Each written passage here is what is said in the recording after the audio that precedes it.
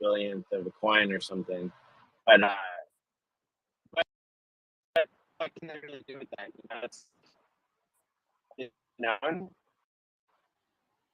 Mary, you are breaking up. How much enforcement it's going to have.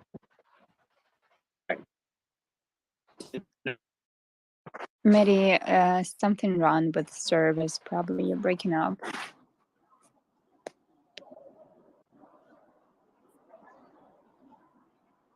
Hello. Hello. Hello, everyone. Good morning. Good morning. How's your morning? Very well, thank you. Hope it's beautiful. Yeah, very cloudy and wet and cold and as usual winter in the UK. I have a question in regards to if PulseX is the option is to stake. Currently, you have to use a laptop, obviously, to stake HEX with the extension, the Ethereum extension or something like that. I might be wrong with the word in there. My question would be, I wonder if there would ever be a mobile version, if it was potentially you could stake HEX, PulseX, sorry, where you could do it on your iPad, do it on your mobile, bring it to the masses more, etc.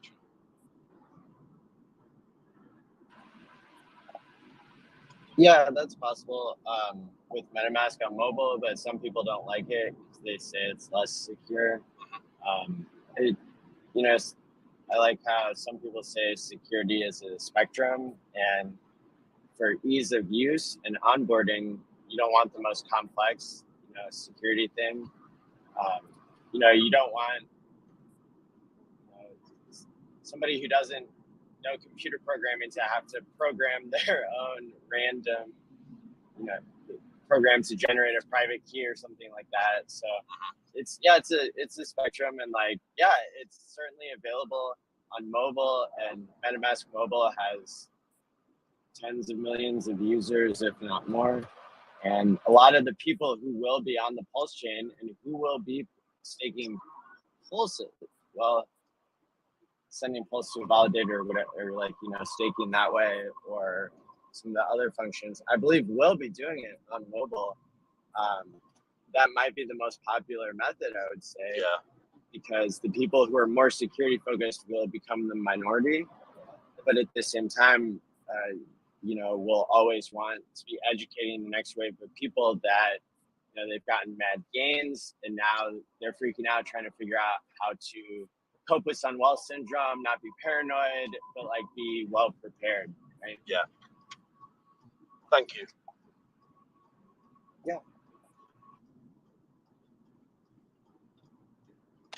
Anyone else wants to talk about something? Want to bring something on our table?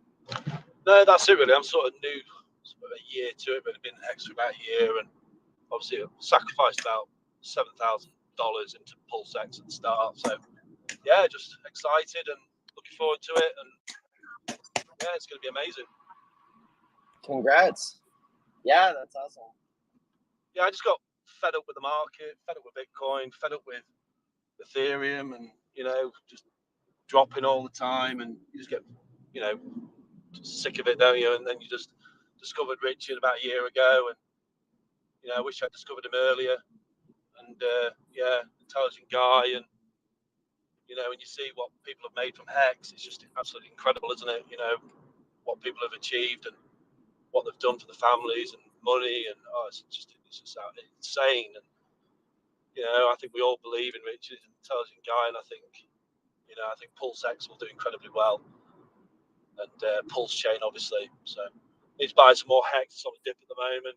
Buy some more HEX, and then when Pulse Chain launches, swap some HEX for Pulse Chain. So I missed the sacrifice there for Pulse Chain. So yeah, but I definitely didn't miss PulseX. So yeah, it's all good. Nice. Yeah, that's awesome, man. But yeah, you guys have a great day. I'm just heading to work, so have a good day. All right, take care, everyone. See you later. This conversation just caused me to think of something that I haven't heard before. So if we're using the incentive token as a staking reward or a providing liquidity reward, then that will have different tax implications because it's not the native coin. But it has huge game theory incentives, so it's definitely the right call. And that's the incentive token is the one to probably have the least price appreciation, you'd think, because it's meant to have less of a use case than the others. But yeah, that'll be a little bit different for tax purposes. But of course, it'll be just another situation where the tax software, crypto tax software, is just reading the blockchain and filling in the numbers for you.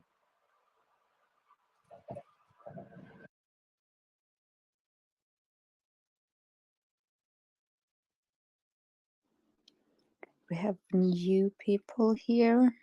Maybe you want to talk about something else or ask? Just back onto the whole mobile app thing. I guess it would depend what sort of phone you've got, but unless it was an Android, Apple would be quite risky as their privacy terms and things like that. Like, I think you could run into issues of like tracking and that, not for trading wise, but more actual people following what you're doing, like personal people following what you're doing. Regal, you mind if I respond? Definitely. Yeah. So I've owned a couple companies. Some did mobile app development in a variety of sectors, and I just want to disagree in the most polite way possible about Android versus iOS. I don't actually particularly care about mobile, and no, I'm not a Apple person or an Android person or whatever, but Apple hasn't actually sold information outside of its own company, right? So there's something to consider there. So if people are hardcore worried about maybe prying eyes, etc., Google, basically Samsung as a whole, Microsoft, etc., they all do the same thing, which is sell data as metadata. And if it creeps you out, an Apple mobile device might be the safest or least worst of them all, if that makes sense.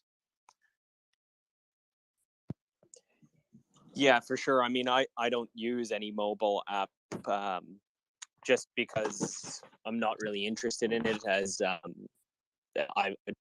think I'd probably stick into the laptop generally.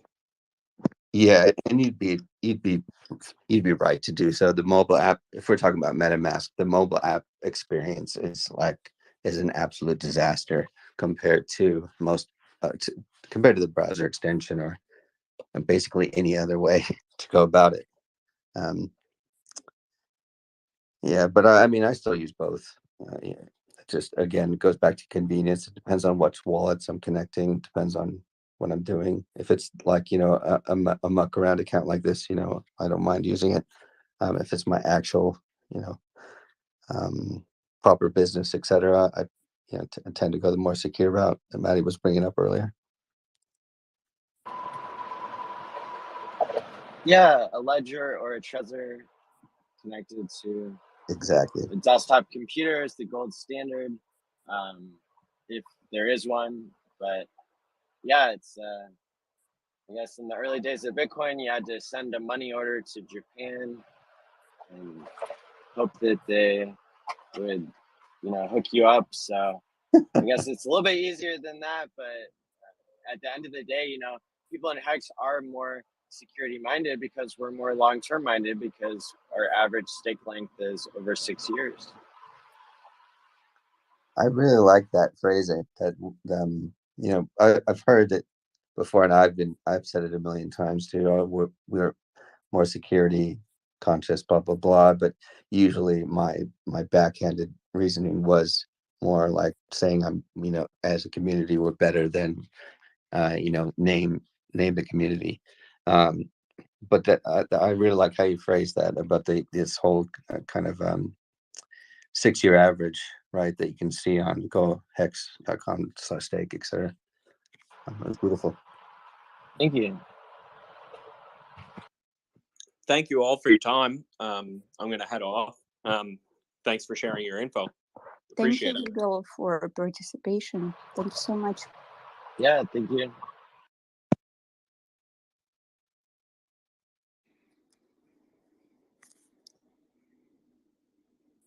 Probably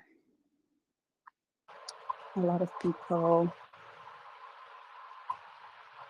are asleep or heading to work or doing their things. Or maybe anybody wants to talk. I'm still on my 18-hour drive from the Daytona 500 to Austin, Texas, where I can sleep for a little bit at my friend's house and then drive another 18 hours to Las Vegas to bring the DeLorean there. So that's just an update. I've been on here for hours and hours, but yeah, still on the journey here. See how much energy do you have? It's amazing.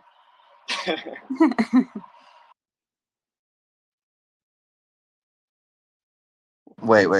So are you in the DeLorean right now? I'm in a U-Haul that has the DeLorean trailered to it. Gotcha. All right. I was just wondering if they had made it so you could actually drive that distance without braking, or I mean, it's such a risk, right? It's hard to get the parts, right? Yeah. I mean, I've got the hookup. I was driving it around the Midwest, so I drove,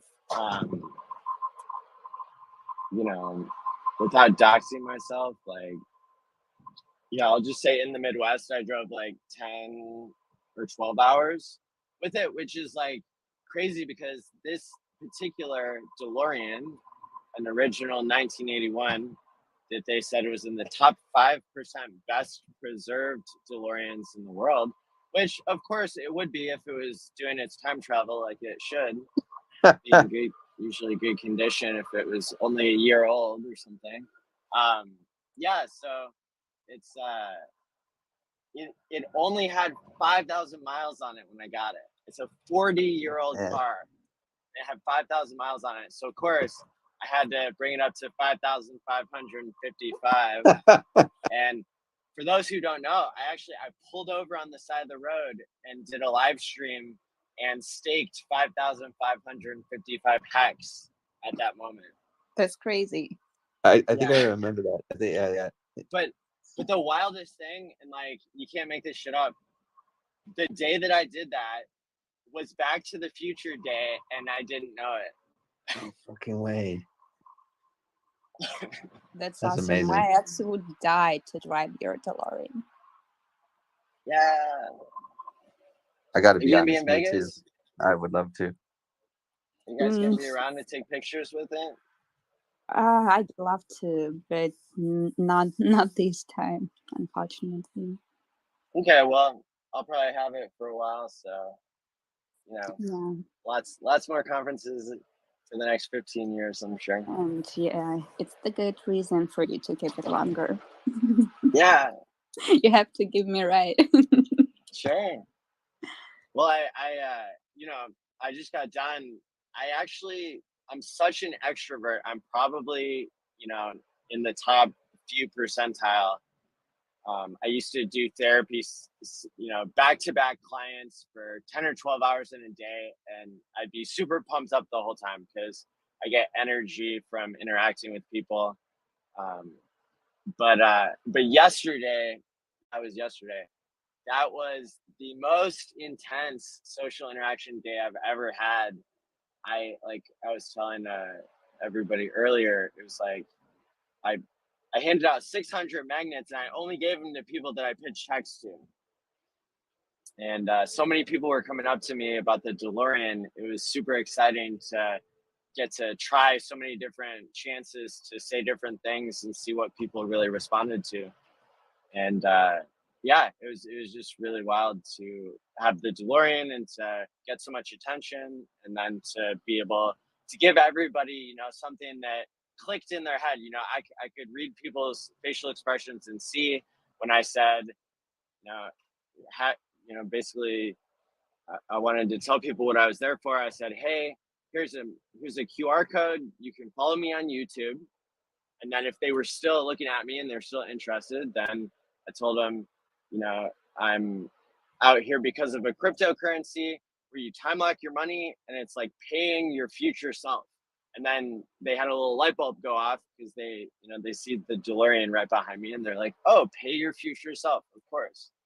And then if I had one more chance to say something to them, which I usually did, then sometimes I would say that, you know, that you get interest, you get APY for time locking, and it pays for itself because you're creating scarcity in the here and now by time locking. And most people like nodded that they kind of understood that too. But how actually people react to were those people already like crypto prepared kind of? Usually not, no. There's a lot of no coiners, I'd say. Yeah, and what is your approach? Because like you know, in America people like more open, but Russian people, they don't believe. And I can explain why, because Russians and or like Slovenians, we suffered a lot like in the World War and blah blah, and still we're suffering a lot from Putin's regimes, like, and Ukraine. From you've been to Ukraine, I don't have to tell you about this. So, and for me, it's so like a lot of criticism from the very beginning. Yeah, even those people who already invested, even in HEX, they don't believe like in future of decentralization and stuff. So how do you approach to those people who don't know about crypto, who are kind of a little bit skeptic? I don't know. How, I'm sorry for my language. It's my second one. Yeah, so no yeah. That's an excellent question. I think it comes down to the individual really, and that's where onboarding in person is interesting.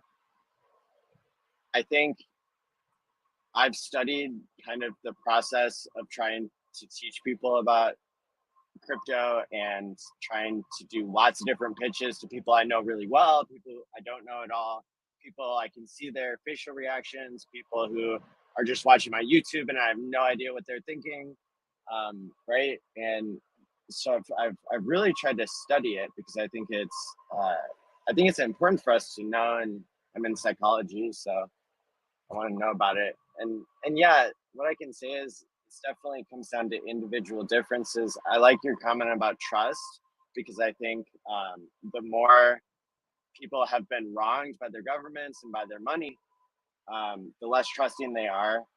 When it comes to crypto, I mean, like, a lot of it is a scam when you get down to it. Like, even Bitcoin, right, is it's kind of a promise coin. The devs need to keep working on it so it doesn't crash. You know, there's a team of 5 people basically that run Bitcoin and a team of 5 people who run Ethereum. And nobody really talks about that very much, but it's true. And so, yeah, like healthy skepticism. I mean, so for some people, I would want to meet them where they're at. So like if somebody says like, oh, crypto's a scam, I'd be like, yeah, crypto's a scam. You're right. Like, how'd you know that? Yeah, right? right. Yeah. And you know, almost go for it. Sorry. Oh yeah, like almost, it's in psychology, it's called like motivational interviewing, where you could like it's called rolling with resistance and like developing discrepancy. So if somebody says you know that they hate Bitcoin, you know, then you say, well, like, why don't you hate it even more? Or, you know, like, that's a bad example, but definitely, you know, finding where somebody's at, sometimes that helps, sometimes it doesn't. Yeah, right. But you know, like, also I think my countries, I always say my countries because I live in both countries. and I have in both countries people who I love and who I really missed, and people who I carry and really worry about. So in my countries, unfortunately, people is not so educated. For them, Bitcoin and maybe Ethereum and maybe some like altcoins from Coinbase, that that only exists. They don't know anything like deeper. Yeah, what is like, I don't know, because they don't know how it works. Because today I talked to somebody in crypto group chat in Telegram, and they are all shilling Bitcoin. They're all talking only about Bitcoin in all actual crypto group chats. And I asked, why you are so like crazy about Bitcoin? Like Bitcoin, like hash rate is like crazy. It's really hard to mine Bitcoin. You get less and less Bitcoin every, like, I don't remember, 4 years. Yes. Blah blah blah. And they were like, and no answer, just no answer. And I don't know if that because they just don't know what I'm talking about. Probably, yeah, because they all buying on high. They are like, I don't know, lose their mind when it goes down. So yeah, it's really it's really hard to get like right approach to those people. There's another thing in psychology called cognitive dissonance, and also like information bias. And these are things where, you know, people, they don't want to hear about things that they don't agree with or things that don't benefit them.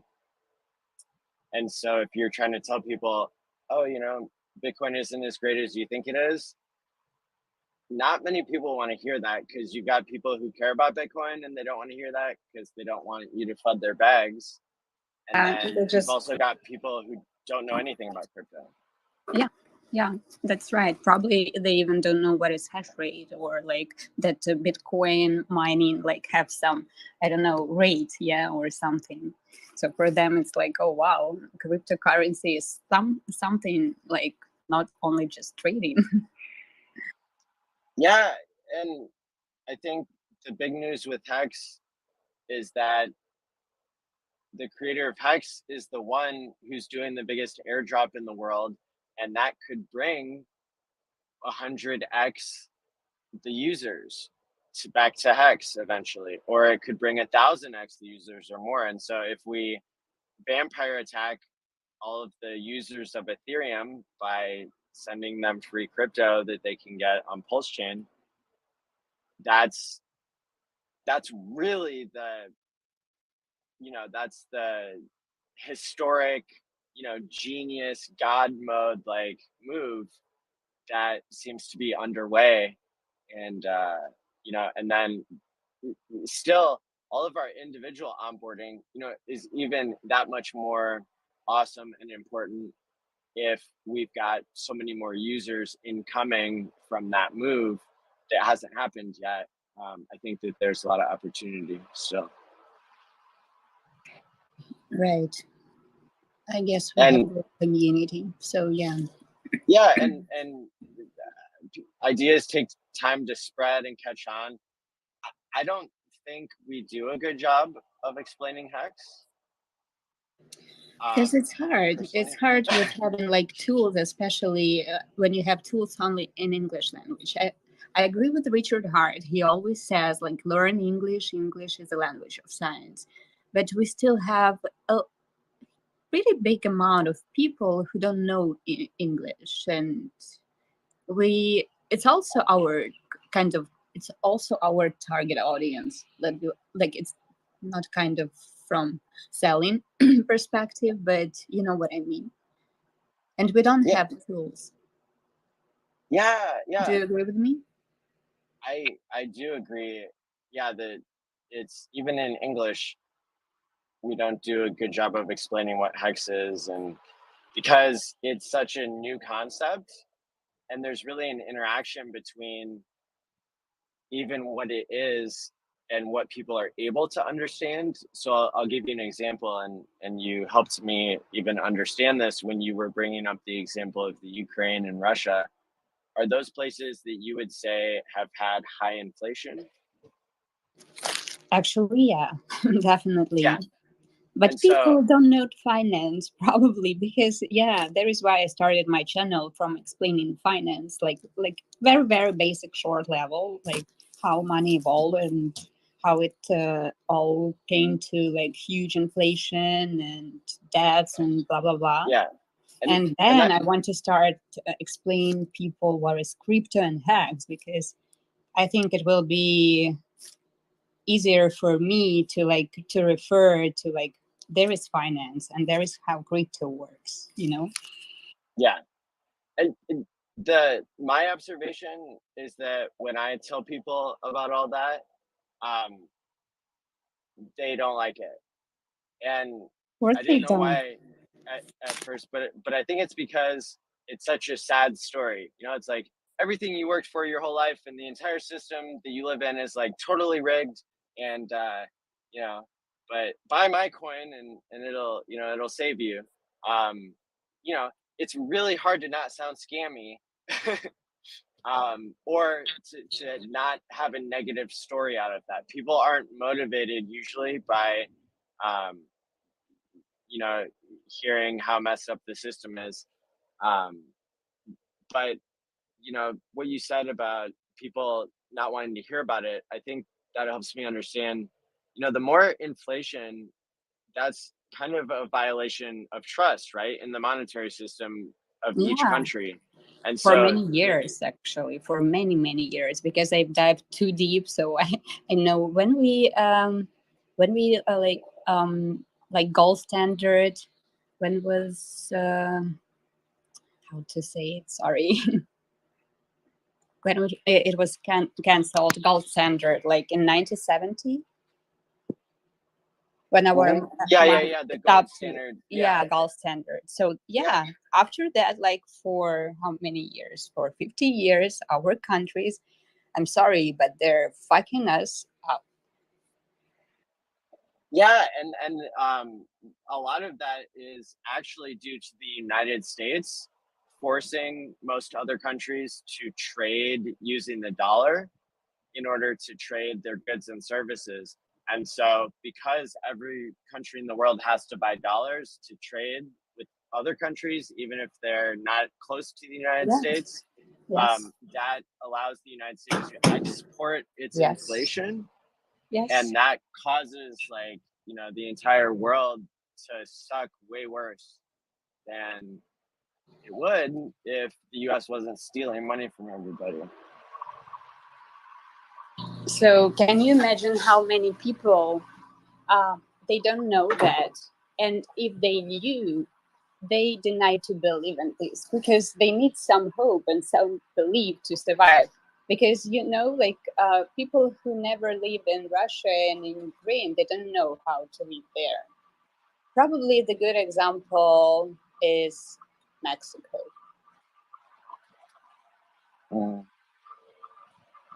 Yeah. So, you know, my experience of like changing people's minds, you know, changing people's minds happens by experience, and building trust happens by experience as well. And so I've been experimenting with gifting people hacks, you know, usually a standard amount of $100 worth. But back in the day, I used to do $20 worth and stuff. And but really trying to see, if you give somebody access to it before they even understand it, what do they do?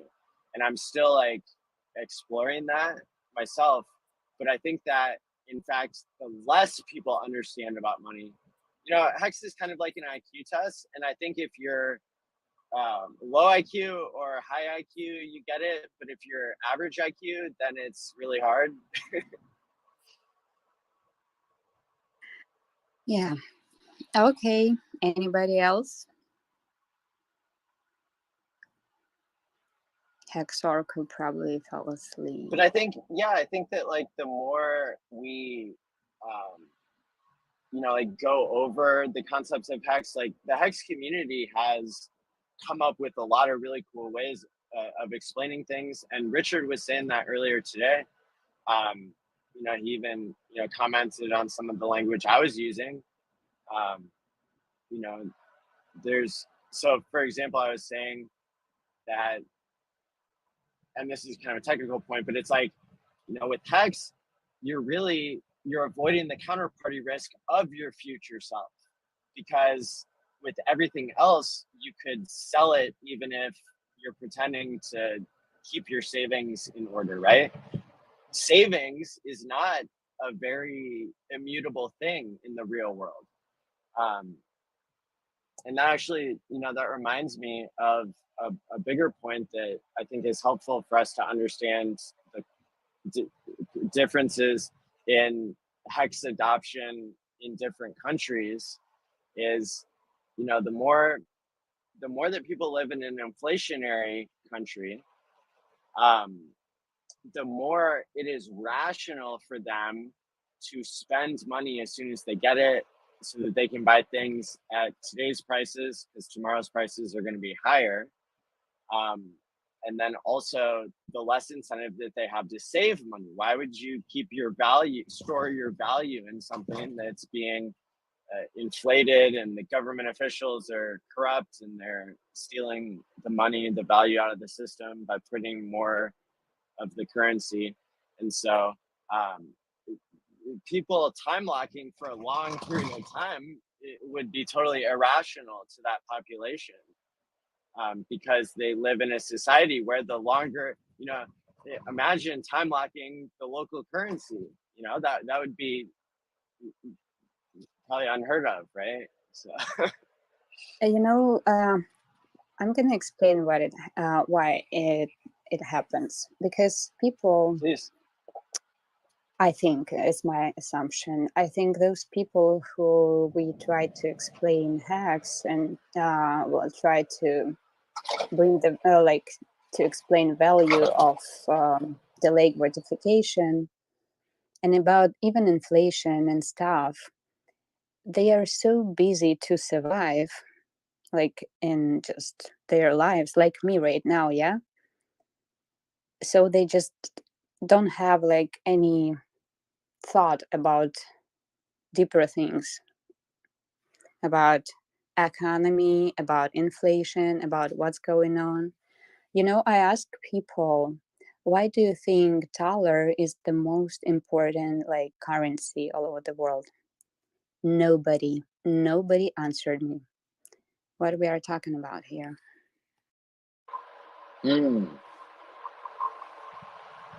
Why do you think they didn't answer? Just because they don't know. They have assumption, but so yeah, it's really, really difficult to reach to a Russian-speaking audience. Yeah. We have you. Oh, sorry, go for it.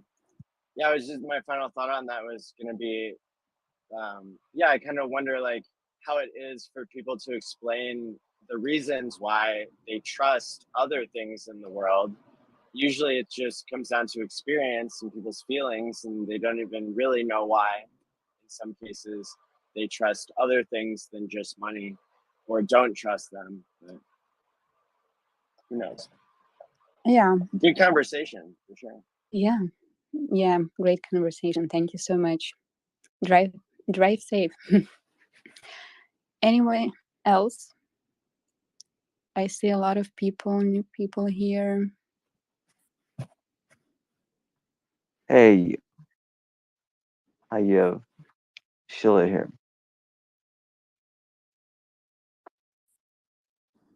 Hello. Hi, how you doing? I've been trying to speak a few times, but I guess I keep getting rugged or something's weird with my phone. Can you hear me? Yes. Okay. All right, good. I don't know. Did you and Maddie just get done talking, or was I listening to something else? No, actually, we've done. I think he's driving. from Yeah, Daytona to Vegas. So yeah, he's kind of like maybe breaking up or something. yeah. Um, yeah, I don't know. I don't know if I was listening to a lag conversation of this, but I've been listening for a while. Yeah, I tried to share back when I think his name was Joe or something. I just related to when he talked about staking some hex, being excited for Pulse, and then. But what I just found out. So have you done any staking, YV? Yeah, I have a stake. Yeah, I just found Why? out listening to Hex is the Way last night that well, I watched one of his videos and I didn't really calculate ETH fees when you take your stake out. So it's going to be more expensive to pull it out than it was to put it in. And so yeah, I kind of wish I knew more of the information that I know now before I set up any stakes or how much I set those stakes up for. Yeah, so I keep learning a bunch when I get into these groups and listen to people with better experience or better math calculations of how to approach things. So it's been good. And then listening to you and Maddie's conversation, just approaches to onboarding and the way you guys talk to people and approach people. I've been listening for a while, and I didn't want to stay quiet the whole time, but sometimes I get a little shy and stay on mute. But I appreciate you guys. Does anybody want to answer? Thanks for listening.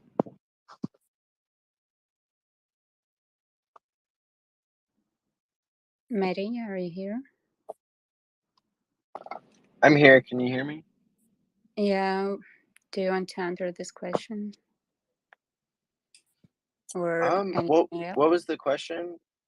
The question is about staking. Would you please repeat shortly? It's not much of a question. It's Oh it's yeah, just about it's something I about just recently it being more learned about expensive. staking and Oh, fees I'm according sorry. to stake. I thought you'd ask about like Ethereum and staking because yeah, everything mixed up in my mind already. Sorry guys, I've been here for a while. That's the reason. So it being so expensive to end a stake, the reason that is because Ethereum keeps raising the price to read from disk, that's the function that it is so expensive because the hex contract requires you to calculate blockchain for every day what your interest would be, and it did that back when it was only a few pennies to answer that question. But that's the reason Pulse Chain is coming on now, and why you're going to have a copy of Hex on Ethereum and on Pulse Chain, so that we're not going to be captive by these high fees. And so people who have staked short stakes here in the past 6 months or even 9 months might not be in profit. And when you try to decide whether you're going to end a stake or not, you have to consider what the gas cost is going to be. And sometimes you can set a lower gas fee, and that because it doesn't have to get through the blockchain like immediately. But there's still a trade-off there. And so for some people are waiting. It really depends on what the value of the stake is. And I can answer more if you have a more specific question, but that's kind of the situation we're in.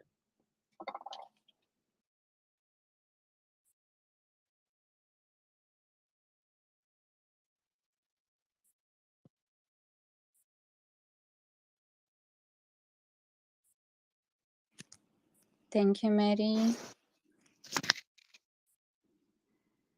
Yeah, there's hope. It should be better in the future. But for now, it's not ideal, and it sucks for sure. It really sucks. I hate it.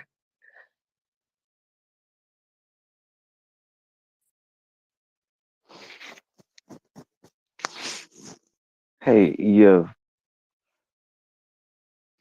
Hello. So, to touch on your point about why I think Russians are. I keep learning a little bit more every day. Chris, Yes. I'm sorry. Yeah, I'm sorry. Yeah, Sheila's talking. Sheila's speaking. You get, Thanks. yeah, you get dragged. Sorry. Sheila, go for it. So, to touch on your point about why I think personally Russian people are so pessimistic about cryptocurrencies and blockchain, because I'm Russian myself, and I was born in Moscow, and I've lived in New York ever since. Um, my folks are Russian. A lot of my friends are Russian. They're not crypto people, and kind of Russian mentality is like, you go to school, you finish up, you find your spouse, you get married, and you live your happy Right, life with like a bunch of kids, right? And then when right. you bring up the idea of current cryptocurrency and what a DeFi can do, unchain yourself from government, I believe in the psychology of Russians is that, like you were saying, they've been oppressed for so long that they don't believe in the fact that the people can win. They're just so used to, and I think most uh, governments that have suppressed their people, that like the government and the oligarchs, the bourgeois class, they're so powerful, and the police force is so powerful and dumbed down that they the regular average Joe can't win because there's never been the tools, and now that the tools are here, RH has built the product, and the product is built, and the blockchain itself, has been a product itself with computational powers that all of us share. The tools are there, but like in the mentality of these people is that like, you play the game and you want to free yourself from the chains of enslavement. Guess what? They're gonna come and they're gonna throw you in prison. So like, I think it's just a programming feature that is built into Russians, where it's like they're just pessimistic from history, and they Yeah. don't want to. They just don't want to. They're kind of scared, and I think that our people, they even don't want responsibility because they get used to like give all responsibility who is like um to God, yeah, like a God bless or God or something, but they don't want to do anything by themselves, so they just put responsibilities on somebody who who is on the top, yeah, it's and a bit they of just lazy. give up and just live their shitty lives, Yeah, following it's a stress. bit of laziness. My folks speaking, and a bunch of Russian people I know. It's laziness. They don't want to dive into, deep into the root cause of so many problems, and then B, it's they've just been programmed for so long to believe that there's no hope at the end of the tunnel. So Yeah, my background is I studied psychology, sociology, and the liberal arts of globalization, and touched bases on eugenics. So like I kind of want to deviate away from the Russian culture and what is, how programmed they are to like feel like this is a fight they cannot win, and maybe move on to a different topic where I think like, of evolution and humans in general, the species that might survive and the species that just will die off is so like in my studies of globalization, I touched base. I well, there's certain studies or beliefs that the more humans we have on this planet, the more resources will get consumed. So, and I think the oligarchs and the G8s, the world powers, they are calculating resources that each human consumes, and I think, for the most part, 100%. um, what was that? I said 100%. I agree with you. Right. So, like, if we live on the planet that has finite resources, we can't have a population growth that's unsustainable, because then the resources won't last, and the waste and consumption of resources to waste product displacements will be unsustainable, and so we'll have a if this is true, we'll have a collective genocide that's far out, you know, ways far outweighs Yeah. They any don't sort think of even genocide. they Huh? don't even think about it. The things that you are talking about right An now, like average Joe? Oh, sustainability, no, they don't. Average Joe don't think about it. sustainability, yeah, like overpopulation or something, they don't think about it at all. They're so consumed by their like shitty lives, and their shitty lives not because of them. Yeah, maybe because they're like you said it right, laziness, because to move and to do something, it's always scared. You lose a lot, but you gain a lot also. I gain a lot from moving to America. I lose a lot maybe materialistically, but I gain a lot like I changed my mindset. Not like changed, maybe improved my mindset. Yeah. But people, like when I asked my really good friend, why you don't want to move to the US? You have a child. It's a really like great future, yeah? For now, like in and she said, I just don't want to face those difficulties, like when you move to other country, you know. And she's a smart person. She, you know, but somehow she is Well, not on our side. well, why would you move to a different country? Is because maybe the lack of resources in the country you have now, But like, the point is that with blockchain, and specifically the product of Hex and Chain, is that like you might not ever need to, but you need to you know, do your research into these products, and you need to, you know, actually vote with your money. So like, if your friend, they're very short-sighted, they're not long-sighted. So like, if they don't see the massive gains in the 2, 3, 4 year uh spectrum, they will, they will live in a life of suck, because like the current structure makes sure that you can't consume enough resources to be to create enough wasteful products for the government to clean up, and to reuse. So like, getting back to evolution, I think that the ones that like, we're trying to onboard people that see the light and see the potential power, but the ones that don't see the light and the potential power, they will be stuck to, a card, you know, not free to move, and unfortunately under the government's you know money system, where they will give them a certain, it's like, well, you could buy this, but you can't buy that, and and they will We have had to be vaxxed.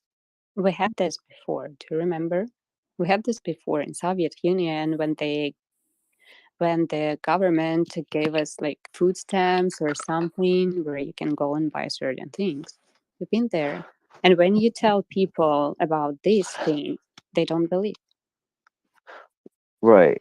Well, so, look, so I guess, just around the point is that, you know I think if humans are in this stage where Darwinism, survival of the fittest, um I've been to a lot of protests, and protests, people shouting, White House or Canadian Parliament, or they don't work, because like, you're essentially, you go there um upset by the current system, and sometimes there's violence happens, and you can't fight violence with violence, but you could fight, um, with your spending dollars on how you can change your life.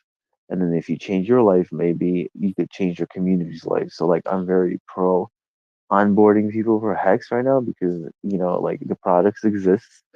And at the end of the day, like what I'm trying to say is that if we're living in a time where personally believe people in Hex will be the ones to evolve.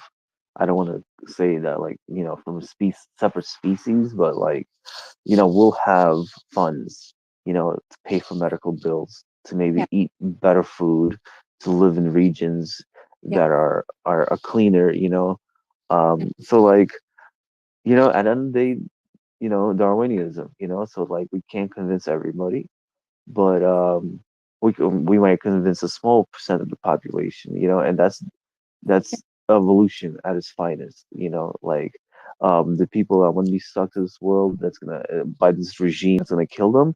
Well, guess what? You know, that's depopulation at its best, and the ones Yeah. that wanna It's hard. evolve, It's harsh, but yeah, you're right. I used to be like I used to feel sad for the people, that are walking towards the slaughterhouse, but after countless of conversations and trying to show, hey, listen, I went to the school that taught me this, and this is not some conspiracy theories, but then people look at me like, nah, it looks like it's a conspiracy theory, and after a while, you're kind of like, Gosh. and at the same time, like I've made, a small little amount in profits from all of my investments, right?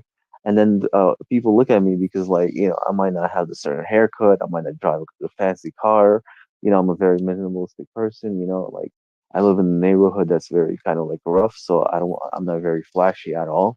They look at me, well, where's your money? And that's like, listen, like I understand crypto.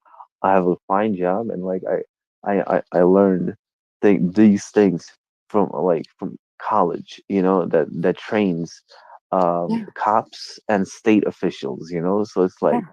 this is truth. And if you don't want to take my word for it, well, listen, I'm not here to debate you. It's like I could show you the facts if you want to, but most people they're too fucking lazy to like you give them the facts. They're too fucking lazy. They'd rather go watch their Sunday Night Live. They'd rather watch their seasons. And they'd rather watch a tube and have it easy. So like what? If the bourgeois classes want to murder these fucks, I'm a part of my language. These lazy people. You know, bless them because like it's better for some of these people to go into the slaughterhouse and die than for them to procreate and have more babies that are going to end up on the streets, and that's like I feel bad for the people that But end this up is on the true. streets because of lack of resources that their dumb parents like fail to provide because they're too fucking lazy. But you know what, they weren't lazy about having all these fucking kids. Right. I agree with you, and I agree. I agree. It it makes me really, really sad and even mad. And mad at those blind people. But yeah, what we can do? We're doing our best. Maybe you can help me with my, I don't know, channel, or we can do our YouTube channel together in Russian. What do you think about it?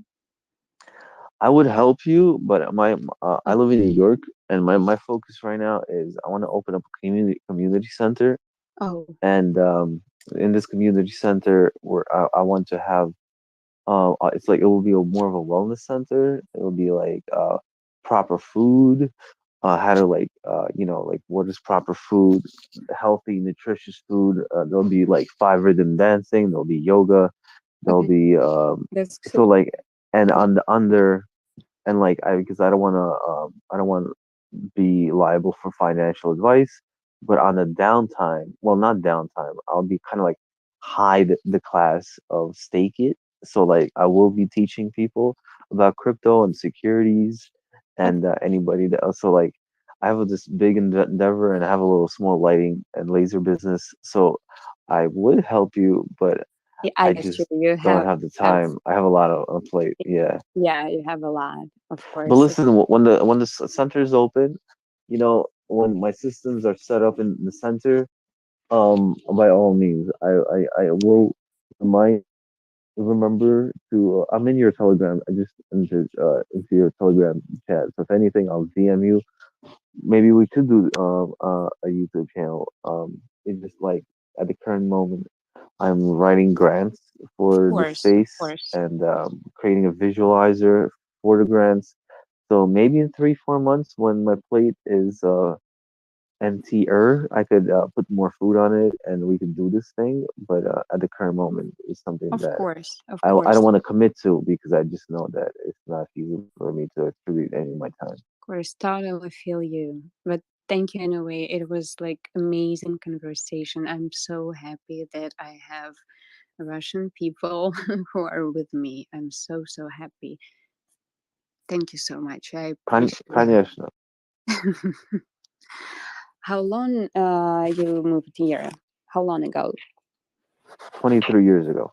23 years. So I would say I'm more of an American now, because I've assimilated, but I speak constantly with my folks in Russian. So you could say I'm an American Russian, but I was born in Russia.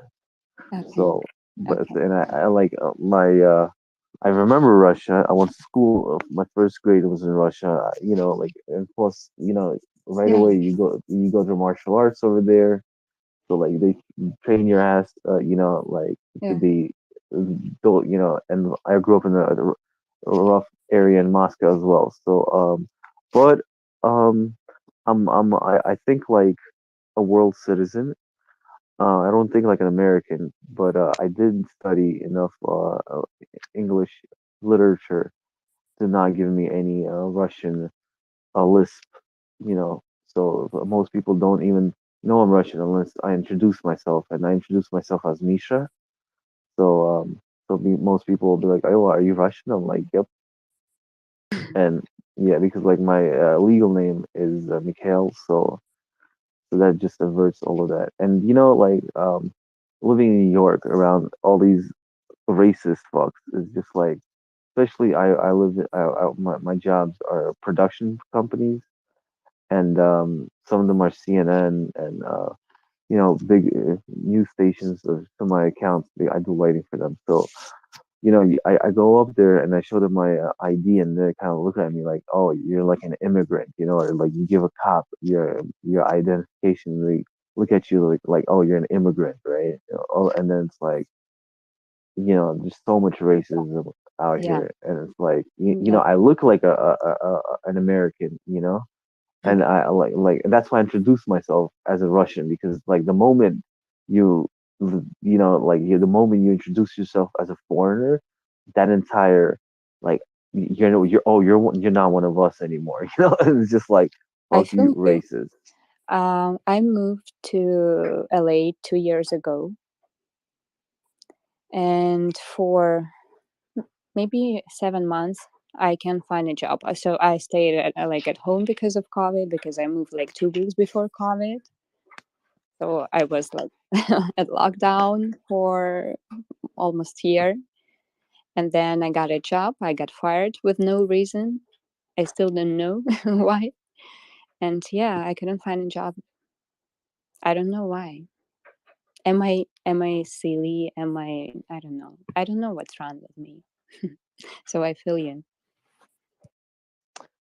Yeah, I don't think it's that. It's just like I think it's like one of those things like Americans think like, oh, that I was like I'm so used to saying Mexican now that I wanted to say Mexican. Like I had to search for that word Mexican in my head. It was like, the country of Mexico. But like it's like some Americans think like, oh, like um these Mexicans are coming here taking our jobs. It's the same thing with like some of these like die hard American racists. Just like, oh, you came from this Yeah. country to steal my fucking job. It's the Yeah. same exact thing. Because like the moment you prove to them that you are superior and the way that you think or do things is faster and superior, that's when they're gonna throw the stick into your tired, to fuck up your flow. That's happened on numerous That times. already happened to me. Yeah. So I personally, I'm not one to like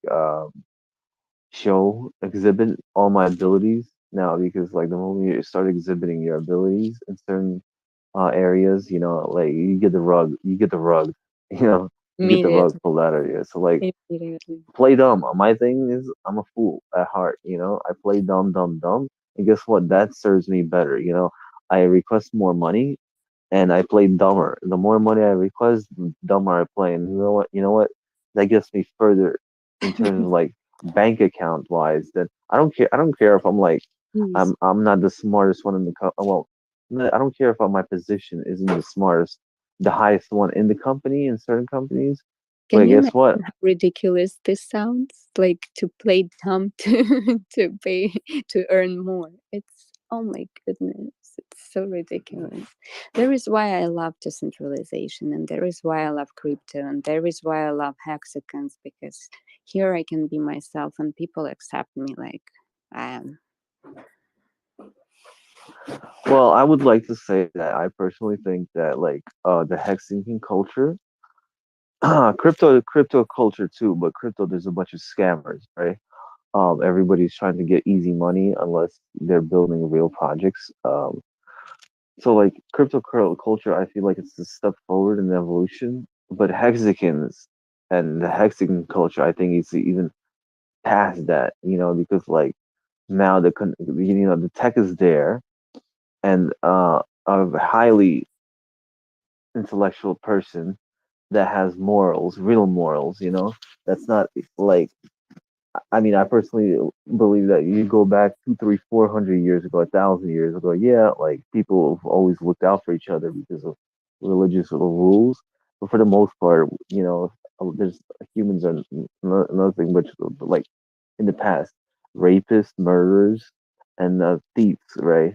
I'm surprised we even got this far. But like, so like when you mix finances and crypto, no wonder there's so many rugs and scams. It's just so easy to copycat paste a rug, a scam, and and that's it, free money. So like unless you had somebody like, but obviously you have the bourgeois class um take take ownership of the blockchain and Bitcoin and Ethereum.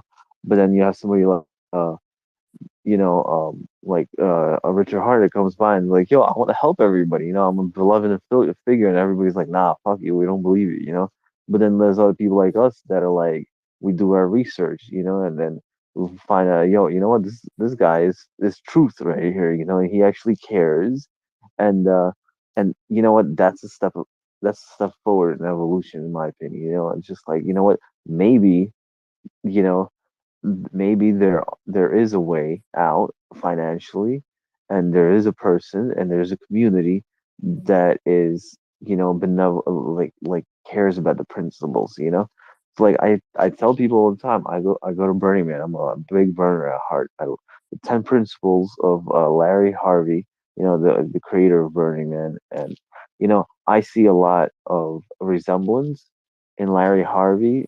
I mean, I see a lot of resemblance in Richard Hart's idea of thinking, that like his principles of functioning, that were based on Burning Man, Larry Harvey. And I see a lot of resemblance in the Burning Man community, the 10 principles of the Burning Man community, in the Hexagon culture. I mean, obviously, Hexico is more of a metaverse right now, unless you consider the conferences and the meetups, NASCAR or any sort of meetups, then they're more physical, right? But the Burning Man community, there's an actual place, and there's an actual group in I each know what is city. Burning Man.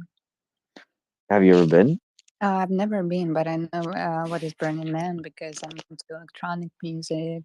I'm super much into electronic music. I know a lot about electronic music. I DJ. Yeah. Yeah. So if you look at the principles, And, it's like, be yeah. respectful to your community, don't throw trash around, like 11th principles, consent. So like it's all based Yeah. on being a decent person, right? My And friends were there. My friends went there, really close friends. So yeah, I want to go there one day. I hope I will. yeah, no, if you lived in California, Yeah, or if you did, you should certainly find the I time to do. go there one year. Yeah. But I personally think I'm not going to any more festivals because like Because he's died? there's just um And because he's died?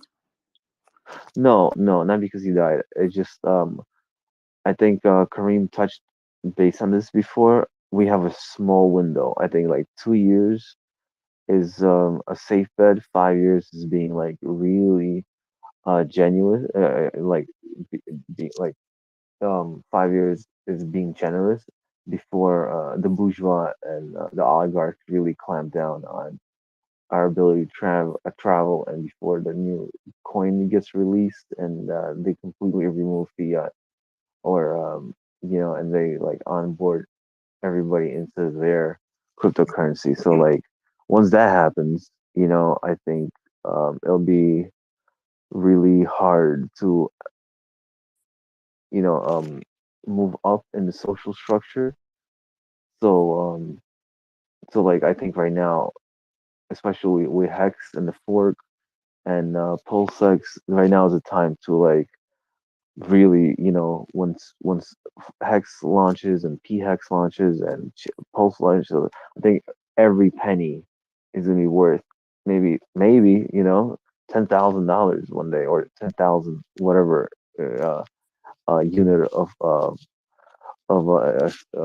form of payment you want to take. So like I think every Yeah. penny counts right now. So like I am not. I sold my motorcycle. Like I would sell my business and my lights right now, but I think it would be more useful in the resource center and on ramping all sorts of different people in New York City. So yeah, I just think the next 2 3 years are very important to like get out of the rat race and to ascend to because like the bourgeois, we can't defeat them, but and we certainly don't want to join them, but we could separate ourselves from them and still be as wealthy as them. And if we're wealthy, we can't touch them, but if we're poor and we want to shout like, oh, you're taking away our money, that's when we get sent to the slaughterhouse and into these secret prisons, right? Because we want to disrupt the way they've been doing things. But hey, you know what, we can educate people, and there's nothing wrong with that. But if people don't want to educate themselves, and there's a small window, then guess what? When the slaughterhouse comes for them to be slaughtered, they can't. You know what? They can't complain because like we've been there. We tried to tell them, and now we're chilling in our mansion. You know, and yeah, like living the life that because we've evolved, and we're gonna build the next generation of people that can, you know, take away the powers from the bourgeois class, but we can't Yeah. destroy them, Thank so you. for sure. Yeah, I agree. I totally agree. Thank you for that great speech. Do we have anybody else who want to speak? I really appreciate what you're saying, and I hope maybe with our efforts we can do something more. Yeah, I don't just like I think evolution has to be, it can't be violent. There can't be a French Revolution, Yeah. it can't be by force. It needs to be you know peaceful, and the only peaceful way to do it is to restructure it, Yeah. whether a pulse citizen I'm DAO. sorry, we have to give another people a little For bit of sure, no, time. absolutely, I Yeah. respect. Okay. Yeah, sure. Thank you. Thank you. Okay, thank you for the. Guys, anybody else here? HEX ORCA, what about you? Are you here with us? Maddie, Mitchell? And we're live. Yeah, go for it. I'm Step Out. Thank you Sure. so much for great conversation.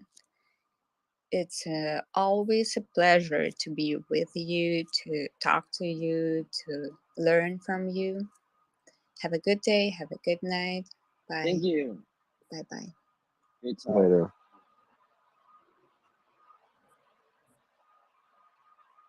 Cool. So yeah, I was enjoying that conversation for sure. Thanks, Matt. Yeah, no, I enjoyed the wisdom, the alpha you tell everybody, and I certainly appreciate like you telling about the 369, the Omega, and yeah, no, you guys do a fantastic job onboarding people, and the only way we win is by healing people. So I Yeah, appreciate everything you do. cool. Yeah, thanks for telling me that you learned about Omega 369. That's awesome. Yeah, I'm super excited to see you in Vegas with the DeLorean, and everybody there. I will be there Yeah, with the it's gonna be laser. awesome, man. Um, Cool. Yeah. That's great. Are you gonna team up with Nagabo for the mansion party? I am gonna go to that mansion party. I did reach out to Nagabo because I DJ, and I was like, "Hey, listen," but he never got back to me. I guess there's a lot of things going on with Yeah, or structuring the party. message Freddie Quotes or DJ Cryptomatic. I messaged Freddie Coates. He said that I should message Naga. I haven't messaged DJ Cryptomatic. Maybe I will.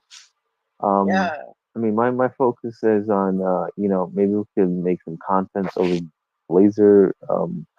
I've if you go in my profile, you'll see some of the vectors I built. I'm building more vectors for like hex.com, maybe a QR code that we can put up on a building. I want to see if it works. If it probably won't work with a laser, but no, I'm coming up with some cool stuff. But besides that, I still have to work. I still have this grant that I'm building up, but so like I can't be too much on people. Like if they're non-responsive, I'm assuming they're busy. So like the thing is, I'm gonna get there. I'm gonna see them and I'll be like, hey, listen, I could play. You want me to? Yes, no, no, yes. But I have the laser, so I'll set it up. We'll have the vectors within the conference. Uh, is the conference? Are there a lot of rooms? Are you breaking down each speaker towards a different room, or is it just there one platform, one stage? the conference is happening on one stage, and I'm not sure. So you're talking about like kind of like a laser show type thing? No, no, I'm not gonna do a laser show. No, I would just like throw up, hex.com. It'll just be more spice to the conference. So it's like I'll throw up on the wall maybe a playlist of a hex vector, a pulse wave. I wouldn't do a show because but it would just be more for branding, eye candy stuff. So hey, you tell me where to point it, and I'll do it, point it there. So like um, you know what a gobo is, a logo? No, I don't. And since I'm driving now, if you could just DM me like a picture of an example of what it would look like, then I can get a better idea. Yeah, And that I'll way do I that. can take a look at it next time I'm parked. And yeah, I can let you know if that would, kind of where we would be able to feature it. Yeah, like we could either run it. I'll send it to you. We could either run it inside the conference, or I mean, I was thinking of doing like some cool guerrilla marketing somewhere in Vegas. Driving around with a couple of people or just by myself, and just put it up on a building, take some pictures, and I know it doesn't generate clicks like but it would definitely generate some eye candy for people driving on the highway and be like, what the fuck is that? Hex.com, so it's like, um, yeah, because lasers travel far and they're pretty bright. So if somebody sees it, it's like, what is that? So Hex.com, let me go check it out. Or, so yeah, like, but like my objective to onboard people is it will be the community center in New York, but that's like 2 months out. And like I'm trying to open on May 5th. Hopefully I could get a grand or two by then to get some money for the rent. If not, I'll just come out of pocket. But hopefully not. I get some grant money from these different resources that I was able to find. So yeah, I'll send you something.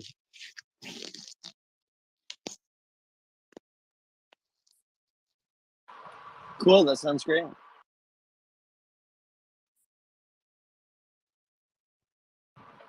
Somebody's got their hand up.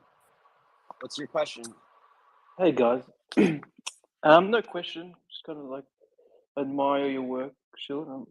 I'm happy you do it. Just so you know, it's my first time speaking. Forgive me if I'm a bit nervous. I'm not usually speaking in front of a large audience. Yeah, thank you. Welcome. Thanks, mate. I'm from Australia. I'm a graphic designer / digital marketer. So, Shillett, I noticed and heard some familiar terms. If you do need a hand with anything, I'd be happy to help. I've been in the industry for quite a while now, and I agree. Like, direct marketing isn't as effective as awareness marketing, like what the Daytona objective was. But in saying that, it does have an effect, and the more times, like Coca-Cola, for example, the more times consumers see a brand, the more familiar and the more trust they build with it and think, you know what I mean? Like, and eventually they'll take action. So just so you know, yes, my name's Mitch. I'm here. If you need anything in terms of like design, video work, I'll be happy to help because I love the community. Best community I've joined. So appreciate it, everyone. Right on, man. Yeah, I love your enthusiasm and volunteerism. I know that, we do have an awesome community of people with so many different skills. And for a lot of things, at least this one in particular, there is a Telegram group that you should be aware of. Do you know which one I'm thinking of? No, I don't. No, please, sir. So, are you familiar with Telegram? So T. Oh yes, sorry. I think you're talking about specific. I think you're talking about specific channel. /HEX design should be the giant community of graphic design people. And okay. So that's kind of cool just to see like what's out there already and like, find out maybe what the need is. I know some content creators, they like reach out, they kind of just post in there whenever they need something.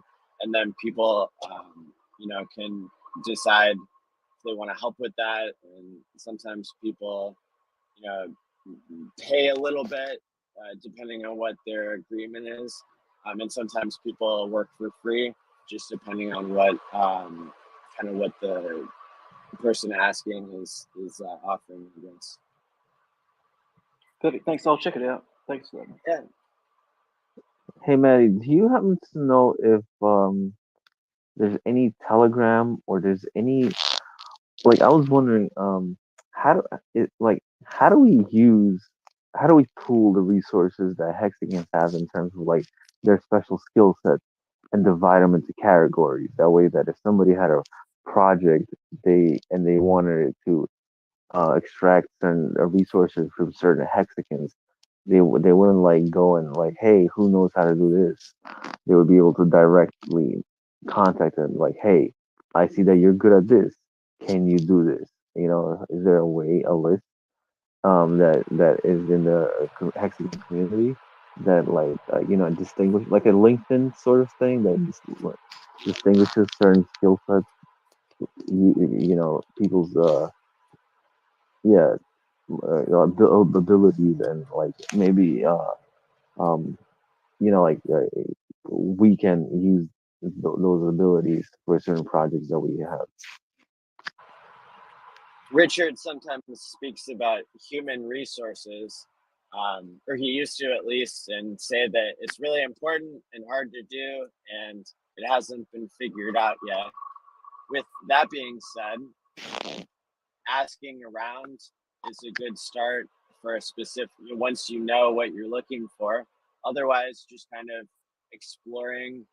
One way that you could explore, let's say, a topic would be to go to the HEX Crypto Telegram and do a search for the keyword that you're looking for, such as, like design, the word design, right? Or if it was like taxes or something, right? You could like search that word taxes, and then you could scroll through the results in the Telegram chat history that goes back to the beginning before HEX was created. And you could see, you could scope out what people have posted in there, because there might be a situation where somebody already asked the same question or was looking for the same thing, and now you can see who the original people were contributing to that. Oh, sweet, cool, thanks. Yeah, I was thinking like maybe after Vegas, if I'll maybe build a Discord group where or a Slack group where it's like I could like put certain categories of designers or advertisers or brand or analysts or SEO specialists, and that way that people could be like, this is my little link tree profile, so like people could like go into certain categories and drop, and shield them all, shield themselves that way. And somebody is like, so whoever's in this Slack group can be like, oh, I have this project and I need this person, and so like that way you can directly message people without all the clutter. But yeah, I'll definitely check the Telegram and use the search tool. I do graphic design myself. So the only thing that my focus is right now would be the community center, and that's just taking time to find a space and find a grant for the space. And yeah, man, hopefully I open it by May 5th, maybe June the latest, and y'all are welcome to come. I'll certainly advertise it. Hopefully I could stream from there the classes that are live, and yeah, maybe hopefully I onboarded a lot of New Yorkers, because my personal timeline is I'll stick in New York for 2 years, and hopefully the situation doesn't get worse. Because if it does, then that's when I don't know I'll need to leave, because a war in Russia or the brewing war, it's only gonna get. I doubt there's gonna be an actual war, but like um the debt per citizen is only going to go up. Hyperinflation is only going to go up. Can I The energy. can I give you some feedback on what you were saying there at first? Of course. So when it comes to like organizing the Hex community, I think like we're kind of at a point of almost like kind of like a silent crisis right now, where like, and I haven't necessarily said this before, but it's just like whenever people have mad gains, then they're trying to onboard new people. It's like there's a discrepancy, right? And so when new people come in the community, I would say, like it's hard to know, should you be volunteering for things? Should you be charging money? How much should you charge the OGs to do something that's useful, to help? Because some people would want to like, some people they would want to do the type of work that inspires them, and Hex inspires them, so they want to make money in a Hex related way. I would just make people aware that there's a big difference, like making a sacrifice now and contributing to the community for free more than you can really handle is you're going to see a lot of OGs doing that. But the new people, it's okay to like not contribute as much for free, and sometimes it's best to just kind of like, to be using Hex as your hobby and then earning money, and then once you that, the price doesn't have to go super high for you to get more involved in the community. But people who I just kind of see, some people come in and they want to, build up their favors and their like recognition in the community before they even really get their bag right. And those are the type of people that I think in the end, if they do get traction with the community, they are more likely to sell out or to try to like charge fees in a controversial way. Whereas, I mean, really the point of these cryptos is, to get to have the crypto go up in value, and the way that it does that is by by people getting their bags right. So I don't know if that's helpful, but I definitely think that like there are lots of possibilities when it comes to people who have skills and plugging in with the community. It'll happen eventually because we're all here for 15 years. There's plenty of chances to, sacrifice later instead of now. Because sometimes, if Pulse or PulseX or any of these things are going to do 100x or 1000x, then you're going to have that much more resources. If you're gathering them now versus the wrong order of operations, if that makes sense. No, it does. It does. I mean, I personally feel like my bag is good. Awesome. Yeah, Well, there you I mean, go. like, Perfect. I'm not an OG. I would have been OG if I wasn't getting divorced when the hex claim was going on. I was getting divorced and I was I'm spending. sorry to hear that, but it's Yeah. that's the only way it could have happened. You can't really change it. So No, I don't look back. I only look forward. So, fortunately, I did do well in certain shitty coins. I'm not too big congrats. of a trader, but I'm certainly not an OG, so I can leverage my time. And I Yeah, do that's great. get paid well in my businesses or my accounts. They pay me well, so I could leverage my time. And I'm very minimalistic, so I'm not trying to That's awesome, build man. cootie points, but I do see a need for this tool, Hex and PulseX to for people to be made aware of. So, like I said, I'm I'm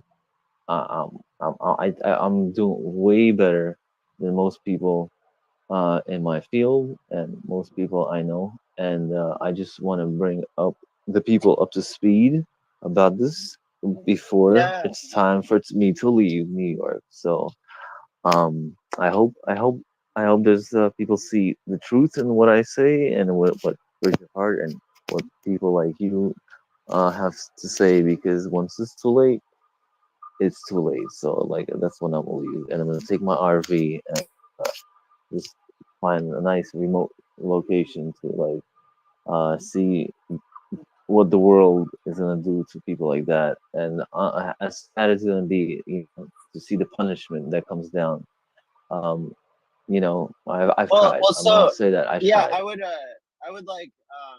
I would speak to a point you said earlier. I was enjoying your conversation, and I guess one area where I would maybe have a difference of viewpoint is, when it comes to the whole idea of overpopulation. I think that um, I've heard Richard speak on this, and he is definitely saying things that other people are not when it comes to these ideas that the more people we have, the more problems we can solve.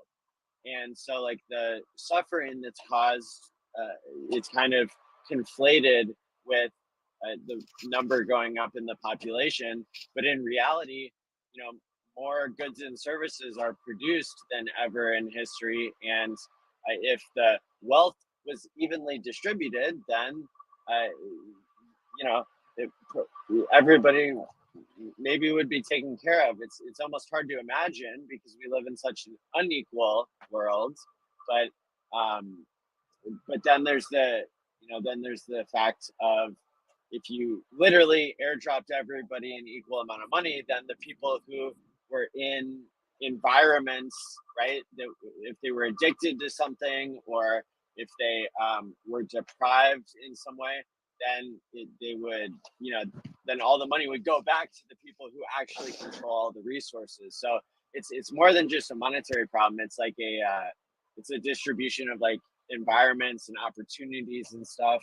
But at the end of the day, I think part of the secret of the monetary system is that all this exponential money printing is almost balanced out by the exponential gains in technology making things cheaper. And so if you have an exponential curve going up with price and technology pushing the price of things down exponentially, you get prices to be about the same day after day until you get all this extreme money printing as hard as they possibly can, and still the price in the US is the prices are only, I say only is relative, but only going up like 10% a year or something. That's still pretty incredible that it's not way higher. If the government can print as much money as they want, and they certainly do, why aren't prices going up faster? Is because technology is this hidden force.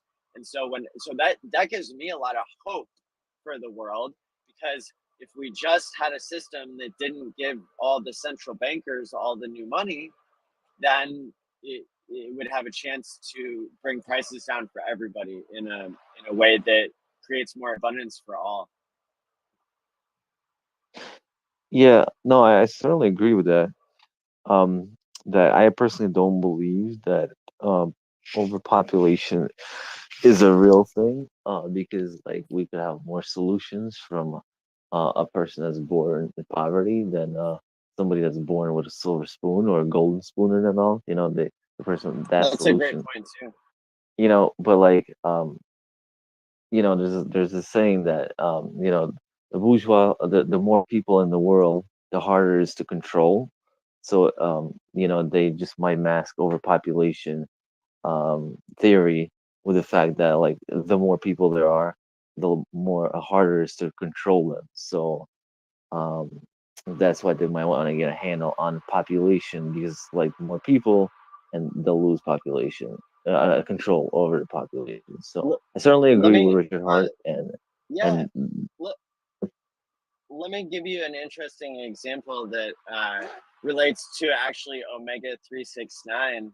So as the world population has exponentially increased, and to give you an idea of how much it has, the amount of people that are alive today, this is one of the most incredible facts I've ever heard. I think it's true.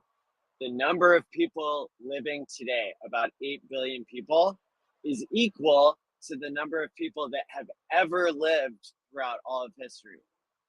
So I think it's about like actually like 20 billion people have ever lived since the beginning of man, and now we have 8 billion. So that tells you how insane the population growth has been. And now it's like ever since 1970, kind of it's not growing as fast. But when it comes to what your brain needs in order to be thinking clearly and be like less controlled, I guess, or more independent, or a lot of things, you need that omega 369 in your diet. And as the population has increased, we have in general enough food for people, but it's not the same quality. And so the omega 3 doesn't work its way up the food chain like it used to. And so, like, for example, cows, people used to eat animals that would actually eat grass. And now people eat animals that are fed,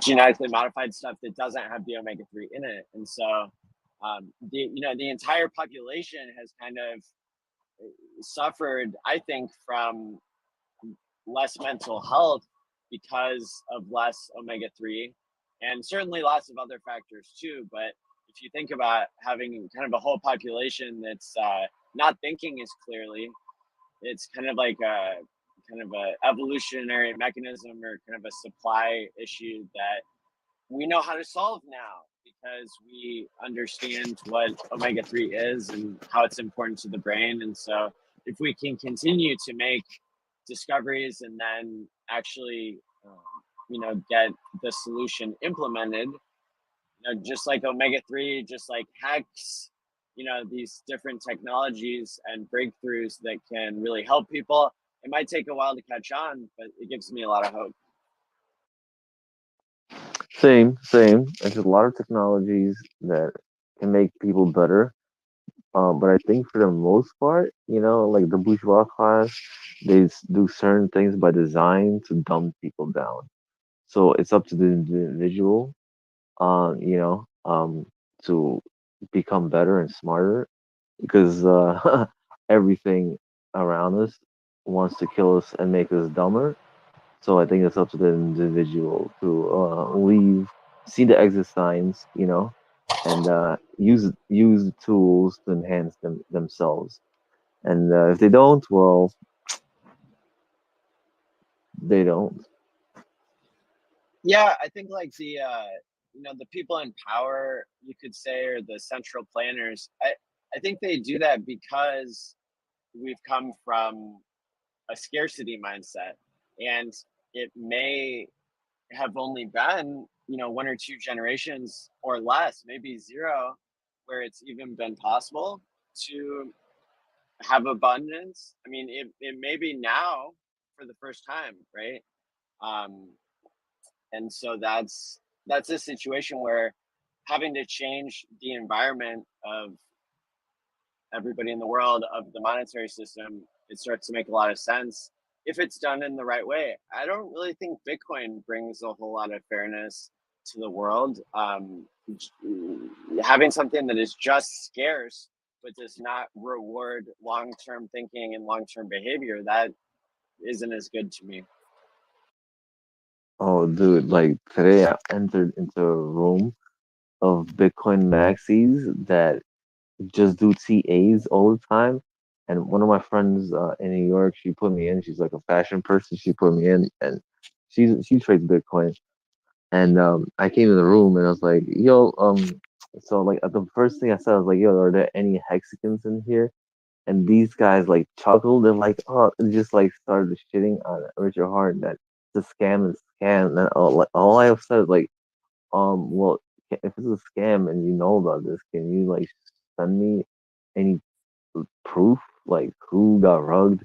And I got rugged out of the conversation, right? And then she kind of followed up with me like, "Oh, sorry, I know they're gonna be so like childish," and I was like, like it's just one of those things when you try to like I used to debate people in college, and just like like whenever somebody starts losing a debate, they get all like childish, and especially like if it might not be in a professional settings, if it's like in individual setting, when you prove somebody wrong and you upset them, their first reaction is to act like a baby and cry and like there's just a bunch of like little teens like like you don't know what you're talking about, like like having no proof, no logic behind their claims. And it was just like um yeah, Bitcoin opened the gateway, Pandora's box, to like not, I don't even want to say decentralization, but like yeah, it's a tool for decentralization and marrying transactions. No, I don't want to even say faster transactions because like 9 years later or 13 years later, right? It's slow and expensive. Um, but it opened up the Pandora's box to what can happen, But it's legacy, right? It's legacy, and it's like people that are so Bitcoin maximalists can't update their worldview, and eventually they're gonna pay for it, And at the end of the day, it's evolution, Like you don't want to update your worldview, but guess what, the world is gonna stomp all over you and your views because you didn't want to update them. And unfortunately, Bitcoin maxis are going to get left behind, And it's like, well, we try to tell you, but yet you thought you were smarter, right? You didn't want to take the time to digest and, but no, it's like a racist, They believe they're superior race, and everybody else is lazy, and and they're stuck in that racist mentality, and they don't want to update their worldview. So I know it's a bad example, but yeah, like Yeah, well, that's the similarity there is the tribalism, right? yeah, I guess yeah, like exactly nationalism, tribalism, whatever they want to call it, right? Like Now, yeah, I wanted to see like if anybody new has any questions. I know you and I have been having a great conversation on the mic here, and we want to keep asking for new questions because we want maximum participation. Absolutely. No, I'm done with the mic.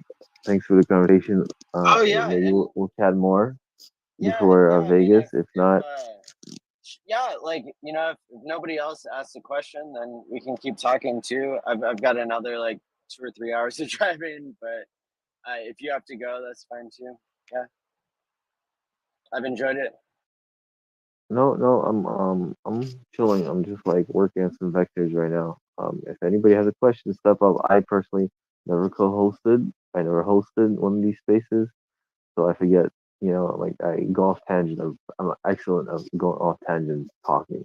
Just talk for hours. So like, please, anybody step up, ask away, or bring up a new topic. If not, I guess maybe you could keep talking about things. But yeah. Let's give like an uncomfortable amount of silence and just wait for somebody new to talk, and we'll still be here.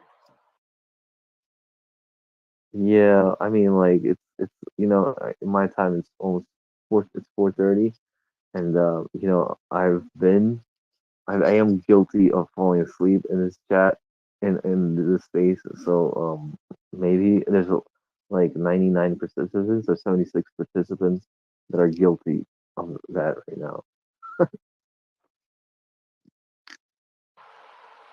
There's got to be one shy person out there that's building up the courage now to ask a question in their sleep, even. You know, you can sleep talk people. That's a thing.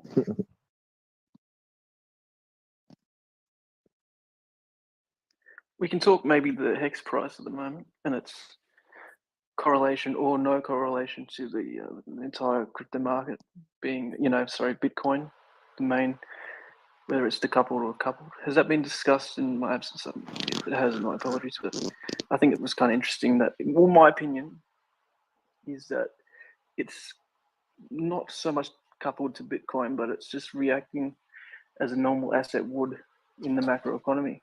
The FUD out there at the moment is crazy. So it's just reacting the way it should, in my opinion. But what a great topic. I can only speculate as to what I see, or speculate as to what's going on based on what I see. But one observation that I've had is, you know, that HEX is not correlated when you look at the charts of whales only, especially, and you know, anybody else who's showing over time, you know, not just on a particular day, but over all the days. HEX is so not correlated with Bitcoin and the rest of crypto that it's almost, I wonder if, you know, somebody is intentionally buying and selling here and there to make a point, right? Because you don't get a correlation that's so low. I mean, even if HEX always did the opposite of Bitcoin, you would not get a low correlation. That would actually, it would just be a negative correlation, right?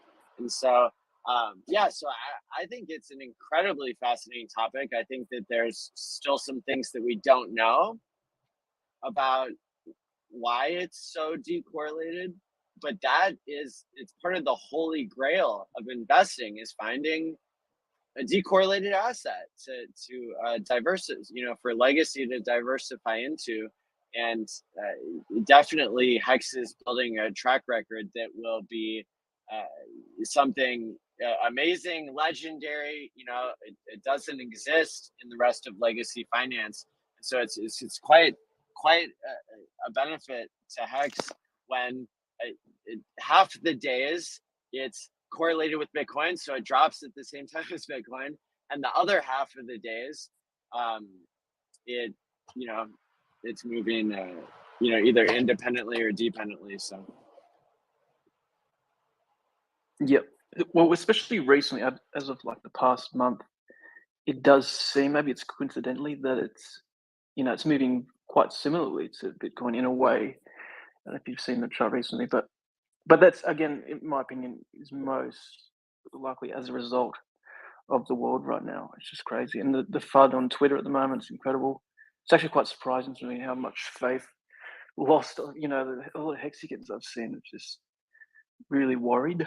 I'm sure many of you are, I'm sure many are out there worried, but I personally, you know, I explain the price to myself as part of this sacrifice game theory stuff. And so the price was really held kind of flat, maybe not totally flat, but relatively speaking, in the past 6 months, you know, we haven't been going to the moon but we also, I don't think we've dropped, did we drop 85% in the past month or two? no, Or not that so. low? Because we went It's down like to 30. what? Yeah, but well, I mean, we've done more because it was, I kind of count the top as like 45 cents or maybe 50, but not 55. That was just a wick. But so that was the high, and then now we're at 14 cents, 15 cents, somewhere in there, I think. So yeah, I mean, we're down what, 60-70%, but we've seen that so many times. In this case, we've kind of, during the sacrifice phase that just wrapped up the relevant part for the price, right? There was probably a whale keeping the price about the same, just to suppress it, to make sure that people didn't get more sacrifice points, because they had to defend basically their sacrifice from the beginning of the PulseX sacrifice. And we saw similar whale behavior for the Pulse sacrifice, that afterwards the price was kept about flat or suppressed before that sacrifice phase fully ended for Pulse, more or less. I mean, it, like, the volume and time bonuses and stuff were done, and then the price rocketed up after that. So we saw some buy wall and sell wall action happening, I heard. And so I mean, to me, there's every reason for the whales, you know, to keep the price down for now, but not, you know, they don't want the price to be down forever. I love it. So thanks, man. Yeah. Yeah, I agree with that. I feel like the X price would have been much Hey, higher. how's it going? Can you guys hear me? Yep, go ahead. Yeah. Nice. Correlation of hex price to Bitcoin or anything else. I do know that I'm so sick of watching everything follow Bitcoin around. And like 3% up, 3% down, everything that I have in my portfolio pretty much up, down, whatever Bitcoin just to do. So I'm kind of relieved. So I've been in Hex about a month, and the only thing I probably did right so far was carve out some money, dump it into Hex, and stake it. And that's probably the only thing, besides listening to these groups, that's probably the only thing I did right so far. And then I'm trying to hone it in by doing things better, by laddering. Yeah, congrats, man. And yeah, congrats. That's awesome. thank you. Yeah. I feel really relieved and more confident having some Hex staked, and learning the mind, embracing the mind change that you guys talk about, T-shares, not dollar amounts, and delayed gratification as a way to preserve an asset building lifestyle, I guess, that will allow me to benefit in my future. So it's really hard for me to understand all the concepts, but every time I listen to you guys, I learn a little bit more, and I'm starting to I got some Trezors coming in. I'm learning more about the secure. I'm doing everything in reverse, but I'm getting it together so that I could teach people in reversed, in reverse to my reverse, so I could teach them the right way first. Oh, that's awesome, man. Totally inspiring that you're on that track. Good job. Thank you. I did hear that some correlation between HEX, I guess, is something about trading pairs and how trading pairs affect, like if or is it HEX is tied to ETH and HEX is tied to other coin. Maybe it's USD. I don't really know, but I heard that Bitcoin, I guess, Yeah, is affected by trading pairs and whatever. that's right. So you're referring to what's now called Hart's Law after Richard Hart. And it's basically says that if you have pools of money like you do on decentralized exchanges, it's those pools that decide the price of something, right? Because you can go and buy Bitcoin versus Ethereum, and you put your Ethereum in and you get Bitcoin out. Well, that's kind of a bad example, but anyway, you have pairs of coins, and the ratios of all the coins available to sell determines the price.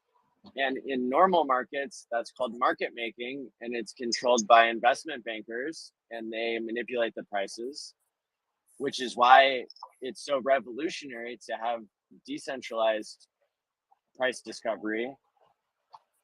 And but the only problem with crypto really is that it's so profitable to lie and make your own coin and protect, buy good marketing, that all the losers haven't gotten shaken out yet. But in Hex, when you're time locking, you're really doing yourself a favor, it seems. And when you talk about the price going up and down for different cryptocurrencies, there's one thing that's different, and that's if you look at the price of a T share denominated in Hex, the price only goes up because that's how compound interest works. The value only goes up.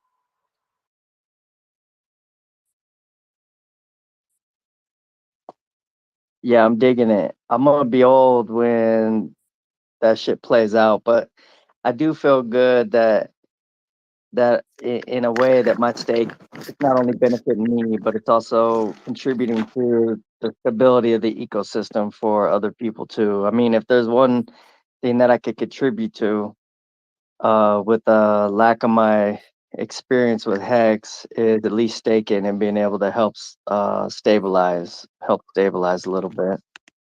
You are the one who's helping to increase the price, because when you time lock Hex, it creates more scarcity in the here and now. And so that literally, makes it more valuable the more scarce it is. So that's why the price keeps going up when it's not going down. Hey, Maddie. So I've already bought a good chunk of Hex, but I have more income that I want to put into Hex for the airdrop. And I've been using Coinbase Pro, but I want to know if there's a different way to get it into MetaMask faster from my bank account. What are the fastest ways that you know of? How much money in general? Like 1,000, less Couple than thousand. 1,000, a couple thousand. So like, what a complicated question, right? Because if it's less than 600 and you're in the right state, then sometimes you can go to a crypto ATM and pay like a pretty high fee. But I think in general, like you're trying to beat when the airdrop happens, and we know it's not going to happen in the next week or two. Like pretty much 90%, because Richard seemed to say today that things are coming along really well, but we still need to see testnet version 3. Mm-hmm. And so so you've probably got enough time to get it in, and you can never really predict whether the price in a week or two is going to be a little bit higher or a little bit lower than it is now. But Coinbase, are you buying Ethereum or USDC? Yeah, so I've been putting it into Coinbase Pro, waiting 6 days, and then buying USDT, and then using matcha.xyz to do a limit order. A market order, and then using the Ethereum for gas. Sometimes if I'm feeling really patient, I'll do a market or a limit order on matcha with USDT. Okay. Do you know that you're getting good order execution with USDT? I mean, yeah, I've had, I think, four orders so far of HEX, and they've all gone through. Two of them which were limit orders, and then the other two were market. You might that pair is actually could be thin. It's probably routing through USDC, which is the vast amount of liquidity, and so if you want to, you might try doing USDC, and then trying to investigate on Etherscan to compare the two transactions, the one that you did in the past and the one you're doing now, to see if there's a difference in how it's routing, because that could be cutting you out of an extra $20 of HEX or something. Okay. Because it's yeah. So. Well, yeah, I wanna have it in there as fast as possible, because I like there's a dip right now, and just in case if it goes, of course, up a little bit. My last execution was at 17.9 cents. I think 2 days ago. Yeah. And it's dipped further, so I kind of want to put more in. So I'm just trying to figure out the fastest path. Another way could be to, find somebody that you know personally who's in crypto and see if they want to sell you, like a couple of $1,000s worth of ETH. That would be another way. Sometimes people could go to the bank and get cash, or they could, Venmo or Apple Pay or anything, and that's another way to get crypto a little bit faster than Coinbase. So you're saying sell it to me and then just send it to me through MetaMask? You and I would not do a transaction because that would be, because I don't know you personally, so it's that would be a little bit against the law in terms of money transmission, because I'm not an exchange. But if you knew somebody in your personal life, like one of your friends or family, that would not be the same type of thing. And it would be, I'm not your lawyer, but as far as I know, where I live, that's cool. If somebody in my family, or one of my friends, if they were trying to get money in real quick, then they could, they could Apple Pay me, and then I would, send them the crypto. But again, to be super clear, you would not do that with anybody in the voice chat. So. Right. My question was, it has to be somebody I know that has MetaMask, and they send it to me and I pay them. No, I mean, even if your friends or family had Ethereum on Coinbase, okay, then you could have them send it to your MetaMask. Also, it's a possibility that if they sent you crypto from their Coinbase to your Coinbase, then Coinbase would release the funds immediately because it doesn't have to clear the bank. I see. Okay. One way I was thinking of doing it was to do a wire transfer. It sounds like it settles within a day, but I wasn't sure if that was an actual way that you could do that. Yeah, I've heard of people doing that, for sure. There's a little bit of a fee there, right? But it's a good thing to learn, in my opinion, how to do a wire anyway. So. Have you ever used Kraken or Gemini? Those are two other places that I heard can on-ramp fiat and relatively quickly send it into MetaMask instead of waiting 6 days. Sure. I helped some, a couple of people sign up for Gemini. But yeah, and I would say that like Gemini is known for having a little bit faster turnaround time than Coinbase when it comes to especially wires. But sometimes also just the initial setup. I will tell you, what it seems like is happening is these exchanges, they don't exactly do a credit check, but they have a way to kind of check your financial history in a way. And what they're doing is they're trying to stop like essentially like old people or people who are inexperienced with finance from like, getting a phone call from a scammer who's like, oh, like your relative's in jail, like you have to send $1,000 now, or threatening, or all these kind of scams and stuff. And so that's part of the reason why the banks like don't even release the funds just for some people. And so it's really hard to predict whether you're going to get a longer hold on Gemini or like a shorter hold. And typically it's going to be shorter, but a lot of times like your like random parts of your financial history will kind of determine how long the hold is. Okay. Cool. Thanks.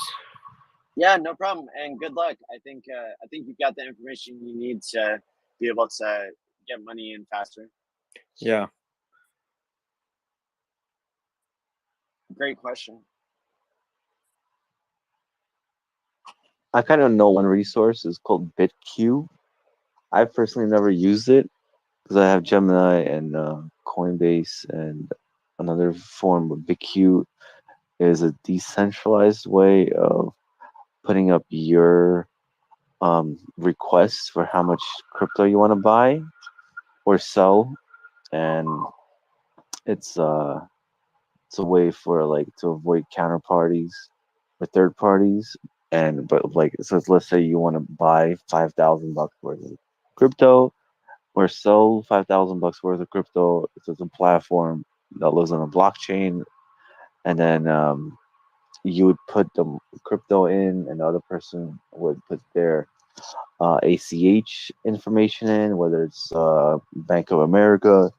But yep, you know what? Check it out. You might want to use it, might maybe not want to use it. I personally have never used it, but it's an option to use it if you want to buy large amounts or small amounts, and you don't have access to Gemini or Kraken or any of those exchanges. Okay.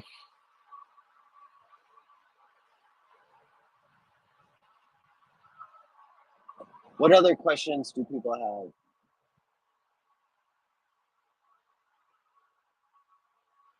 Ask us anything.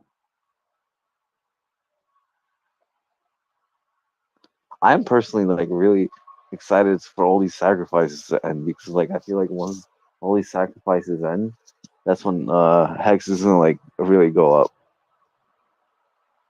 Is it true? I thought I heard people saying this earlier, and I can't believe it. I can't believe everybody wasn't yelling about it the whole time. Did the OA finally sacrifice for PulseX? Did I hear that right? That's what I've heard on some of the other chats too, that he's sacrificed.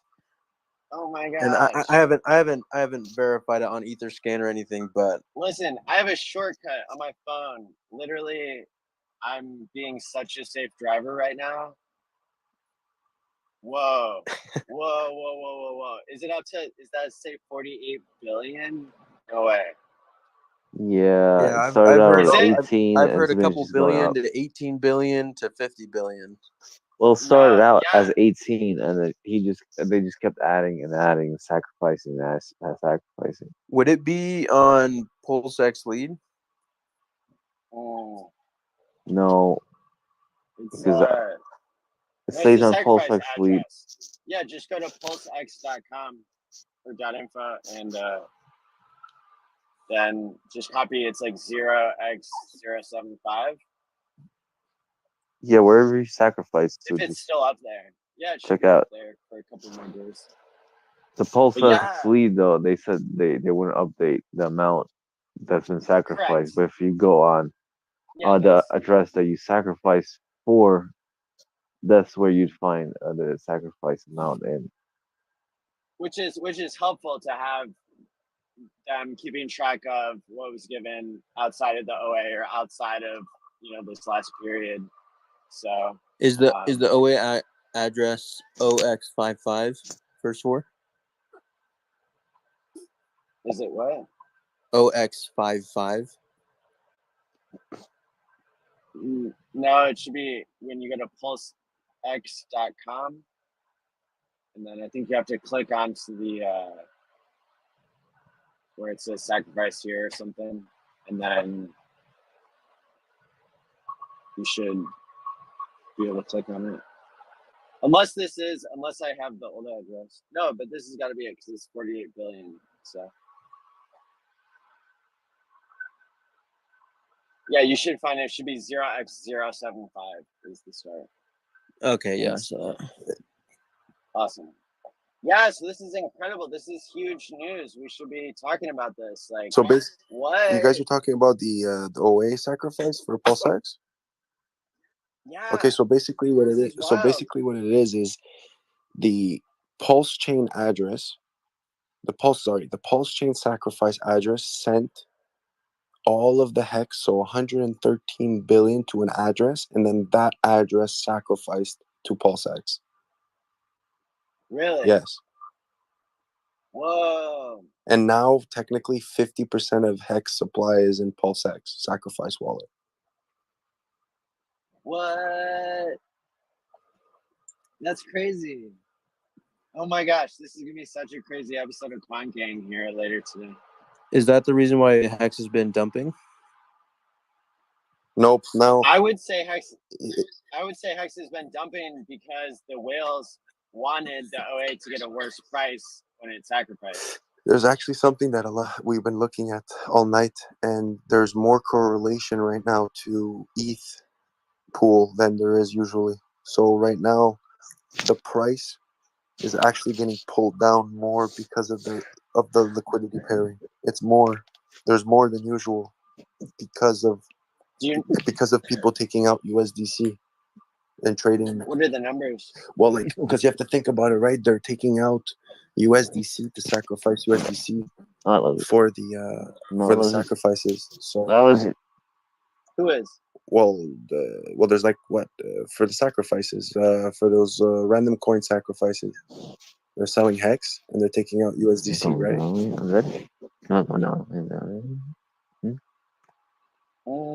Actually, people might be just anticipating that the whales were going to dump to like dilute the OA a little bit and increase their own.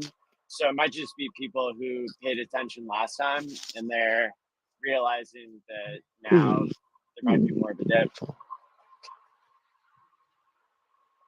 But I'm not sure that I understand, and I would love to know more about what the USDC theory is. Well, because technically the pools, they're selling on the USDC hex pair.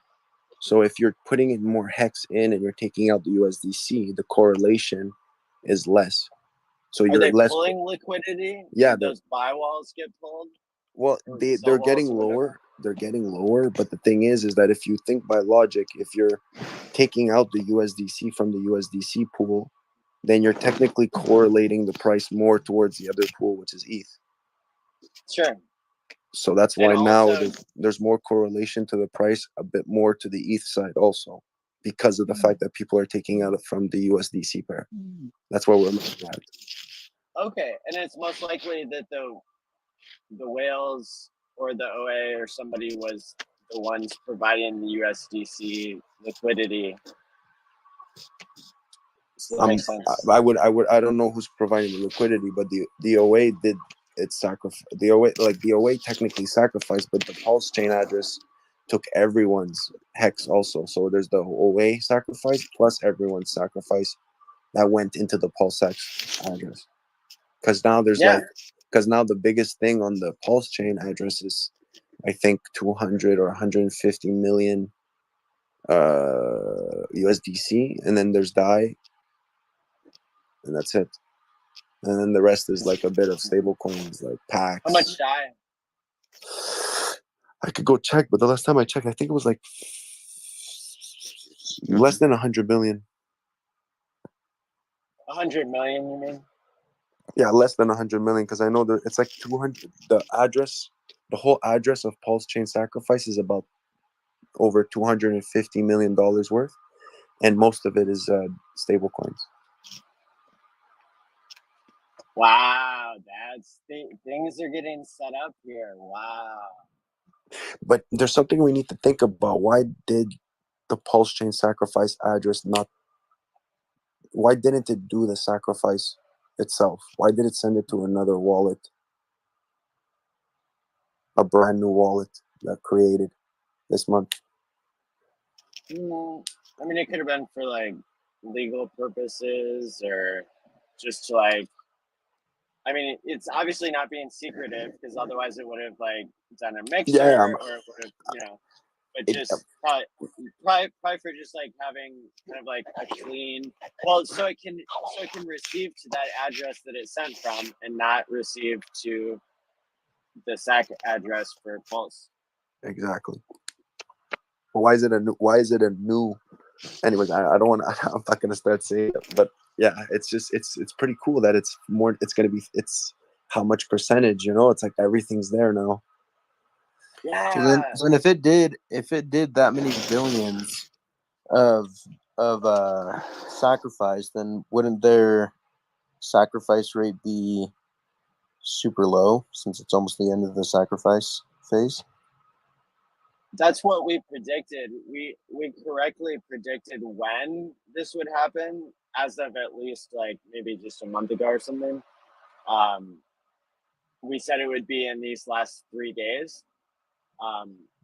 However, we'll have to go back and look at the video from the Coin King. I don't think we predicted it would be this much. I was predicting, I think, again, another 14 billion. But it's incredible that there's so much, and this may also be helping to prove that the coins are circulating, right? That there's that whole debate about whether the OA coins and some coin market sites, coin ranking sites, some of them define something called a project controlled coin as not part of the circulating supply, even if it is circulating. But this certainly adds evidence to the fact that they're circulating. So kind of go over again. I'm a little bit lost. So the OA. So what's the difference between the OA and the sacrifice address that everyone's been sending their sacrifices to for PulseX? Are they the same? So that's a great question. The OA stands for origin address, right? And that has to do with the year-long HEX launch phase that did something called the adoption amplifier. Was right. Like the funds from that were then distributed to supposedly like 2,000 different wallets. But those are the daughter addresses. Yeah, and or granddaughter or whatever, and but I've heard conflicting accounts. Like, we all know that it didn't ever sell. If you provide liquidity, it's kind of like selling a little bit. But I don't even think the OA provided liquidity. Maybe it did. I'm sure Chainalysis could tell us. But either way, like in those early days, at the end of the day, the OA was buying, and Gunter, the accountant's Excel files, and if you go to t.me/hex audit, you can see the records to show that at the end of the day, the OA had ended up buying coins up to 95% of the supply, which of course makes HEX more scarce and valuable. So, so anyway, like the difference between the OA, so like people still refer to those funds, even if they transfer lots of different wallets or get consolidated again. People refer to any of those original HEX coins that were created by the system, or that were bought by, you know, the funds that were, you know, from the early days. All of those funds are considered the origin address or the OA, and then you've got like the sacrifice addresses. Those are, you know, obviously separate addresses, but they also represent, you know, like the creator of the coins, that they would be linked to that person, although not if you're asking about securities laws, but only if you're thinking about game theory. Right. Okay, so then all of these daughter and granddaughter and origin address, from what it sounds like, have been sacrificing to the sacrifice addresses in billions of dollars, right? There's 50% of the whole supply in PulseX, man. Before there was what, 80 this morning, last time I checked, there was, or sorry, not last night, the night before, there was 80 something percent, 80 or 83% of all supply of HEX was in OA. And now Really? it's, and now 50%, yeah. If I'm not mistaken, because 10% staked, and then what, the 17% was liquid? Yeah, that makes 9 plus 17, 26. Yeah, it's around that. Or 70. It should be 7, but it was more, definitely more than 50% away. And now we see that PLSX has almost 50%. There's a reason it's doing that, which is awesome. It's awesome. And what do you think the reason is? To not use the PLSX. To not use it? Well, it's going to use it for the DAO. It's going to control the DAO. Yeah. But there's a reason why I didn't give Pulse Chain the DAO. The power to the DAO, which I like. Me too. Explain that a little bit. So you think that the OA address is sacrificing more for PulseX to control the DAO, and there's no DAO on Pulse Chain? Yeah, so the way that go Maddie. Yeah, I was in, you know, the private game theory chat with like 75 other people, where we were kind of coming up with the ideas for what the game theory would be behind each of the new coins that was created after HEX. And for, you know, there were a lot of ideas, you know, lots of reviewing what's worked in other cryptocurrencies and integrating ideas. But what we ended up with, and a lot of the game theory has been, you know, been crafted publicly as well. And Richard has announced kind of what his final thoughts are on a lot of the points, right? And so when it comes to Pulse, it made sense. And I think I was one of maybe only 2 people in the entire, you know, broadcasting community who predicted that the OA would sacrifice at all for Pulse. And I even predicted that it would be 10 billion. I was pretty close, 14. But everybody told me I was crazy, that, that wouldn't happen. But I thought that, you know, the game theory made sense. The reason I didn't make the prediction earlier is because I realized it might scare away some of the whales. I actually talked to some whales who said, I'm not sacrificing if I get diluted. But at the end of the day, we saw the story played out. The same whales who sacrificed for Pulse Chain and got diluted by the OA sacrificed again even more for PulseX. And so that showed their growth as whales, realizing that it's not just about how many coins you have, but it's, you know, whether you have an altruistic player, basically somebody with a good track record that's looking out for everybody, not giving the power. And so it's part of the advanced checks and balances of the system. And so I kind of predicted that we would need something like that. And so that's what happened. 14 billion got sacrificed by quote unquote the OA for Pulse Chain. And then, you know, and there was about 700 million that was sacrificed outside of the OA. And so you can see that's a little bit less than 95%. I also thought it was funny that 14 is a special number for Pulse because Richard used to talk about sex stuff that had to do with 14. And so I thought it was ironic that it was 14 billion that was sacrificed. Maybe not an accident, but more just like a, you know, like, like a signature move or something. Kind of like Tesla's Model X, SEXY. Well, there's like a certain geometry. There's a geometrical. There's a geometrical. Like it relates. It, like for the amount that it sacrificed, like 20%, 20%. They took the 20% and brought it over, which in essence makes it like 120. So it's like it's supposed to have. It's a bit geometrical because when you look at the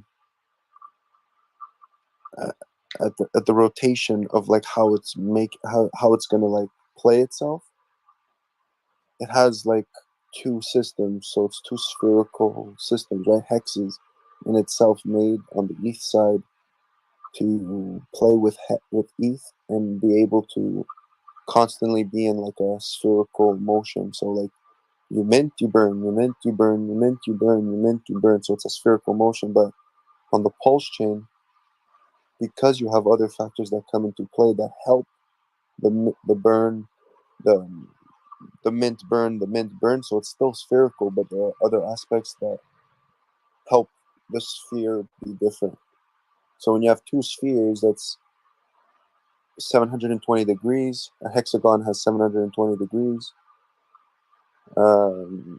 It's like everything I've been looking, because I really love math, and I know Richard loves math, and it's just so geometrical. It's everything he's doing is so geometrical. Everything, the way it burns, 3.69. If you were to take 3.69 divided by pi, it gives you 6%. Now, what's 6%? And then you go look at exactly everything has always been at 6. It's like it's weird. It's like it's like always geometrical. It's like it's beautiful. The first number you said was like 20%. Like, can you tell me 20% of what you were referring to? The value. So if Hex at the time, when he sacrificed, had like a value of maybe 120 billion, right? So if you were to take the circulating supply times it by the amount that it was worth, but like even though it's a fufu market cap, but it's in essence that's how much it has. So if you were to take 20, 20, and 80, so you would take 20. So you would need to have 20 billion. So it ended up putting 20 billion to Pulse Chain. Then it lost value due to the fact of the price. And then today he sent everything he could, but he's been sending more. And he came on stream. Richard came on stream pissed as a motherfucker. Why? Because he had to do something which he didn't want to do, which is spend more. When was that? Like, I don't know. This is my idea of everything, right? Because Richard is very like. When did he come on stream? Are you saying? Well, after the NASCAR, right? Okay. I don't think he got pissed at the NASCAR. I think he got pissed at the fact that it was dumping a bit. But the dumping is not something that's natural. It's an unnatural dumping, which was caused due to the sacrificing. And that's what pissed him off, because it's other people coming and fucking with the shit that, like, he's like, bro, I made you guys, and now you're fucking with the system. Well, it's the it's the game theory of exactly, you know, so, how the whales would behave, but they're balancing each other out, the OA and the whales, I would say. Yeah, of course, but I'm just saying that geometrically, like you look at it, it's like 80-40 is 50. It's like one. It's It's a perfect geometrical isosceles triangle. Cool. So when you take that's so nice. and in the isosceles triangle, it makes sense because PLSX, PLS both started at $1 for 10,000 coins.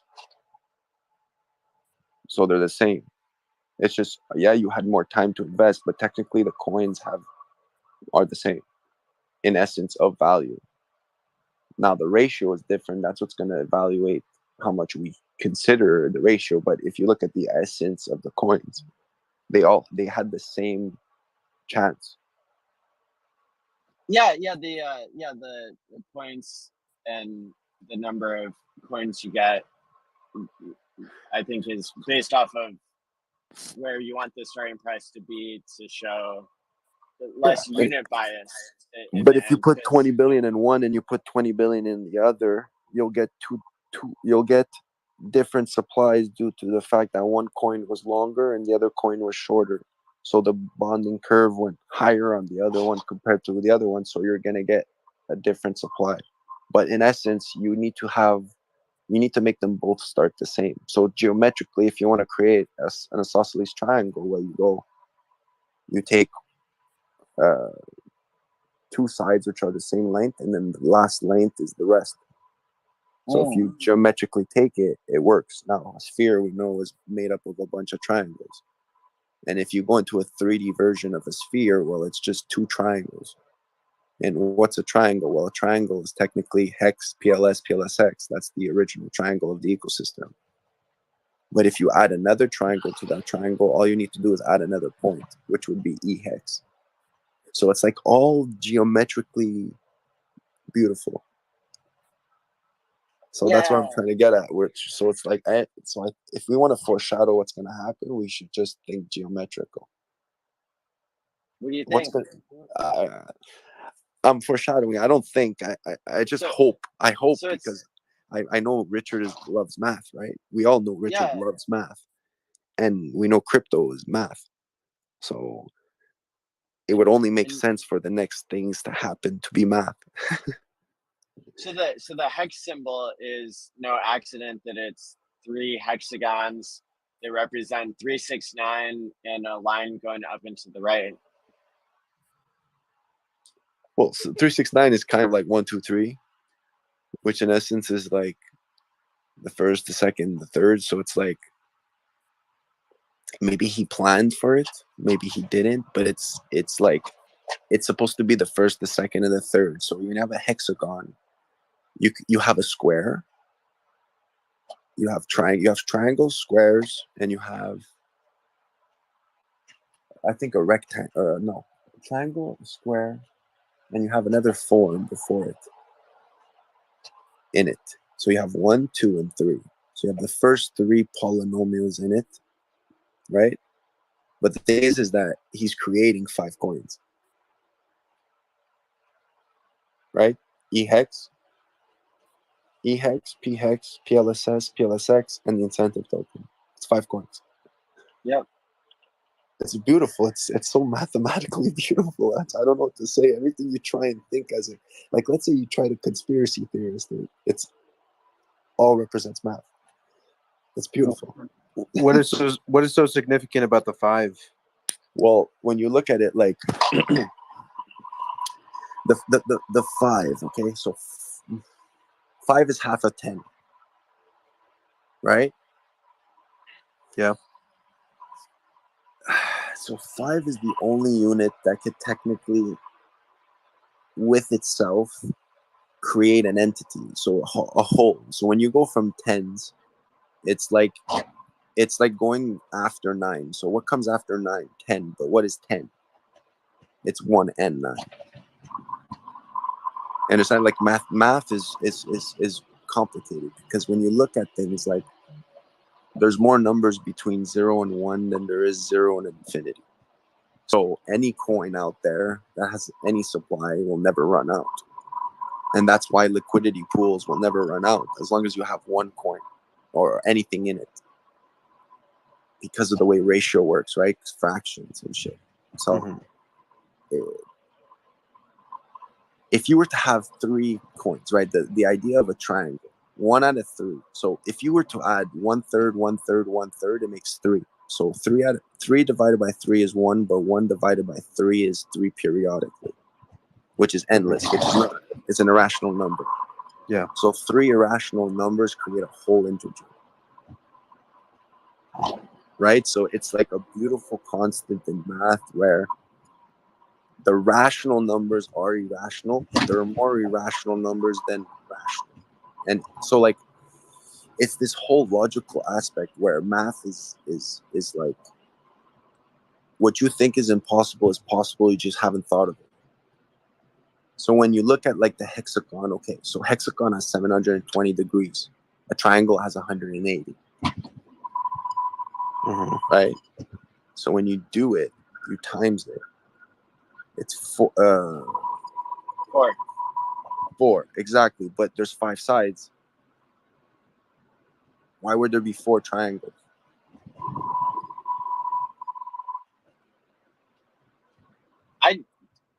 One thing that I got out of your beautiful explanation is, you know, as long as I send at least 1 hex to an automated market maker pair and then burn the keys, then I can confidently say that I can prove that hex will never go to 0. 100%. Because all of the liquidity will not be able to be pulled because I have destroyed my own key that added the liquidity for the 1. Now, you could argue that a different AMM would be more relevant or people wouldn't be able to find that one. But anyway, like, yeah, that's it's really cool to think about math, and you obviously know more than most. Thank you. That's I don't think about it like that. I just think about it like thinking, right? Like honestly, most of my concepts are not. My concepts are just thinking. I could be wrong, right? Because it's like it's a hypothesis. I try and do a procedure, and I get my results, and my conclusion is dependent on my results. So when I think about things, like I love HEX ORCA because he's like, you know, he tells me how it is. Like it's like, no, you're it's wrong, right? What you're thinking. And I'm like, okay, perfect. Because I don't like hearing someone tell me, oh, I think you're wrong. No, well, tell me why I'm wrong so I could stop what I'm doing, restart my hypothesis, continue my procedure, and get new results, right? That's what the scientist does.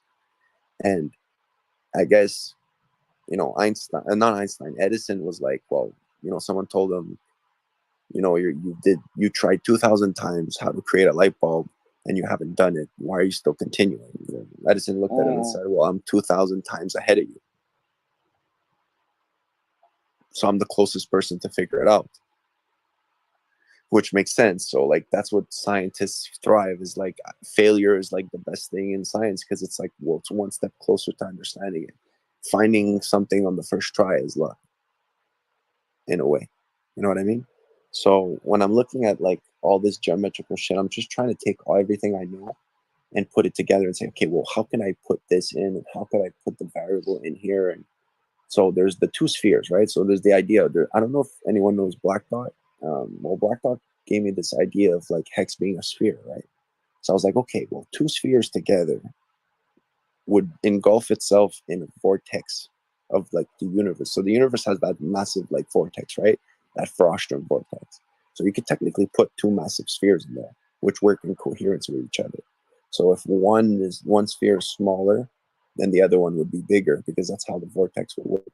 Or sorry, it's not a vortex; it's called a frostrum. But the algorithm, a frustrum, frustrum. It's basically like like a cylinder. Like think of a Pringles thing. Like the whole bottle of a Pringles is technically a frostrum. It's a 3D version of a polynomial in a 3D. Like, it's complicated. Anyways, but I like the word coherence that you used as well, because I think that is a pretty good, like, that's almost a 1-word description of like Hart's law. oh, Hart's law, I'll be honest with you, I've always thought of it because Hart's law always was there. It's just no one really had an idea of how it worked, because it was like, okay, everything was most of Ethereum was bought with Bitcoin. Okay. Then most ICOs were bought with Ethereum. Okay. So then what could have happened? Well, everyone paired their stuff to what coin they had. So everyone had Ethereum and Bitcoin and a bit of Litecoin, but you can't really pair anything to Litecoin. So they paired it to Ethereum because Ethereum didn't allow the pairing of Bitcoin until they did wrap Bitcoin, but then wrap Bitcoin was shit, if we remember, right? Wrap Bitcoin didn't do much. So that was the main, that for me, that's the main problem of normal dexes in the universe of crypto, is that they're all paired to their native dex, which makes their native dex increase in value and in demand. And if that happens, they always bust out in fees and throughput and everything. So you mean the native coin and like the conflicts of and the interest dex, in like in being a Ethereum store of value? Yeah, because you're like, you're saying like you have to delegate this coin, you have to use it for transaction, and you have to use it as a liquidity providing tool. Like it's gonna get rare to a point where people have to pay so much to transact with it because it's very rare. You know what I mean? Like Ethereum, I don't think was meant to be what it is now. It was not. It was meant to be developed. You're supposed to develop on it, which makes sense because it has the developing power, not A the complete. decentralized world computer was the stated goal, Yeah. and then they became a store of value, which is now a conflict of interest because you can't have cheap fees in a currency that's supposed to be storing value. So that's why they can't fix it. That's why it's been broken so long. Yeah. But then there's also this idea, okay, where Hart's law is A to B, right? So you're pairing something from A to B. Okay. Because it's denominated in that. Yeah, exactly, because it's created like that, right? So the ecosystem is made like that. You have the one token and you have the other token. The first tokens that exist were Ethereum and another token in the system. And then people started bringing in their tokens or building on it. But you needed to have Ethereum and something else in order to do the first transaction, right? So it was built on an A to B ratio. But we're building an A to B to C ratio. So we're building I call it a triangular ratio. I don't think How it makes so sense. though? Because that's denominated in, which is, like you can only trade one thing for something else at a time. Well, at the beginning, before the bridges, we're not. We're going to be able to trade between 3 coins. But you're only denominating your value in what you have. I understand. But at the beginning of time, right? You have to remember the beginning of time, the beginning of the pools. You're bonding 2 coins that are 0 and 1 coin that is worth something. So what happens is that you have one pair. So you have the HEX PLSS and HEX PLSX, and you have the PLSX PLSX PLS. Now, if you go and change, like you put a liquidity, right, and you didn't do anything, so that's the first transaction. No matter where you transact is going to affect all 3. So thus, your first reaction to the ecosystem is not paired to an A and B. It's paired to an A, B, and C. And then you add the incentive token, and then you add the first PRC20, and then you add the first, and then you start going, and then the triangle builds into a massive sphere because it's all a bunch of triangles. I'm not exactly sure that I see what you're seeing, but I think what you're saying is really interesting, and I think I'd love to understand it better. Okay, so at the beginning of the dexes on the Ethereum network, right? How you before Ethereum? I agree with what you're saying about like you'll be able to trade this for that, and there's a limited like 3 coins that you'll be able to do that with. Okay. I just don't see how they are like if you think of, and the thing I'm comparing it to is other currencies. Like the dollar is actually, like if you follow Hart's law, the dollar is actually denominated in oil, right? Fossil fuels, and all the other currencies in the world are denominated in dollars, and so you have this compound effect where the oil prices can move the price of, you know, the Ukrainian currency because it's moving the dollar, because they all trade with each other, right? And so I guess that would be an example of, you know, kind of like a triple coherence, or, you know, like the liquidity bonding the pairs that are linked to each other, but it's still only bonding pairs. So No, I understand. Let me say it like this. Okay, so let's forget about every coin in the Ethereum mainnet, right? In order for the mainnet to maintain itself, what do you need? You need gas, you need a trading pair, you need to have a swap, and that's it, right? Because you could send, receive, and you could swap. Because before sending, there was only send, receive. Then they created swapping, which was liquidity pools. But the thing is that when you think about the normal dexes, Binance, Phantom, you know, any EVM chain, where's the store of value? It's the native coin, right? sure. But on Pulse, it's not going to be that. So what I'm saying is, Ethereum, when it started its dexes, it was, in order to make it just work, all you need is Ethereum and Uniswap. You don't need any stable coins. You don't need any other coin. You just need Ethereum and Uniswap. But the thing is, with us, he's adding Hex. So it's like Ethereum would have said, "Hey, here's Bitcoin," at the beginning, but Bitcoin didn't exist, so there was no Bitcoin. So what Ethereum said is, I'm going to replace that idea, and I'm going to put ETH. So in essence, their triangle was Uniswap, ETH, and ETH, which was not good for their system, because Hart's law then proves that everything is bonded to Uni, ETH, and ETH. So you have twice the effect of ETH onto your pairs. I'm not sure I understand what you mean by uni, ETH, and ETH. Okay, well, okay. So with all the coins you have on the DEX, on Uniswap, are you talking about Uni the token or Uni the protocol? Uni the token. Okay, you only technically need that, because Uniswap would not. If you were to go to the basics of it, right? Uni could at any moment in time say, I'm not featuring any coins, just my coin, in order to use the protocol, because it is originally Uni, right? Because it's their protocol. So you don't need USDC, you don't need you know, Aave, you don't need these coins. You don't need to trade them, because in essence, they don't exist on Uniswap. They added it to Uniswap. So there's only Uniswap. But didn't they? Well, they duct taped on the token. The token actually isn't related to the breakthrough in the ability to use smart contracts. But what I mean is, like, if you were to just have, like, what do you need? What's the minimum you need with ETH and Uniswap, right? Because Uniswap is the DEX and ETH is the native gas. So what do you need? What's the minimum you need to do anything on the ecosystem, to have the ecosystem work? It won't be a good ecosystem. Like, don't get me wrong. I'm not saying you can handle it like this, but what do you need to just make the ecosystem work? You would need ETH and just Uni, right? Any other coin is irrelevant for just to work it, right? Because all you need is 2 coins to trade, right? Okay. Yeah.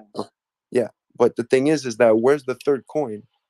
There's no third coin that is in the incentive of ETH or Uni that's part of that 3. So any other coin that comes after is just gonna hang behind like a little sheep. You get it? But on the Pulse chain, you have Pulse and PulseX, which is the replacement of ETH and Uni. But then you have Hex that comes in and says, "Hey guys, I'm part of your team. What's up?" And they're like, "Hey man, yeah, we could use you. We could do this. Perfect." And Hex is going to say, "Hey guys, when you guys trade between each other, I'll get money. I'll be good. So, hey Pulse, if people buy you, well, I'll go up. Well, why? Well, because when you go up, he goes up, and then when he goes up, I go up. Oh, perfect. You know what I mean? So, because ratios have to balance. So when you move the PLS and PLSX token, one is going to go up, one's going to go down. Well, if it's paired to Hex, the ratio has to stay the same. So if PLS goes up, then HEX goes up on that pair. And then if PLSX goes down, well then ETH goes. It's like a wave. It's like, you know, in the stadiums when they do the wave, and it's like it continues and it just goes around. It's like a constant wave. It's a circular motion where it goes round and round and round. And it's like, oh, if this happens, then this happens. Oh, but if this happens, then this happens. And that's why I'm saying in my head that, okay, if that works, that we're going to see Hart's Law, but we're going to see it happen that if other people trade, like let's say they trade other tokens, we're going to see our tokens flourish for no reason. And you're going to say, why? And I'm going to say, well, originally there's burns. So PLS burns. So every transaction you do appreciates the price. And every transaction you do with PLSX is going to appreciate the price.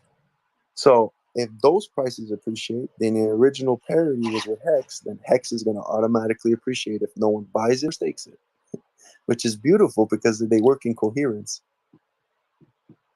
And that's why I'm so bullish about this, because I'm not bullish about no price. I'm just bullish about the fact that we're finally going to see what everyone in crypto was trying to do all these years, which is coherence, I've had the same thought, I think, as you're saying, although it's so complex, it's hard for me to communicate and sometimes hard for me to hold on to for very long. But I definitely see what you're saying. And for other people, I could understand if you're lost, don't worry. This is just about as deep as the game theory can go, as I know. But then again, there's always more emergent properties and deeper levels that we can get to. Basically, kind of part of this level of game theory is, I think, as well, to add to what you said, that, you know, when you're thinking about liquidity pools and how they interact, it very much matters if your holders, you know, if the people who own the entire supply of coin A are the same, overlap with the people who own coin or pools B and C, right? And so when there is overlap there, then whether it's because Bitcoin and Ethereum are the only two coins that exist, you know, back in the day, or whatever, if there are things that are trading together for any reason, whether it's that their liquidity is bonded, and I guess part of what you and I might be saying is that it's not coins aren't just bonded by the on-chain liquidity in their liquidity pools, but also by the people who hold the coins off-chain and what their beliefs and attitudes are, and you know what their unit of, you know, account, right? In monetary theory, you've got store of value, mechanism of exchange, and unit of account. So if you're valuing your wealth in HEX, or you're valuing your wealth in any Richard Hart coin, then that increases the coherence. Would you agree? Oh, of course. Also, I think the word, you know, two hands are better than one, right? Right? Two glasses of milk are always better than one. So I find that, like, what better than to make HEX better, but to make its little brothers better, you know, like bring the whole family, you know, in a way. Like, yeah, I think the word you're looking for earlier is synergistic. So basically, when, for example, if somebody is going to end stake and on the new Pulse chain, and they're going to take some profit, you know, for example, what they would do is when you end stake, you're going to use gas, and because you have Pulse chain and you have staked some, you're going to make some from delegating your stakes, and then when they use the PulseX, guess what? You're going to make something from PulseX, and because you have PulseX itself staked, you're going to get something from the incentive token. So you're earning in every possible way. It's really synergistic. yeah, and you could get the incentive token and put it back and stake it. Now, I was considering before, knowing what we know about Hart's law, and trying to come up with the best game theory for, what the the fixer bot's going to do, whatever ratios that it creates in the beginning, and certainly what the DAO does in terms of, now we've seen the topic right now is, tens of billions of dollars have been sacrificed so that the OA can control how the incentive token is given out as a part of the PulseX DAO. And, so when it comes to all of those things, we want to be thinking, what is the best strategy? What are the best numbers to use? Because that's something that as a community, we contribute to the founder and to the community. So one idea I had was, like, is there a pool of USDC, or we'll just, think of that. We're not exactly sure what that would look like on the Pulse chain side of things, but even if it's a pool on the ETH side, and then we get into like the idea of bridges, which is a whole nother mind fuck. But when it comes to, let's just maybe for a thought experiment, let's pretend that we had a stable coin on Pulse. Where would we put that so that it would support the entire coherence of, the bonded liquidity? Well, you could put it as the incentive token. The only thing is you have to back it, and that's the problem. Yeah, in my opinion, you have to back it, because it's like, well, where is it coming from? Where did it all come from? You know what I mean? Like that's a perfect answer, because I did not lead you to that, and that was the right answer. Like, it's not really about the USDC; it's about the incentive token and how that's distributed. And one question I asked Richard in the conference was, like, would the incentive token somehow, like, if it was bridging in value from Ethereum, right? Because if you had an Ethereum Pulse pair and you had Hart's law operating there, where whoever was creating that pool was willing to suffer however much impermanent loss it was, but if you incentivize people to bridge their ETH over to some part of the Pulse chain side by giving them the incentive token, it could very well be that it would only take $1 billion worth of incentive token to incentivize $100 billion of value to be bridged over. What do you think?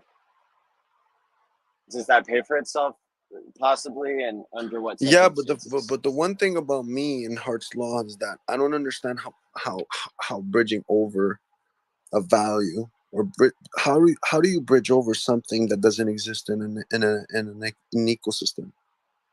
That means that the bridged version will never affect the version that is affected. So, like HEX on Polygon, when people trade the HEX on Polygon, it does not affect the price. Why? Because someone took the HEX, put it in the bridge, and left it there, and there's a representation that was created. So that's what would be happening. Well, I don't know if that's what would be happening, because I don't know how they're doing it. But I'm thinking, like, let's say someone were to bridge over any type of ERCs, while you're keeping the value stays. Now it's up to the people on the ETH side to give it value. So it's like, well, we're laughing because it's like, hey, what are you gonna do? You're gonna make our coins invalid? How are you gonna do that? Well, you're gonna go to the bridge and say, well, forget about these coins. Well, then why? But if you do that, it's gonna cause problem within the ecosystem, because then people are gonna say, well, what about my money? You can't just remove $400 million like that. That it's illegal, right? It's people's money. That's why Richard says like they're gonna get sued, because you can't just do that. I don't quote me on this, but I think I heard a rumor that they had actually changed the laws on USDC to like address this. And I don't think I heard it from anybody in the HEX community. So I think it was just like a general news article saying like, oh, by the way, like, USDC on other chains, like, isn't required, like legally required to be valid. But whether they do that or not, I think like what we're really asking ourselves is more about what we're talking about with liquidity than it is about technical bridging, because really in my mind, and I'm going to run this by Richard too, like in my mind, bridging is bullshit. And like I talked to somebody who's like super smart the other day, you know, about the technical side of things. It seems like, you know, like admin key free bridging doesn't seem to exist. Like creating liquidity pools is a form of bridging. And so, you know, I think all it would take is the right liquidity pools that make sense. And maybe it is HEX and PHEX that create the bridge, right? Who knows? That's why we're brainstorming. Oh, for sure. I think that like what people don't realize is that the only way for you to ever cash out from this ecosystem is to have people connect their ERC20s. For now, it's the only way. Until another bridge happens, which is Binance, but Binance is the same thing. In order to get your value, you either have to send it to Binance or bridge it to Ethereum. So the way I see it is everyone who thinks they're gonna have money. Well, where are you gonna cash out? You're in space and there's no ATMs. You have to take a spaceship and go back to Earth. You know what I mean? Like it's people don't realize that the value, like Richard says, you bring in the ERC and pair it to your PRC, because the bridge value shows that you have locked in this value in the bridge. It's like if you were to have one ETH on Pulse, well then what that tells me is that you went and bridged over one ETH. So there's one ETH in the bridge. So that one ETH will never be sold. Even if you sell it all over PLS, it doesn't affect the price of ETH, which is beautiful. I think it gets pretty complicated when we're talking about bridging and liquidity and cross-chain, because you've got the term wrapped, right? So you've got your original, you've got your copy, and then you could wrap things and then have them across chain. But again, I would go back to kind of my newer thinking on this, that really there is no such thing as a wrapped thing. I mean, it's like an IOU, it's like a new coin. And so really all you're doing is creating a liquidity pool where you've got parked Bitcoin here and you've got an admin key, and you're, you know, begging somebody to give it back to you when you're trying to cash out. But there's like liquidity and value created by you doing that. But at the end of the day, it's just liquidity pools. And we could have a liquidity pool of iPhones and cars, and we could trade with each other even though they're not on the same chain. And we could value our wealth in and have those values move based on whatever the market makes the price. And that's based on what the ratio is of the liquidity, which is based on whoever wants to lose to impermanent loss is setting the price of the entire ecosystem, if that's the only bridge.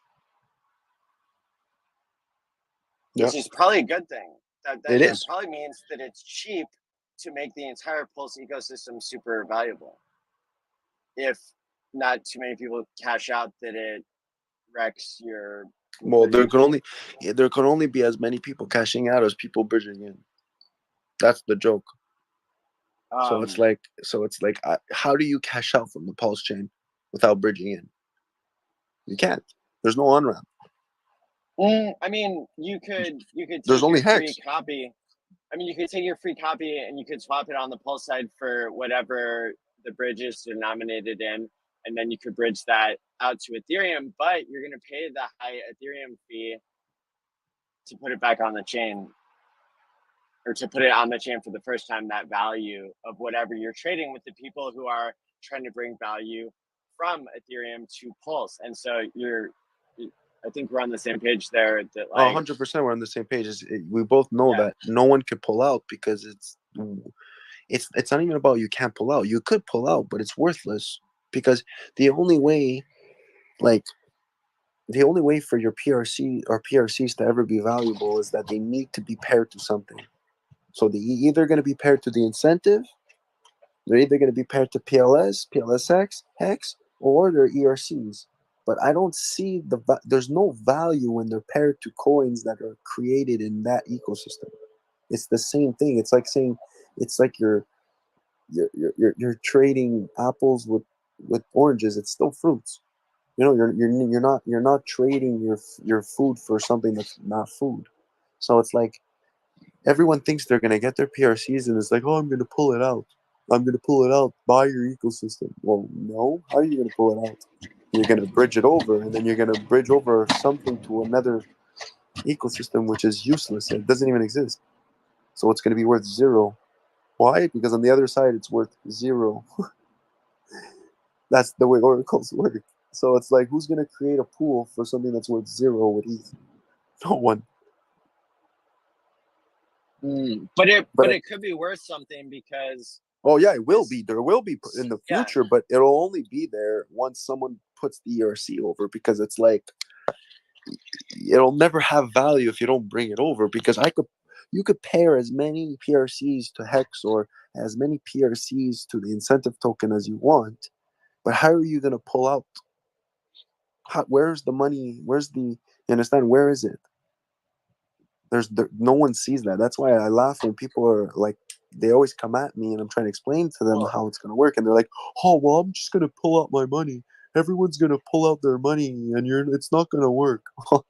No, it doesn't work like that. It will not. That mathematically cannot work like that. It won't work. It won't. That's why I laugh. It's like, okay, one day people are going to bridge in. One day people are going to bridge in. They're going to have to, because they're going to have, anyways, they're going to have to. I mean, if there was a mechanism, if there was a send and receive function between the two chains that went through PLSX, the Uniswap type of thing, or maybe it wouldn't even have to be that. But basically, what I'm saying is, if you could create bridges in the sense that you have liquidity pools between your EHEX and your PHEX pairs, I wonder if that would make sense or not, from like just this. I'm really trying to understand and pick your brain about, like, you know, the liquidity side of things, and like what gives it value is what people are willing to like put out there and say, anybody can take this trade, anybody can take either side. No, but the way you're seeing it is that you're thinking of the value as money. But the thing about crypto is even the stable coins is not money. The stable coins is a value. It has a ratio, so it's a 1-to-1. But the thing is that there always is going to be what you're saying in the ecosystem. The only thing is that where do you relate the dollars to? So the dollars are related to why? Because of the off ramps. Now, what's available from the off ramps? Well, the one thing that's available that everyone uses is ETH. Every native gas token is available on an exchange. So every mainnet has an off ramp. So every mainnet's liquidity was bridged in due to exchanges. Yeah. So that makes me question, like, what if there were, and I'm just brainstorming here, but what if there were pools set up with, and it might be just for one pair, or it might be for every single PRC20, but what if you were pairing with Ethereum, which is backed by dollars, and then you're creating Hart's Law? I guess you'd have to have enough Ethereum or enough USDC to put with those pairs. And maybe that's what the OA is doing, or setting up with the DAI and the USDC. What to do you think is going to create be the incentive token? what it'll be called or what it will incentivize. No, what it's going to be is, you think it's going to be a volatile coin or a stable? I think it'll be a duct taped on shitcoin that people still like because it's a RH coin. And I think that the best use for it will be to reward people who are creating liquidity pools between chains, which I have not really heard people talk about, but it makes sense based on Hart's law. When if you like create two pools and say people can take from either side, but there's an AMM happening, so you're gonna move the price against yourself if you get too greedy in either situation. And you can withstand, but maybe you don't even have to withstand the impermanent loss if you don't care what the prices are, just that there's value transfer.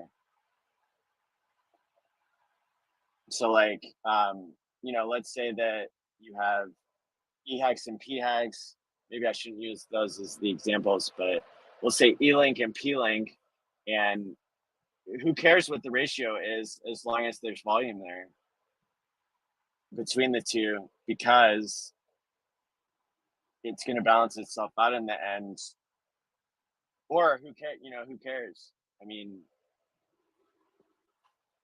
I'm not sure. What do you think? Let's take a step back.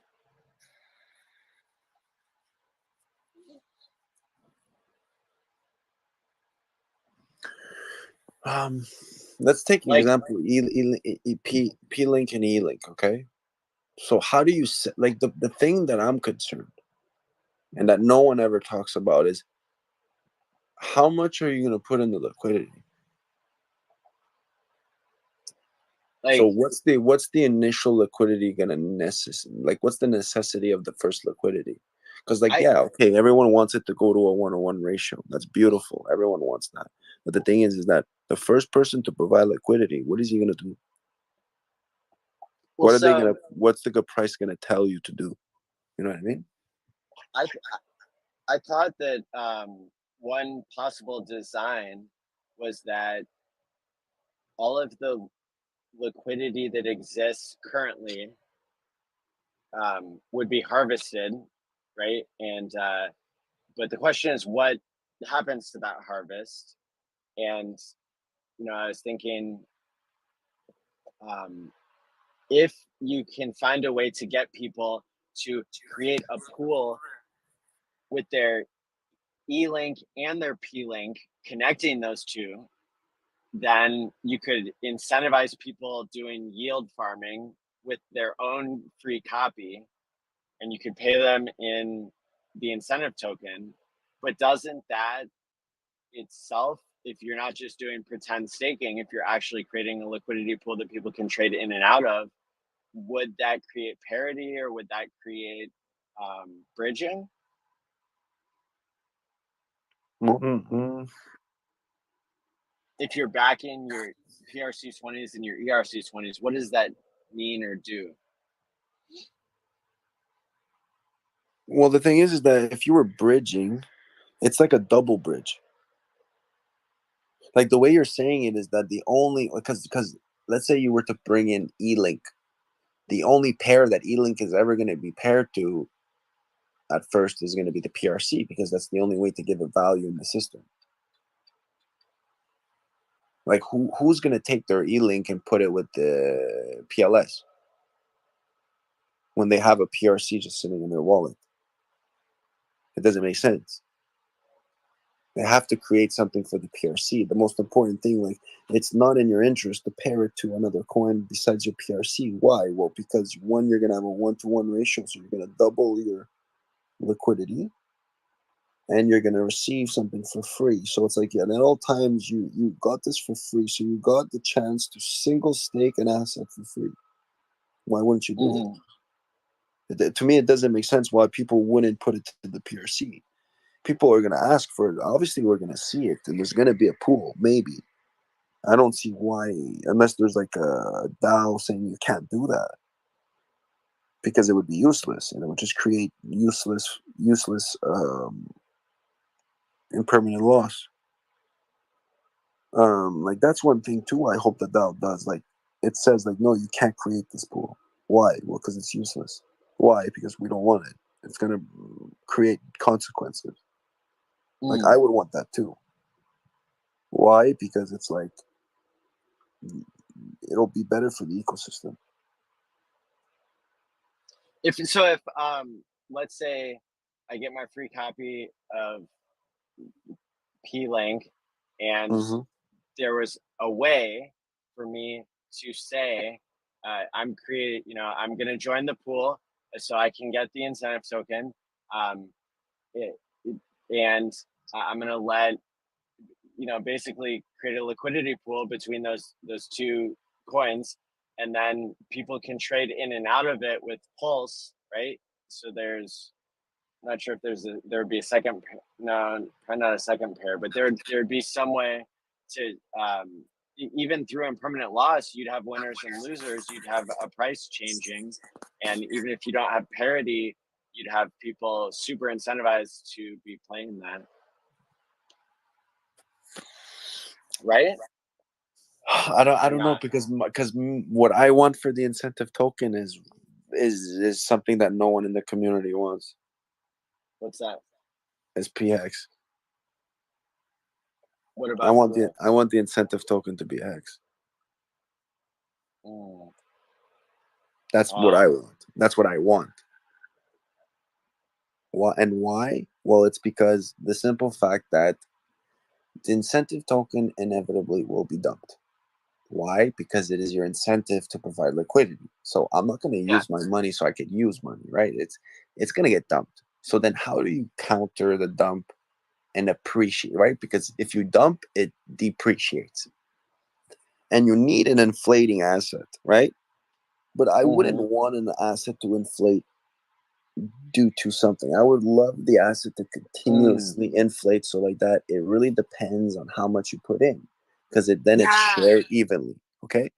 So this is why I want it. But the best thing of why I think the incentive token should be PHEX is because let's say you have 100% of what you receive as the incentive, right? So let's say as an example, I have 100 hex. I get 100 PHEX as my incentive.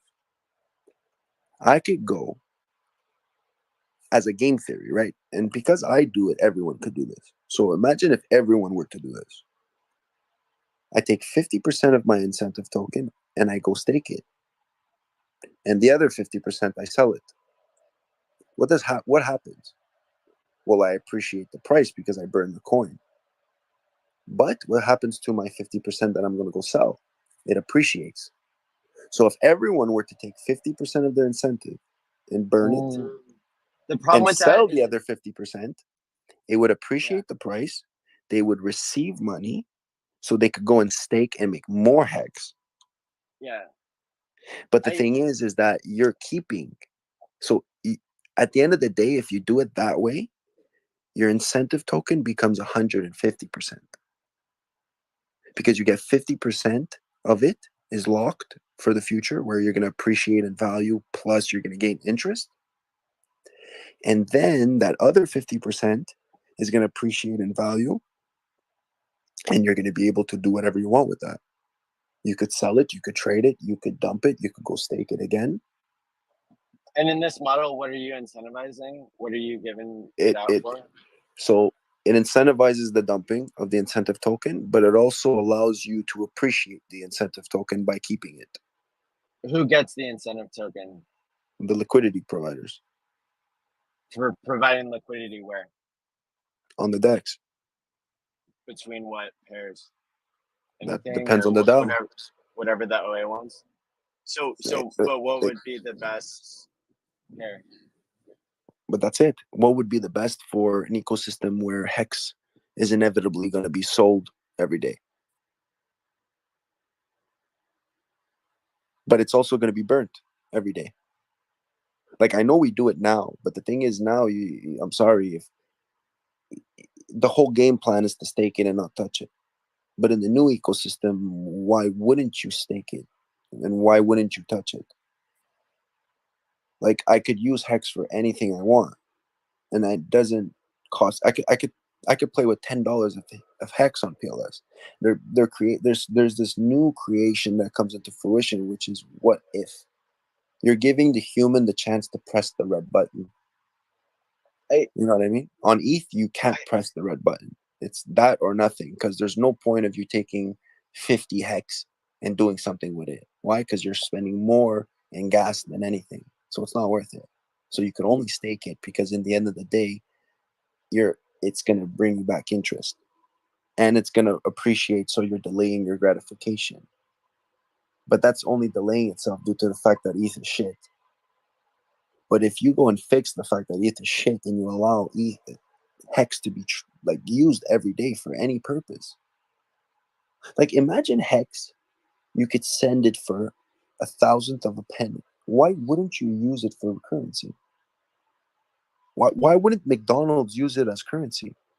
I could tell you for a fact, I worked for a credit card company, and we used to sell the machines. McDonald's pays like maybe 1/10 of a cent per transaction, or 100th of a cent per transaction. Yeah. Why wouldn't McDonald's take 1,000th of a cent for their transactions? It wouldn't make sense. I think because it would wreck their own like liquidity, because it's wrecking the currency that they're backed by, like in the stock market. But I think the reason why companies don't take crypto, I think the reason why the only reason why I think it's not going to happen is because stable coins will not work unless the government rules it. And the only way I want to ask you more about the actual design before we get off into like the real world. Yeah. So when it comes to what you're saying about PHEX being the incentive token, I think that's super creative, and there may be a lot of advantages to it. But it won't happen. I think dude, if somebody comes up with really good game theory, it can still be implemented. What I'm saying though is that it would mess with the game theory a little bit of the OA really being able to control equally on both sides the the supply of HEX, and keeping it scarce and keeping it as a store of value. But here's something, would you be willing to consider another idea? Yeah. So like, what if the incentive token, we could even say whether it's PHEX or whether it's just a new coin that is yet to be named. What if it was only paid to people who bridge in value from Ethereum in?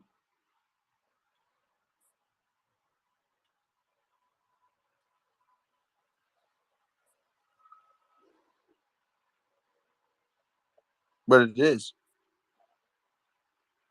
It like that I don't understand, because it's only given to people who bridge in their value. Like there's two ways of bridging it in: sacrificing it or bridging it. It's the only way someone will ever stake or provide liquidity.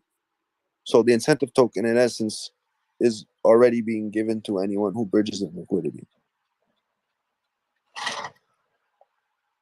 That's how I see it. Like I see it like there's no way someone in the world will ever gain this incentive token without putting money in. Well, sorry, actually, I take that back. You could faucet those free coins and then end up doing something with them. But at the end of the day, you're still using electricity and you're still using your time. So it's like you have to bridge in, and you have to come in the ecosystem some way or another in order to get that. So we are giving the incentive to anyone who bridges in liquidity. The only thing about crypto, which I love, is the fauceting aspect of it, which is free, right? And that's not really bridging it. That's like you're getting it for free. So you could literally like most of my I'm not gonna lie, most of my crypto wealth is from fauceting. So because like yeah, I think that, so like impermanent loss, I mean, it's most yield farming is a scam, right? Because you're just waiting for the incentive to dry up, or you're waiting Well, it's not a for scam. It's just the last impermanent the loss. way they It's are risky. scams. They are scams. It's very risky because the way it works is first come, first served, and the last one doesn't eat. That's how it works. That DeFi's are not. It's if you were in DeFi, if you started from DeFi from day one until today, it's impossible you've been in the same DeFi. It's impossible. It's literally impossible that someone's been using the same DeFi. I think the only DeFi and they're probably losing is Cake. That's the only one that since the beginning I know that would have been profitable for someone to come in midway.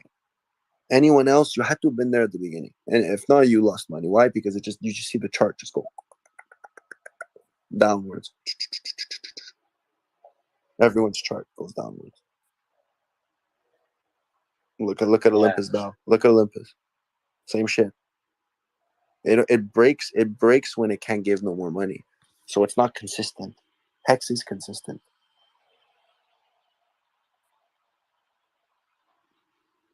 Why? Because it doesn't try. Why? Because it's at one point you're gonna have a 4% interest rate. That's how it works. Now we're lucky that we have 4%. We're very lucky.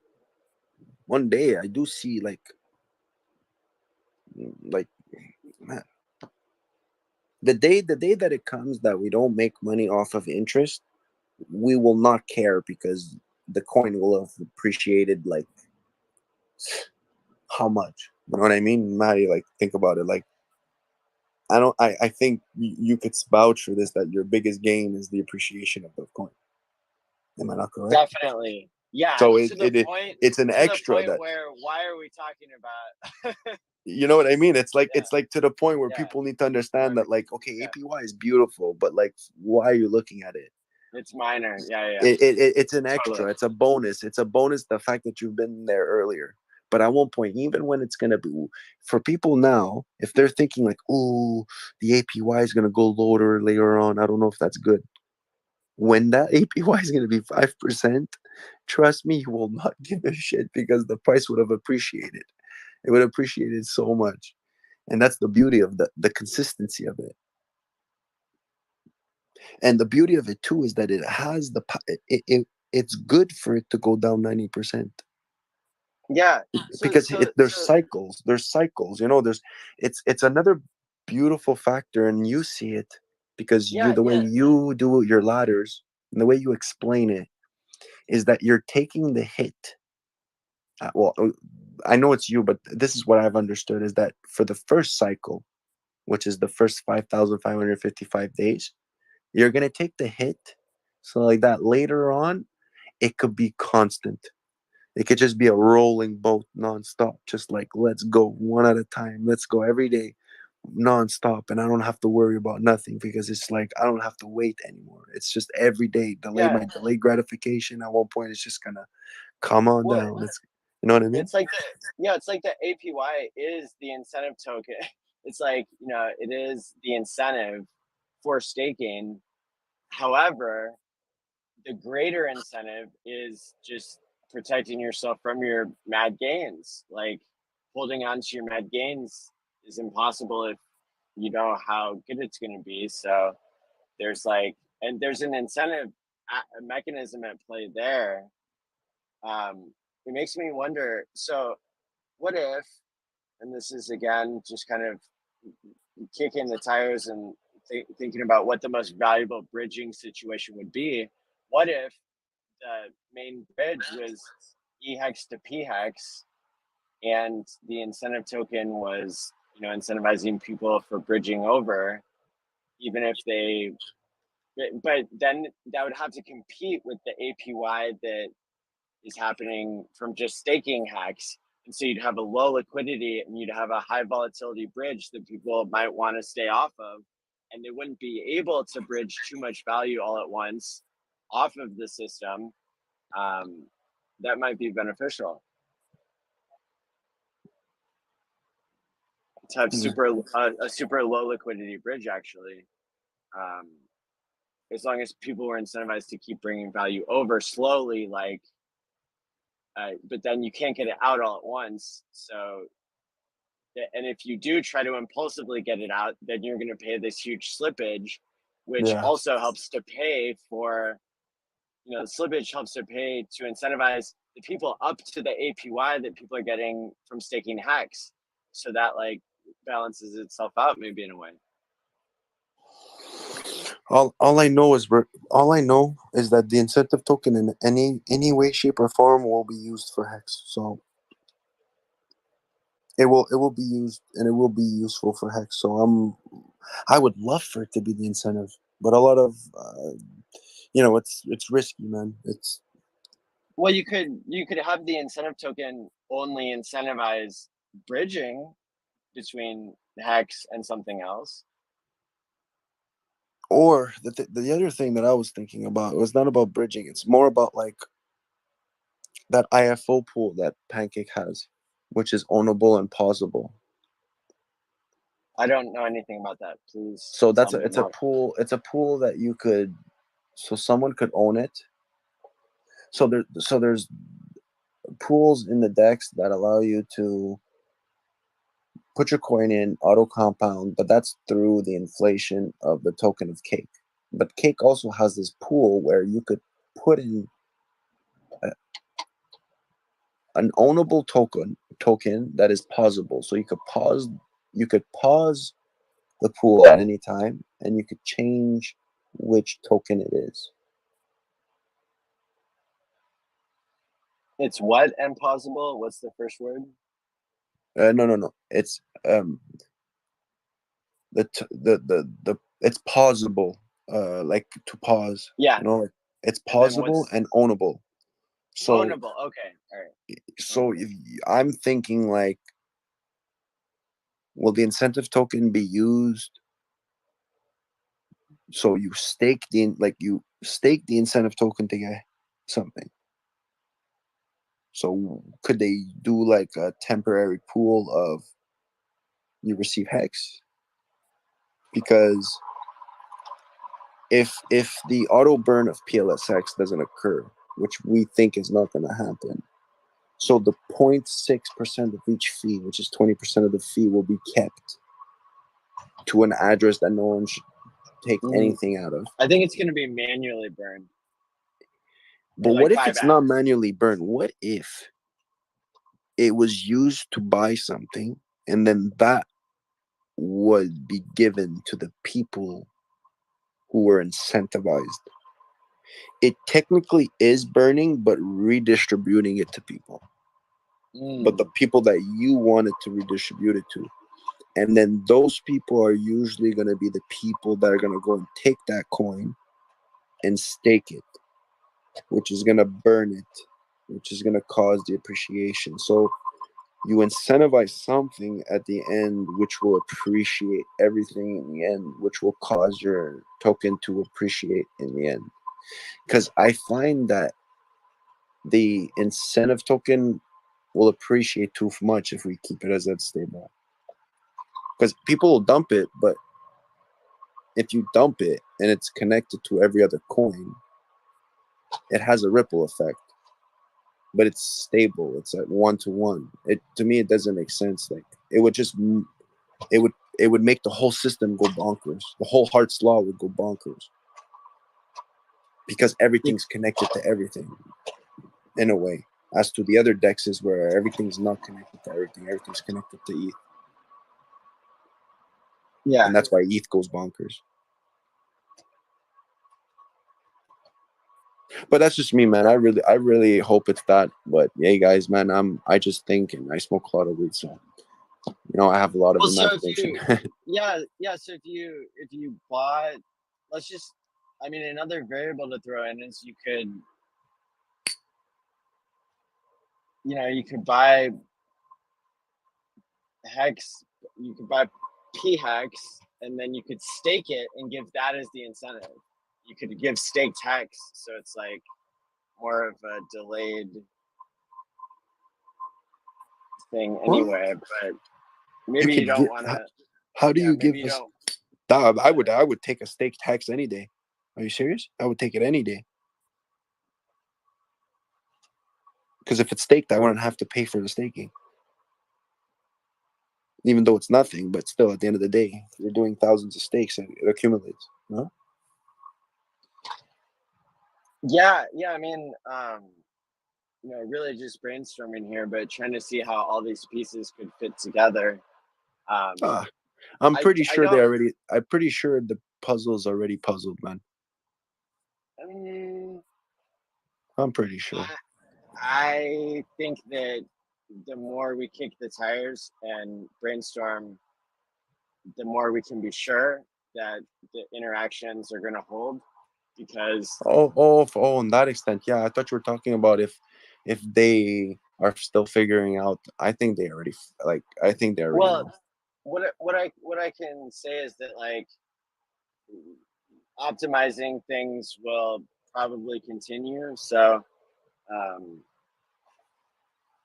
think the incentive token isn't 100% worked out what it'll incentivize, because it's going to be up to the DAO. And so I'm kind of already thinking past the launch as to what would be the best strategy for the OA to do when it comes to spending the incentive token wisely, to incentivize the right behavior. What is the ideal behavior given our understanding of Hart's Law and our new ecosystem that's been created? I would say bridging in value from somewhere else to support, the ecosystem. But then how do you incentivize somebody bridging value in? Because every time somebody bridges value in, they're bridging value out as well, right? Every buy is a sell. Every sell is a buy. Hey, Maddie, have Yes. you heard my pitch for the incentive token? Please tell me.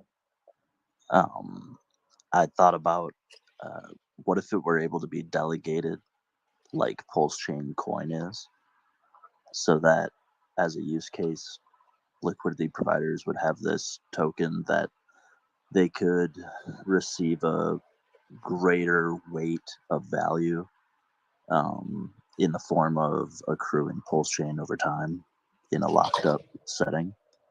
And the Pulse Chain that they're accruing by delegating their incentive token isn't accessible until the completion of their commitment. And then it creates, at least like there's that use case, because you still have your incentive token at the end of your stake. Same with HEX, right? But your yield is in the form of Pulse Chain. And then that also keeps the capital within the system rather than having it just bridged back out, because there's the delayed gratification component as you wait for your Pulse Chain yield to accrue. How would you have the funds to pay for buying Pulse? What do you mean? Like, so you're saying that the incentive token would buy Pulse to give that as a reward, but have it time locked? No, it would earn it in the delegation profit sharing pools with the validator nodes. So But who would pay for that? It would be the proportional profit sharing. So the same way that you'd be delegating your Pulse Chain coins, then whatever weight of the profit sharing you have, the incentive token is like add on to that.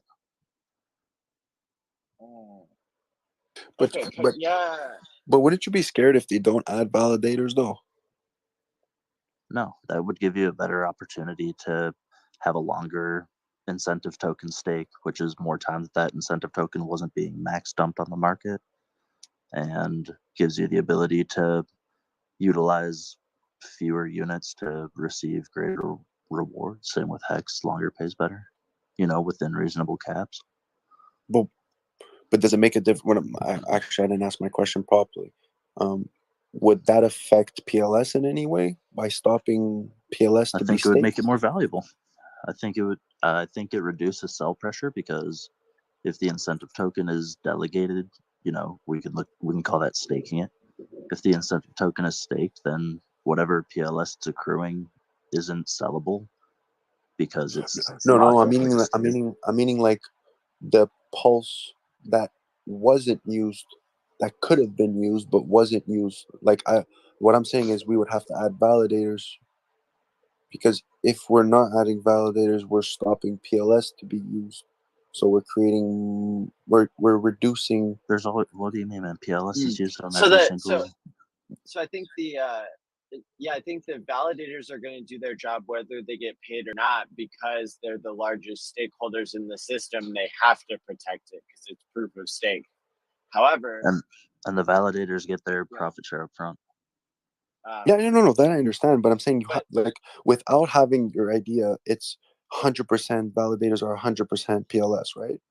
And if you don't add validators, well, let's say then it becomes 90% PLS and 10% incentive token. That 10% that you took out, that you replaced with the incentive token, aren't you scared that that 10% is put on the market and that has a chance of that being sold, which will cause the price of PLS Bro, to go up? you mean like the 100% of the PLS that can be sold every 24 hours? No. I mean, like, you have to provide PLS for like when you delegate, right? You have to. Yeah, to get paid in what, PLS? And then what do you do with that? You just never utilize it ever. You don't have to utilize it if you get it through the incentive token, and you still have incentive token left over. But the PLS that you earn by staking up the incentive token in this hypothetical, you don't have access to immediately. No. I'm not talking about what you receive as a reward. I'm talking about what, like let's say I want to become a validator, so I put my money in the pool, right? So I put, like, as an example, I put my $1,000 in a validating pool, right? Well, that means that for now, the way it's working now is that there's 100% of tokens that are used to validate, right? That you need to provide to be in the validator pool. Right now, 100% of it is PLS. I'm saying, aren't you? What would happen if we reduce that 100% to 90, and we replace it with, and we put in, like you say, the PLSX, right? So you allow people to use their PLSX. Wouldn't that reduce? No, you don't. No. You don't let them use the PLSX. You let them use the incentive token. Oh, sorry. Yeah. You lose the incentive token, but that removes that PLS that could have been used, and now that PLS could be sold. It's not like there's a cap. Oh, you can add as much as you want. It doesn't cap. What, like, what's the cap for how much PLS can be delegated? To each node. Is there a cap to how much PLS we can delegate to each node? I don't know. Is there? That's why I'm asking. I don't know. I've never been told of one. And even if there is, you just move the decimal point on the incentive token and ratchet up the math on the bonus for the time. The whole point is just to have reduction of sale pressure. So, and then it has a lot of mutual benefits, because like, you keep bringing up the HEX idea, but HEX, operates in its own well, I world. didn't know that. I didn't know that validators couldn't be maxed out. If they can't be maxed out, then it changes everything. Well, that changes everything. What up, Maddie? I was still thinking. Sorry. No, yeah, that's interesting. Wow, Orca, that changes everything. Holy shit! So you could put as much incentive token as there is PLS in the validators. You might even compete, man. You might even have whales buy an incentive token if it was the economically incentivized price for getting their best rewards. Who knows? Who knows what the needs of the why do you system buy are? incentive token? It would presumably be far less expensive than Pulse Chain, because it's inflationary, and it is going to be dumped to a certain extent by liquidity providers. But the proportion that isn't dumped can be staked for Pulse Chain, and the longer you delay your gratification, the more powerful the weight of that time commitment becomes in terms of the Pulse Chain reward. So I'm like I love this, but I'm not sure how incentivizing it would be to have such a distal reward. I mean, that's a fair point. I think it's just something that, like, scales with the system. So if you're going to have an incentive token that only needs to survive for like a couple of weeks, then I think you're probably I mean, we just had Kareem in here talking for hours about the plans to bring over liquidity that makes sense to support the assets that they He doesn't know what you he's know. talking about. Like legit, I can 100% That's fair. That's fair. vouch. But But I he think a brings lot of awesome people, energy, and you know, yeah, I think what you guys are saying makes way more sense. fair enough. I Um, think there's enough people that have like their best here, interest in mind that'll help with initial liquidity for at least a couple of coins that I can think of, tokens.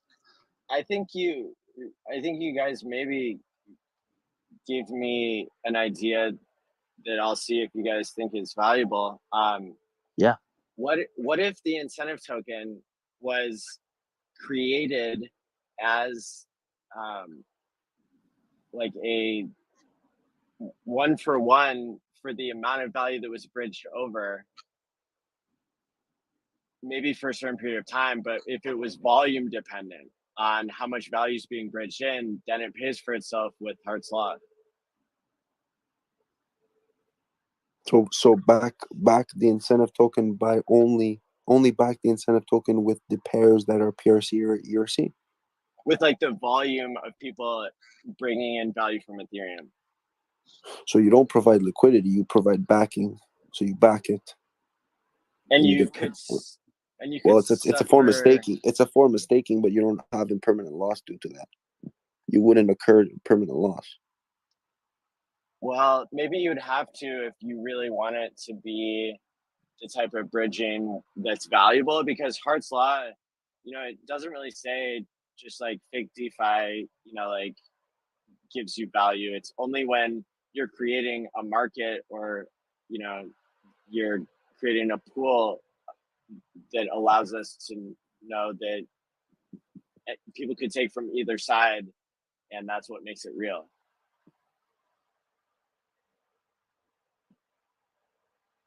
But you could create a pool to like the incentive token and the PRC. So if you provide the ERC and the PRC, well, it would guarantee that you won't dump. But it's only volume being bridged in from Ethereum that gets the incentive token, as you know, but it's only created kind of as a way to reward and measure the thing that actually brings in the value. And so you're paying for value to be brought in with something that is incentivized because, well, but then, yeah, I think that like, yeah, you're incentivizing bridging over. So if you you're telling people bring over your money, put it here, keep it, back it, and you'll receive this. And then that becomes valuable because it's a measure of exactly how much value has been brought in. Exactly, and how much has been saved. But I'm not sure. Yeah, I guess you would buy it because it's only as scarce as the value that's coming in. Maybe. But then, maybe there'd have to be a time component.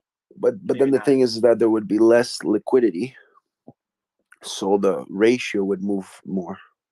Because the more you have in liquidity, the less the ratio moves. That could be, you know, it could be a good thing to have low liquidity, because then it discourages people from really using the bridge that much, which is actually important to like have people bridge over value so they can get the incentive token, but then they leave it there because why would you want to go back and forth when the volatility is so high, because it's a thin pair.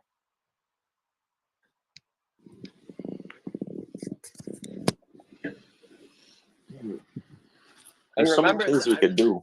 There's so many things. It's just what's the best. Yeah, and I mean the OA, you know, could try multiple things, or you know, run different simulations on the testnet.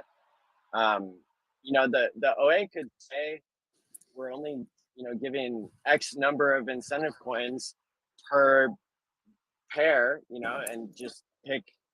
You know, we're doing E-Link this week. You know, it could be that, you know, inconsistent or variable, right? Or it could be something that's super constant. But I think if you're incentivizing bridging value in, if there's some way to isolate that, then it pays for itself. Like Hex does, it pays for creating the coins, increasing the scarcity of the coins by using the incentive of APY.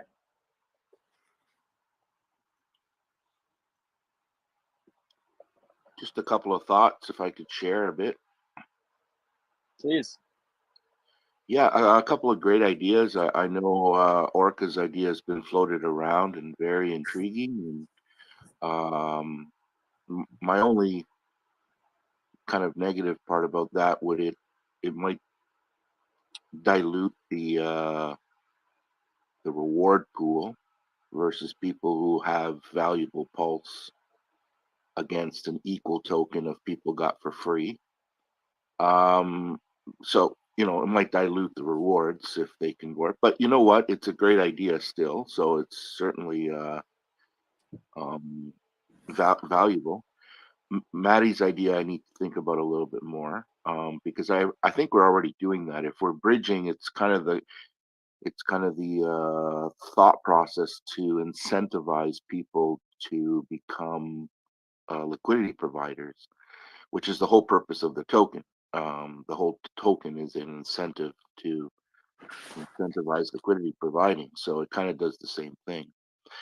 I was thinking more along simplicity instead of complex because all of these things that we're doing add quite a bit of time and resources for design and complexity, which I'm not sure if that has value. But my idea was, if I could just finish my thought. Sure, of course. My idea was more simpler in that what if we just made the incentive token a set of people who would receive priority in the future for any potential airdrop. In other words, they either get the airdrop or become first in line with whatever bonus an airdrop would be. That's a cool idea. That way it's very simple. People don't become burnt about, like, get bent out of shape if they impinge on some other aspect of the game. And this way it's just become a potential. It's like a potential reward where people will say, hey, if I dump it, I'm going to miss out on a potential reward. And it could incentivize people from dumping it as easily as what they would normally do.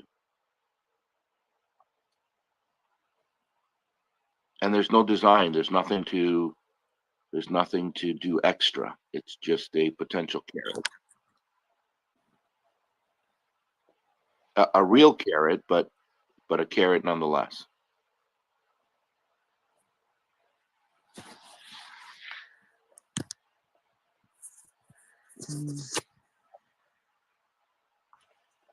All of these great ideas are like swirling around in my head.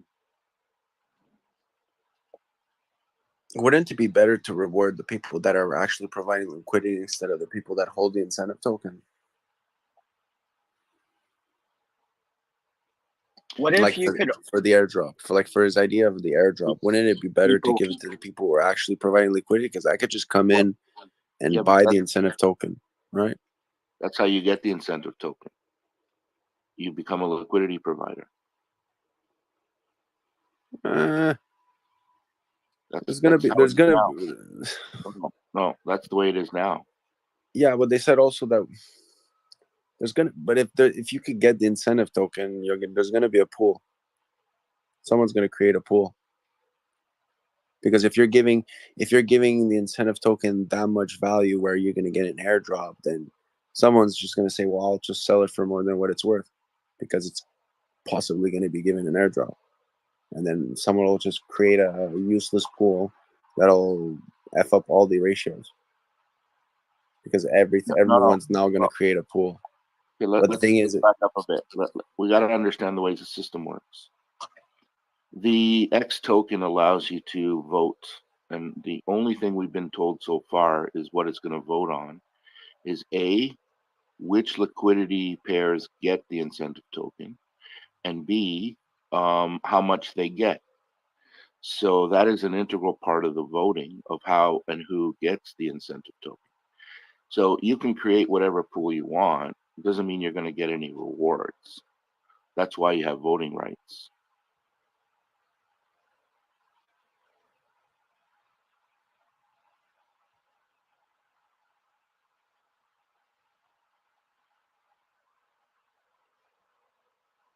Okay, but what stops me from making a pool with the incentive? You can make whatever pool you like. It doesn't stop you from anything. It doesn't mean you're going to get any incentive rewards, unless the people who have PulseX tokens vote on it.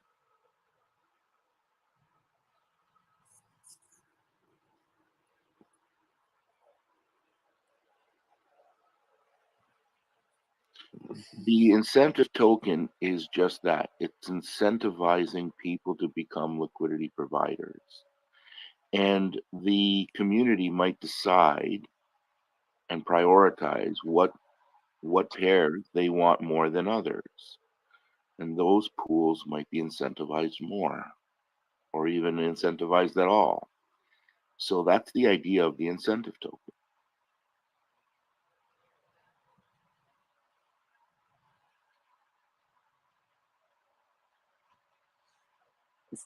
So for the airdrop model, where would the value of the airdrop come from?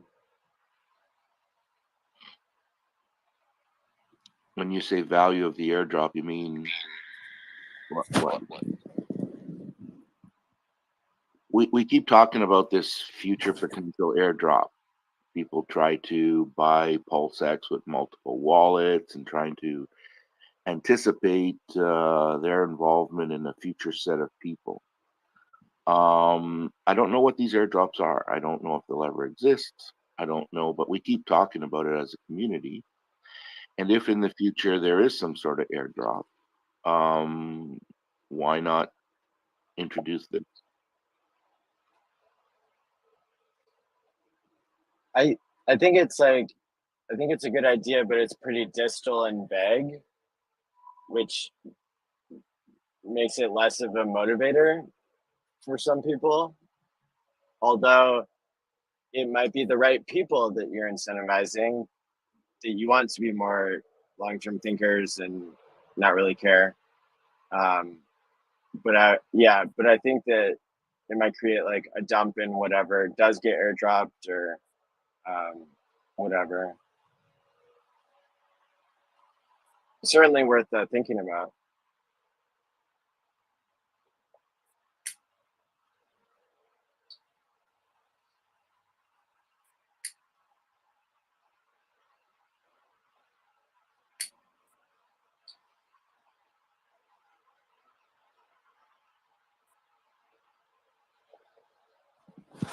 But your idea of the airdrop would work because Cake does have a pool that technically does that, which is an ownable and pausable pool. So they could create a pool where you put the incentive token and you receive an airdrop or X token. I definitely see that happening. That would make sense. Just like how Cake works.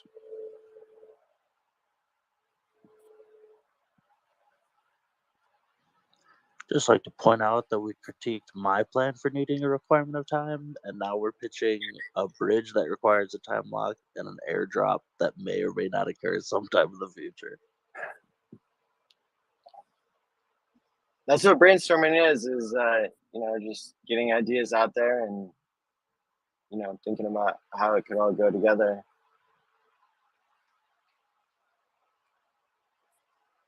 What are your thoughts? Tell me more about the time lock. I don't know.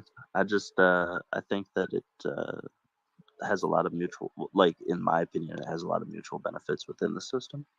But there's still kinks to work out, like what's the gas fee to delegate and undelegate incentive token? So there's Dr. D. Raj is in the house. So there's a lot of like small math that could become really needlessly complicated and time consuming. So like probably not an effect. Like I kind of like Crypto Goose's idea because it doesn't require any coding, right? It's like the magic is just in the narrative. It's just like, yeah, value in the future. Don't have to code that in. So like that's a really slick way to present information this late, this late in the game.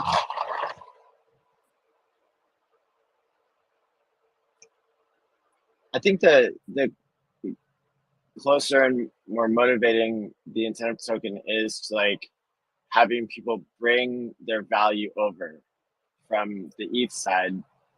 That's probably a critical component, right? Yeah, I think so. I think that's where a lot of like initial liquidity desire is, probably those pools. So what if it was just kind of like how HEX was launched, where the incentive token is just like the only thing you can pay for, the only thing you can put in for the incentive token is ETH? As a pair, you're saying? No, like as it like if you send the OA ETH, then it will send you the incentive token. That's the only way to get it, is to put ETH in there in the system, and it's gone. It's you don't own it anymore, and it can be used for whatever. That'd be a hard sell to me. Why? Because isn't that how you're creating bonding between Pulse and ETH? Is by getting all the ETH. So you said this earlier. Why do you want bonding between the price of Pulse and the price of ETH? Do you believe that creates price parity of all the PRC20s? Is that the game plan? Yeah, I mean it. But then don't you have the issue where if Bitcoin dumps, Pulse dumps?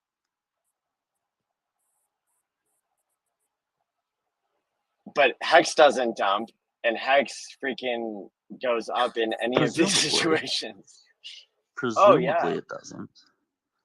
Well, because you could have its main liquidity with something more stable than whatever you're dealing with, and that's how you could ensure. We still have a significant enough Ethereum liquidity pairing. It's like, how do we know that these people won't? That's on the ETH side. Yeah, but what if they bridge in? What if they bridge in Ethereum and pair it up with PHEX? And bridge in Ethereum and pair it up with what? With HEX on the Pulse chain. With anything, it would still be reflexive if you have your Ethereum and Pulse chain. Then somebody would have to add more of something more stable than ETH as a competing pair. So like so your preferred pairing for Pulse chain is Ethereum as opposed to like a stable or like a mix of stables? Well, just like with the incentive token, you just like you want to bring value over, right? You want people to send some value, and how do you what is it you're competing with, and you want to get you want to I don't know, maybe it's the wrong direction or something, but I don't know. I just always want to like avoid being connected to the other assets. Yeah. Hi, this is Dheeraj here again. Nice to meet Matty again online. But see, here I have like some sort of experience regarding incentive tokens, and just let me put in my 2 cents here. The main incentive purpose of the incentive token is to make sure that the liquidity providers migrate from other dexes, mainly Uniswap and SushiSwap, to PulseX. why? Because one thing is, uh, yeah, on Uniswap you are not getting anything extra for providing liquidity. On Sushi Swap, it's you do get, I think, some amount of sushi for providing liquidity, but uh, the price performance is not very good. So we have a new token which you will get, and if it is starting from zero, it is always going to be profitable. So that was one thing. And in general, on dexes, having an incentive token for liquidity provider also does one more thing, is to negate the impermanent loss. The logic behind it is that uh, if, if you want to kind of balance your portfolio while you are a liquidity provider, you if you remove the liquidity to balance it, then you are converting your impermanent loss into a permanent loss. That is, you are realizing your losses. So in lieu to that, you can trade the incentive token and balance the uh, your portfolio accordingly. That These are some of the things you can do. And Raj, for doctor, yeah, bro, where you been, man? We know this. We were just talking. Do you have a game theory to make the incentive? Like everyone just keeps saying this phrase. The incentive token will reduce the impermanent loss. The incentive token's value will provide this opportunity. It's like, okay, show me the value. Like, do you have a actually, reason that the incentive token has any actual value other than you just keep saying it has one? uh, now if we really go to in deep philosophy, like does anything even have value, or what? Bro, get out of Like, my face, right? Raj. Yeah, but see, the thing is, uh, that's the only, like, it's like advertising a Coke can. It's sugar. Sorry, not Dude, let's sugar make it free. what it is. Let's make it what it Yeah, is. It's there. a token that right now doesn't have a name, and in my opinion doesn't have a value. And I just want to Yes. hear where the value comes from. So one thing, its value is going to be, you will be able to, you will be, if you are providing liquidity for any of the pools, Yeah. uh, you will be receiving it for free, and then Okay. you can use that to add, How? use it to be a liquidity provider for that token and earn more of that What? token. Walk me through that Who- part. What does that Who's So buying it? so so let's say I am providing liquidity for HEX Pulse pair, just an example. mean? Mm-hmm. So from HEX and Pulse pair, I get the incentive token. Um, so so I add that, create another pool for incentive token and Pulse. So add. But I think Orca's question is, where are you getting the value for your incentive? I am providing it myself, right? By creating the pool, or whoever creates No, the pool, I don't think so. No, kind of. because somebody has to buy it, right? Somebody has to buy it for people to cash out and make up for their impermanent loss or whatever they're doing. There has to be a buyer of the incentive token. Is that what we're agreeing on or not? So yeah, but Why does for there need to be a buyer? for Why does for someone have to buy the incentive token? You could have the incentive token backed, and then you're giving it as a reward. Why does someone have to buy the incentive token for you to get it? Because otherwise it's not incentivizing to people because they can't cash it out, or it doesn't But that's a add value to them. So, but originally, what's the first thing? So we're buying the incentive token. So the only reason to buy it would be to arbitrage between pairs. Like if you basically arbitraging between pairs. Forget I said that. Just because it has a ticker symbol and you can trade it, and its number will go up if you buy it. People will buy it, and those people who get it for free. Okay, let's just take a will buy pause. Let's just pause, because that's the prime example of what I'm hearing every day, all day. People will buy yes, it. The number goes up yes. because people will buy it. Just time out, D-Raj. We're going to address this, because otherwise my brain is going to melt out of my ears. The number will go up because people will buy it. So then we can also agree that the number would go down if people sell it, right? And right now, the only utility that sentence has for me is that it can be sold if it has a value. So why would I continue to buy into this thing that is coming into greater supply and just being sold constantly? That's what I mean. I have an answer.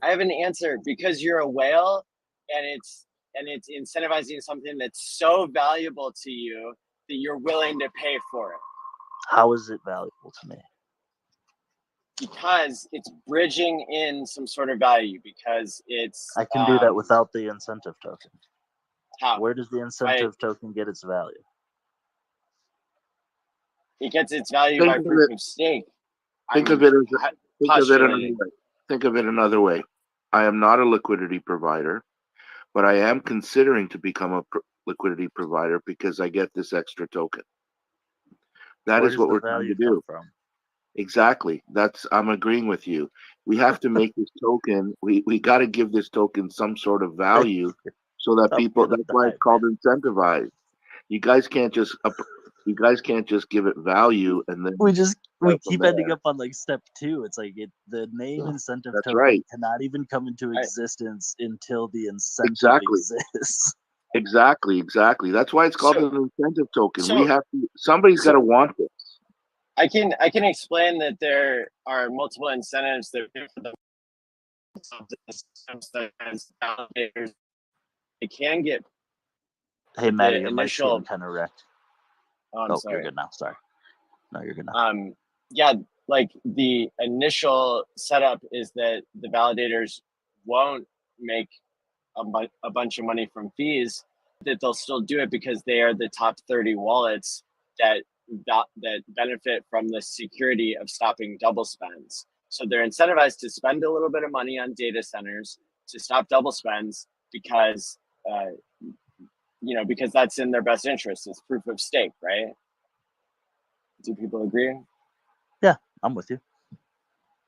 And so if there's something valuable, it could be paid for by whales if the incentives are right. And what I'm saying is literally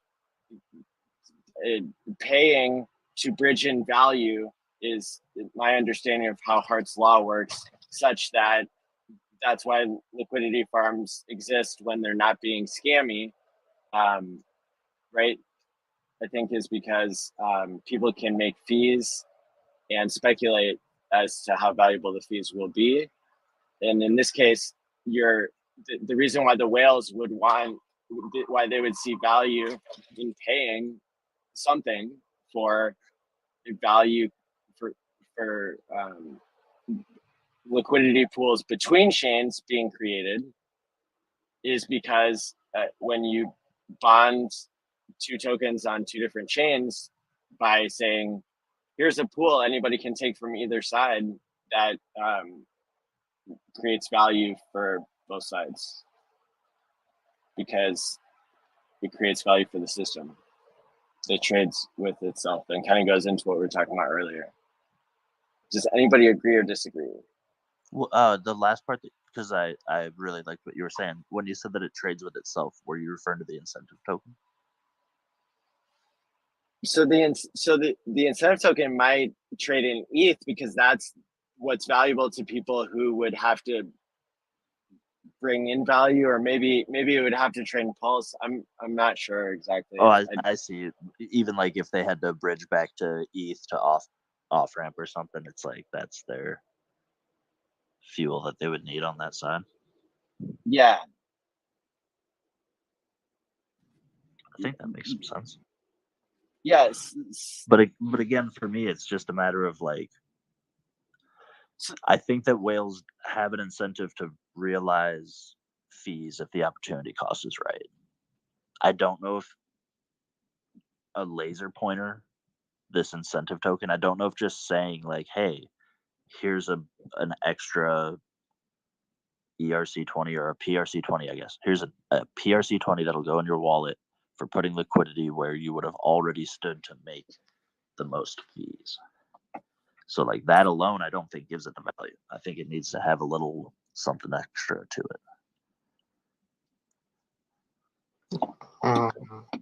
So what you're saying is meme tokens don't have value, but I'm just saying that I think that it's an inferior design to what's out there. There's got to be a better solution than like. It could go to zero and stay there. It's a redundancy measure. Yeah, but see, it's basically the people who will get it for free. How much are they willing to sell?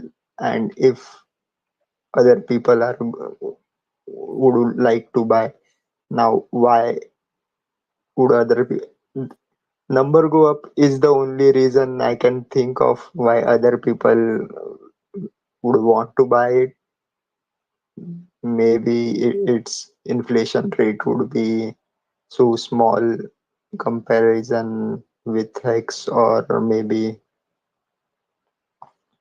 other tokens. It may seem elusive enough, but other than that, whole cryptocurrency space is like that. Like if it had a happening every 4 years or something. It can, and of course there will be a DAO that will decide how much the emission rates will be. So people with PulseX will vote for whether they want to increase or decrease the rate of distribution of the token. And did you see? I guess the OA will decide it now that I see that there's $48 billion in the PulseX sacrifice. My theory is that it's just the OA has just kept that veto right just to prevent nefarious actors from like hijacking one of the pools for us, so maybe. But like it may finally decide, but I don't think it will actively take part in the DAO, except for making sure that the major pools, which are like PulseX, HEX, EHEX, these things get included in the incentive tokens. Other than that, don't think it will actively take part in the DAO.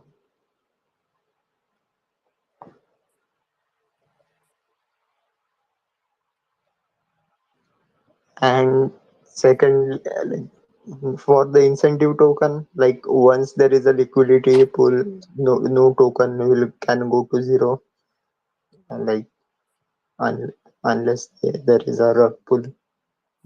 Yeah, it can go very close to zero, but not zero. And if you see see there is incentive, or you can like what do you call compound your tokens. Like if you have some pulse staked and you are providing liquidity, you will get pulse and the incentive token, so you can keep adding and getting more incentive token, and you can kind of that way compound your the compound the number on your uh, inside your wallet of the tokens. By the way, I had a suggestion for the name of the token. I wanted to call it the carrot token, ticker symbol CRT. And I have reasons for doing it. Like one, it is the incentive token or the proverbial carrot. Second, carrot has its own emoji, and so it sounds cool. maybe Totally. maybe I love it. That is the best name. And I've already researched this. There are like 4 to 5 different ways to spell carrot. Of course, the proverbial carrot is the most common. Yeah, p carrot, proverbial carrot, and yeah, and you will be by providing liquidity, you will be farming carrots. So that also kind of plays in.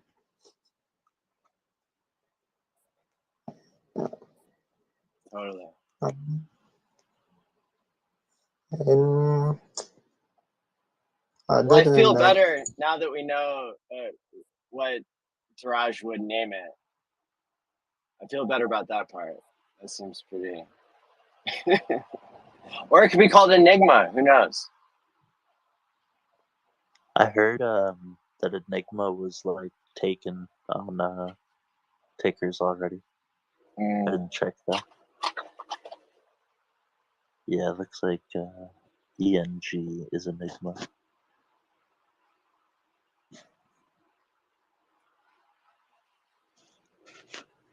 Well, if the incentive token is going to be called carrot, we know what all the sweet tooth lovers are going to go for. The carrot cake. Cool. You guys are so lame. I had to. I'm sorry. I had to. Thank you. Needed that. So the incentive token is kind of super fluffy, right? Because there's already an incentive built into PulseX, right? Part of the fee goes to incentivizing liquidity anyway. Is that right? I think part of the fee goes to buying up the liquidity of PulseX itself, doesn't it? I thought it was both. Is it both? What's the percentage that goes to incentivizing liquidity?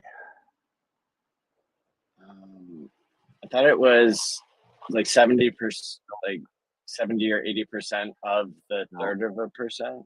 No, 21%. 21% goes to the buy and burn. I think it's about 76% goes to the actual liquidity provider as a fee. That's what they get. That's what they collect.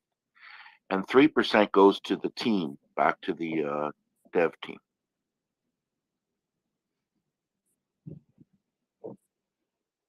And so it's still able to be deflationary because I think it's 1% because he said it's 0.21.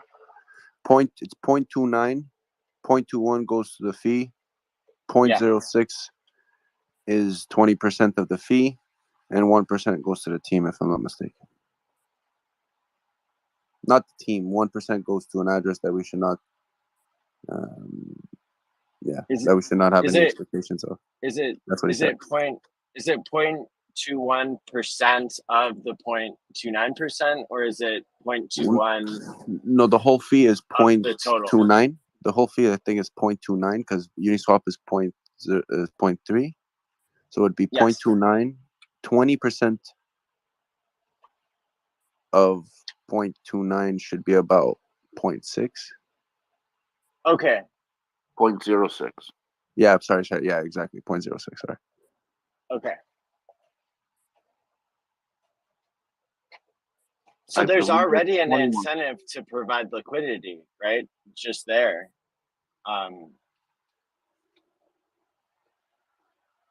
Yeah, the But incentive is fees. The main incentive is the fees. That's why people yeah. provide liquidity. That didn't go away. That's the prime reason why people provide liquidity. Yeah, so that's for by providing liquidity on Uniswap, you are not getting anything extra. So uh, here you are being given this free token, valueless token. So you can even you get an extra ticker in your wallet. That's the only thing that it does. Makes you feel good or better than providing liquidity on an exchange where you won't get anything extra other than the fees. So yeah, that's my thought. Okay, cool. Yeah, so that's just like a meme bonus. Yeah, you can say that.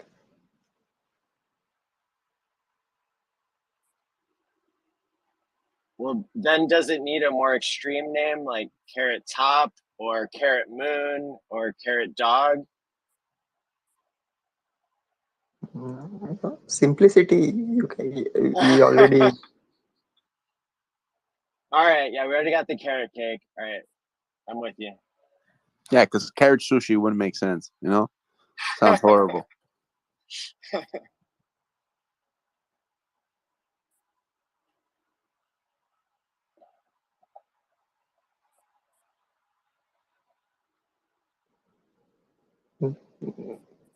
I guess everybody there is kind of sleepy.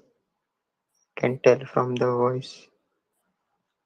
Should I be I'm not doing tired this? at all. Maybe. No, I can. You may not feel it, but maybe. I was kidding. I've been driving for 17 hours straight. And like the last 8 or 9 or 10, I don't even know how long I've been on here. Like, You're gonna go to bed, Maddie, and your foot is still gonna press the pedal. I'm telling you. I drove for 22 hours once. I went to bed, and I was in bed, and my foot was still pressing the pedal. It was oh my hilarious. God. I'm telling you, it's fucking. It becomes at one point you're just driving, and you're like, "Am I still driving? Like, how am I still doing this?" It's awful.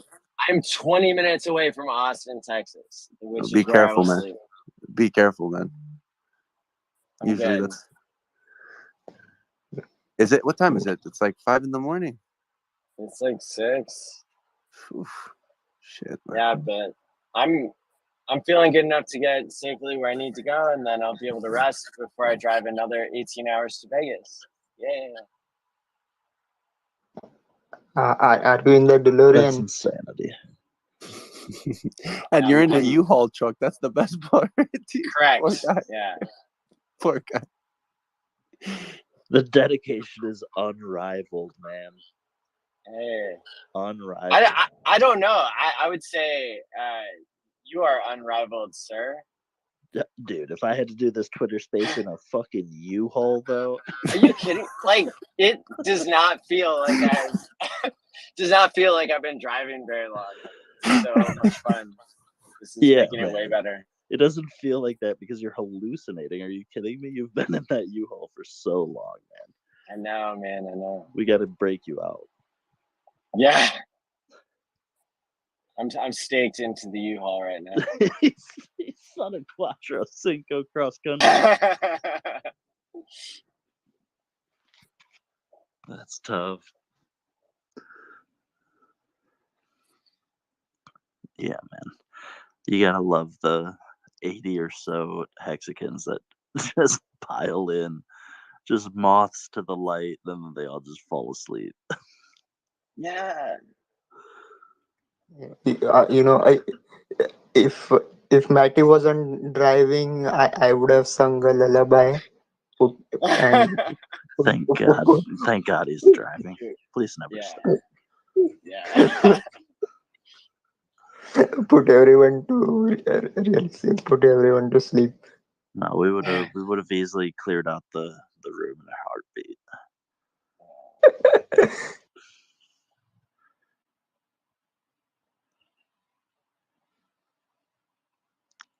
I'm getting excited for the debate. Day away, day and a half away. Yeah. I just can't wait to hear how Peter is not gonna have anything to say. We'll He's see, gonna man. everything he's gonna say is gonna have nothing to do with hex. That's what's gonna be funny. He's gonna be like, yeah, but crypto does this, and then Rich is gonna be like, yeah, I agree with you. Those are fucking shit coins, and we don't do that. It's gonna be awesome to see. I can't wait. It'll be interesting to see how much Peter Schiff looks into hex. Exactly. That's what I was about to say. Is like, how much does he actually know about hex? Because no one in the world really knows about hex besides us. Because he even specified in his tweet, like, primarily Bitcoin. So it's like, that was even a little telling, where it's like, I think Richard's probably pretty comfortable talking about gold, Bitcoin, and hex. And it seems like maybe Peter Schiff is really comfortable talking about gold and probably feels he can fend off the wolves talking about Bitcoin. And then it'll be interesting to see where hex falls in that spectrum. Well, I think in a more general sense, gold bugs and crypto guys tend to have quite a bit of commonalities in terms of their thoughts on the dollar and fiat currency, and I'm hoping the debate is a positive one in that they establish some fundamental areas of agreement and then build on it as to what is a better form of money. Is it crypto? Is it gold? And the advantages and disadvantages of both. If they start getting into an entertainment thing, then I don't think it's going to be very useful, at least for us. Peter Schiff has a massive audience. I think this is a massive opportunity for us to not only reach eyeballs, but gain legitimacy in spaces that we didn't have legitimacy. And I'm hoping the debate is in that vein. I agree. That's what I'm most excited about, is this opportunity for the exposure. And with two guys that are really brilliant, it's an opportunity to put so much positive content and quality content out there that it would become a force to be reckoned with. You wouldn't be able to gatekeep as easily when so many people are benefiting from the knowledge exchange between these two people. So I guess that's a good point to, even though it's 6 a.m. here, to Shill, if you would like to watch the debate, Richard Hart and Peter Schiff, go up to the tweet at the top of the Twitter space. It's the second pinned tweet. It's by Richard Hart, and it has a link to the debate. And you can sign up with a throwaway email if you want. But if we give data that shows that a lot of people requested to get the live stream feed, then we can use that data to help gain opportunities like this moving forward with additional speakers. Shows that the people are interested.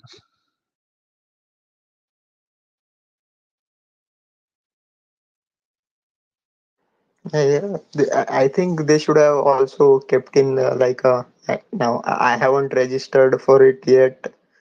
I will do it just prior to the. Go do it right now, man. What are you doing that's so important that you can't register? It's an email, bro. It doesn't even have to be like the one that you actually read. Yeah, but I'm just about to do it. Do they have like a? They should have had an opinion poll, like who will win on, or whether whom are you rooting for, kind of thing. Like, Oh yeah, so I bet that wouldn't get savage at all, man. Like they people at least the organizers could have known from where the traffic was directed, whether it was from Peter or from Richard, kind of thing. Well, I think the link itself will track. Like, I think that link is specific to Richard. So, Oh, are like, you talking about kind of Intelligence Squared, how they kind of poll the audience before the debate starts, and then they get the delta? Oh, go ahead.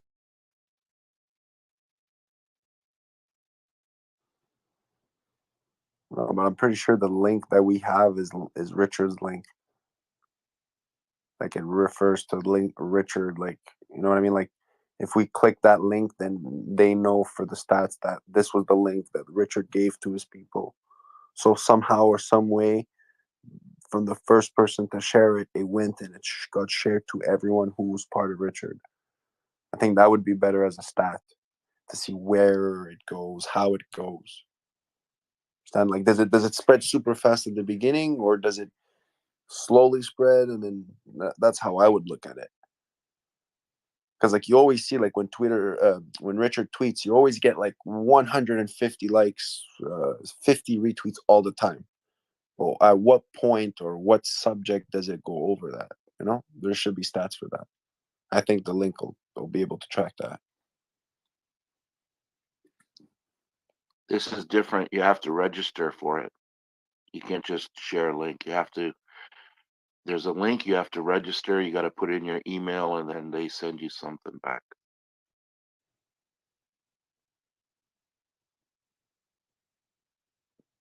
If you want to listen to it live.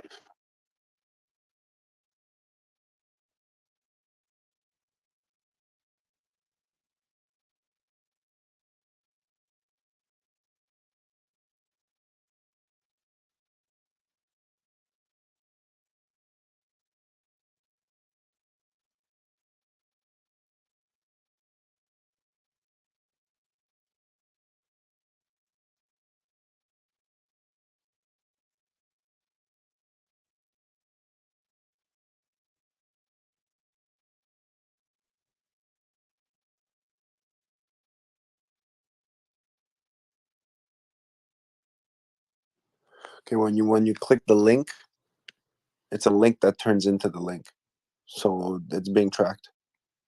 So the link that we click is being tracked before we register.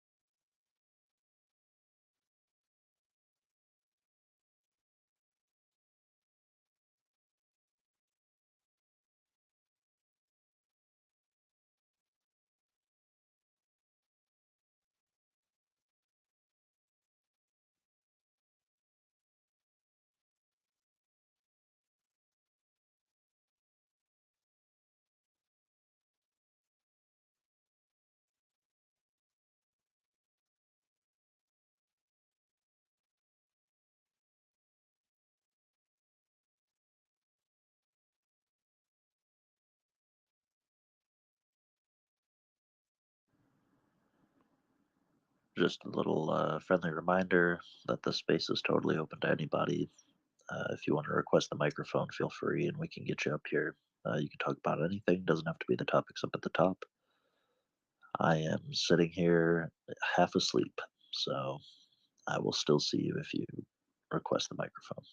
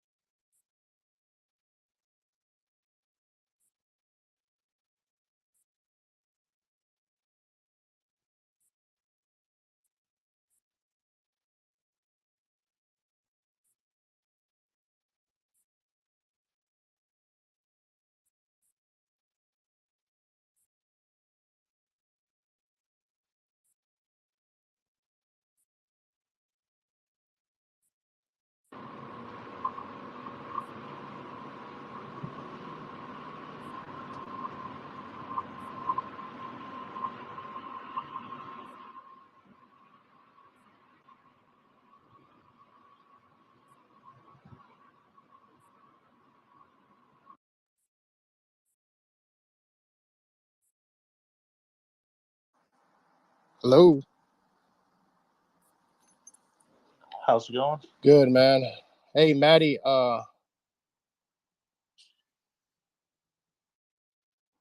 Maddie, are you available to talk?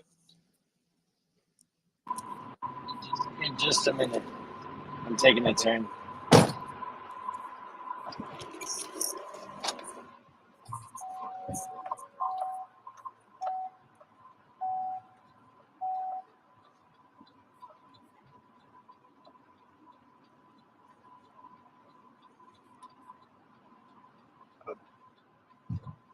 I'm just got a question. Yeah, go ahead. Just about this double burn with PLF. Can someone explain that, please? I'm sorry, can you just repeat that because you cut off? You said, what do you want us to explain? Oh, the double burn with PLS. I think K4K had a channel out recently, a video out recently describing it. But I didn't quite get what he was talking about. I didn't get a chance to see that. I think he posted that a day ago, right? I didn't get a chance to see that. Yeah, it's super recent. But he's always super bullish on PLSX, but he seemed bullish on PLS, which was interesting. A double burn on PLS. Well, I guess he's talking about the fact that you burn, like, let's say you trade or you use PLS, like, let's say a pair were to use PLS, well, it would burn on the transaction and it will also burn on the swap, technically, because a percentage of the fee, which is paid in PLS, so there would be 0.21% in the swap that would be, no, sorry, not 2, 0.06 that would be technically in PLS, right, Orca? From the swap that would be taken and used to buy back or whatever. So there would be, yeah, there would be technically a double burn mechanism, but it's not, it's very, I wouldn't say it's certain, but what you can guarantee yourself is that there'll be one burn, which is the transactional burn.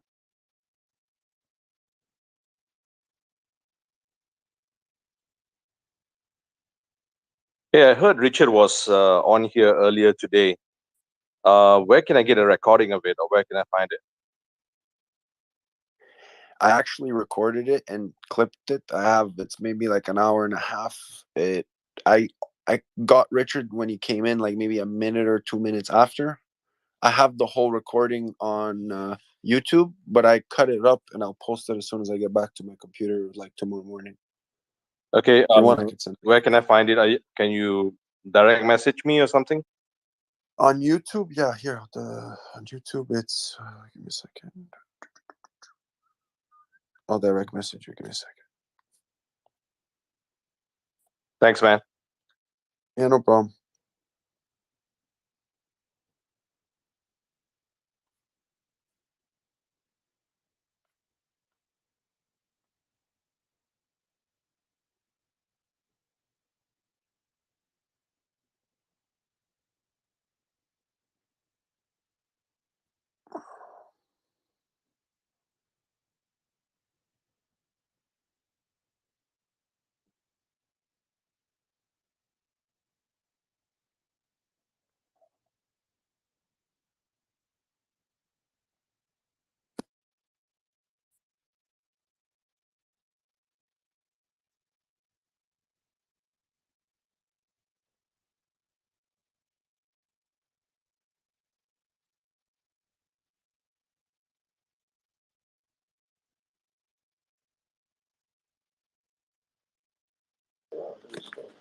Hey, Maddie, how was Daytona?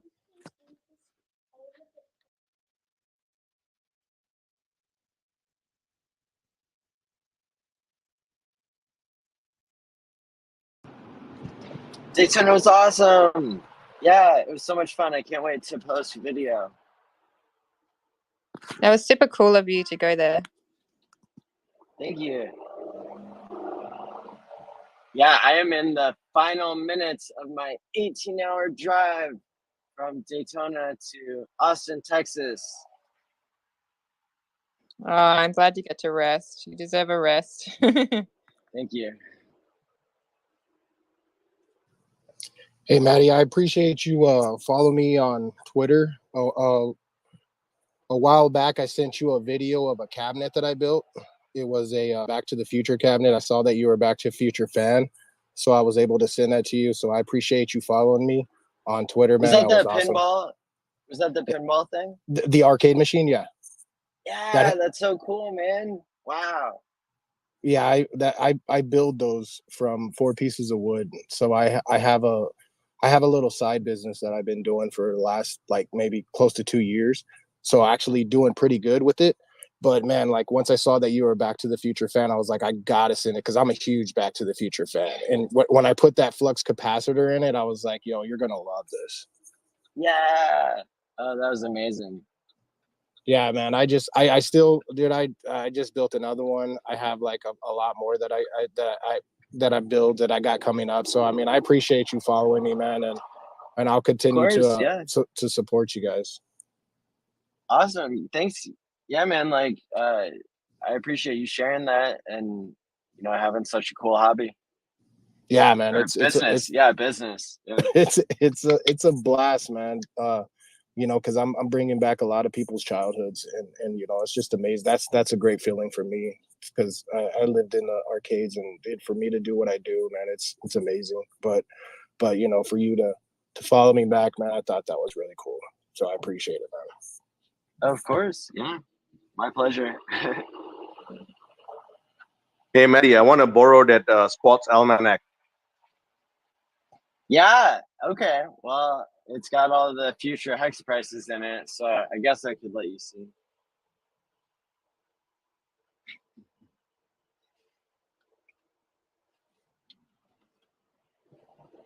Yeah,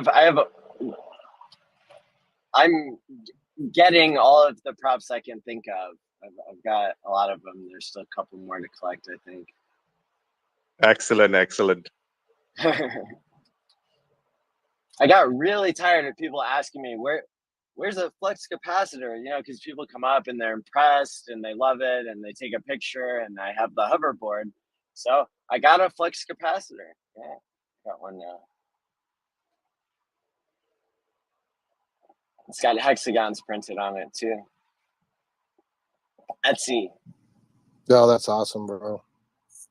Yeah.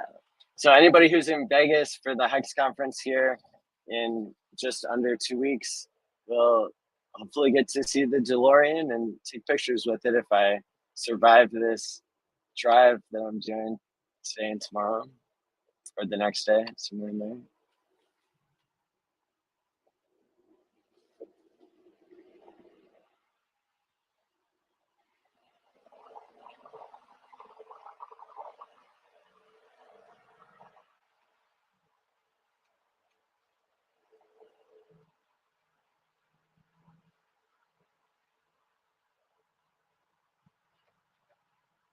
Is anybody who's listening now coming to Vegas? I know about 550 people are, but I'm not sure if anybody in this time zone is. We wish, Maddie, we're from Australia, so we're a bit locked out of it. Well, I can tell you I'm putting a lot of energy into making sure the online coverage will be awesome and you'll feel like you're there. Yeah, the last conference online was really great. Like literally binge watched about 3 days worth. It was over the Christmas break. It was really good. Awesome. Thank you. Yeah, everybody did such a great job. I was really impressed too. Yeah, great job with the organization, Maddie. Thank you. It was worth it for sure to get all those great minds together.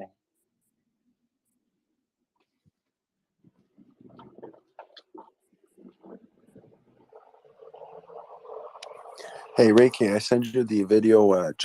You could start the video at like 9 hours and like 10 minutes. And that's when Richard comes in. Cool, thanks. No problem. Do you mind sending that to me too?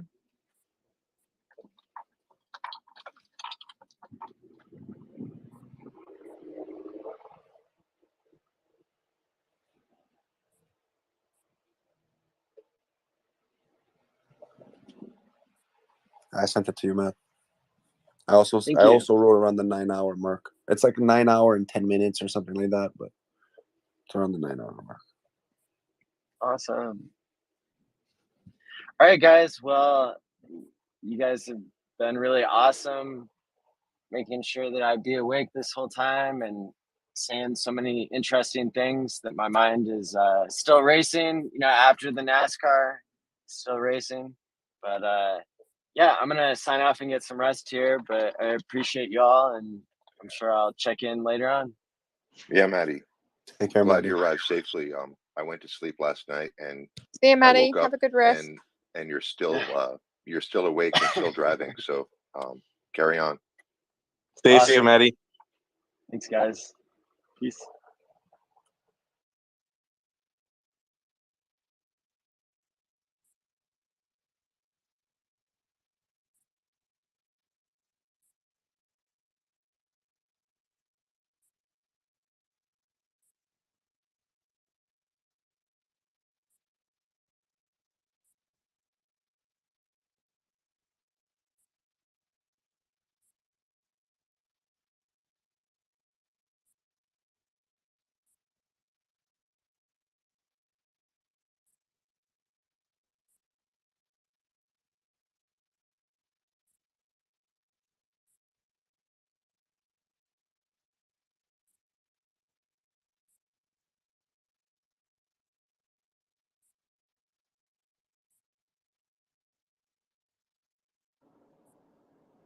These are the rare moments where the radio silence is all I can hold on to so I can let my mind relax and not deal with the high frequency phone audio for hours on end.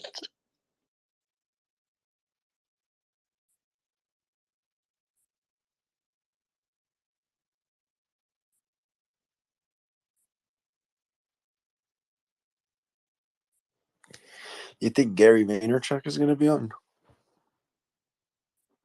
Say that again. Sorry, I was taking a huge yawn. It's okay. I said, do you think we might get Gary Vaynerchuk to come in? Maybe. I remember hearing some rumblings days ago, but I don't know if there were any commitments made. Oh man, if he comes in, that would be like a steroid shot. Yeah, man, it's hard to believe that he doesn't use any stimulants. But you know, that's what he says he doesn't. We have a knack for getting energetic, sales-oriented people in here that can just go on microphone tirades. It's a perfect place for Gary You know, Vaynerchuk. it is kind of part of the system, right? It's a crucial opportunity to spread the knowledge. Especially for him, it would hit a lot of ages, a lot of platforms. Especially that TikTok platform would be. They love him on TikTok, man.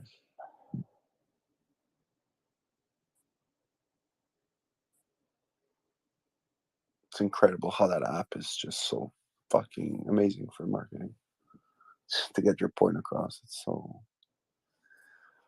Anyways, maybe, yeah.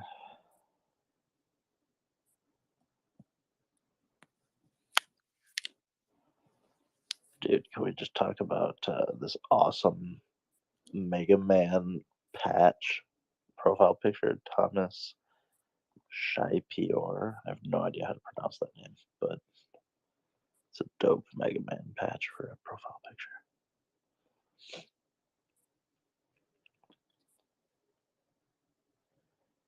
it looks like it's sewn. It looks like a sewn MetaMan. It's very like, for me, the quality is in how low the quality is in the picture. Yeah. It just feels like they don't make them like that anymore. They don't make them like they used to. It used to be video games, that, and that we were like, bro, look at these graphics.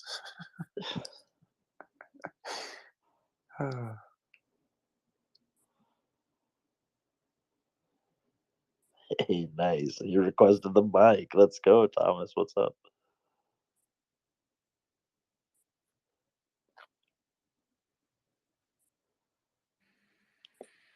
Hi, thanks a lot.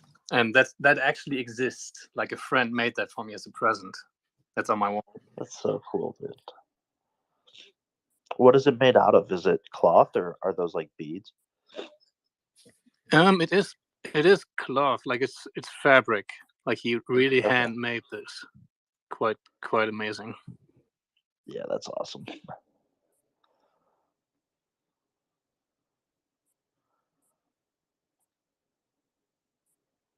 Is it just on like a shirt?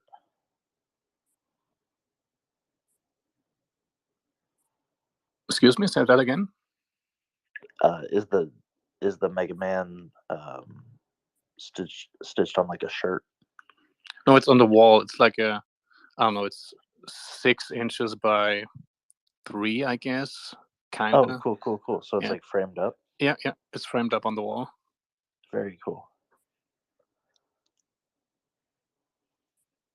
Yeah, dude, that's a dope picture. Cool little Mega Man. Were you like a big Mega Man fan? Is that one of your all-time games? Yes, definitely. Like the second one, especially. Very cool.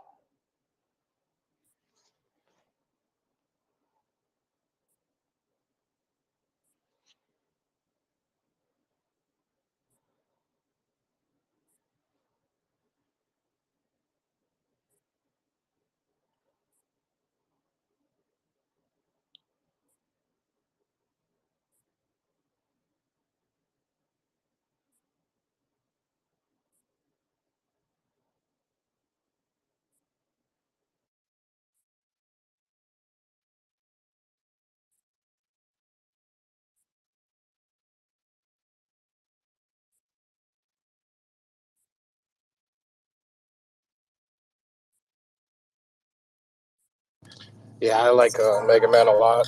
Mega Man was a pretty dope game. The only downfall I have about building these arcade cabinets is that I get stuck back in the 80s and 90s, and I just keep playing these old school games. So my wife, she gets really upset with me because instead of working, I'm back there playing video games all night.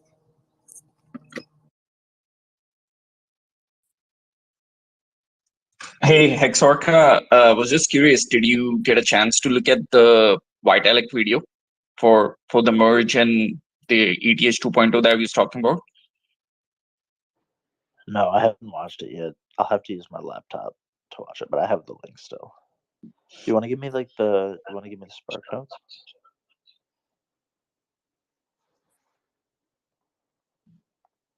I'm sorry, did you ask a question?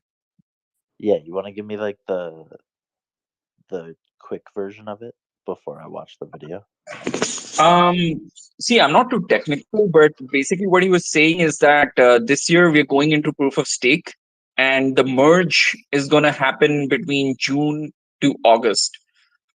And that's what he was saying. And the guy who was commenting on the video said that basically he was claiming that ETH 2.0 is going to launch within this year, proof of stake. So I was curious. Then I went to the Telegram group for PulseChain.com, and I posted the video. I think one of the admins said that merge is one of the first few steps in the process, and this is still a 6-year roadmap. So maybe the guy who's commenting on the video got it wrong, and Vitalik is just sugarcoating or like Kareem said, just from a marketing standpoint, trying to give some firm update, but it's not actually ETH 2.0 launching within the year. but it was confusing. I mean, because Vitalik clearly said in the video that Ethereum is going to go proof of stake this year. So was this confused? I just had a thought, and then it'll come back to me. But my brain is jello right now. No worries, no worries. And Hex Orca, I just had a quick question on Pulse Chain, right? I remember watching Richard's last live stream, and he mentioned that incentive token is a priority for him at this point in time, and he's working on that. And the AMM board is more of a back burner. So I'm guessing then in that case the AMM board is already done, because he did make a reference where he was saying that it's being tested out now on the testnet. So I'm assuming all the coding and everything is done for that. So just in your point of view, from a technical standpoint, if those things are taken care of, do you really foresee a quick V3 and maybe a potential launch March end or early April, or do you see this probably going down later this year? So I literally don't have any expectations. I know it's maybe hard to believe, but it could take like 4 years, like I'm not sure when it'll come out. But I could also see it coming out in March. I could see it coming out in April, like reasonably soon after the end of the sacrifice phase. I could. But if it didn't come out, it wouldn't waver my emotions at all, because I'm not. It won't be like a red flag to me if April comes and goes and they're like, well, no, we have to make sure that this measurably insufficient thing is taken care of. It's like, okay, just deliver the right product. So I'm not sure what to tell you, man. I think the blockchain is probably a lot closer than Ethereum 2.0. The thing that I was going to ask you about your Ethereum 2.0 video was, didn't they say they weren't going to use that nomenclature anymore? Isn't it going to be like this whole phase thing? They're not saying Ethereum 2.0. So are we sure that wasn't like a clickbaity video? No, that had Vitalik clips of Vitalik's video in it. So it was Vitalik talking, even though it was uploaded by someone. But Vitalik was saying that we're gonna do the merge between June to August, and Ethereum is gonna move into a proof of stake. Yeah, but didn't they already say that? They call it like the merge, the verge, the submerge. Did you see that presentation by Vitalik? Like, I think even if because that was the whole like initiating step, was to transfer the system to proof of stake, which effectively like cuts off the long-term life source of the validators, or the miners, I should say, in the traditional proof of work system. And then they have to decide if they're going to realign with the mining system or if they want to F off. So even if they do like the proof of stake change, I think that's just like the trigger that allows the domino effect of the rest of their coding infrastructure to be put in place. So I don't think that even moving to proof of stake, like, would it be beneficial from a energy use standpoint? For sure. And I think that we're seeing tea leaves in regulation publications that are discussing about energy inefficient blockchains and energy inefficient transaction networks, and they're probably under more scrutiny than we care to discuss from day to day. So I think we're in a really strong place, because even with like the proof of stake change for Ethereum, there's still a lot of other considerations to be made, and this is just one pivot, and it's showing you how difficult it can be for such a massive blockchain to make these critical pivots in strategy. And most of that is coming from the political dynamics that form the infrastructure. Even though it's a decentralized platform, there are still a lot of actors that have a lot of significant say in the outcomes of additions or modifications to the system. But with Pulse Chain, we have some efficiencies that cut through that that downtime, which can be a benefit and it can be a detriment. I think we have a lot more reason to believe in it being a benefit than the other. Do you think if Ethereum 2.0 goes live, do you think that they airdrop all of the Ethereum 1.0 tokens, or what does that look like?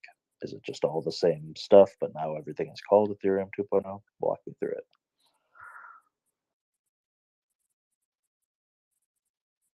Yeah, that's a good question. Not too sure, to be honest. I'm guessing they'll try to avoid the airdrop.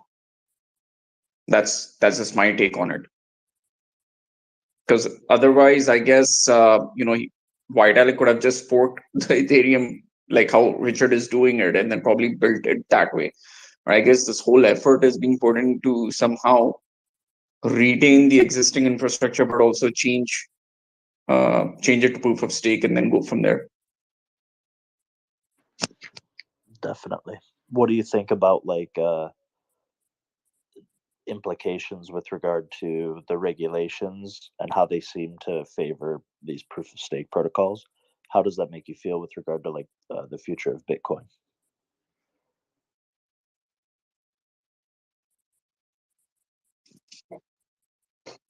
I think the whole regulation talk has been going on for years. I mean, it's been since I think Bitcoin's inception. We've been having these talks, and usually they ramp up right when we're at the doorstep of the bear market, which is a coincidence. So I guess charts don't lie. We've been seeing the bear trend, and then like they say, right, show us the charts, will show you the news. Suddenly we've got the whole Russia-Ukraine thing, we've got regulations, we've got all sorts of crazy news. So I think it's just that we're at the cusp of a proper bear market to settle in. And I personally don't see regulations as a bad thing, as long as they don't clamp down on people. I think as long as they can draw a thin line, a fair line in between, I think we should be good to go. Do you think that the energy consumption of Bitcoin will come under any pressure from governments around the world?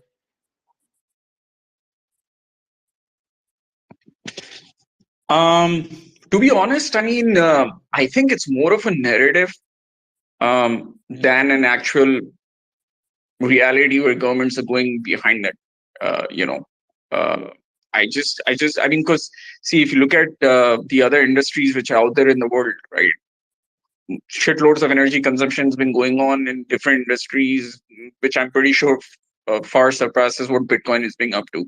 So I think they just use that as a play, a narrative play where they twist and turn it rather than an actual problem with respect to Bitcoins, because Bitcoin's gonna it's gonna have its cycles, but I just don't buy. I mean, I personally just don't buy into the whole energy consumption narrative that the media keeps throwing out, to be honest. I think they just use it to maneuver the narratives based on how Bitcoin's performing, but it has in all reality nothing to do with I don't think so they're really concerned. Very interesting. I appreciate you sharing that. It does seem like most of the crackdown has been in places that actually just subsidize electricity cost, right? They have low-income communities or industries that they want to protect, and they sort of subsidize electricity, and then you have Bitcoin miners coming in and using that subsidized electricity and printing money basically. So I think that's been most of the crackdown around the world I've seen. If anyone's seen anything else, that'd be interesting to hear about.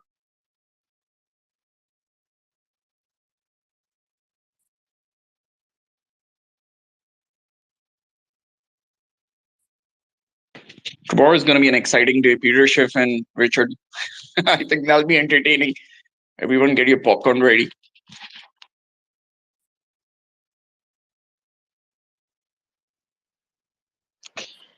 the part I'm actually excited about is how Richard is going to beat him over the head with price. Because I don't think anyone's really, I haven't seen a live stream where somebody made the point to Peter Schiff, at least clearly, that gold has taken a 50% haircut over the last decade. And I think anyone who can land that point is probably gonna. I don't know how we will respond. I know Peter Schiff has his talking points, but I think that's a pretty damning thing to point out. And I haven't seen the recent debates. If somebody else raised it, maybe he's already addressed it. But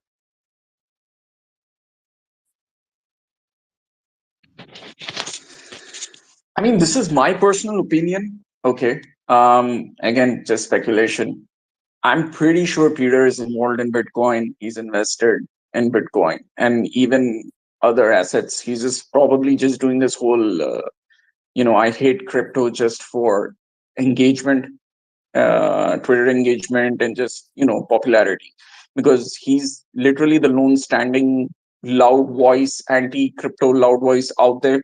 So you always need, the good guys and the bad guys, right? When it comes to debates. That's just my personal opinion. Because come on, man, if you're such a smart man, especially from an investment perspective, you're not going to miss out on these opportunities. So, I just take the whole I love gold and I'm anti-crypto narrative of Peter Schiff with a grain of salt. I personally think that guy's happily invested as well. That's just my take. I mean, you can't be that dumb, man. I mean, you've seen a freaking 6.9 million X chart and you're not investing in that asset. That's just pure stupidity. So that's just my take. I think you're onto something, man. I think he has some obligation to his shareholders to talk gold. So that's where the money is. That's where he collects his fees. But in the background, I think in the street he's a gold bug, but in the sheets he's a multi-asset guy. Absolutely, man. And not only that, I mean, even if you look at the Winklevoss twins, right? Let's just take them for example. Those guys were in Bitcoin and crypto when Bitcoin was single digits, or I think just double digits. They've been into Ethereum since day one, right? So those guys have their fingers on the pulse of the crypto market, like since forever. Probably even we weren't around in the crypto market since they have been. You don't think that those guys have sacrificed for Pulse Chain, for PulseX? They don't know what Pulse Chain is. They don't know what PulseX is. Don't you think those guys are heavily invested into Hex? I'm 100% sure they are, right? They're not talking about it, but that doesn't mean they're not. Because those guys, literally their life is crypto. I mean, apart from their current businesses, and they're really, really, really smart people, and they know where the money is. So I'm pretty sure those guys are knee deep in old Richard Hart projects as well, because you cannot miss such an opportunity, especially if you're a crypto fanatic, right? And a big investor, especially those guys, they think really long term. Like they've been holding Bitcoin since it was single digits all the way here. Same thing goes for the Ethereum Godwill, right? That guy, he's a Genesis whale. So that if you're a Genesis whale, the only way you're a Genesis whale if you were in Bitcoin, because you traded your Bitcoin for Ethereum, right? So these guys know where the opportunities lie, and I'm pretty sure they're silent. Doesn't mean that they're not invested. So I'm pretty sure Peter Schiff, Winklevoss twins, and all of these guys who are ghosting Richard projects, but they're invested as well. Same goes with all the Furus, right? You've seen BitBoy Crypto talk about it on one of his YouTube videos, saying that, hey, I've sacrificed for Pulse Chain, but I'm not going to promote it or talk about it. And then recently we had one of the hosts we were having that around the blockchain conference where they had Richard on, and the host was so excited. He's like, man, I can't wait for Pulse Chain to launch. I've personally sacrificed. We're really waiting for it, and blah, blah, blah. So all of these guys, they know it's a full system state copy.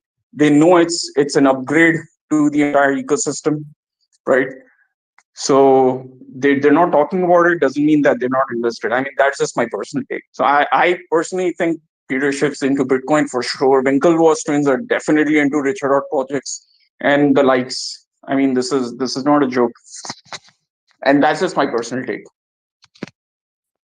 Yeah, I think you're probably onto something, because I mean, at the end of the day, all these guys are investors, right? And if you tell them that, you know, something that was extremely successful is being copied and made more efficient, it's kind of a no-brainer. Even Peter Schiff, I think after this debate, or even maybe before this debate, when he goes through and studies what he's actually talking against, it's kind of a no-brainer. I can't imagine any investor looking at it and thinking, hey, Ethereum is about to be copied, it's about to become faster, but I should run away from it. You know, that's not, I don't think you're going to last very long in the market if that's the way you invest, you know? So, yeah, absolutely, man. I even saw one of the tweets from Winklevoss where he said DeFi is going to be the next, I mean, like recently, a few months back, DeFi is going to be the next big thing in crypto. And you had Richard comment on that tweet saying that, yeah, that's exactly where I've built all my products. So 100%, man, these guys are into it. Like if you and I are into it, there's no way a Bitcoin OG and an Ethereum OG is not going to be into it, man. I mean, that's just a no-brainer.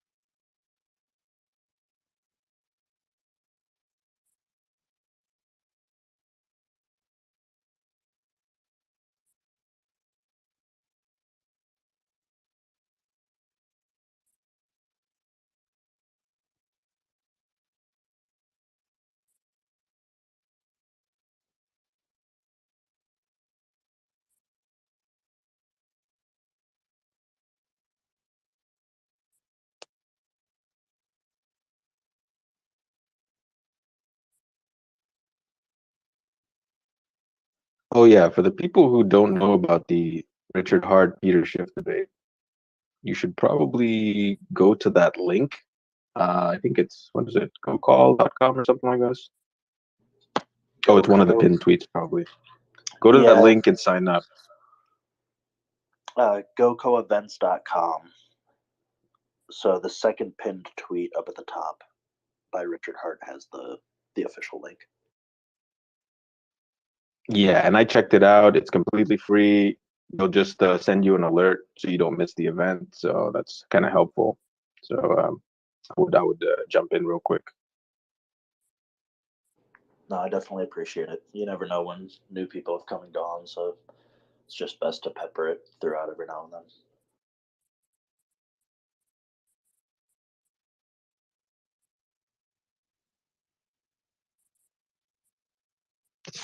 Trevon's video was hilarious. He was like, man, if Peter Schiff is bearish on on a crypto, it's time to buy it. I thought that was hilarious.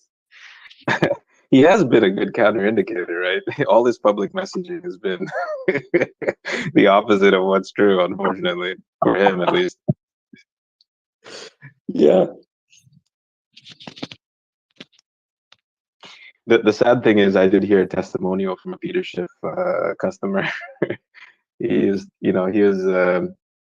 I think he was in from the crash period, because that's when Peter Schiff really got a lot of shine for predicting the 2008 crash, and I think he was talking about the housing bubble, and he was on a lot of these financial talk shows, and they were giving him credit for predicting the bubble, and he signed up a lot of people, and some people in the HEX community actually signed up for his gold service, and the performance has been so atrocious. The testimonials are so bad. It's just like, I've just been paying fees, I've just lost money, and then I moved into HEX, right? That's the story I hear. So I don't know. I think some of those testimonials may need to be brought up in the debate, and as the person who's shilling this stuff, Peter may need to explain what's going on with his customers and why he's collecting fees from an asset that's performing poorly, and wrecking some of his customers. Yeah. And I just don't get some of these arguments that Peter puts out. Like, for example, he tweeted about HEX. He said, it rewards the people who got in early. I mean, isn't that the case for every single tradable asset?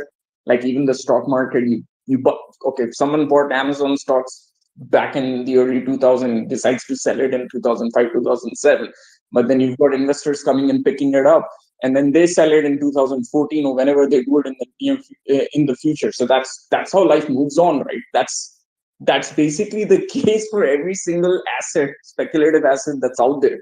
People buy early and then they sell it for a profit, and then people buy it later and then they sell it later for a profit. That's how life moves on. That's how you make money, man. How can you call that a Ponzi scheme? That's so stupid. I don't know, man. That's why I feel that Peter's just doing that for engagement, and he's probably doing the counter thing in reality, not disclosing it to the people. That's just my take, because you can't be that stupid, man. I mean, come on. That's basic rules of investing and speculation, right? You buy early, you sell later. So yeah, that's what the whole world is. Yeah, and one of the interesting points about Peter Schiff's pitching, and I've listened to a lot of it because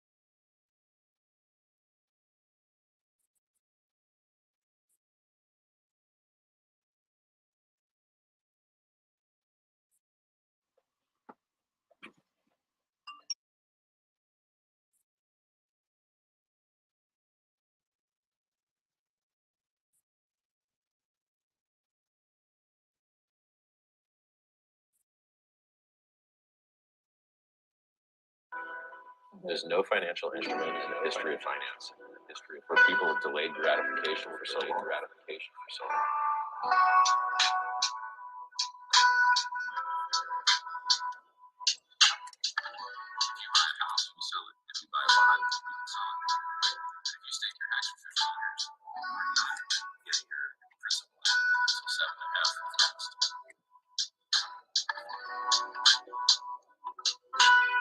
Get out, lose all your interest, just pull your principal. If you serve half your time, if you try and pull before that, you're penalized.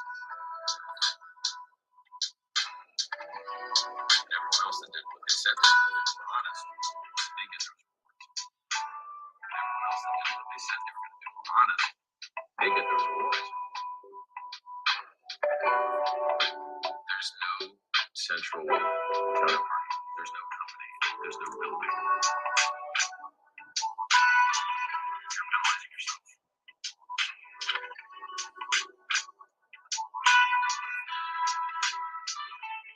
There's no central counterparty. There's no building.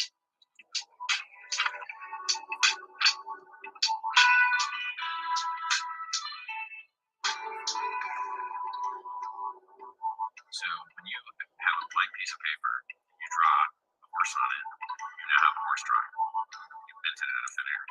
When you have a recording device and you sing into it, you now have a nice song. You create it out of thin air.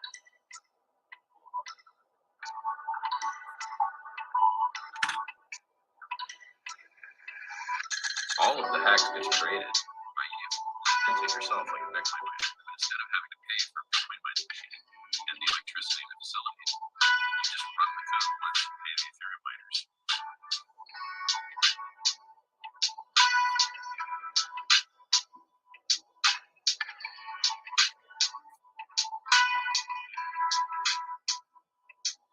And that code says that if I lock up Bitcoins, destroy doing that for this amount of length, then I can mint for myself this much more in my token.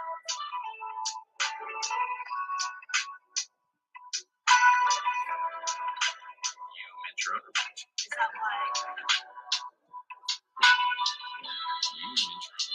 I guess I crashed in the middle of a rant. Oh, hello, somebody.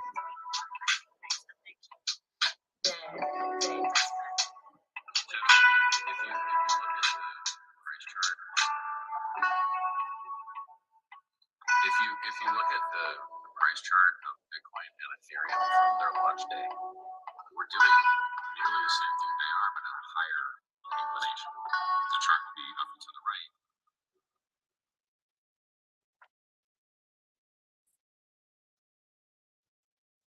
Hey, I didn't catch everything you were playing. What was that about? What was the context? Hey, good morning, everyone. That would be Mr. Richard Hart to the mix of Steak and Chill. Oh, okay. I just had a lull in the conversation, so I thought I'd a little music interlude for everyone. Hey, did you guys hear my Richard or Peter Schiff allocation rant, or did I get cut off in the middle of that?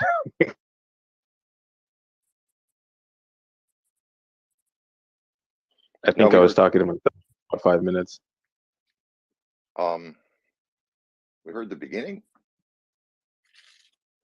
Oh, okay. Yeah. Go for it, man. I guess the main point or the gist of it was, I guess Peter has to explain why he's pitching gold, but he's holding gold miners, right? More of his portfolio is in gold miners than actual gold itself, and that was kind of the point I was trying to make. I believe this is true as of maybe a year ago. I don't know if he's, shifted his portfolio at all, but last I heard, he only recommended and only had, from what I understand, a 10% allocation to gold, physical gold, and he had a larger allocation to actual miners who are dumping the price constantly. So I think the incentives are misaligned, and he needs to explain why he's pitching one thing to his customers and doing something else.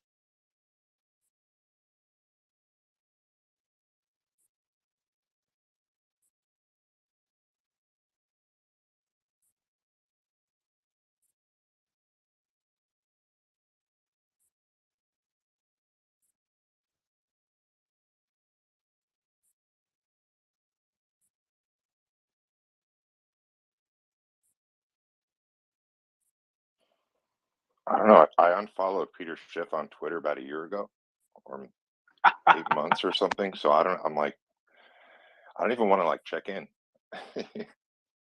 I do not blame you, man. I do not blame you at all. I had to block him. It became too much at some point, right? I don't know. It was trolling squared, right? It was above and beyond just regular trolling at some point. I really don't utilize Twitter too much. More so lately with the Hexagon spirit, but I don't know. He said something at some point about just generally about crypto, and I don't know. I never respond or get involved or retweet or get into it on Twitter, but I figured out how to tag him, and I said something like Peter Schiff is knows nothing about crypto or something. I don't know. I don't know. I was very proud of the tweet. It was one of my first real tweets, and I don't know. Maybe he was never following me or anything like that. But if I were to be blocked, that would be an honor from him. I'm gonna find it. I'm gonna retweet it today. Yeah, let's see what kind of wisdom you had at that moment. We'll give you a quick kind of review.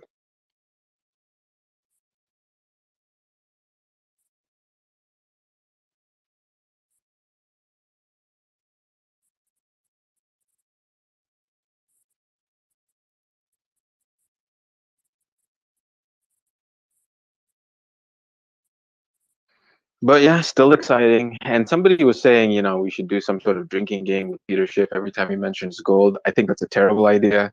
do not fill up the emergency rooms in your area. Probably during this period, whatever is going on. Who brought up the idea of the carrot? And I thought that was just interesting in context of tonight's debate with Schiff and gold, you know, because of gold carrots. That was kind of cool. Oh yeah. You mean for the LP token, right? The naming. Yeah. Was it Roger who had that idea? He was just talking about the carrot and the farming, and not to get back into all that, but just it just struck me like, oh, gold and carrots, you know, carrot gold. Interesting.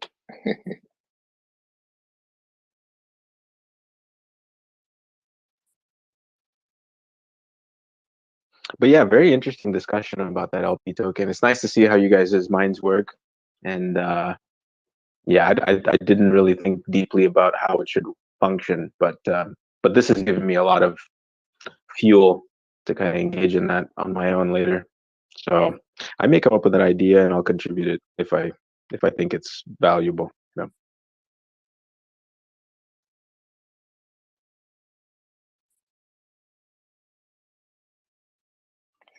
I'd like to think that all ideas are valuable, but in the human world, it's certainly up for debate. So now this community doesn't always stick together, but I really like this big table going here, this big family table. And a lot of these debates we're going to see are really in-house, and not a lot of other communities really have the benefit of that debate, even though it might seem contentious at times. It's still like a family table, and that is very cool. It's an honor to be a part of.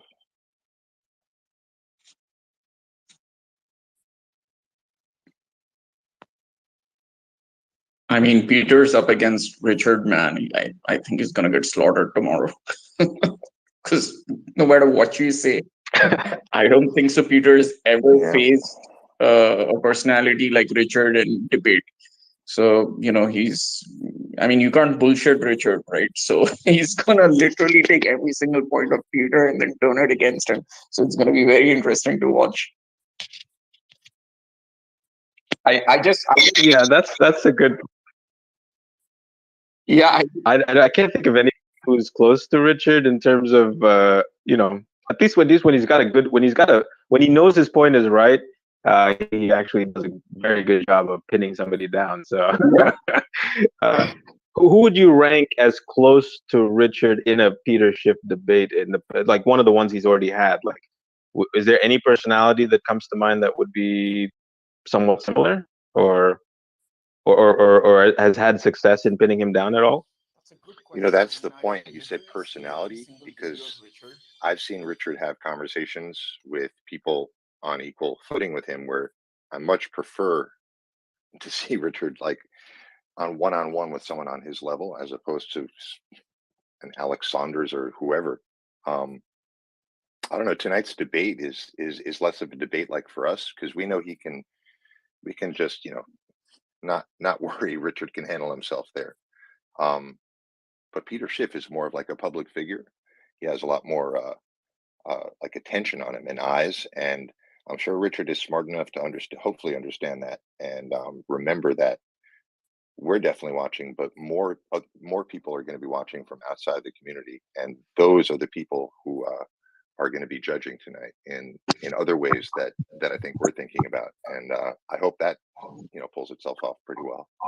Richard is so eloquent, and I have all faith it's going to be a lot of fun.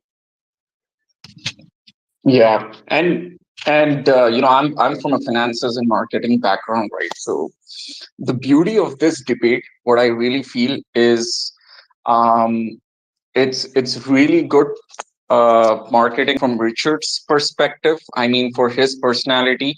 The reason being, if you think about it, right, Peter Schiff is not just anti-hex; he's anti-crypto, right? So when Richard is going up against him in a debate, he's literally going to have the entire crypto community, not just hexicans, rooting for him to sound sensible and win that debate.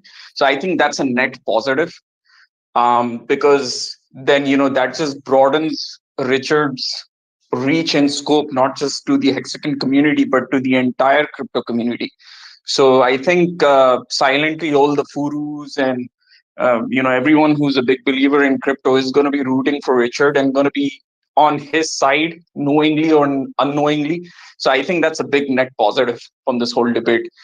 And that'll be good, right? Because if Richard, not if, I'm pretty sure he would come out net positive in terms of putting his facts across in favor of crypto overall versus gold. So that'll just attract a lot of eyes and attention towards Richard, and especially on his social media, and people will really start looking up what this guy is about, and hopefully that just expands our whole community and ecosystem. I think the debate is very strategic and picked up with the right guy, because you're going up against a complete anti-crypto guy. So you're going to literally have the entire crypto community rooting for you to win the debate, or at least I mean, obviously, I know for a fact that Peter Schiff at the end of the debate is going to assume that he won the debate. I just hope he doesn't turn from Peter Schiff into Peter McCormick on the debate, right? Because when Richard's going to be throwing facts at him, my only worry is that Peter Schiff is going to turn into Peter McCormick and just start screaming, scam, scam, no, this is a scam, without any logical facts being put back at Richard. So that's just my only worry with the debate, that if Peter Schiff goes down the McCormick route, then it's just going to be brainless, So let's see, it'll be fun. But I think it overall is just great, man.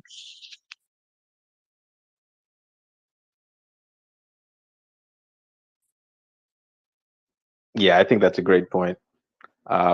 People will rally around him, and they have to choose. I think the whole crypto community is kind of positioned to push back on Peter Schiff. So yeah, that's a very good point.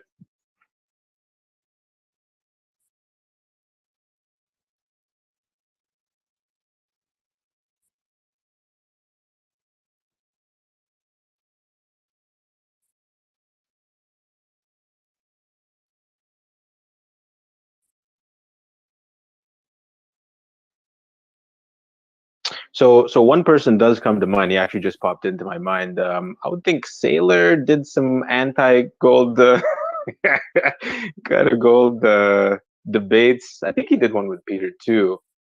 So I think that would be comparable in at least some understand. And the thing is, Richard has been in Bitcoin for way longer than Sailor, but Sailor's background is pretty decent. He understands stuff, so he probably was kind of a challenge to Peter and that other gold bug. I don't know who he was. I think he was a miner, famous miner. But I'll be interested to see the kind of attack that Richard employs versus Sailor's attack, because I think Richard is at least understands the technical side maybe a little more, at least from my understanding. So I think the demolishing of this of the argument that Peter presents will be more tech based than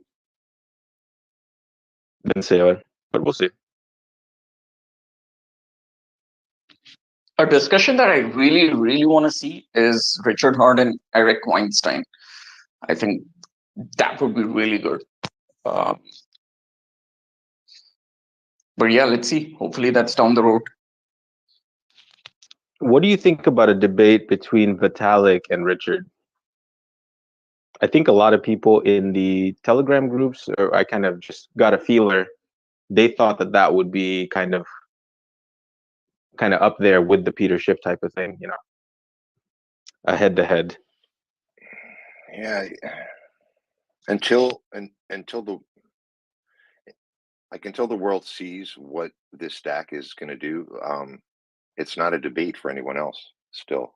I think it might be too soon to challenge, so to speak, because I don't know, my feeling is that this is, I mean, it's a marketplace, so intrinsically it's quote unquote competitive, so to speak, but I mean, this is sort of like an Ethereum helper.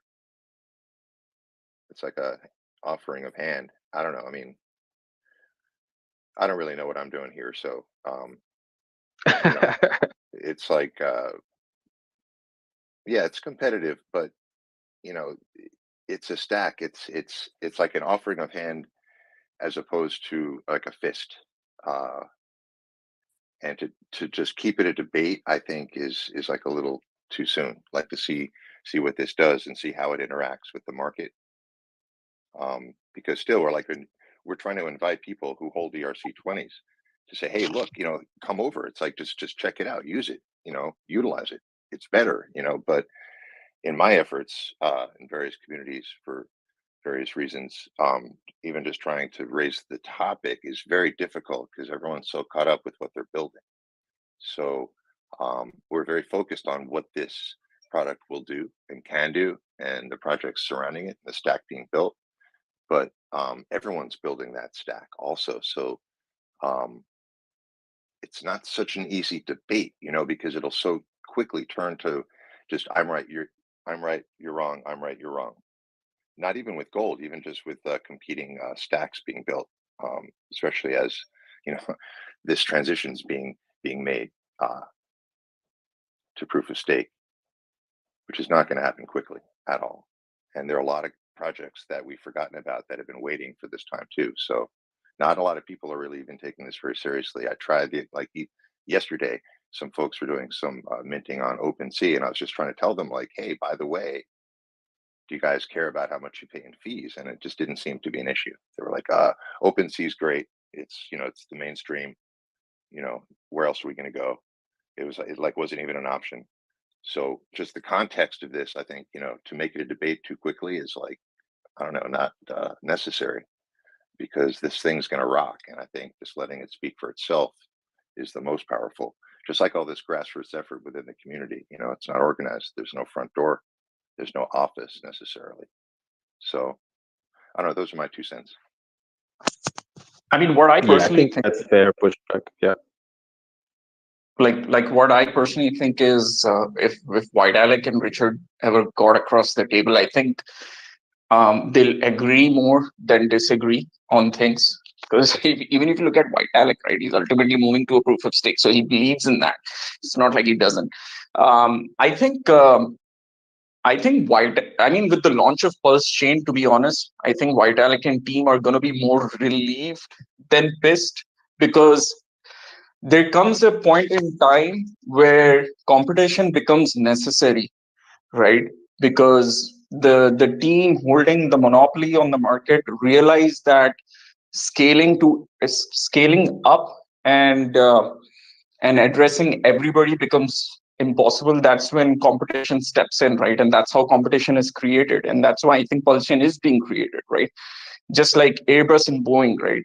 Boeing can't have a monopoly on the world because they just can't scale to that level. That's why you've got competition. So I think competition is healthy and it's necessary. And I think both the founders and both the chains, and I think people at both the chains, I think once Pulse Chain goes live and then they start seeing transactions go down and Pulse Chain take their users and load off of the Ethereum chain, and when they start seeing the Ethereum fees go down, I think everyone's going to enjoy that, right? It's a free airdrop, plus now your fees are being reduced on the primary chain that you like.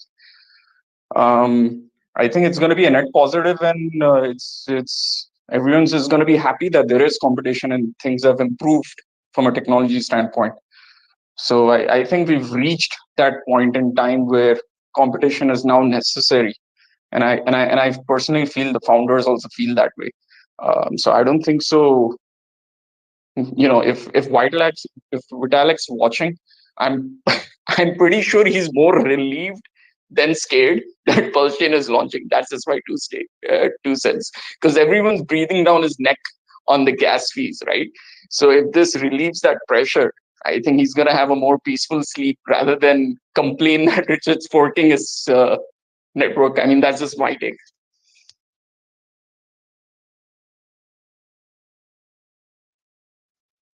Yeah, I think you both have some points there. I think also Soleil, what he was saying about, you know, it might be too premature. Yeah, I think I agree with that. Probably a year or two into this, maybe have a nice sit down and some tea and discuss what we've learned about tech and the technical developments. But yeah, maybe too early. Yeah, the greatest of stakes is going to be like a great statement I think they're preparing to make, and it's going to be less interaction before that, you know. Hopefully it'll be less seeking interaction with the right person, you know, instead of just sort of like sitting back and deciding, you know, who wants to debate you. I can see that happening in a year. I guess I'm just kind of selfish because the most joy I have with Richard Hart is in his debate mode. I've been asking, like I've been DMing him for, I don't know, probably 3-4 months. When is debate Richard coming back? When is debate Richard coming back? So when there's that's a kind of a self. Yeah, when there's someone worth debating, you know, like let's wait for someone worthwhile. I mean, I love seeing Richard destroy these furus, but he doesn't even deserve to be in the same room with some of these folks, you know. And seeing his little face on that box on, you know, around the blockchain is almost like, you know, he doesn't even deserve to be there, you know, with those people. It's yeah. Anyway, time will tell.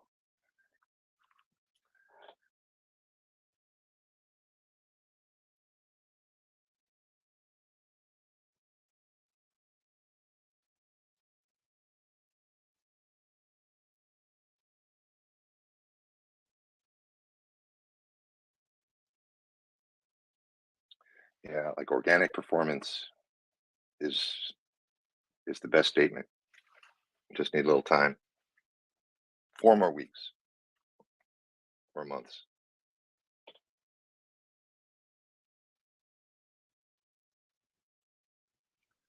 As far as I'm concerned, however long it takes, doesn't matter.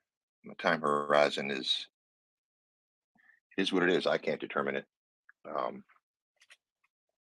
The free life market determines that, you know, so. Yeah, I think I'm in the same boat.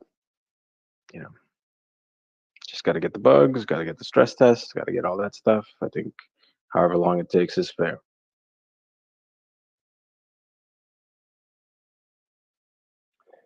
Things have to work, you know, in the end. So however long they take, and variables will change, you know, environmental change it has to be intrinsically, you know, sound. And I think that's what we're going for.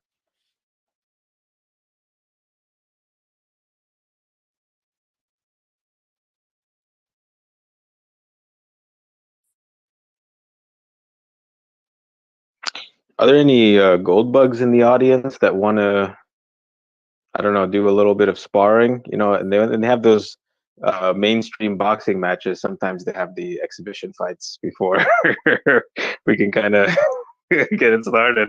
If you're out there, pop up.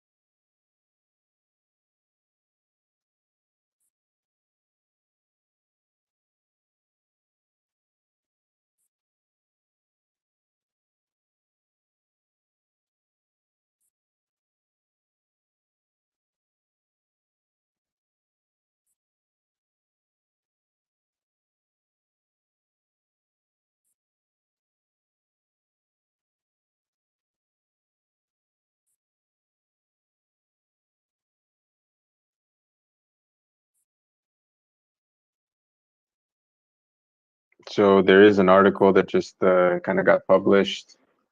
It seems like Peter has a tweet. I haven't seen that. I guess it came out yesterday, maybe. Now I've officially thrown down the gauntlet on HEX, knowing that Richard Hart Wynn has already picked it up and agreed to debate me, not just about HEX, but about cryptocurrencies in general, Bitcoin in particular, and gold. Secure your place here. So yeah, there you go. He's pushing people to that link, and I think everyone here, if you haven't signed up, sign up immediately. Get that free slot and position yourself for a great debate.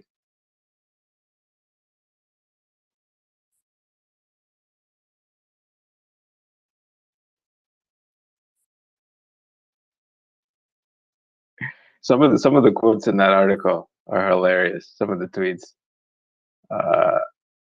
If you are following Richard, or maybe if you're not following Richard, you should join him on t.me/Richard's calls, and all the updates surrounding this debate and kind of the back and forth are there, so you can kind of see what's going on.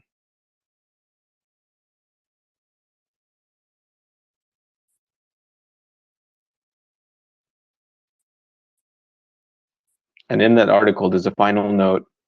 Everyone be nice to Peter. I debate him live in a few days, and I want him happy. Let all my arguments be new to him in a few days. He doesn't need your help prepping.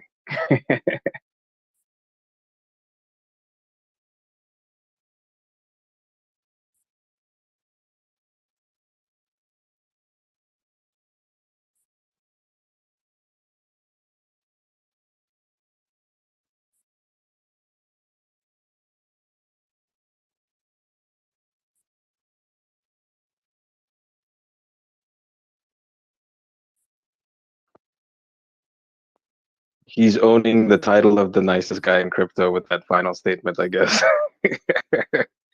What do you think is Schiff's angle?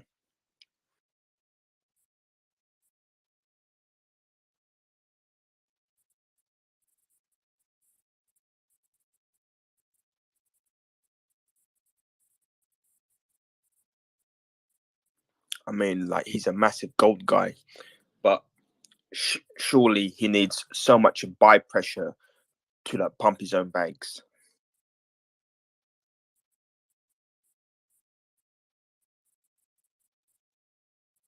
I think he's going to stick to where the value comes from. I'm pretty sure he's going to parrot the same narrative he's parroted in all the other debates.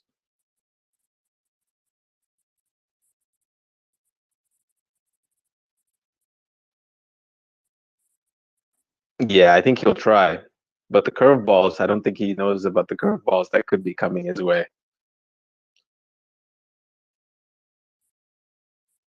I hope it starts off like when Richard talked to Roger Ver in the early days, and they kind of start with what they agree on, and then they kind of go down to areas that they disagree on. Because when that video first came out, I was like, oh, I wonder how this is going to go. And it was pleasantly good. Actually, they were both very cordial. And I'm hoping it kind of starts off the same way. So hopefully they kind of start off what they agree on, and then, go down the road once, it starts to differ. Yeah, I do like that debate. I believe that was during the big block wars, sometime in 2017. If you haven't seen that, definitely check it out as a warm-up to get an idea of who Richard is if you're unfamiliar.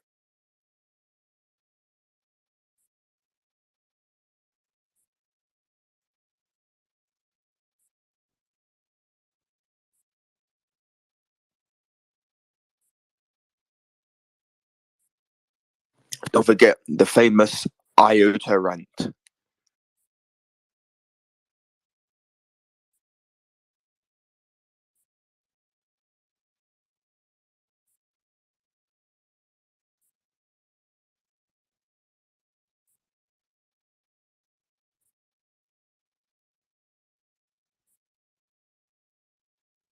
But yeah, I just wanted to pop in and just fill some of the dead air. Normally, when we're in regular spaces throughout the day, it normally starts about an hour from now, people start waking up, they'll hop in, the conversation will definitely flow. And so if y'all have a certain topic or rabbit hole you want to go down, that's fine. I was just going to try to see if anybody had a recap from last night. I had to log off kind of early, so after about 9 p.m., I missed most of it. So I was going to see if there was anything interesting as far as people popping in or just subjects that were talked about.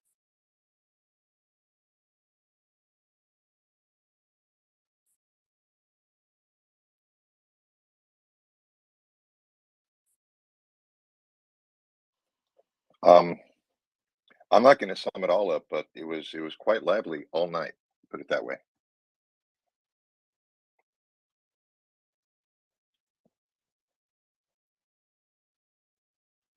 Who was here? Kareem was here for quite a while, and Maddie was here for quite a while. He was driving all through the night. Shout out to Maddie, and a lot of good discussion. Yeah, I did catch quite a bit of Kareem and Maddie when they were here, so I got that part. I think I missed the Kareem bit. I did crash, by the way. What was the gist of that? Was he covering the LP token stuff, or was it something else? He was here for quite a while, and I dozed off for a lot of it. Not by subject, just it was nighttime. And although I am quite the insomniac these days, I actually did sleep last night, so it was nice. But no, it was a variety of topics. Maybe someone else can summarize or continue some of the conversation. That's very interesting stuff. And I'm glad, and I'm so glad Maddie made it safely. I think this room helped keep him awake. He was driving into Austin through the night, so glad he arrived safely. Yeah, the part that I caught was basically shiny objects is what Kareem and Maddie talked about quite a bit. I know some people asked him what he thought about certain projects, if he was going to claim said projects, and he was kind of explaining the difference between claiming and sacrificing and shiny objects and what the overall goal is with the ecosystem that we're in. And that took up a lot of the conversation. So if he talked about anything other than that, I missed it. But most of what I heard Kareem talked about kind of dealt with those things. Oh, okay.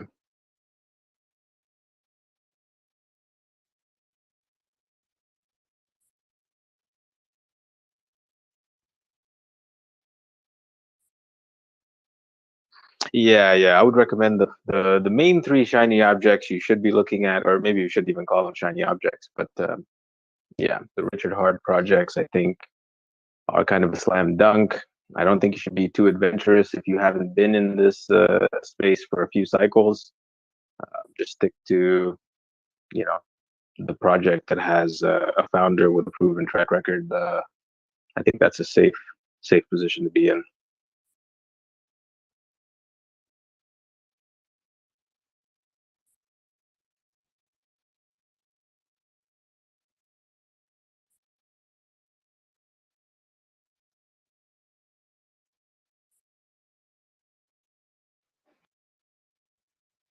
Yeah, and I think he was just basically taking, and he wasn't necessarily doing any bashing or anything like that. He definitely stayed cordial, but there's nothing wrong with the wait and see approach, and I just think that's what he was trying to hammer home a little bit, to where you don't have to be the first one in line. You can kind of just wait, see what happens, and if it piques your interest then or what have you, then that's okay. But just wait and see what happens. There's no reason to rush. Yeah, I did catch the part where Richard was talking about the bugs and, after this OpenSea thing, and I mean, all the other exploits and things, move slow, don't break things. It's a good motto. Uh, don't try the Facebook thing. Move fast, break things with other people's money. So I think Richard said 60% of these projects will have bugs, or any projects on the blockchain will have bugs. I'm thinking closer to 80 or 90%. So yeah, just be cautious, and kind of time is a good indicator, or time is a good what's the word I'm looking for? Test, I guess. So no need to rush. I think I agree with you.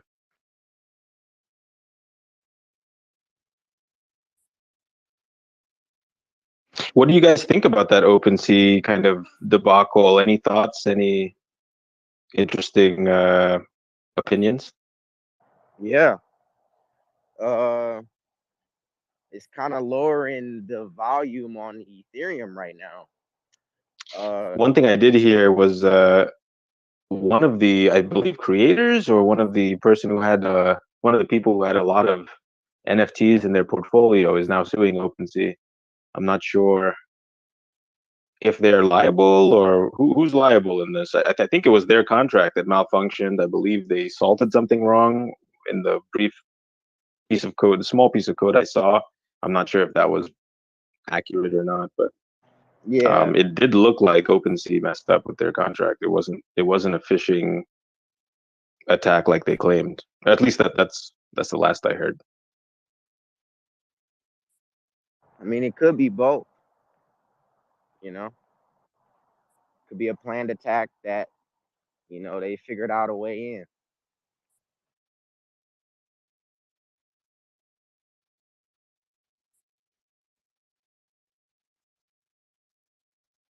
Well, I don't know much about NFTs, but somebody came in one of these spaces like a week ago, and I think a Bored Ape, or one of the, maybe it was a punk or something, but one of the valuable ones got hacked, and they basically just deleted the NFT out of the hacker's account, and just reprinted another one. Can they not do that in this case? Is it different, or what's going on with that? Because I was kind of, I was saying it's kind of cool that you could delete it from the hacker's wallet and just reprint one, but it's also not cool because that's not crypto. And then they were talking about houses, and I was like, so you could just buy a house, somebody can just delete it and say, no, it's not your house, now it's my house. That's kind of weird, but anyway, that's all I got. I think it's called a screenshot Yeah, I haven't recovery. looked closely at those contracts, but I guess it might be the admin key thing. Like, potentially some of those NFTs are made without admin keys, and some are, maybe, I'm guessing.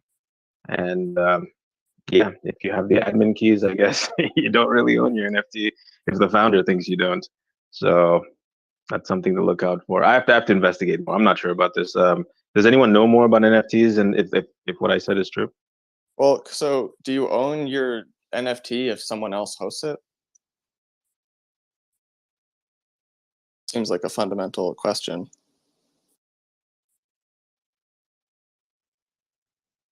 Well, you definitely don't own the picture, but I guess you would own the serial number.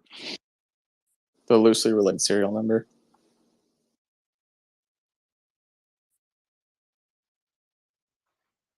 So that lawsuit kind of just goes out the window if they're admin keys, right? They just create a new one and business as usual. Fix Yeah, the it's called contract later. screenshot recovery.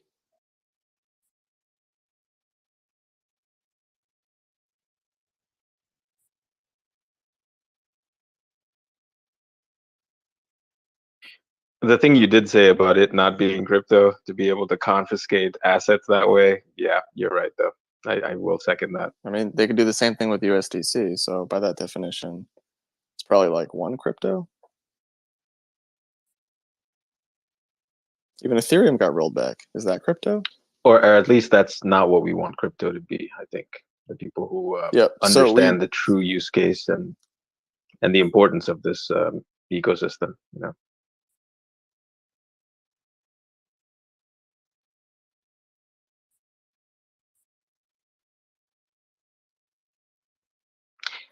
Hey, by the way, if I'm interrupting anybody, it's I don't have these advanced sort of stability that Orca has on his devices. I just crash randomly in these spaces, so I apologize if I'm interrupting anybody.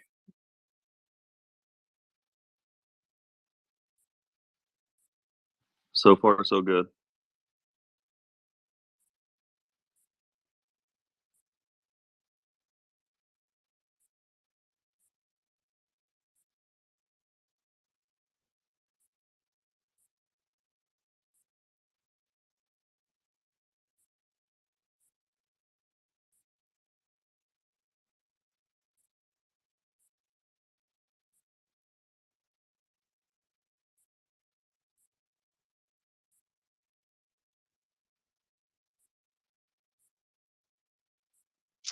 So as far as debate history goes, some of my favorite debates, some of the new guys here might not have seen.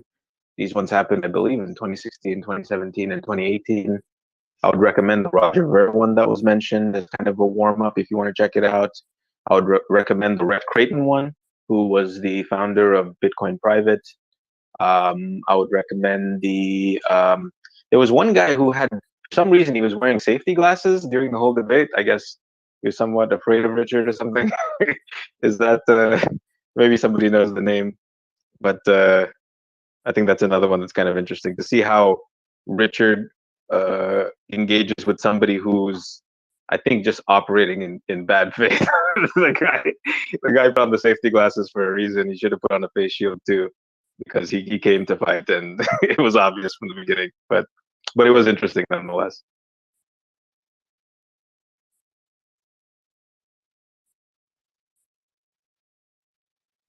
Yeah, I thought the conversation he was going to have with that, I don't know how to say his last name. I think it's like Stefan Lagara or something like that. And it was interesting, but the dude's audio sucked. And so I'd sent him a tweet a couple months ago. Would he be interested in a part two? It was basically a Bitcoin debate. And if you could make it through the other guy's audio, it was a pretty good combo. But there for a couple parts, I mean, it was just awful.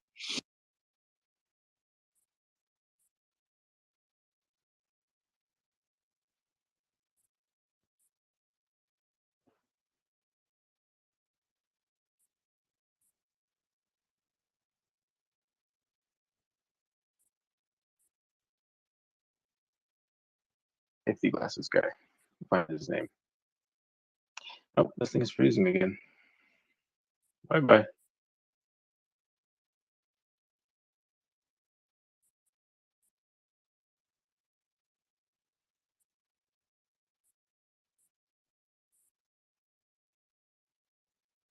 Does anybody have like a recommendation for one of Peter Schiff's best debates?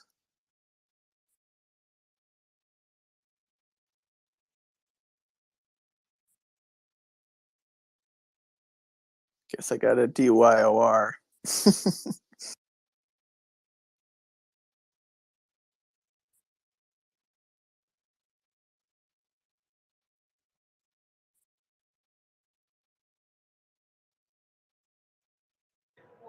How's everybody doing this morning though?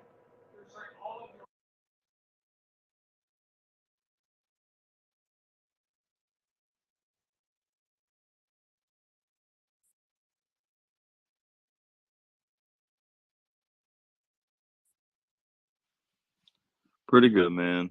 I got to do some training today, so I'm gonna make them do most of the work, and I'm gonna listen on Twitter Spaces as I watch them do that work. Dude, IRL people hate Twitter Spaces so much. It's so funny, dude. Way to like get all your like coworkers mad at you, just like talking Twitter Spaces in the office. You want to get your family mad, just talking Twitter Spaces while you're walking around the house. Like, it's so funny. My own experience so far with these. Watch when they explode, though, man. It's gonna be crazy. Oh no, they're exploding and they're awesome. You got to be conscientious. Like, if you're like right near somebody and you're talking in Spaces, No, it's really you annoying to know what them. they need to do? They just need to add a mute button so where you can mute everything. Like I find cutting the volume all the way down doesn't actually work. No, so I mean, I'm talking about like for people like I'm here in the space, and if I'm like my friend's over, I'm not gonna like be in a space while he's hanging out with me. You know what I mean? Like somebody like in real life around you. Like what what Skip is saying. Like he's. Button. I mean, if I could just mute you guys and walk away, yeah. But I see what you're saying. So you can.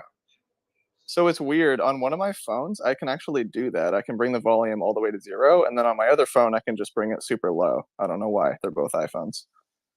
That's why I can do that on my Android. Yeah, see, it's like that for me as well, but yeah, weird, huh? Android does it. Okay.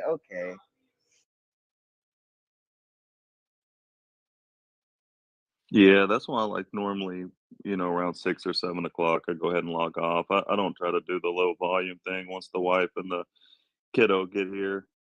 Yeah. I've been in the space before, and daughter's like, "Dad, Dad, Dad." While I'm trying to talk, I'm just trying to hang out with them at that point. But during kind of work stuff, I don't really care, especially during training. And not to sound rude, but once you've been in business for a while, I mean, you see so many new faces. I don't try to get to know everybody's life story the first couple days, because if they don't show up 2 weeks later, then it was kind of for no reason. So I kind of take that approach kind of slow personally, but anyway, Totally. it is what it Well, is. you're I the totally boss, agree. right, Skippa? Like you're like the person in charge, right? Absolutely, yeah. Yeah. So I mean, that's its own thing.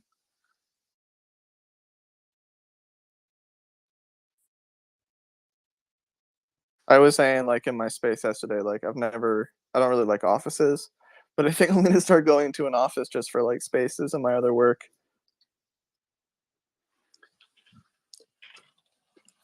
Hey guys, I'm just curious if anybody's thought about Hedron at all. I'm a Richard Hart Maxi, but and not really interested in anybody's getting involved in any of the projects other than going in and possibly collecting the free coins. And Hedron seems to be on face value going in after they launch and linking up the stakes and collecting the coins for time served on the surface seems maybe pretty safe. Just curious of what everybody's thoughts are. Be careful where you connect your wallet. That's all I'm gonna say.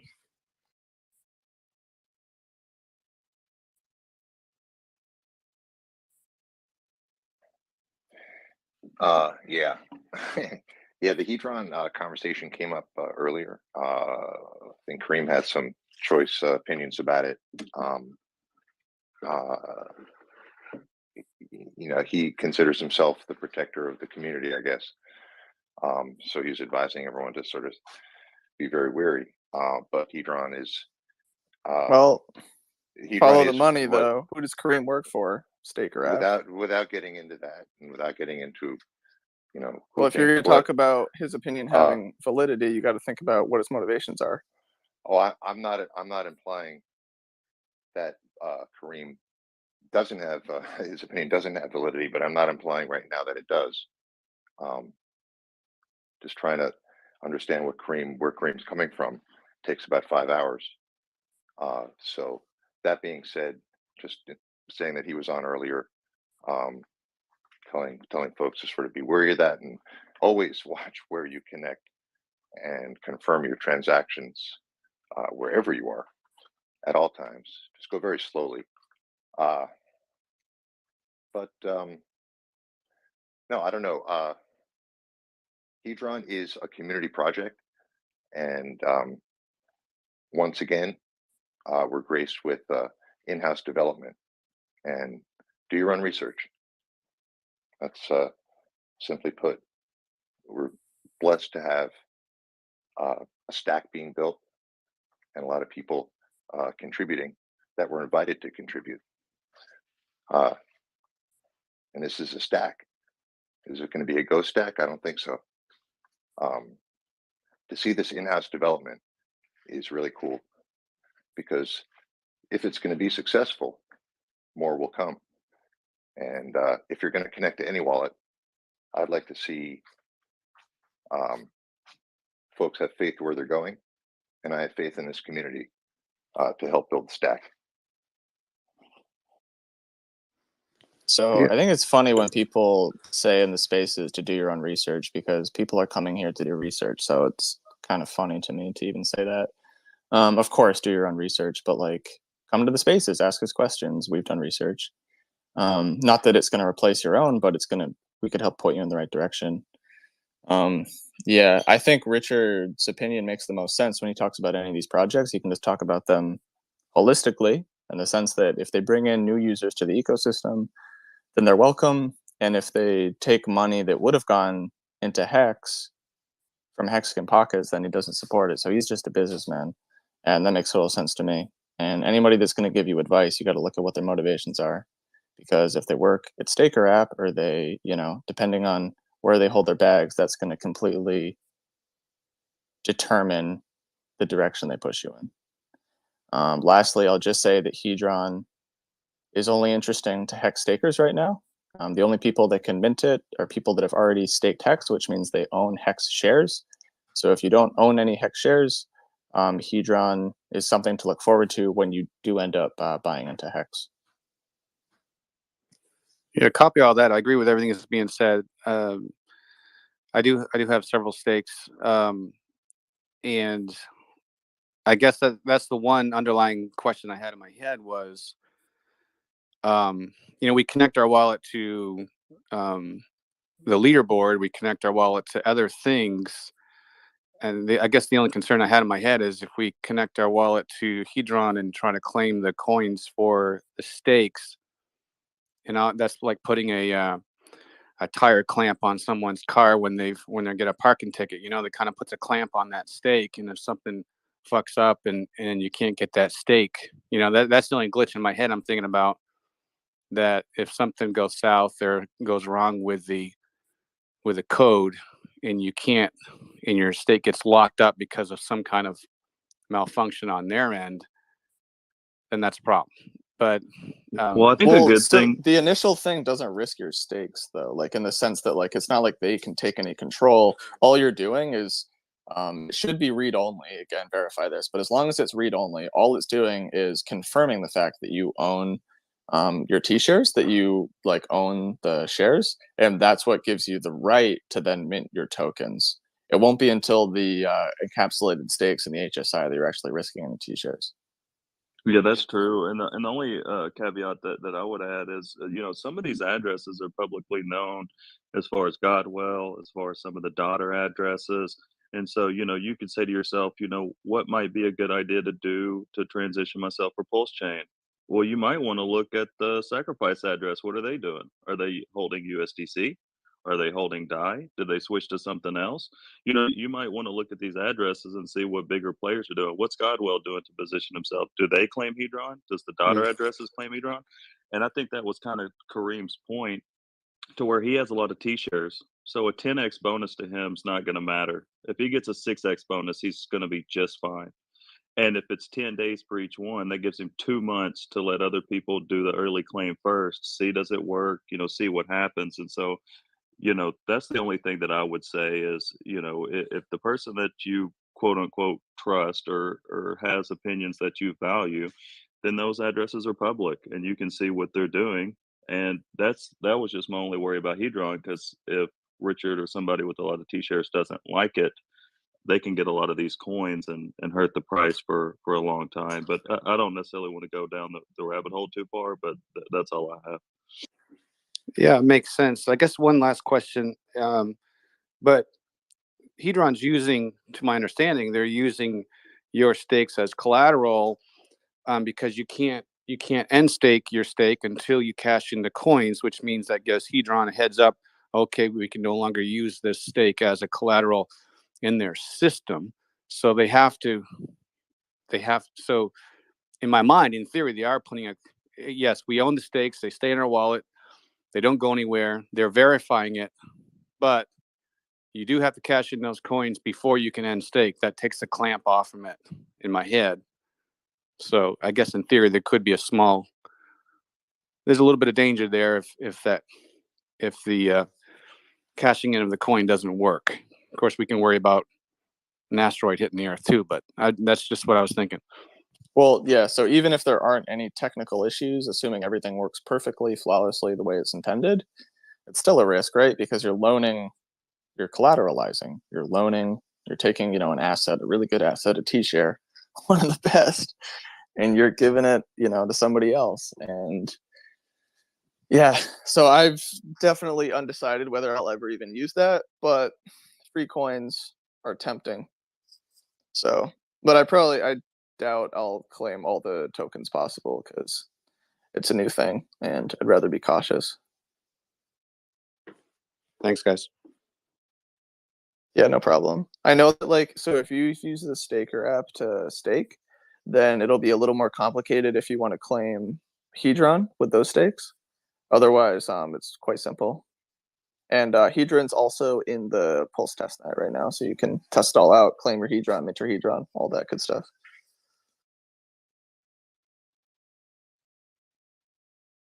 Yeah, I don't think there's anything wrong with waiting and seeing. I know there was a project before that did an airdrop to everybody that had stakes, and I didn't claim it. And you can pull up the chart, which I'm not going to say the name, so I'm kind of being facetious when I say that, but it's a death chart, and so I didn't miss out by not claiming those tokens.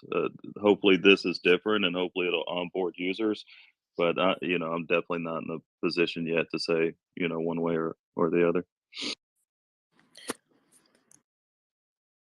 I think they rugged that one twice, right?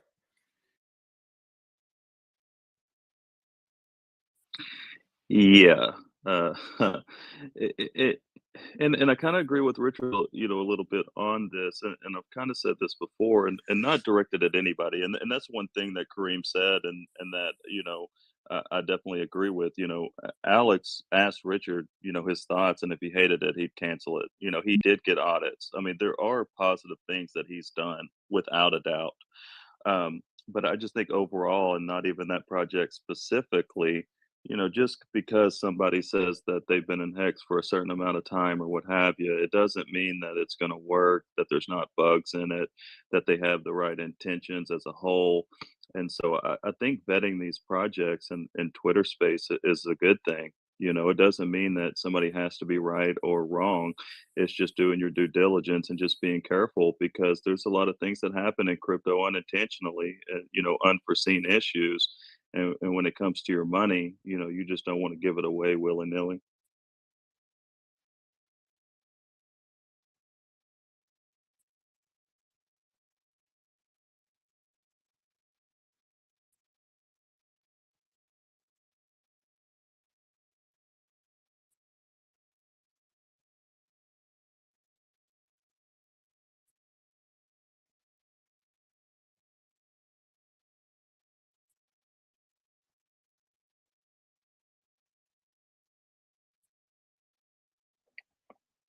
Yeah, good point, J Future, about do your own research, and yeah, I mean, not sending people away or Yeah, that's the thing. It's like, leave the yeah. space to go do your research. Like, No, what? no. Well, no. We're here to say we'll go to this site and come back and Totally. stick Yeah, around, exactly. Exactly. or We're even helping with the research. stay in the conversation and log on and let's talk about it. And that's one of the things. I mean, we haven't. I mean, hey, we're still waiting for a lot of things to actualize. But one of the really cool things about this community, and specifically, for example, Hedron, in this conversation right now, you can go and find the folks who are building this and ask them questions directly. I mean, it's great to discuss it here. I'd welcome all questions, and this is the place. This is one of the places, but we are so accessible here, generally in the Hex community, and all the branches that are growing. Folks are accessible. You can read about it, pre-launch of the pre-launch, and make a decision. And it's a very good point to be protective of the cornerstone of the project. Let's not forget. Yeah, but there's a lot of good development and a lot of good people that are working hard to, as I said, like build out this stack. But folks should definitely be wary before it's built and before things are operating in general.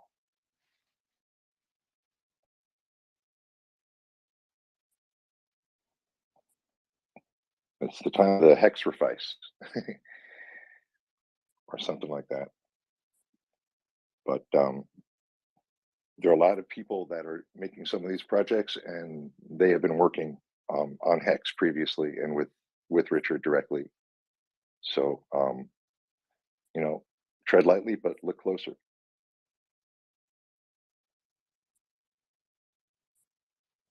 Absolutely. And the last thing I'll say is, I don't know for sure. I think the audit has came back and everything's fine. You know, we'll see when it's actually there. My biggest issue isn't if it's going to work or read only, it's the price. And kind of like when Orca was talking about game theory around the inflation token and what can bring it value so it doesn't just dump. To where there's a lot of people at play that can decide if this particular token dumps or not. It's not just the SA. You know, there's people with tons of T-shares that could also decide how this project's going to play out in the short term. And if it's going to be worth nothing, then do I just want to pay a bunch of gas fees? And so that's my personal hang up, and there's no way to actually know. Because there's no point in claiming all my stakes if it's just going to be worth nothing and it's just a waste of time and it's just unforeseen things that nobody will know what will happen 3 months from now, 6 months from now, if it'll even have a value, if it'll have a lot of value. And so to me, that's more, is it worth it from that reward versus is this really only going to read only my stake? But anyway, that's all I got.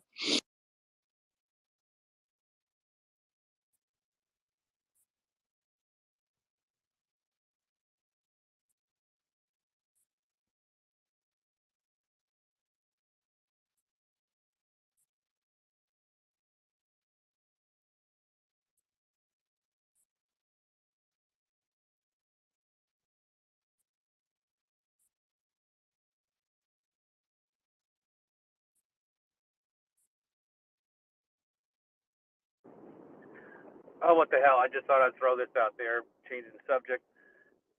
What's everybody's thought on? I obviously love Richard Hart, and I, we all love him and what he does and what he says, and sometimes what he doesn't say.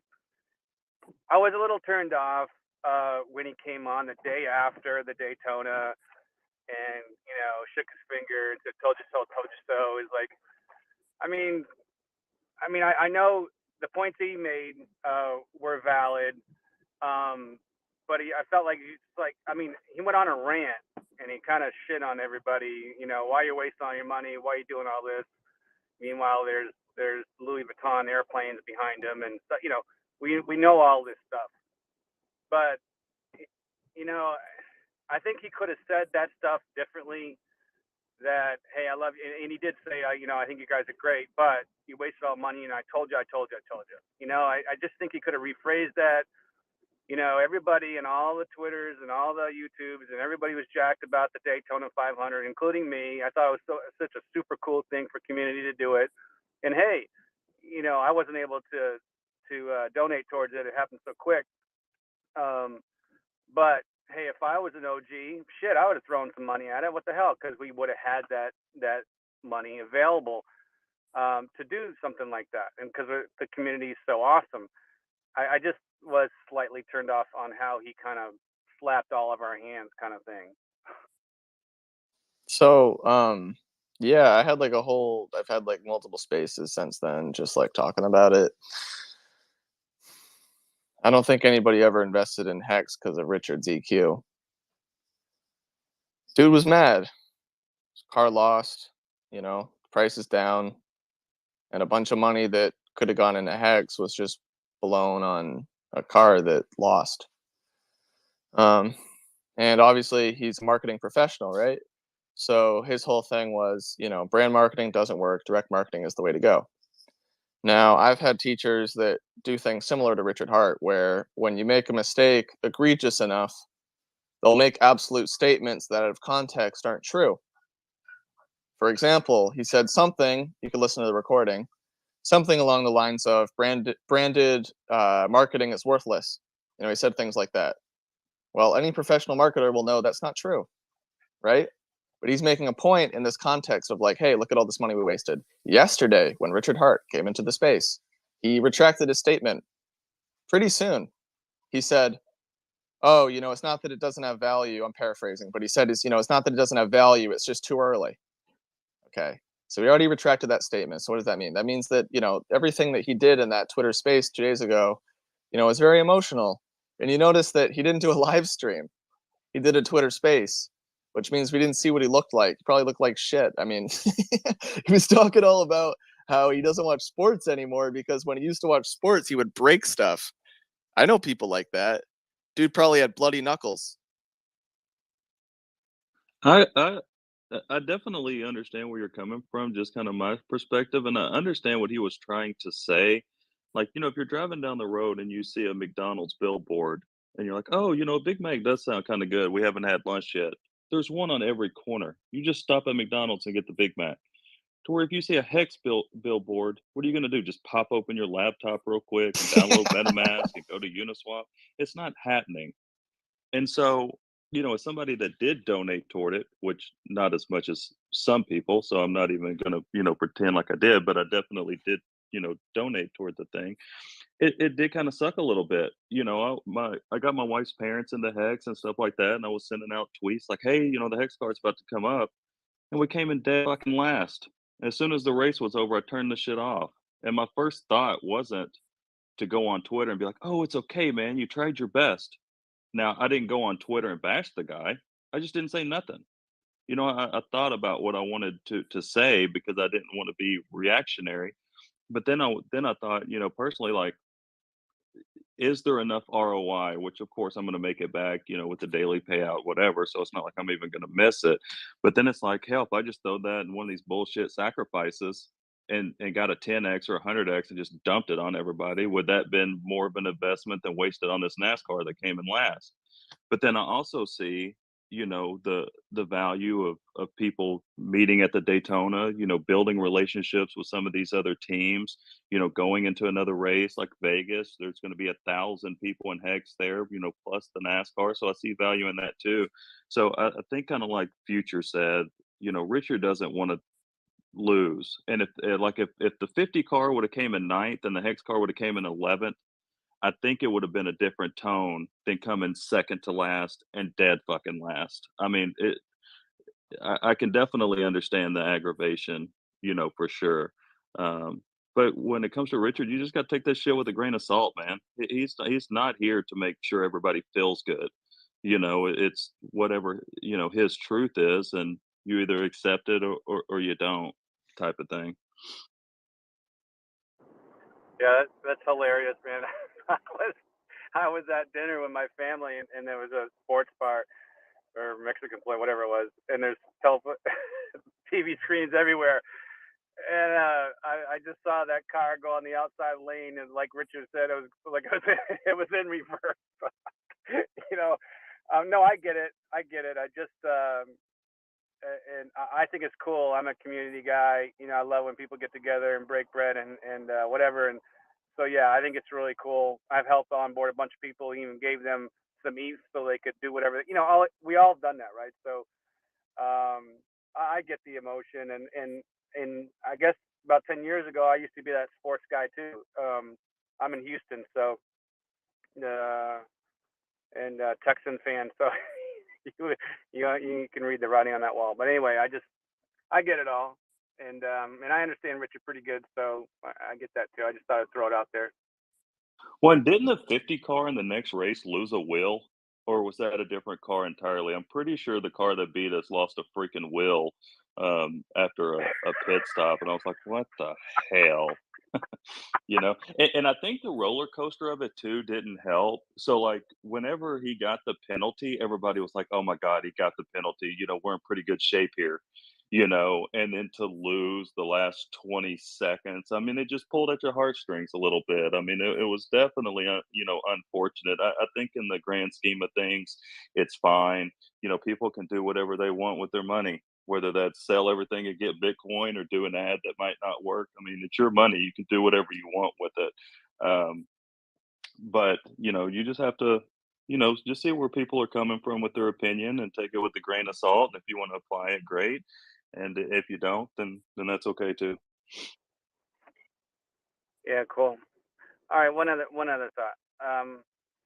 So I thought it was pretty positive that the AMM bot is testing right now. That was huge news, and I don't know why that's not kind of being blown up. You know, usually Richard would say something like that on a Twitter or whatever. Maybe he did. I missed it, but the AMM bot is being tested. I think that's incredible.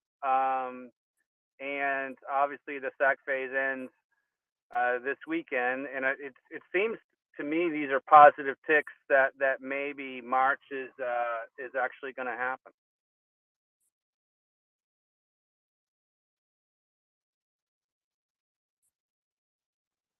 Crickets.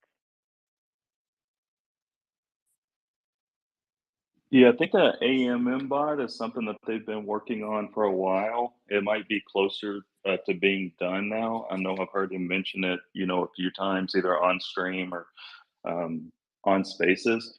I think that we're probably closer to being done than not. But of course, he did say that version 3 need to be as close to the mainnet as possible, and so I don't know if that's 2 months away, 5 months away, or whatever. If you were on Hex in the early days, it's the running joke 4 more weeks was probably said 10 times. But it's just one of those things. Like I'm not in any rush. Like he was saying, Hex has 100% flawless operation. No problem with the UI, no problem with the contract, with the staking. I mean, everything is 100%.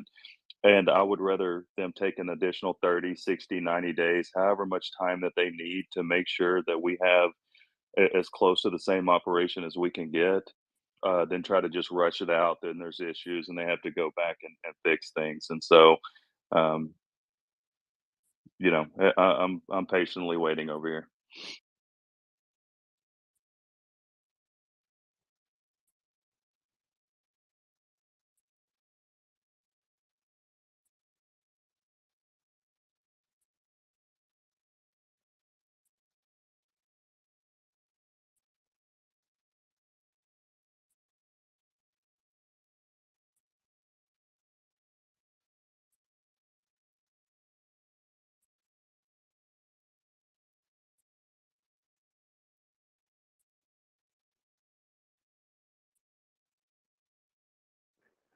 I'm gonna sign off. I have to go to my paying job and pay some bills.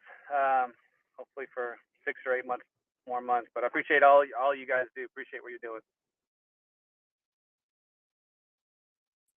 Absolutely, man. Have a good day and pop back in if you can.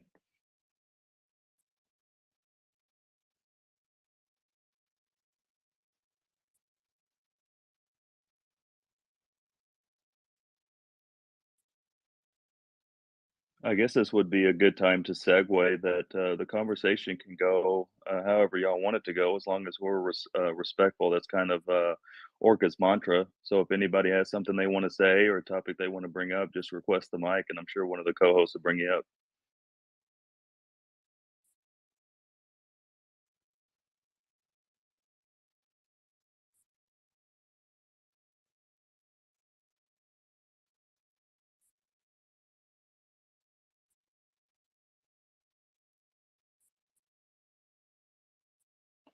I'm surprised Amos hasn't requested. You always got something to say, bro. What the hell are you doing? Get up here.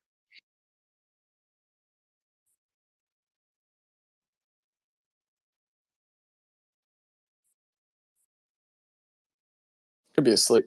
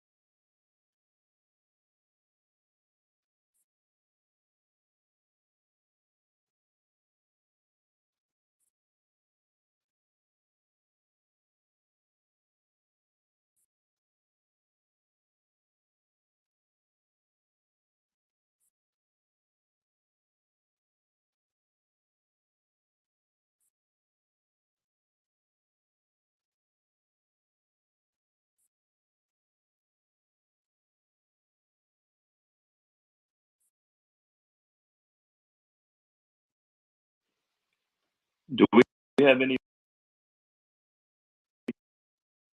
Shit, I got a call. I might have got rugged. Do we have anybody requesting the mic, co-host?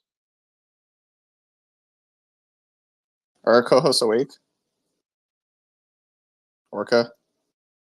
The he's asleep. the JA guy with the Apple. Yeah, some folks just came up. I think Orca's taking a little nap. He deserves it.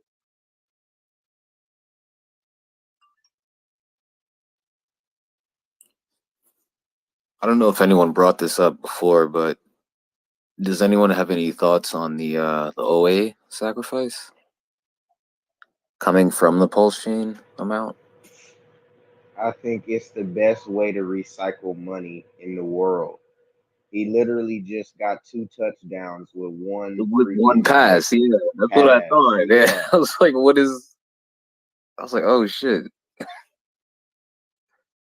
He's a genius, dude. Like I was trying to tell people, he's a genius. Yeah, that was nuts. That was nuts. I don't know. Yeah, I think it's up to 43 billion now. Yeah. Sorry, I didn't mean to cut you off. I was just going to say the number. Yeah. No, it's crazy right now. So what do you think this will do to like PulseX supply? Well, it's going to raise the supply for sure because it's based on the sacrifice total. But a couple things, if you watch some of Richard's older videos, you know, he's okay with the high supply, you know, hence why Hex has so many tokens. You know, I think it solves unit bias to where if you talk to a no coiner, do they want 0.00001 Bitcoin or do they want 10,000 SHIB? You know, obviously they want 10,000 SHIB because it's one of the strongest communities on Twitter. And so, and then also being deflationary and there's no inflation, then I don't think it's a, you know, necessarily a problem having a high supply either, which might not have been the direction you were going, but anyway. No, yeah, that makes a lot of sense. That yeah, no, I'm just trying to like, I guess, visualize what the supplies will look like in contrast, you know, PLS and PLSX. So, I mean, yeah, I keep hearing that like PLS is still supposed to be, it's still supposed to just be more of it somehow, even after this. No, PLS is deflationary too. The only the validators or the people that delegate their stake is just getting PLS in the form of the fee that it takes, not from inflating the token. Right. Yeah. Right. But it makes sense too. It's just far as unit bias, and we don't understand this topic long because you know you'll see people in Bitcoin, you know, talk about satoshis, and you can be a satoshi millionaire, but it's just a different word. It's a harder sell. Right. You know, people in SHIB don't say, "Hey, you can buy whatever the unit is," you know, based off of that. And so I think it makes a lot of sense.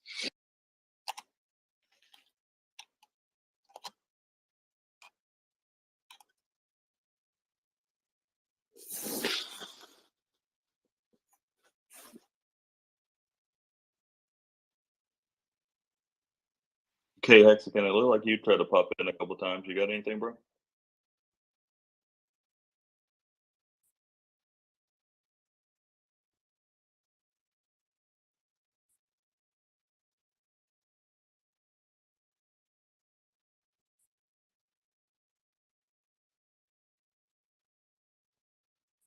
Is anyone in here planning on being a validator?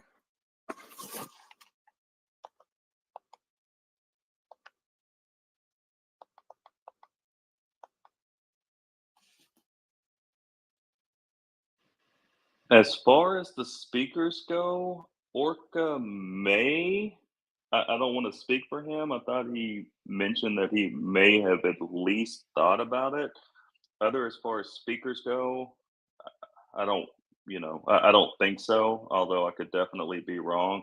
As far as the entire room, I'm not sure. I definitely know there's people in the community that are planning on setting up validators for sure.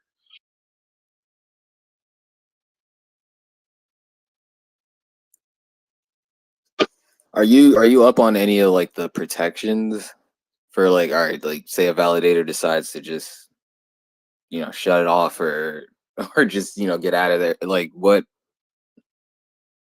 I just haven't read anything yet. So, you know, I'm just going off pure ignorance here, but I'm like, what are the, how would they stop that exactly?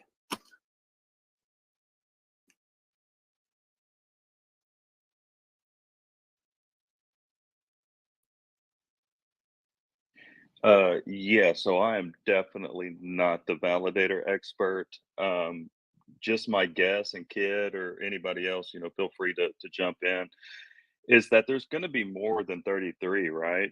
And being that people can delegate their stake, there's going to be validators that are fighting for to be in the top 33 positions, whether that's the incentive that they give as far as a reward to people that validate, you know, their stake with them, or however that goes. And so just say that one, you know, has a lot of offenses and drops off. Well, then somebody else that's been waiting underneath that might not have enough pulse to be a validator can now reach out to those people and basically just bump them, you know, from their spot. And if they're always down or always have, you know, infractions or what have you, then they're just not going to be a part of the 33 anymore, and somebody else is going to take it.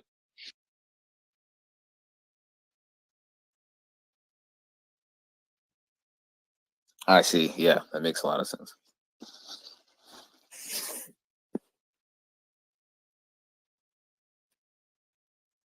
Because, you know, essentially there could be 55 validators, right? Or 80 or 100, 200, however many that there is. But there's definitely not going to just be 33. One goes down and oops, we only have 32 now. I mean, I don't see that happening.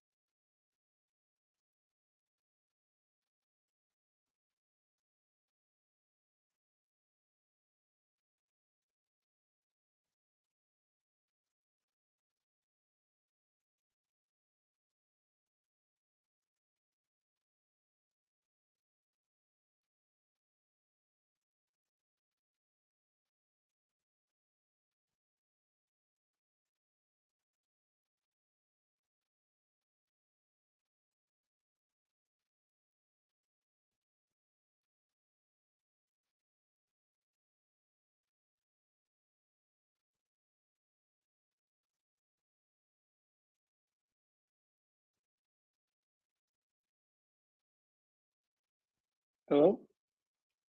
Is there anybody there? Yes, sir.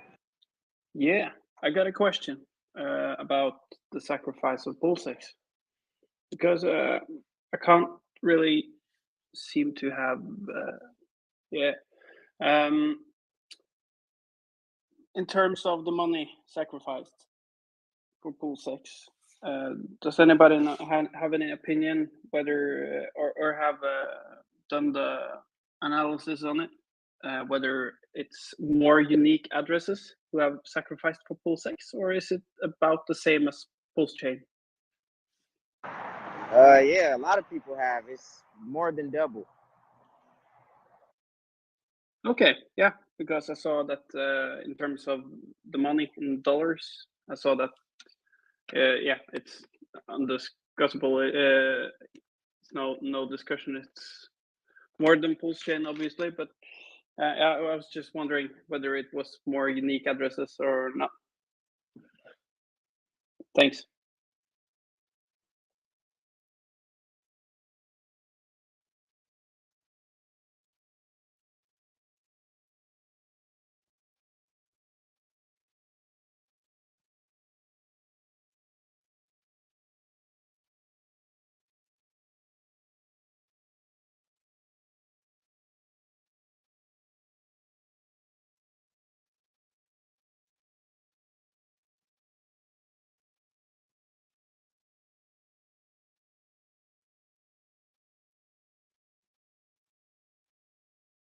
Did someone answer your question? Sorry, I got busy and I heard someone talk and then nobody respond.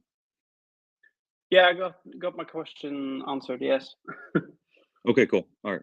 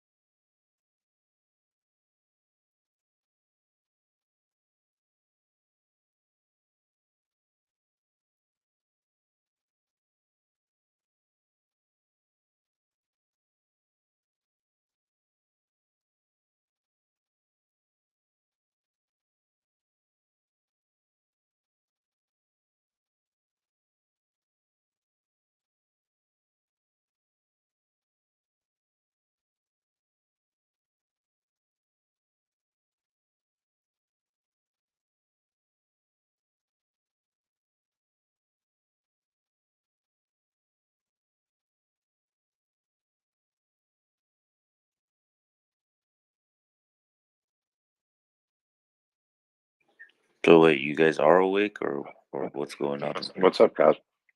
Hey, what's up, Cosmic? I was just waving. I was unsure to say anything because I was like waiting, and I was like, nobody's saying nothing. Is everybody asleep again? A room full of 80 people. It's like a long drive somewhere cross country around the world. Everybody just keeps this on as like soothing background noise, and everybody just goes to sleep, and then, and then they come back. Hello,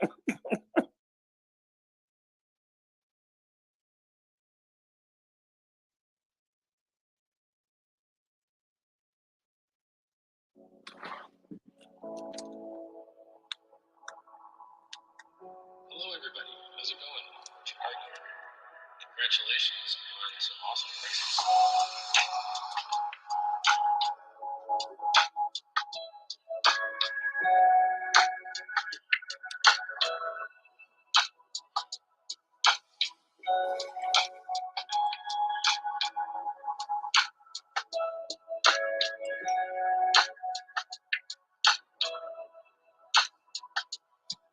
Purposely sleep too cold for that.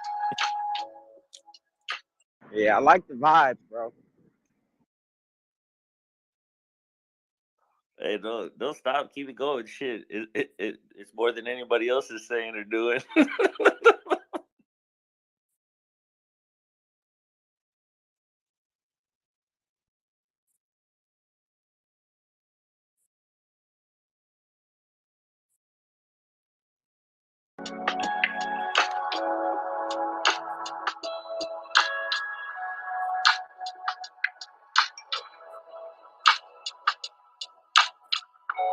Hello, everybody. How's it going? How are you?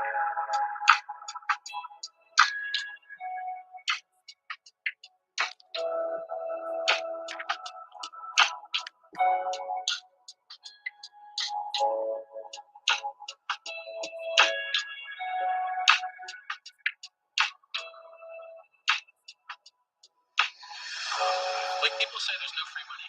It's a complete and total lie.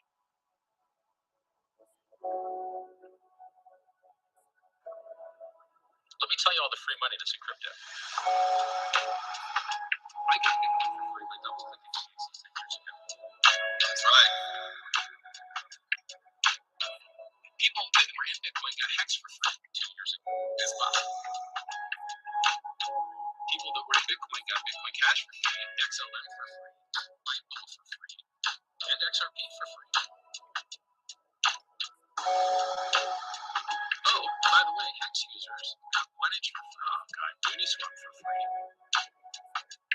Fun fact, with math. This is the one industry in the world where logic doesn't work.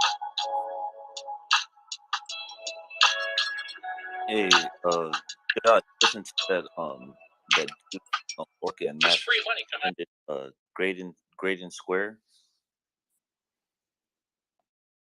What? I said, do you guys listen to that Great and Square?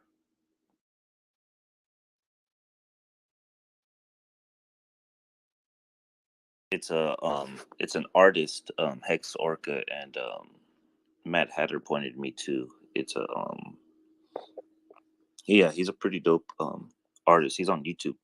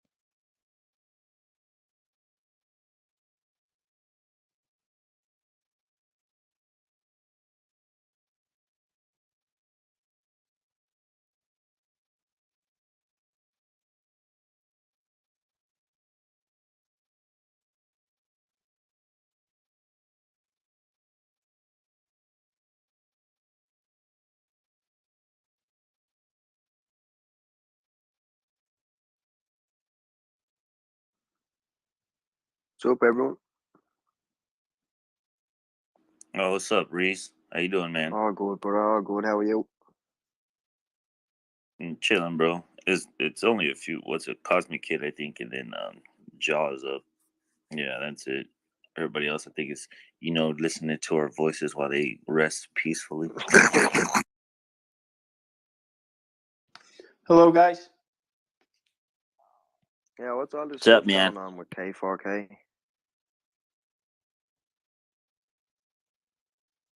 I saw he tweeted some hours ago about some drama. Who was it? I don't know. We missed it. I just seen K4K put up a tweet saying it's mad how one tweet can ruin your reputation or something, and then seeing another tweet, some fella says About he's making a note of everyone that's hating on him and something like that. So I don't know. I yeah, just wondering what happened. about that. I think maybe one of one guy who it probably could be is Eric Wall. I had a beef with him earlier today. No way. I just had to write something. I was not mad. I tried to be as objective about it as I can because I'm obviously biased. I own Hex and sacrificed for Pulse Chain and PulseX. So, but I just had to bring it up because Eric Wall is allegedly, I think he's still a chief officer in Arcane Crypto. Yeah, what was he It's a saying? Scandinavian crypto company, and he was saying something about he was shitting. Actually, he was shitting about the approach. I would say in the development, he was laughing at how I think it was liquid loans, PulseX, and all these sacrificing going on, and that they. Sorry, my English is a bit bad. I'm trying to find the words. You're all right, But bro. it You're all was right. Take your time. yeah, it was talking about how everyone is just copying others' work and wasn't actually programming or coding themselves. And I was talking to him, and I wanted to defend. I have not sacrificed for liquid loans, but I still felt like somewhat defending them as well as I've defended the sacrifice that I have done for PulseX about Yeah. how Richard Hart has copied and forking and taken what has worked, still using that and just fixing what's been functioning bad, and how that is more efficient than just starting from scratch. That was my beef with Eric Wall, and I think maybe that has had something to do with K4K. I'm not sure. From my understanding, and I don't want to get anything started here, so after I say it, we can end the conversation or whatever. But from my understanding, there was a glitch in the referral for liquid loans, and a guy got over 400 referrals, right? So rather than giving him a glitch bounty, right, and saying you found a bug bounty, I mean, and saying, okay, you found a bug, here's a reward, they basically just took away all his referrals. So the beef is more so, is the code actually immutable? But that's either here nor there, and anything else I don't really have knowledge of. That's to my knowledge, but yeah, man, It's not a that good would start for liquid piss loans, me though, is it? off. That would definitely piss me off. What'd you say though? 100%. It's not a good start for liquid loans, is it? No, that's definitely not a good look, man. Because No. for them to remove his referrals, it's almost like I found a loophole in your guys' system. Rather than either just not rewarding me with a bug bounty and just giving me my referrals, you took everything away, and I don't get it. Yeah, I don't like that Yeah, I see. approach.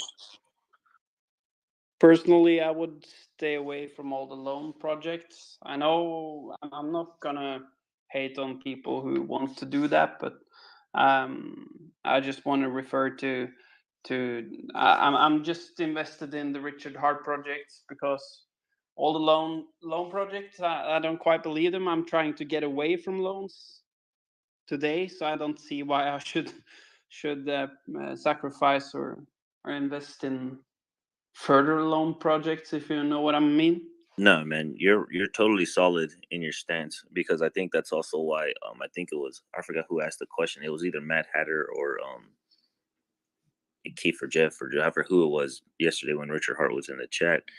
And I think that's why he phrased that question regarding the other tokens and stuff on his chain and everything, because like if you heard him properly, he was basically saying, hey, look, you don't need to participate in any of the other events or stuff that are trying to come out on his network and everything. So he was like, hey, yeah, just I have everything, I built everything. So I feel like he was ultimately telling everybody, hey, look, you guys go into those other projects, that's on you. I'm not promoting them. He's like, I'm letting you know my projects are what we should be focusing on. So I feel like some people missed that sign or understanding. So now, people are, whatever they go into, if they go into these, other projects, ultimately, like, he has no responsibility to them. So that's why I feel like some people think he has some type of responsibility to them, when in reality they don't. So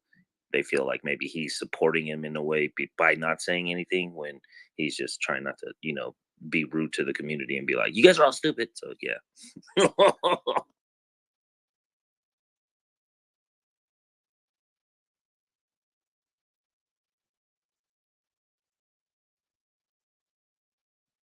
Yeah, me personally, I don't think I'd be sacrificing for liquid loans. Me and Jay Future were talking about it the other day. Like, if it is going to be big and if it is going to be successful, why not just wait and let it play out and see what happens? And then if it does work and you see people actually getting benefits from it, then I might look into doing like 5% or 10% of me bag, but that's only if I see other people using it and it's doing well. Yeah, well, I mean, if you look at the liquidity chart, if you look at all of these other charts, because the code has been forked on multiple different networks, right? So if you just look at the charts, they're trying to incentivize people for holding, because when it comes to these loan tokens or whatever, man, people just tend to dump them. So they're really trying to incentivize people to hold for 2 years and sacrifice, do this loan staking bullshit. I mean, I get why they're trying to do it, but it's the fact that they're stepping on Richard Hart, and it's the fact that they're I mean, look, Richard Hart hasn't even figured out, is the sacrifice phase does it work? So it's like, how are these other guys trying to use the sacrifice if Richard hasn't even finished it? Like, what the fuck? Yeah, I agree with that, bro.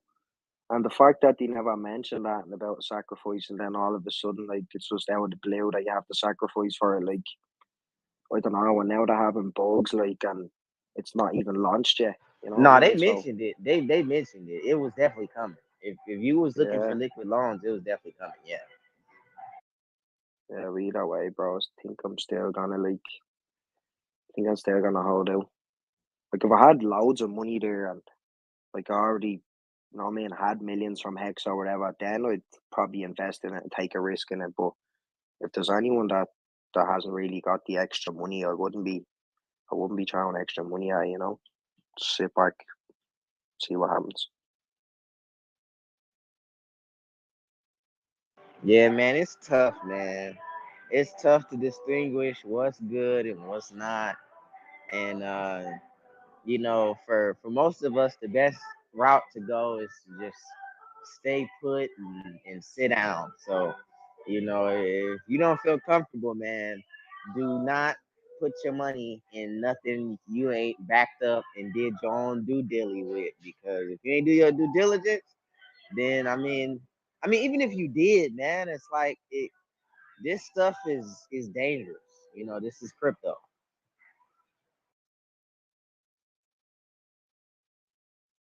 Just look at the liquidity chart. I'm gonna post it up and pin it. But Yeah, just look post it at up it. and pin it, bro. Yeah, I haven't even seen it, to be honest with you.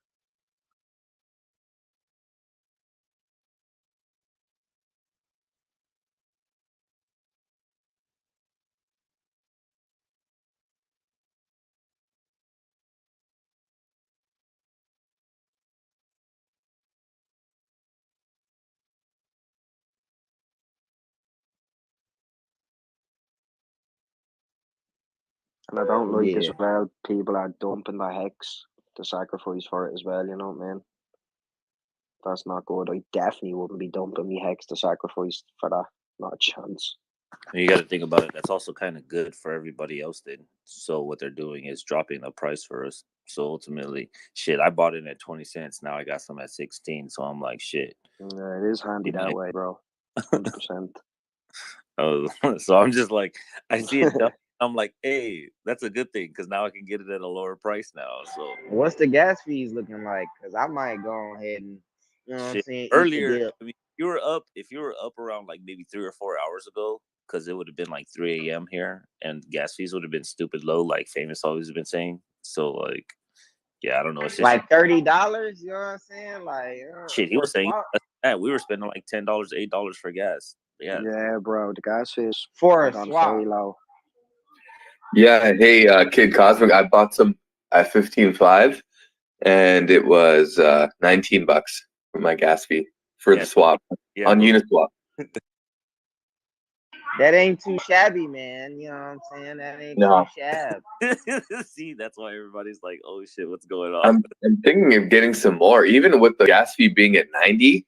Like, it comes out to be like $30, you know, when it's like 90. So like at the same time, that's not bad either, because it'll tell you like if you go to the Ethereum gas tracker.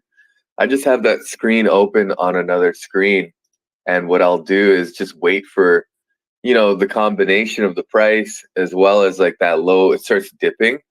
As soon as I see that price dipping, I'll make a buy. Sometimes it just dips right when I buy and then it shoots back up and my transaction gets stuck for an hour, but I don't really care. I'm not going anywhere with it. So that's like the worst that could happen is if you put like a 30 Gwei gas rate, you might, and it pops up to 60 like right away, then you might get stuck for like an hour. But that's about it.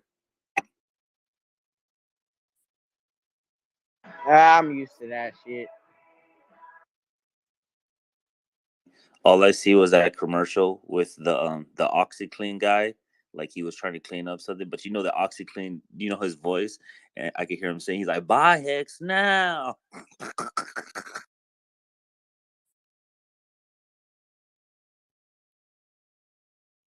Yeah, man. These gas fees, they haven't been this low for about 6 months, man.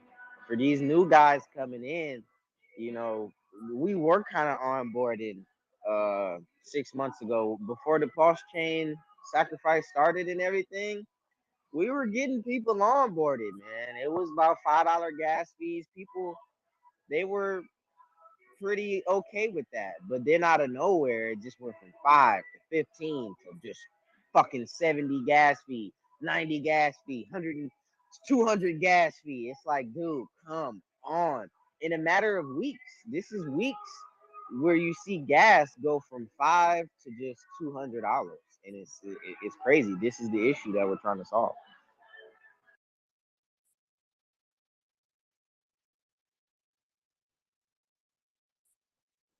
Bro, that chart looks mental. I think it's the main reason, like, Pulse, it has to be huge. Like, ETH is unusable.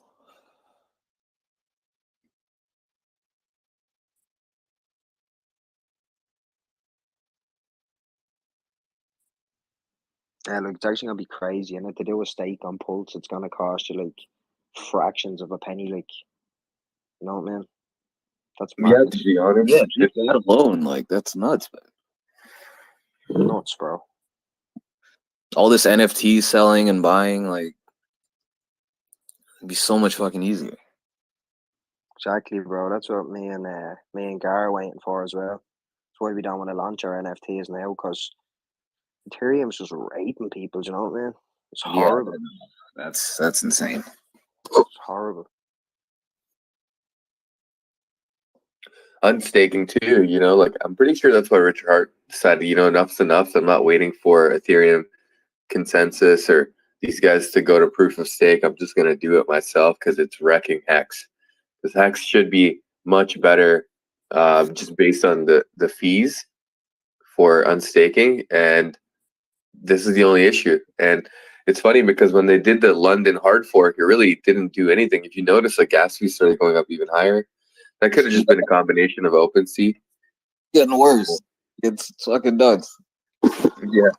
So the way I look at it is that we all need this. I'm excited for it. Like I'm so grateful that I found out about Richard Hart.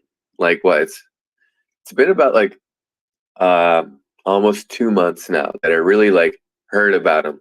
Right. So it was like I got a video from my uncle about about Richard Hart because he's been saying HEX. He's like, oh hey, you should buy HEX. You know, he told me back in like March last year, like April last year.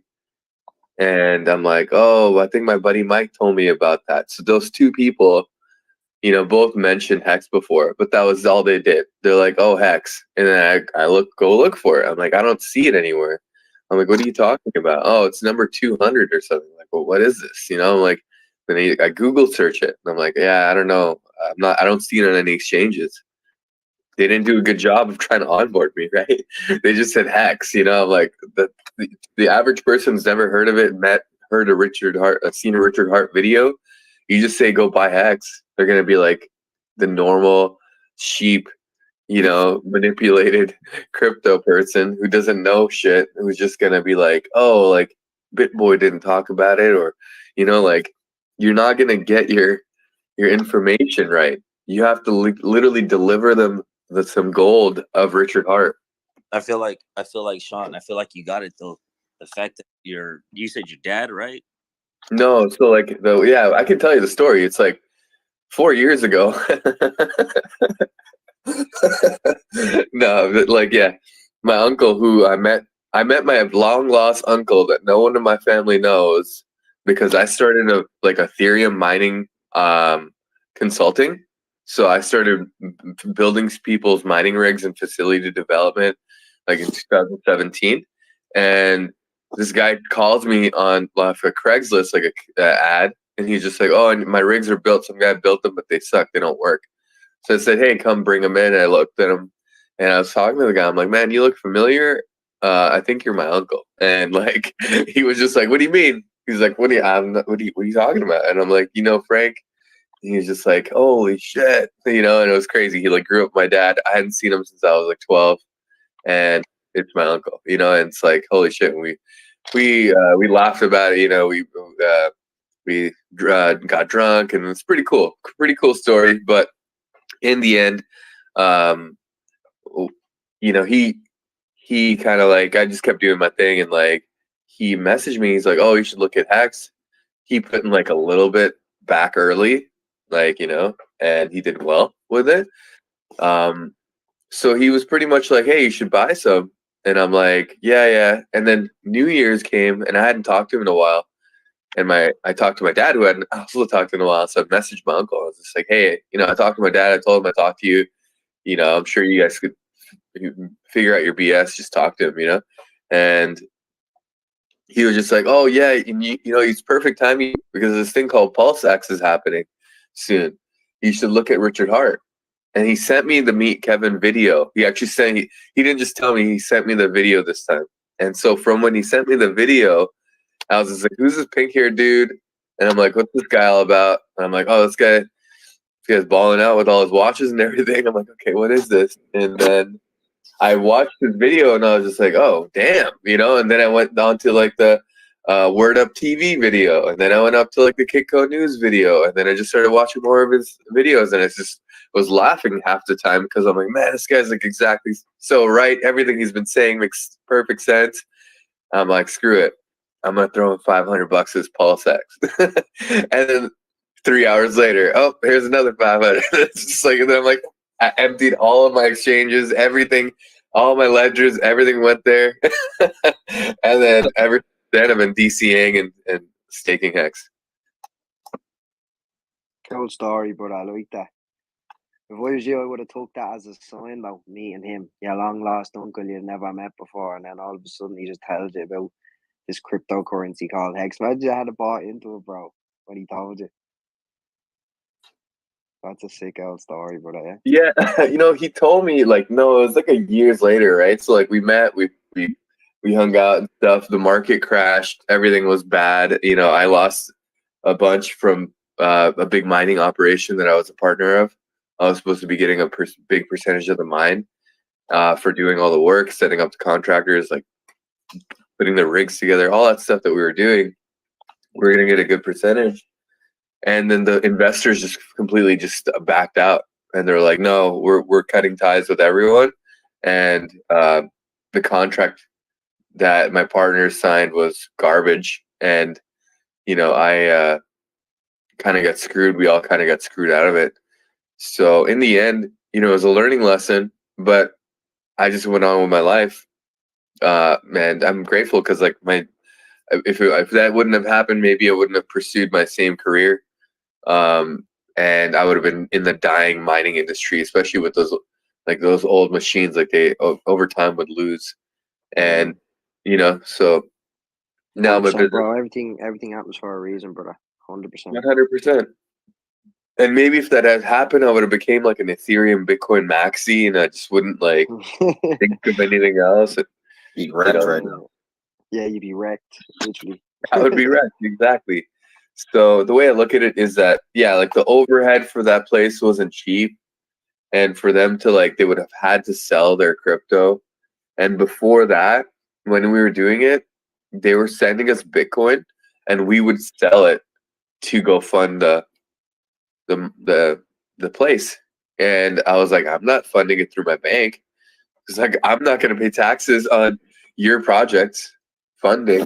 So we were doing all under the table, like cash deals of like $50,000 at restaurants and stuff. It was pretty sketchy.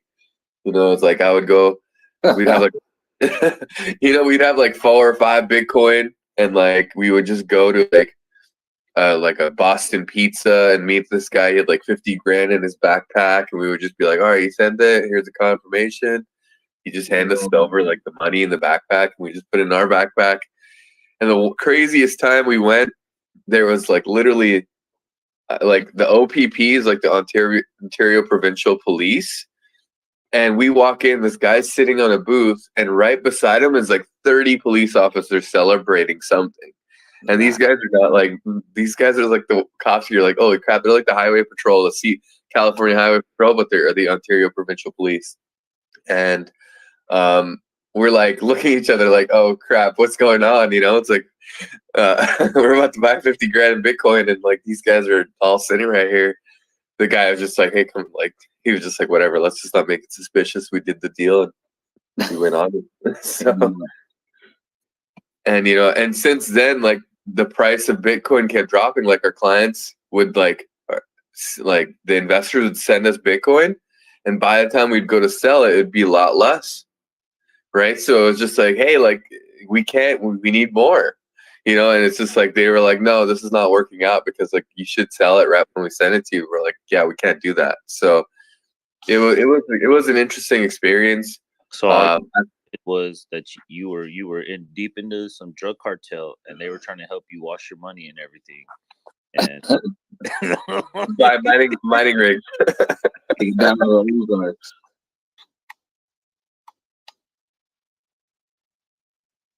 That's crazy though. I mean, is mining still like, I don't know, is it still dying, or has it been like revamped with newer tech and shit? I know that they're always coming out with new tech, and I mean that means that they're always going to be coming out with new tech. So no matter like what, Intel just came out with that new processor that can like mine Bitcoin at an insane rate. yeah, I mean at the same time, how much like no matter what, it's just going to get harder and harder and harder to mine. That's just how it's designed, right? So every transaction makes every block harder to mine. So forever, it's only going to use more energy to mine. And then you're going to have to create new technology to mine it. Well, that's very detrimental, like wasting all those natural resources on making all this stupid ass equipment is all. Yeah, it's like what Richard said. It's a pollution machine. It is. Yeah. It is. And I know that like China and all these other countries that are destroying the environment through their ways, but I mean, we send them all the manufacturing. So unless we want to make a change, or companies here want to make a change, it's just like a combination of like corporate greed and China. You know, it's just like countries that don't give a shit about our environment.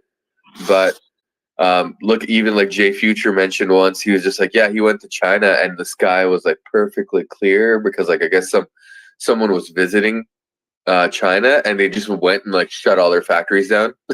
So that like the government overreach is so insane. They're like, shut off all the factories for a couple days, and now like everything is blue sky. So over there, like saved a million animals. Who knows? Or like, so I guess over there it's just a matter of, yeah, I guess it's just like they're gonna constantly keep making it. And I you know, when I sell HVAC and I'm talking to customers, I'm like, hey, like, yeah, I know my product is a little more expensive than what you're getting quoted, but it's significantly higher quality. Like when I sell furnaces, I only recommend people the stuff with stainless steel heat exchangers because it seems like everything else in the furnace is also much better.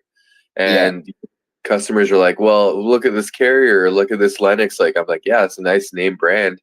It's been around for decades, but they use aluminized steel. So I haven't seen a new Carrier last more than 12 years or 10 years. I'd rather you get 20 years out of it. And even though these companies are all about energy savings, it seems like they are building low quality equipment that doesn't last that long. So it's kind of an oxymoron, or it's, you know, it kind of goes against their whole environmental friendly thing. And yeah, it goes into like the corporate greed you were talking about. It's planned into the making of the products. It's what's that called? Planned obsolescence, where it's made to break down so, you know, they stay in business and profits stay up. They have to keep making more. You have to come back pretty much and get another one if you want that, you know, aluminized, you know, whatever. It's the same with like all the tech, all the phones. They're all made to break after, you know, 3-4 years. Like your shit's just made to act up, and I don't know. It's like we're playing like a really dangerous game with like really rare resources. Like this is nuts. Yeah, man, it's I mean, things will change eventually. Who knows? Maybe they won't. Maybe we'll just kind of start withering away like people do. You know, people will always overcome like whatever obstacle, but many people, like, there's never been a time where humans have had to reverse our own mistakes.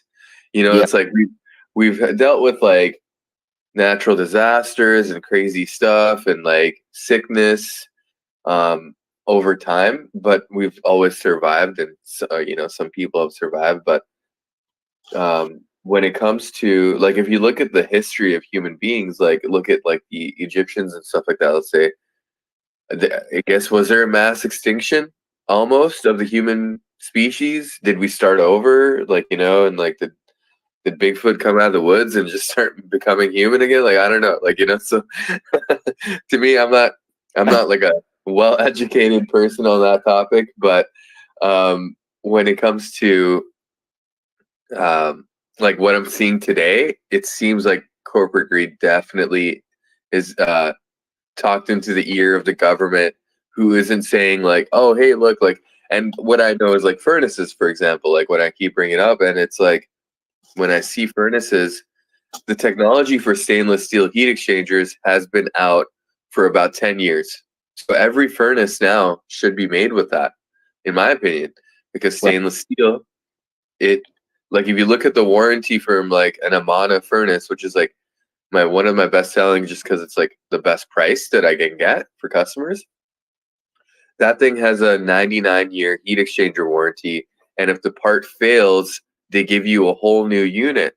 Where if you look at like a more expensive, well-known brand like Carrier, their heat exchanger warranty is 20 years, and if that part fails, which it will, because it's not stainless steel, it's aluminized steel, which is like the cheapest metal you could buy. If you go to a metal supplier and you say, hey, give me the cheapest pipe you got, they're going to give you a pipe of aluminized steel.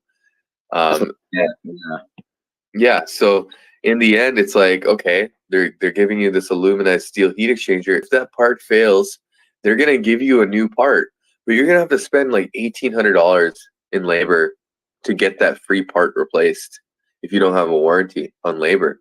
So it's like it only costs you $800 to replace the entire unit, not if the Amana breaks down. So it's cheaper for you and it's gonna last longer. Like where's the benefit? So that's kind of like where I'm like, if I could be a politician or if I could be a lobbyist, I would be like, hey, for the environment, make sure you're awarding these companies that are providing higher quality components, better equipment at the same or better price than their competitors. And you should tax their competitors because they're providing a product that's detrimental to the environment, to force them to change and get on par with the quality that's out there. So I think that would be like the next step to like government actually providing some kind of good technological advances, environmental changes, is by forcing environmental impact on big companies, corporations that are bigger than smaller companies that are doing more, for the environment by better innovation in their products, and making products last longer, things like that. Exactly. That's why I think proof of stake is gonna explode. Like it's the reason Hex. I feel like performed it like it did, and I feel like it's why PLS is gonna explode. PLSX, all of it. Like proof of stake is it just makes so much more sense. Like there are places where the power grid literally fails because like people are trying to mine. It's like America can't go through that. Like we can't. So much of our shit's already breaking down. Like it just can't. Yeah, man. Like in Texas, where when the weather gets too fucking cold, the grid collapses. Like, come on.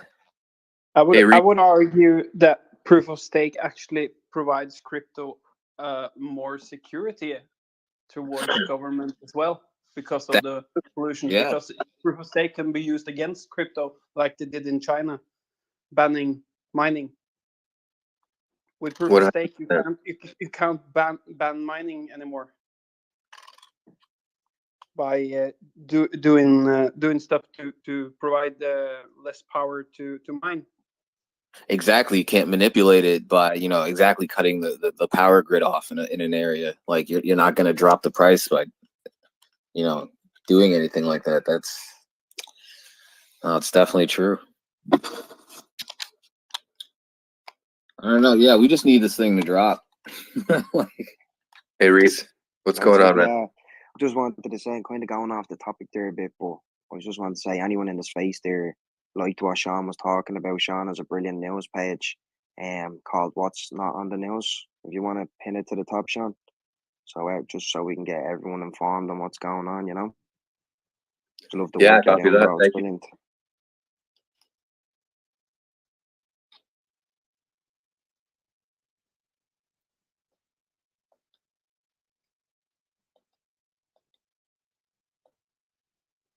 And think about how easy it's going to be to onboard new people when Pulse Chain launches because of the fees. Like, that's what turns away half the people nowadays. Like, not everyone has like a couple of grand to throw into a stake. Some people only want to do a couple of hundred, and then the gas fees are nearly the same. Starting there thinking, like, what's the point, Yeah, that's what Richard said. He was like, with current ETH fees, like just knock out anyone who's not a whale. Like you can't really win off this right now. Exactly, bro. Think about like how easy it's gotta be to actually onboard new people in that only have like a couple of $100 to stake. It's gonna be a And lot then they don't easier. even have to transfer anything over. Like if you got your shit in your wallet, in your MetaMask or your Trust wallet, you're already on the chain. Like you don't have to bridge.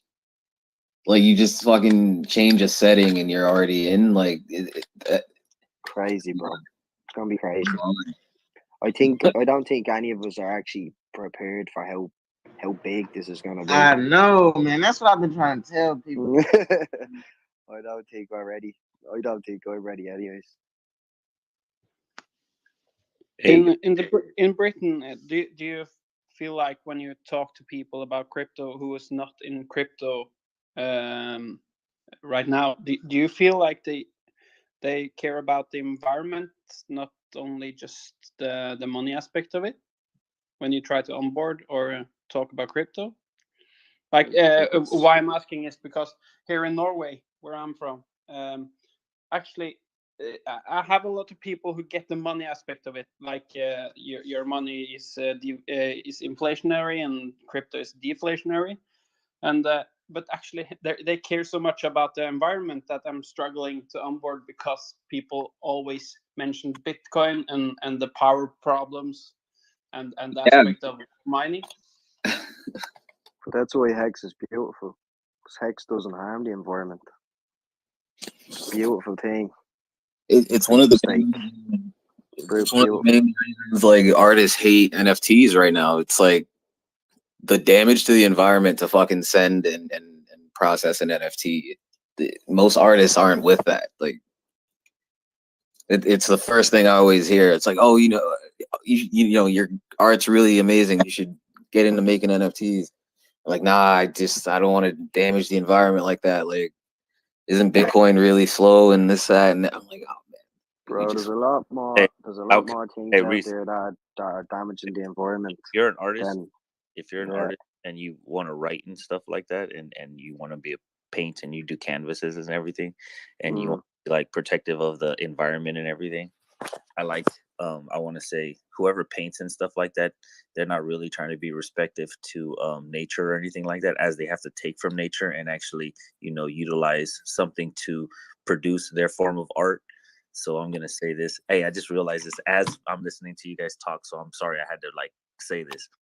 The only true art is the art that doesn't require anything to produce something. So in saying that, it's also saying that cryptocurrency is an art in a way, because we give it that value, such as art, like, you know, pictures and shit like that. So I just wanted to say, anybody that actually does painting and canvassing and stuff like that, they're not being receptive to nature, because if they were, they wouldn't destroy products and everything else to actually construct their own art. I just wanted to say that because I write poetry and I don't need anything else to, you know, present art. No, I feel that, like, I mean, all you need is a pen, paper. I mean, or you No, just no, you don't even need pen or paper. It's just oral. Like, literally, it's nothing. You need nothing to produce the art of poetry or writing or anything. Well, writing, yeah, but like poetry and spoken word. So I just spoken word, yeah. Spoken word's all you, yeah. No, that's. But even that, right? You could say that takes up like a human resource, or like that shit spends. You know, like you spend some of yourself doing that. Like it's not everyone can do that. Yeah, of course. I was just referencing the whole aspect of, you know, having to use natural resources and stuff like that to produce something, such as, you know, making a computer. We have to destroy all kinds of shit to make a computer and everything else, and we utilize it for whatever reason, and we justify that. So, and I was just like making an example of, you know, being an artist, you would you would need these resources and stuff. So you're not doing anything any better by trying to be No, I think everyone's just like trying to be more about sustainability. It's not about not using stuff. It's about making sure that like we use stuff and then we still have more for the future, right? Like we don't want to run out of the shit and then like now we have to fight China, or now we have to fight Russia for. Nah, man. You know. I want to say this also.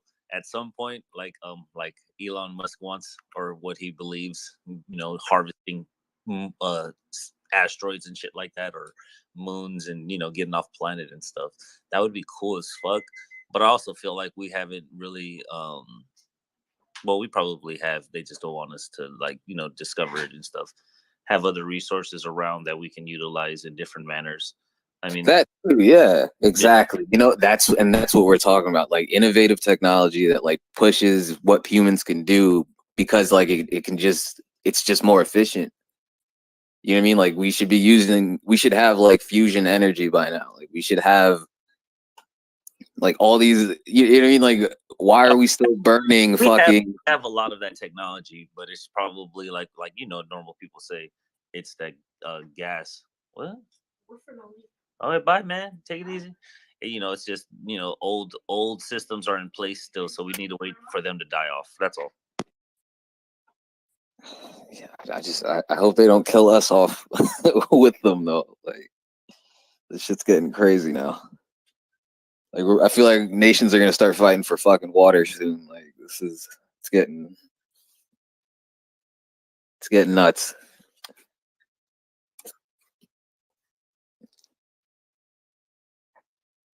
And it's just like it's another plus to the whole like pulse chain like system. It just we don't cost the environment anything. Like the shit runs great, it runs better, and like we're not the cause of anything. Like you know what I mean? Like you just can't lose. Like there's no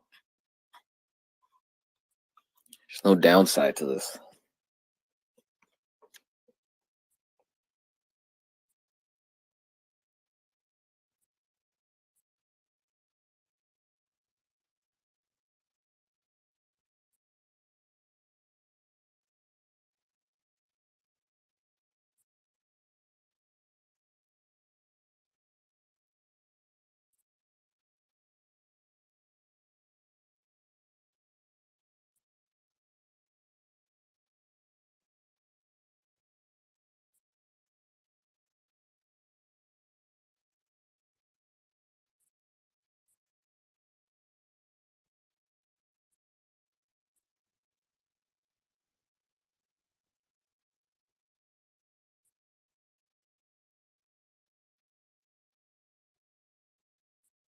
I'm gonna work on writing something like that about what makes a true artist, and then just bash other artists real fast and see how much flack I can get. Yeah, you know, what's his name? Salvador Dali was like that. He was like, he just loved pissing off other artists by like calling every artist a fraud. It just sounds like a fun thing to do. It's just like I want to see you argue. he lived quite a life off just that was his life. Just pissing people the fuck off.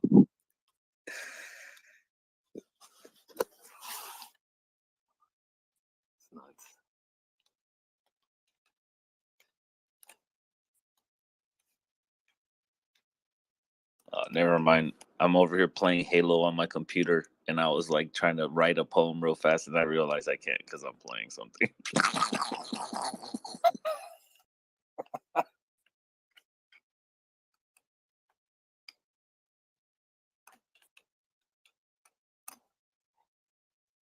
Yeah, I'm over here playing 2K.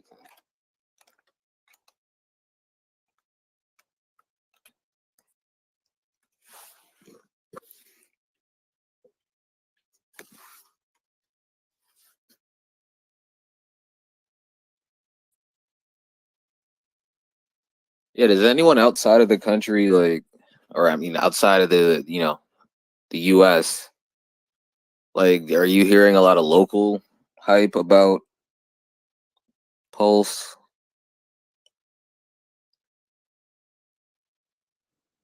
Not really, bro. No, not many people in Ireland would only see. I don't even think. I think I've met 2 people so far from Ireland that are Hexkins, like, so. I have a lot of work to do.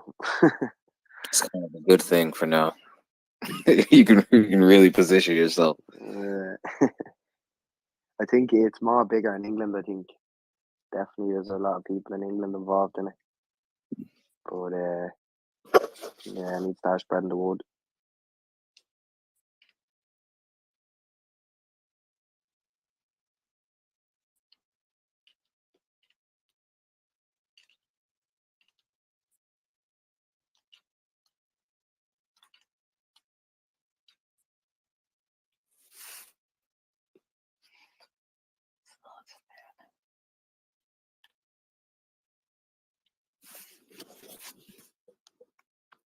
We don't have a big community in Norway, I would say, but it's a loyal community nonetheless.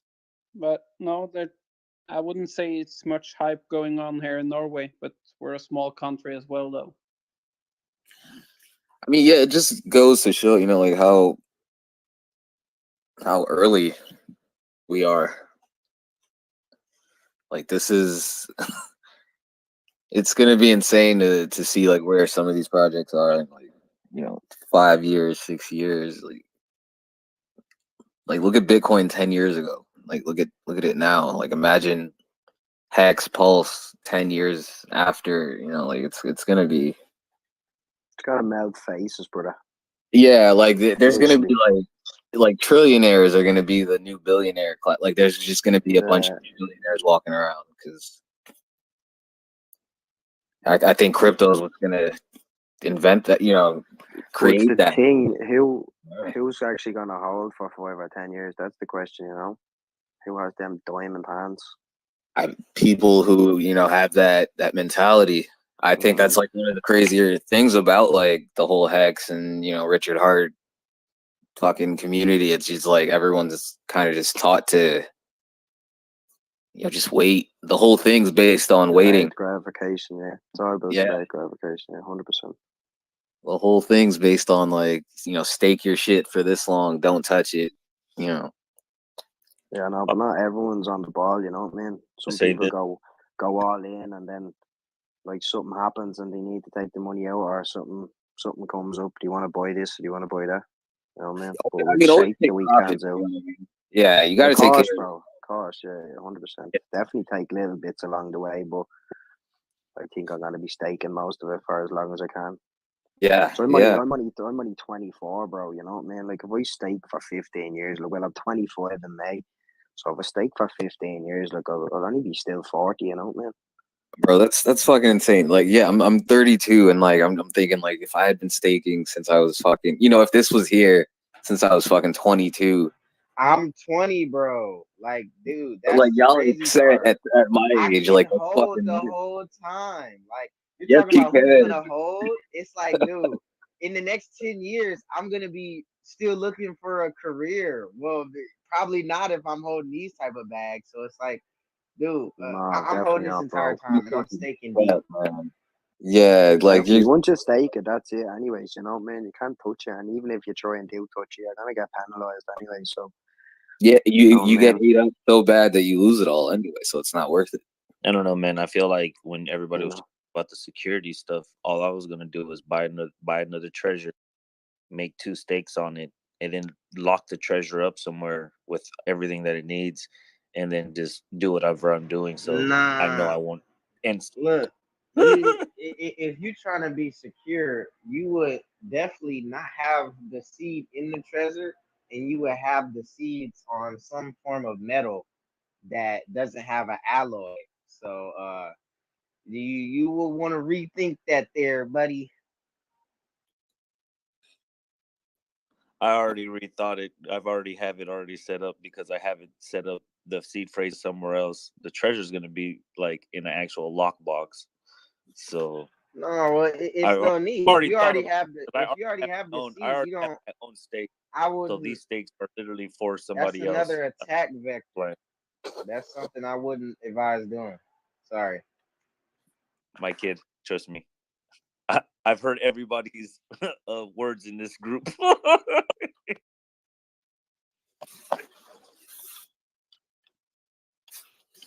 I mean, but yeah, like it just goes to like this is crazy. This is going to be the biggest transfer of fucking wealth ever. Like, and all you have to do is hold on to your keys.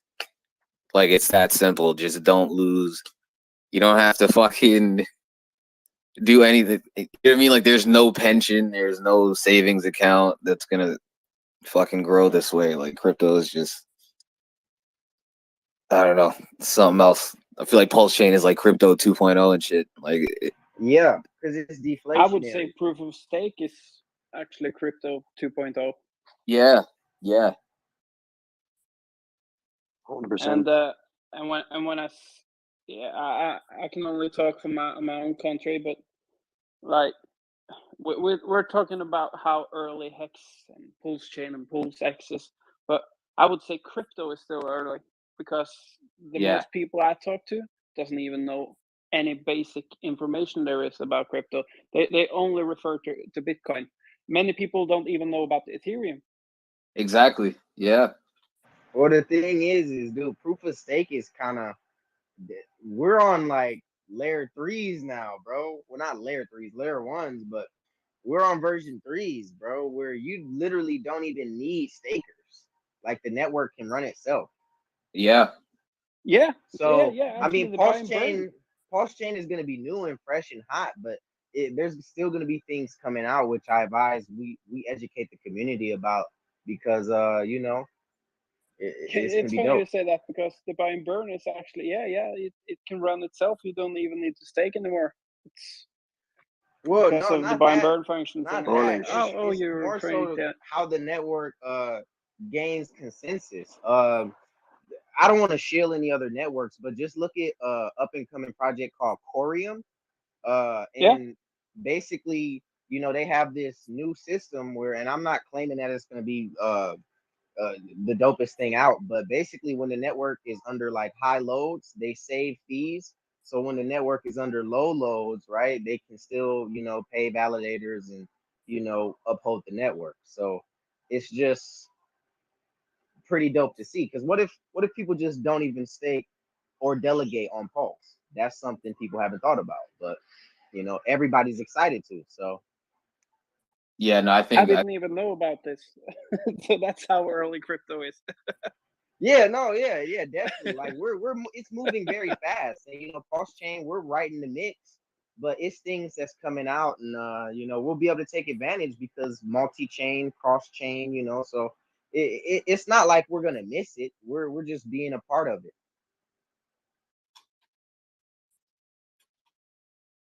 no, absolutely. Absolutely. I think it's just set up to be a big part of it though. Cause like this is pretty big. Like this isn't Soul Chain, you know what I mean? Like a lot of these other chains right now are broken. Like they're not much better either. Like there are some dope ones coming out, but a lot of, you know, like ADA has some work to do. Fucking. So I got a question now. So if Pulse Chain is gonna be the bees fucking knees, right? What if we get congested ASAP? What if fees get to cranking up within the first 2 years? Kind of like how they did for, you know, Hex on Ethereum. What if people are just using the hell out of the chain? What is gonna be the That's a good consensus point, then? bro.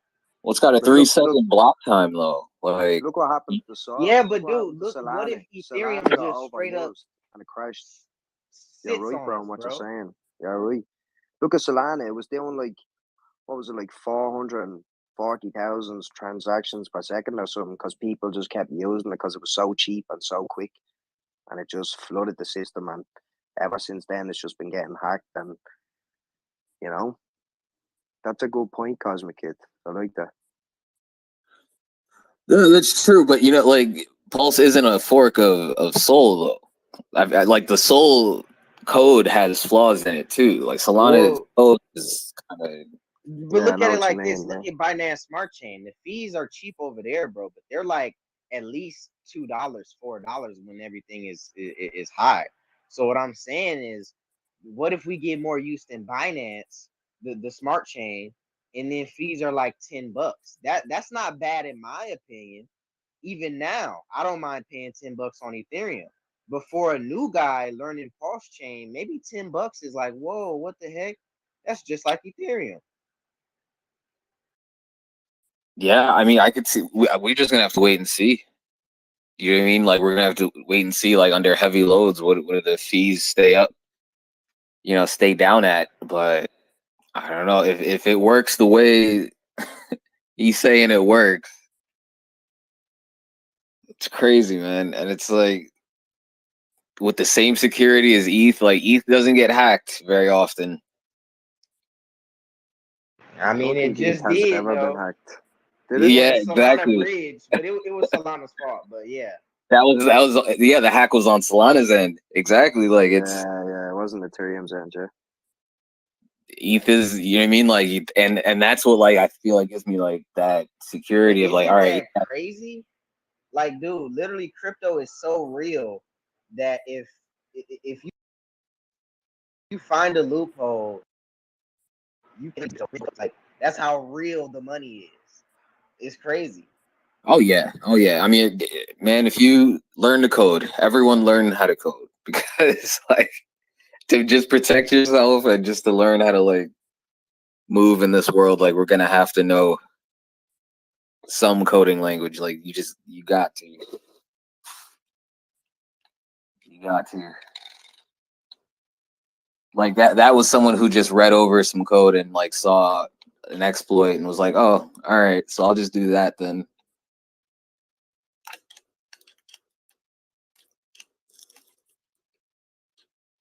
It's like you It see could have how been like a developer though. It could have been a dev because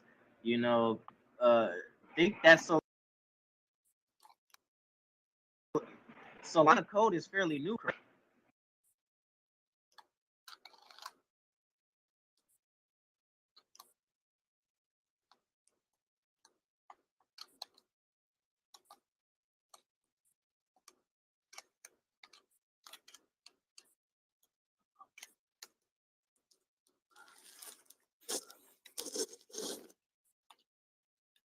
I didn't catch that. Was that choppy for everyone else?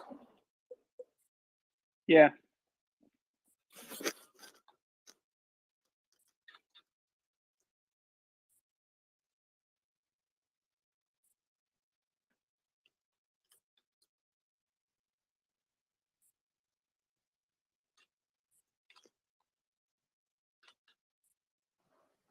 But don't you think, What's up, guys? that it will be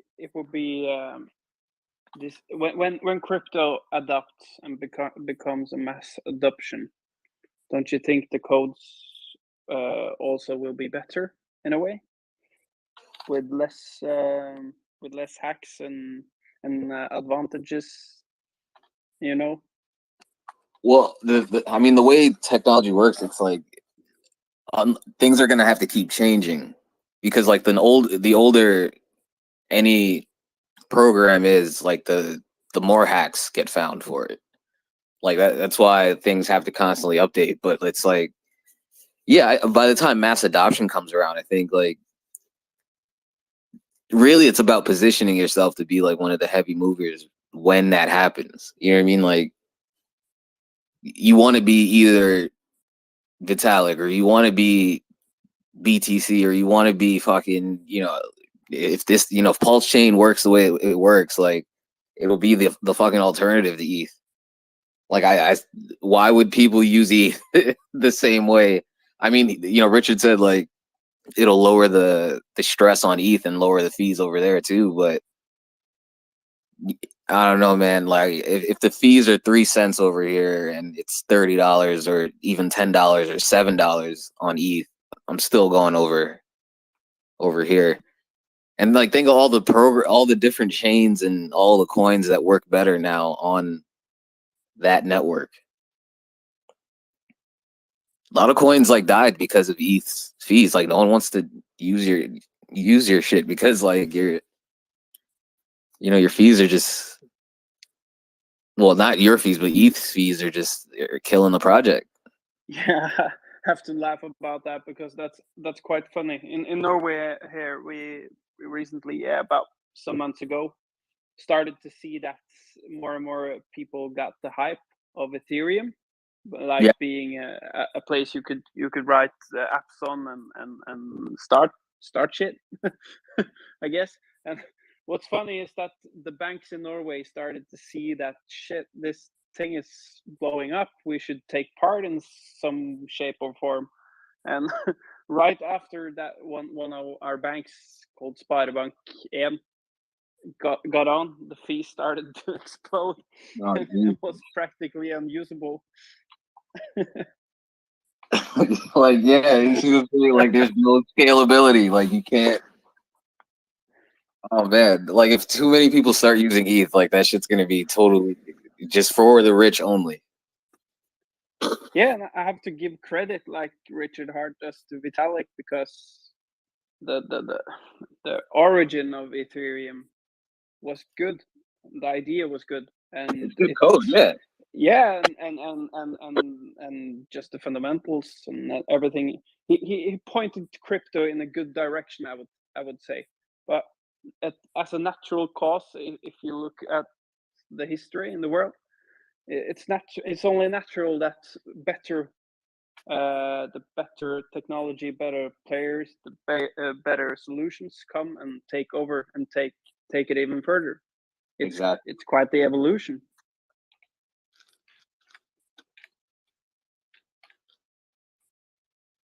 Yeah, no, it's inevitable.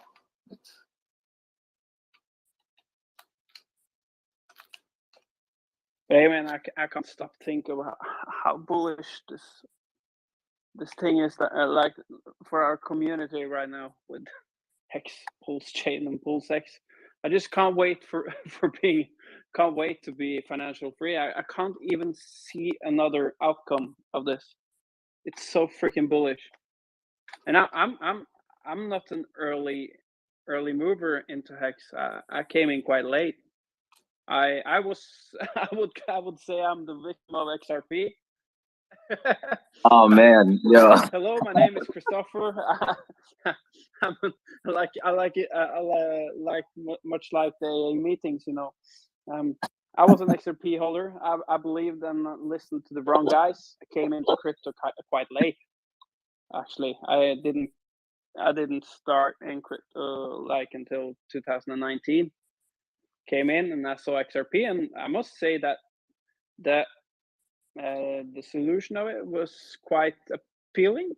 That I had the initial thoughts, you know, you must see I came from stocks. So to see that crypto was in one scale of and you had stocks in the other, and fiat, and that XRP would be kind of the middle. So it seemed like a good place to start when I didn't know much. But afterwards, when I found the Hex through TikTok and QuantGang, I started to see that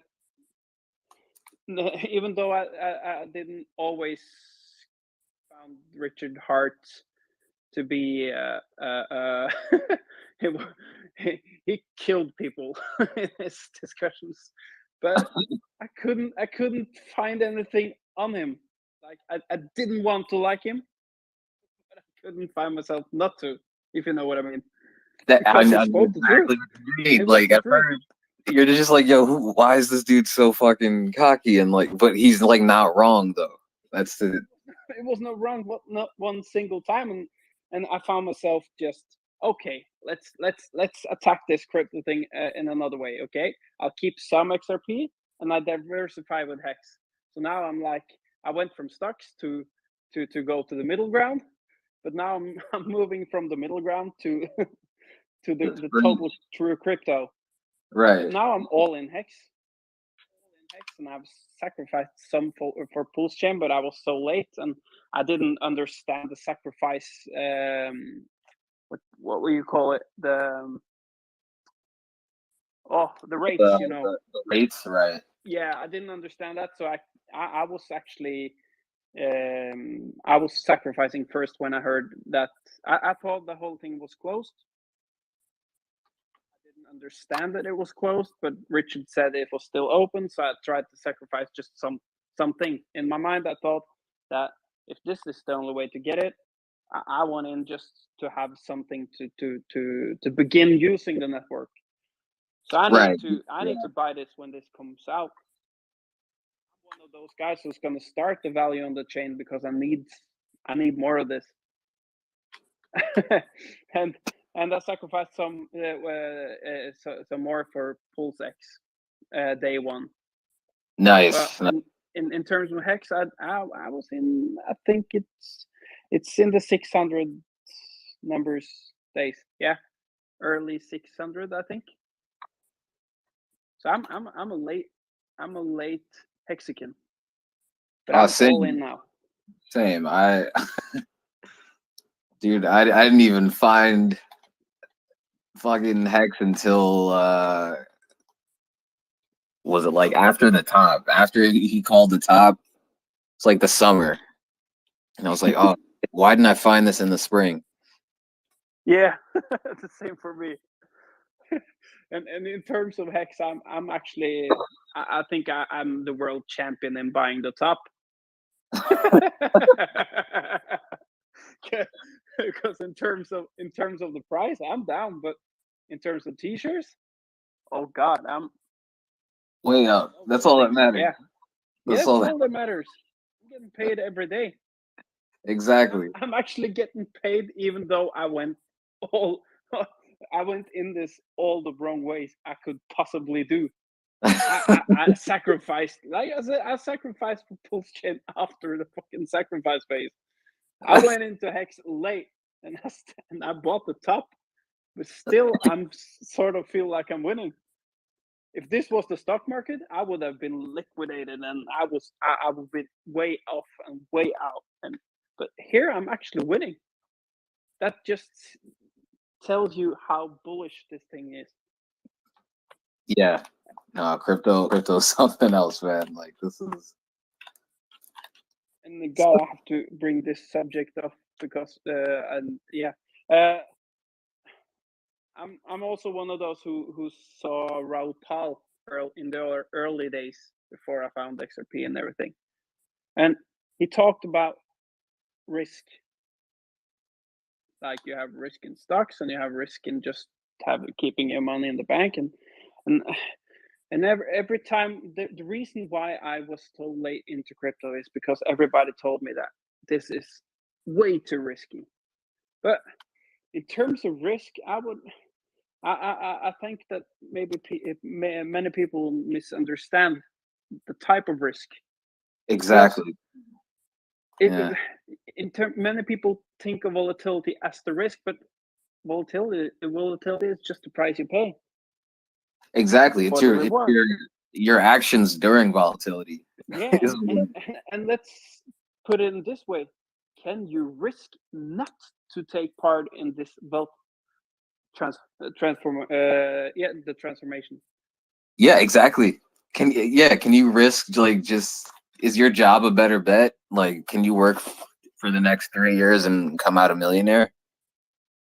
Yeah, like I'm working a paid job obviously right now because I'm not even close yet to financial freedom. I have debt to pay off and I need to grow my numbers obviously. But I think that will happen in as I see it, to be conservative. And it feels weird to say it because I'm extremely conservative, but I really believe in within the next 5 years. Just to use the stake rankings. If you're just being if you're a crab, I think you can actually be financial free if the numbers you need is 1 to 3 million, right? US dollars. I think you can reach that within the next 5 years. Yeah. Especially 10. Oh yeah. Where can you do that? Where can you do that elsewhere? Nowhere. It's the best I can find performing asset class like ever. But you know, with the double, it's like look. Everything you guys are talking about. Double. Yeah. Dude, yeah, that's the crazy part. I find myself forgetting about how much we're actually getting right now. Like people who get in after us really won't get it. It's like people who talk about big payday. I didn't get big payday, but this is gonna be what people talk about. Did you get the double? Did you get the yeah? This is gonna be it. It's like, yo, did you catch that? Did you sacrifice? Did you sacrifice? That will actually make the new line of being an OG. You can talk about being an OG hexagon day one. Yeah, and that's the legends. That's gonna be the legends. You talk about the living legends. But the living legends. The new OG will be. Did you get the double? Yeah, man. That's oh my god. I got in day 3. Like it was and it was only because like a friend of mine was like bothering me about it. Like, yo, did you get in? Did you get in? Did you get in? I was just like, nah. Like, what is this thing? What do you want me to? All right, Richard Hart. I missed Hex. All right, I'll do it. I got a poem for you guys that I just randomly wrote. It's for it's just I don't know. I guess it's for random people in your life. So it's pretty funny. It says, "You are awesome for what you are awesome for doing what you do. This is why I try to spoil you.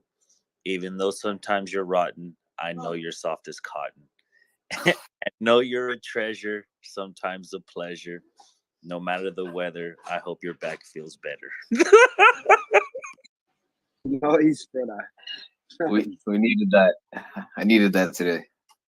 Man, we got so many people in the chat who I know want to talk about Hex, but because Mr. Orca here is in his hibernating phase, you know what I'm saying?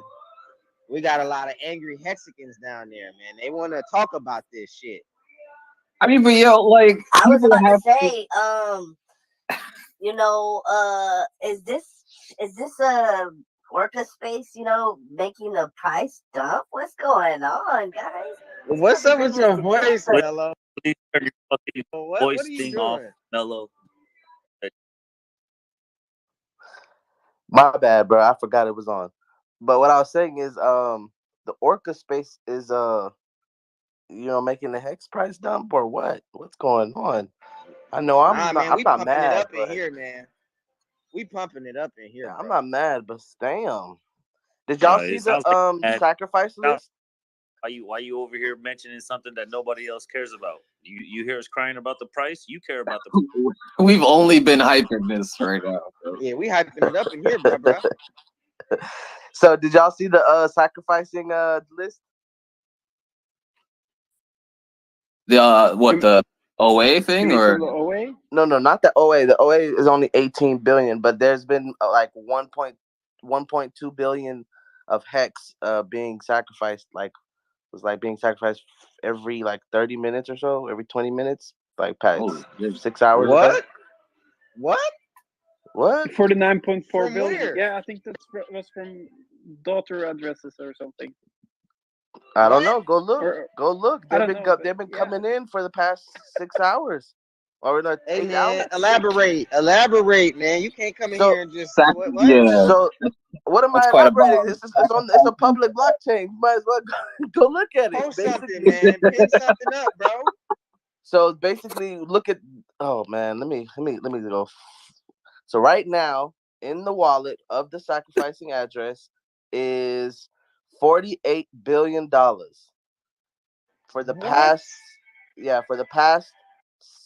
8 hours, there's somebody with different addresses dropping 1.2 billion Hex into the sacrifice address. Holy shit. Are you kidding me, Mello? Or what? And they've done it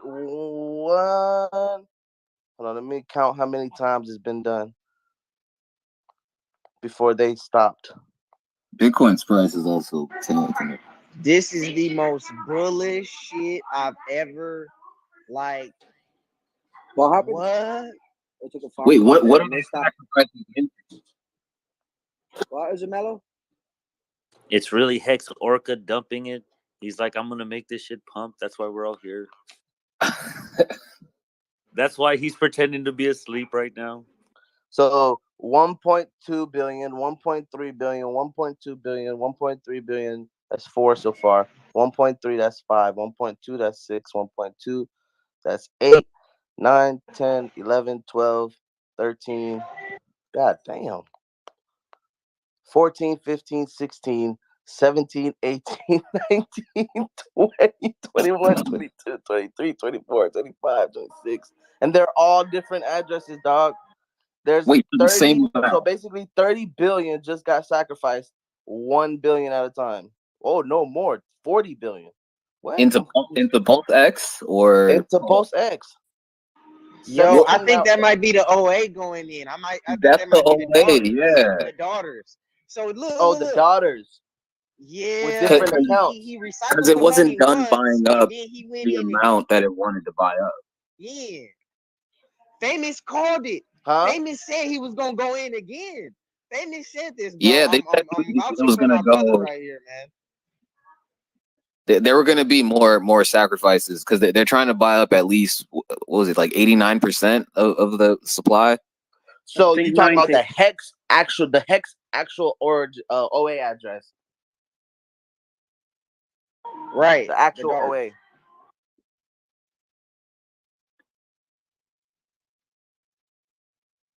Underlying addresses from the How OA. many daughters is there? They have been. Nobody It's knows. it's hundreds of daughter addresses.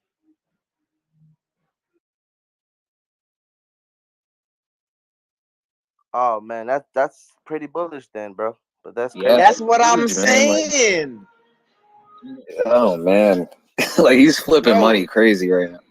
Famous called it yesterday. We was talking about this early in the morning. We was like, okay, he flipped the first batch of money, but is he gonna go in again with another 20%? He probably went in with another 40. So I want to hear somebody pull up the numbers, but Famous is the numbers guys, man. You know what I'm saying? Big Orca, 4K is what's putting up happening? numbers right now. Hold on.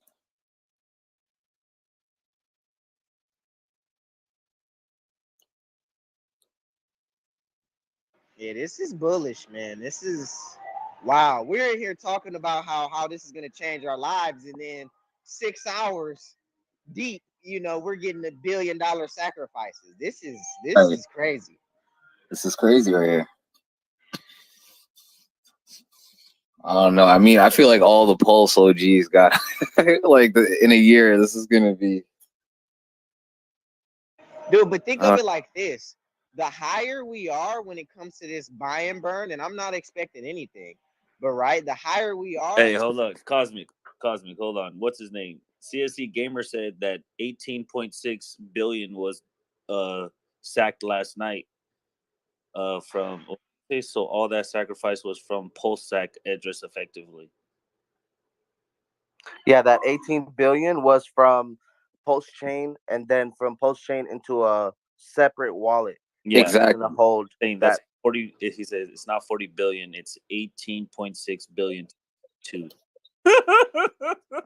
Okay, so that's considered gonna be the XA, right? Or like the Yeah, the Pulse X. XA is basically the PulseX address. XA. And then now there's multiple addresses, like you guys said, I guess this daughter addresses are putting in $1 billion. So that means those addresses will be getting some of the supply. And that is Exactly. crazy. And I hope they don't sell it. K4K is saying what the supply for PulseX is looking to be like 120 trillion, and for fucking Pulse Chain 127. Why would I thought hold on. Why would I thought the reason why they're doing this is for PulseX to have more supply than Pulse Chain. That's what yeah, I don't know. Yeah, so so right now the total sacrifice for PulseX is 48 billion. Yeah, and 48 that means billion. the supply is gonna be close to maybe That would make the 08 might supply be like quadrillion. 103 trillion or something. Hold on, because it was 14 plus 15 billion for Pulse Chain total, and then it was 150 trillion for Pulse Chain estimate that they called out.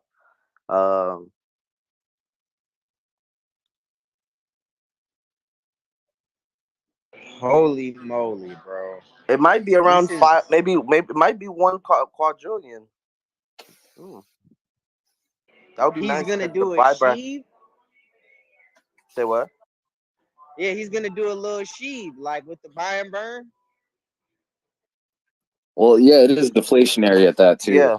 Every transaction burns fucking. What's the rate again?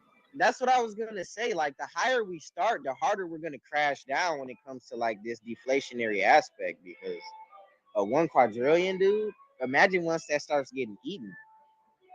Oh yeah, but that's good though, because then it won't be like soon. It take a year maybe with like $1 billion volume to actually Well, that burn. depends. What if people want it though? That really said, depends. Hold on. Gamer said they sacked. He said was 0.0002. He said this one was 0.009. Really, 0.00575 or so, but a 2.5 more than Pulse. So he's saying we sacked more than what you guys did for Pulse and PulseX right now.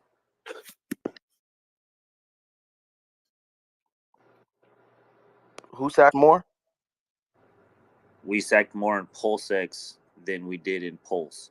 Who's we? Yeah, like Whoever sacked in PulseX. Yeah, the broader, the general fact amount. We put 2.5 more than Pulse. That's what Gamer is telling me, I think. Right?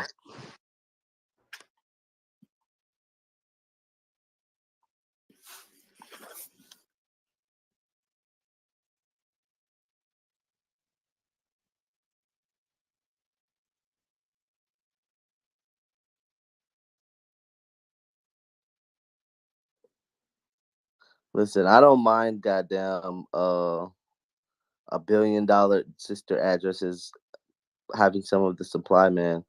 It's pretty bullish as long as they don't sell it. All right, hold on. So Gamer said, because PulseX on the final day was 0.002, which is 2 USD per 10,000. This is like 5.75 per 10,000, if I read that right.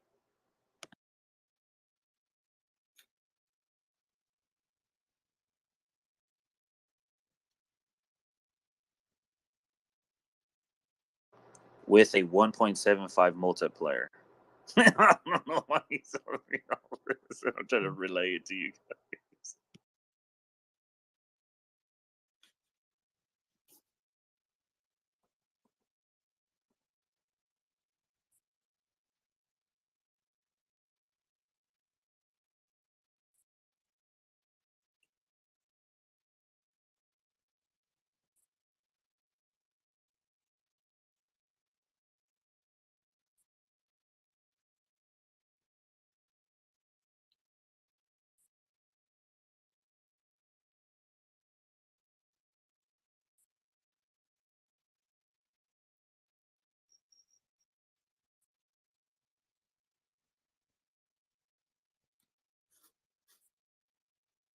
I'm also going to apologize. I'm sorry if my poetry shit threw everybody off when I needed to just get it out, because I felt like it was funny.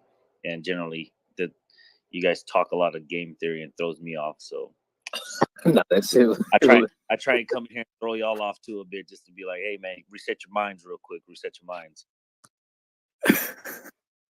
No, you was about to get off. You was about to blow up on me just because what I said. Nah, man, your fucking voice changer shit. I don't fucking do that shit. I hate when people come in with that shit. That's why you better turn that shit the fuck off. That's all. That's all. It wasn't any disrespectful. It's just don't come in here with that shit, because that's how people think I'm gonna troll them, and I'm like, bro, I will shut that shit down in a heartbeat. Especially if I was co-host, man, I'd have been kicked you the fuck out. Just been like, don't do that again. So yeah, I'm sorry. So you're gonna kick me out and then tell me don't do it again when I'm not in here? Yeah, basically, yeah. No. Like, I'll kick you out. Then you'll be like, damn, why did he kick you out? And then be like, you'll come back and be like, well, what happened? I'll be like, well, you came in with that bullshit, so I showed you the bullshit. And, that's all. It's a nice circle.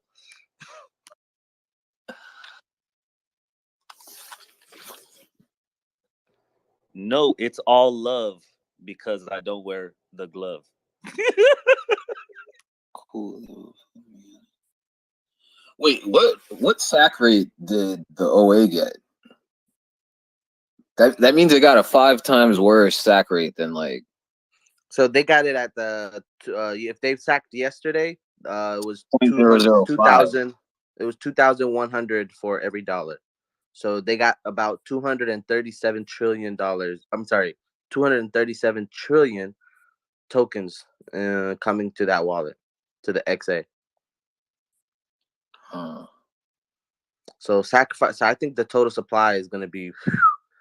I feel like it's going to be 1 quadrillion because okay, so the OA or the XA sacrificed 18 billion, and then smaller I guess you want to, I don't know what to call them, smaller, the beats they sacrificed 1.3 1.2 1.3 billion, so that's going to be around. Yeah, but it's pushing the rate floor up higher though, because it's buying in all of it at such a it's buying it in at a higher price. Which one? The 18 billion or all the 1.3 billions? No, the 18. The 18 happened yesterday. Everything else was happening, I think, after 7 o'clock yesterday. So it was 17 hours ago. That was really at the end of that rate at that dollar to 2,100 points. It went down. So a dollar was giving you 1,400 points based on the how to post chart that I have. 1, 2. I think the sacrifice today is at the multiplier of 8.6 or something. So Yeah, I keep the dollar constant so it doesn't confuse people. Yeah.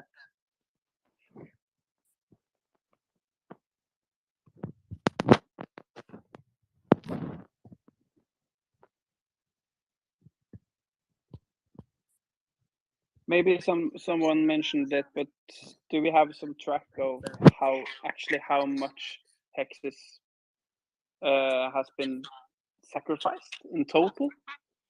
Are we about 50% of all total hex in circulation now sacrificed?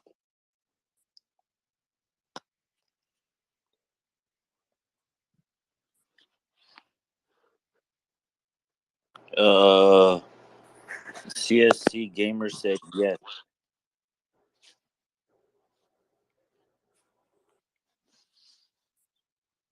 That's freaking bullish. 50% of hex, almost 50% of hex has actually been sacrificed. He said that's a good thing, I guess. 310 billion hex stack wallet.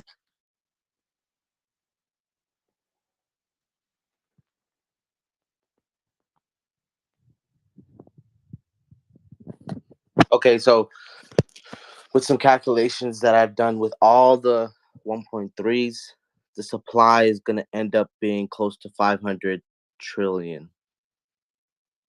And plus, sacrifice is not even over. So we'll see what else this does. Because right now, bro. And he says there's 0 in PulseX wallet.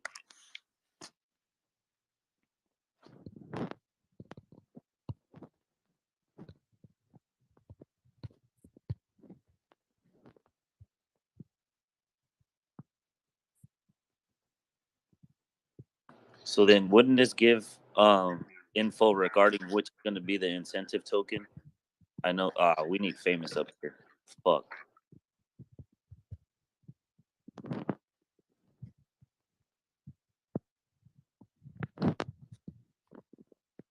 What do you guys think about the incentive token and all that?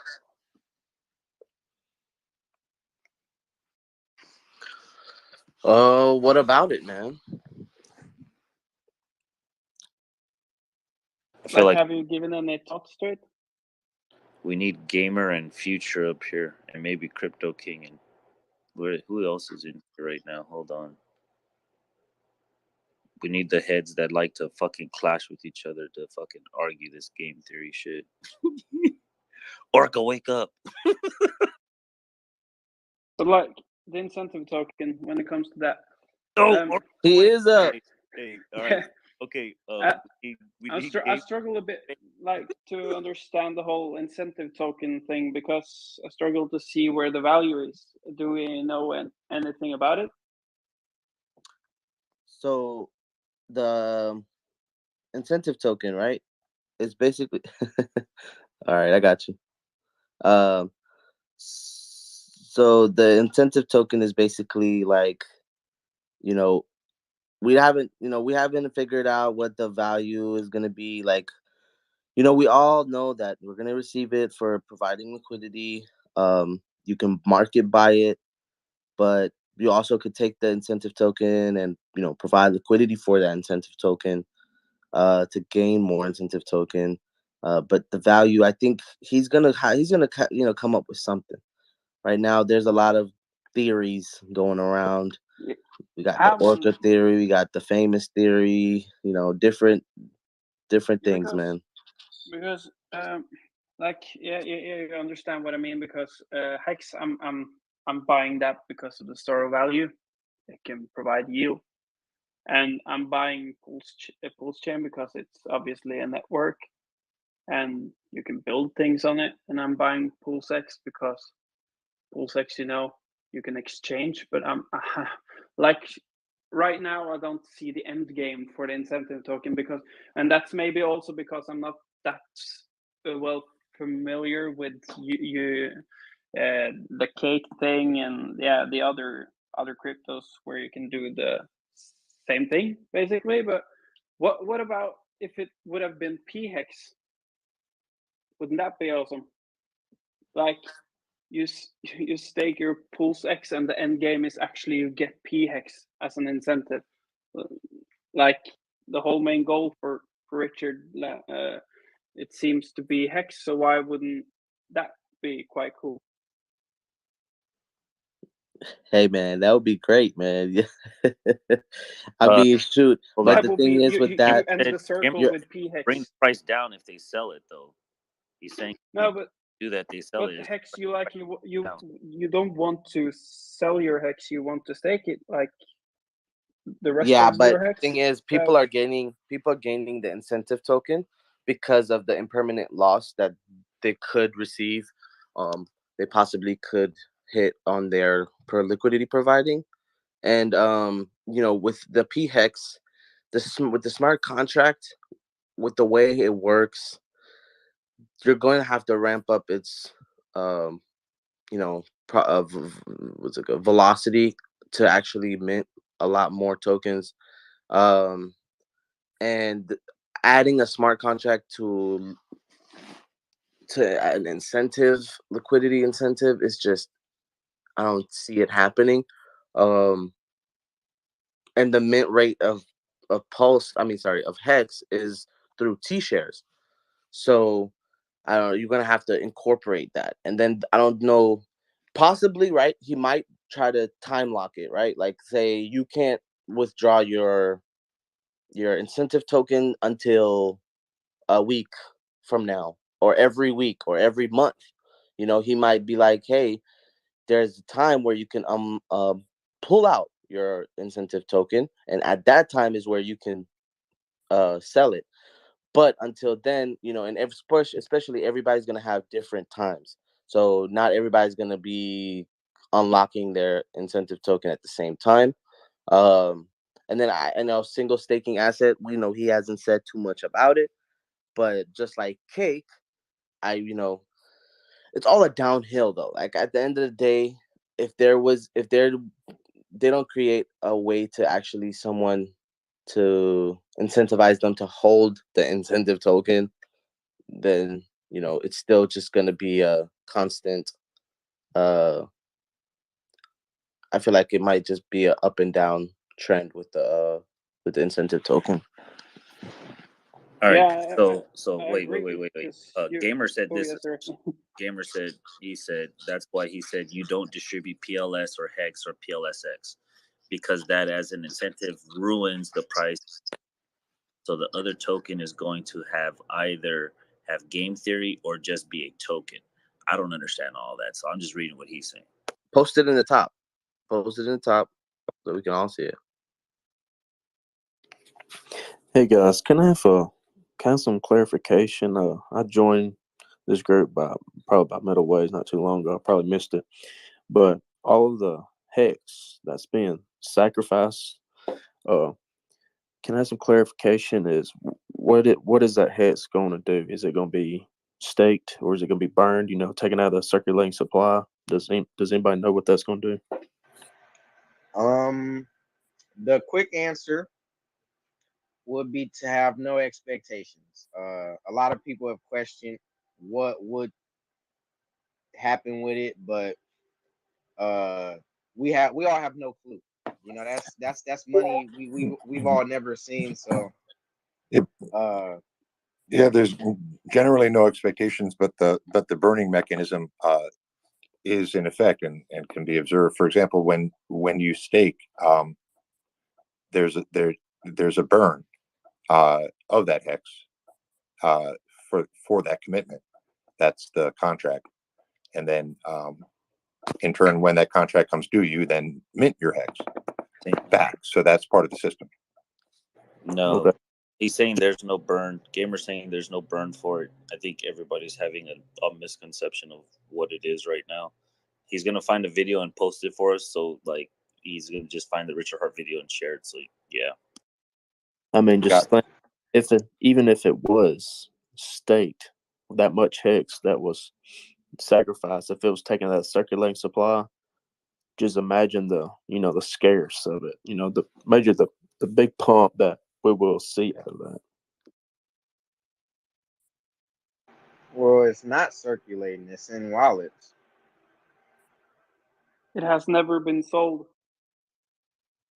Yeah, it's definitely not circulating. It's being moved, but not sold. Only moved to daughter addresses and used for sacrificing, but other than that, it hasn't moved at all. Yeah.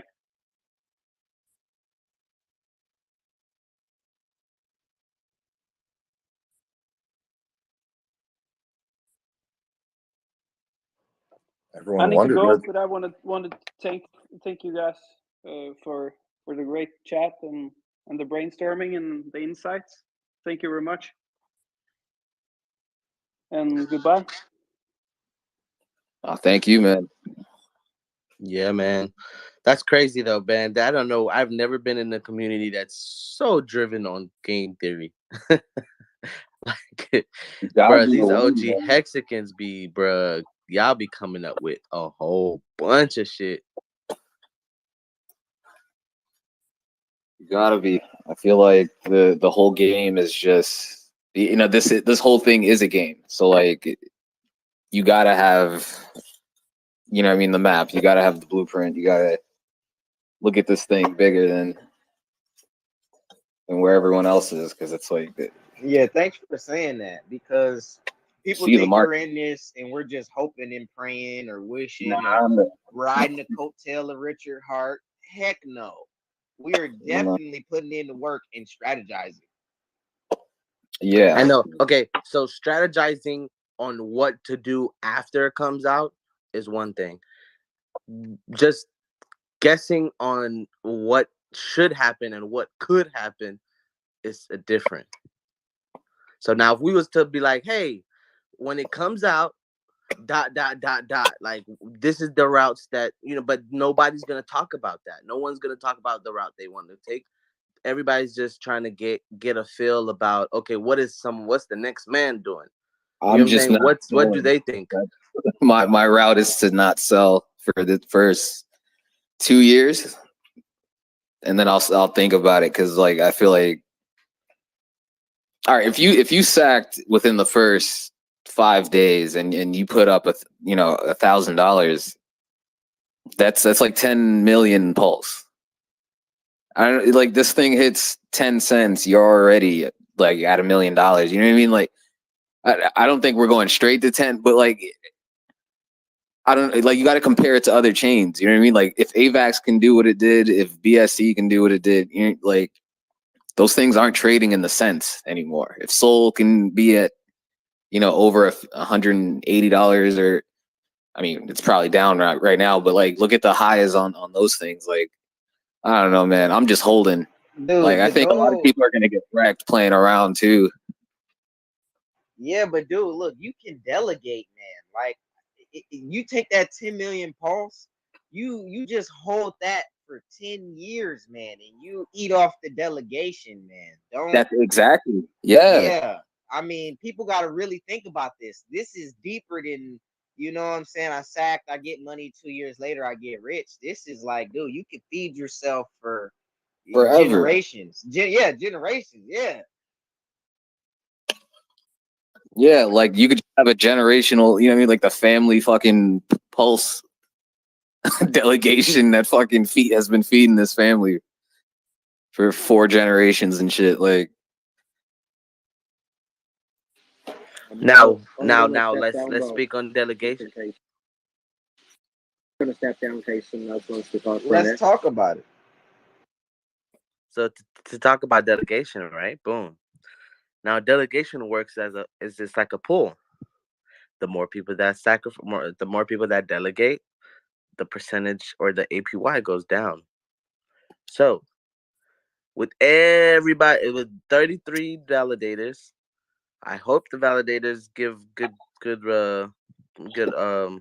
percentages, and you know everybody's saying, "Oh, you can delegate," and then you got new people that's trying to create passive income to delegate as well.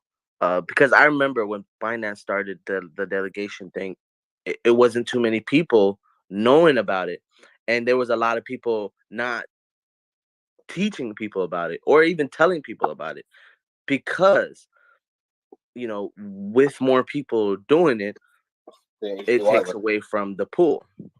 And I understand that.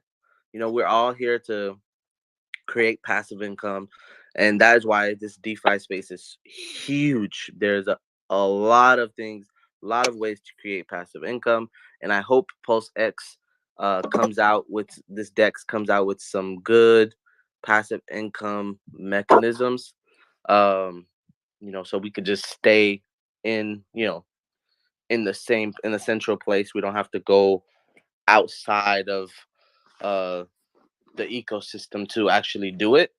I But think man, that's what delegation is. I think that's what that more token thing is. I don't Like, even know. I heard about it. Yeah, I think it's gonna be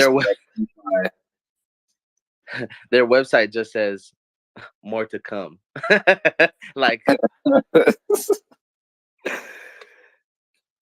because it's Trevon, like that dude, like he's all about fucking just milking those DeFi systems and shit. Like I think he just wants to make one on that network that works crazy. I think the incentive token is going to be something like that too, where it's just something that's like generating traffic. Like we got to all remember too, like Pulse itself is deflationary, and every fucking transaction on there is going to trigger that. Like that's fucking crazy. So let all these coins come. Let them all like I don't think every one of them is like part of the plan, but like. ETH is as successful as it is because of all these ERC20s, and a lot of them are garbage, but you're feeding the network.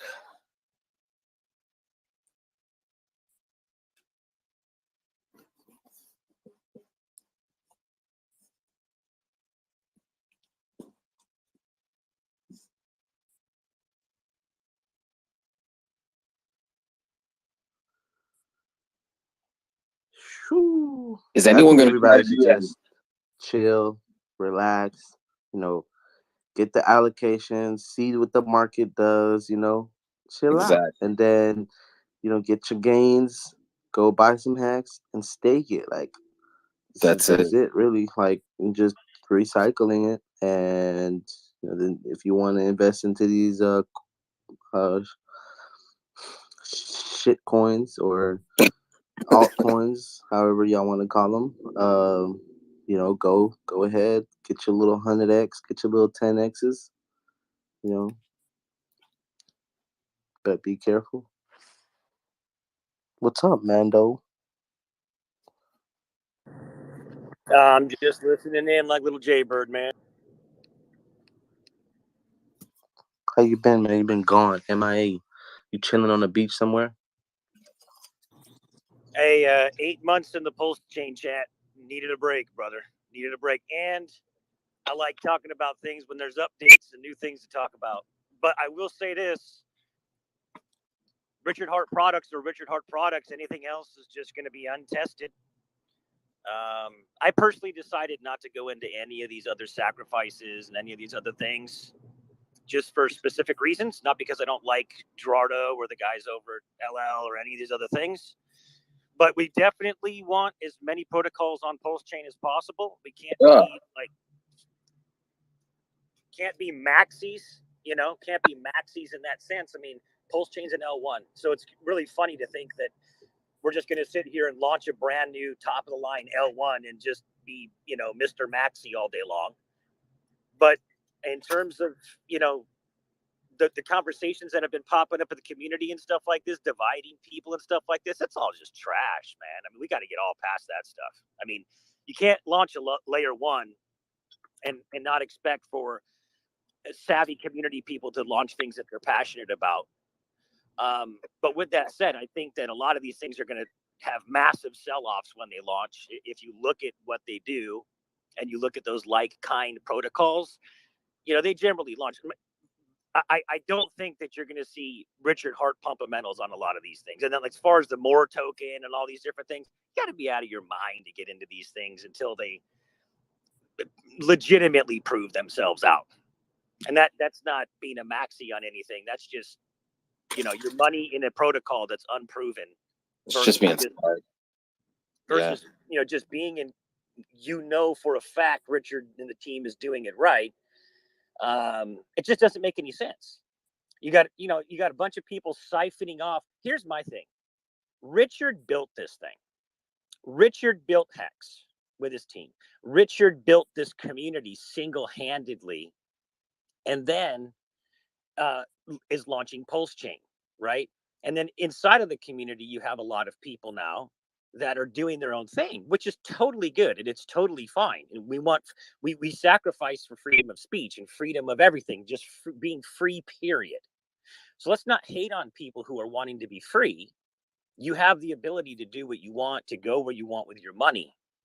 Nobody signed up for HEX to be told what to do with their money and what not to do with their money, and then to be scolded if they do something that somebody else doesn't like with their money. That's not crypto, right? Amen.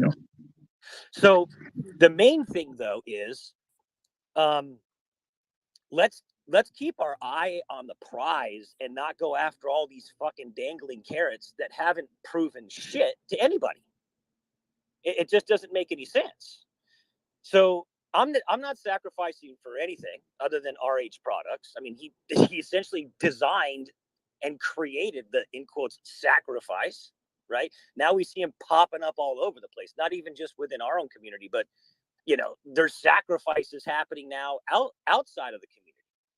So Richard just creates trends all day long. He creates things that other people haven't, a bunch of people that just basically follow on the back of his shirt tails, right? That just means that you probably want to start off with RH and stick with RH. So I'm excited for Pulse, but I was going to do some sacrificing on these other community things, but then the way that it happened, not that it couldn't happen one way or the other, but the way that it happened, the timing of the launches, to me, I'll be honest, if I was somebody building, if I was part of RH's community and I was somebody that was building, I probably would have launched it prior to an RH sacrifice set or after one, not during one, right? That's just me. I would have waited just out of like, hey, let's not launch our thing when Richard is still doing a sacrifice set. But that said, that's just me, and I don't hate on anybody. But I do just want to say this as somebody who's been here from day one. Guys, let's just put aside all of our BS about what we think somebody ought to do, because this is all about being free. This is all about people doing whatever the hell they want to do in crypto. And I you know, for me, I see, is K for K on here? I just wanted to say K for K. I love you, brother. I watch you. I appreciate you. I appreciate all the time you put into all that market analysis and all that math. I really, really do. So the back and forth on Twitter, I just want you to know that you're very much appreciated to me in the community. I know you take a lot of shit because there's Pulse Chain maxis now, and then there's HEX maxis, and then there's PulseX maxis. It's just funny as hell. But let's just be a community that just loves each other, has each other's back, treats other people outside of the community with dignity and respect, because we need people to come to the chain and not feel like they have to be in some cult to come over. That's just what I wanted to say. Well said, bro. Super fact. Well said. Yeah, indeed. Build it, and they will come. Exactly. And when Like let, and let when them they come come, when they do. and when they come, it's important that we are there to actually help them on board as easily as possible. Um, that's the main thing I have observed so far. That's the important thing we can do so far. Because I remember when I first started all this, it was a lot of uncertainty in my experience, and if it wasn't for my best friend who helped me got in and already knew all the steps in the process, I wouldn't probably have got in at the time, which was a very good time. So yeah, the timing and the support is just very important in order to make people actually get access to this, if it's Hex or Pulsechain or whatever.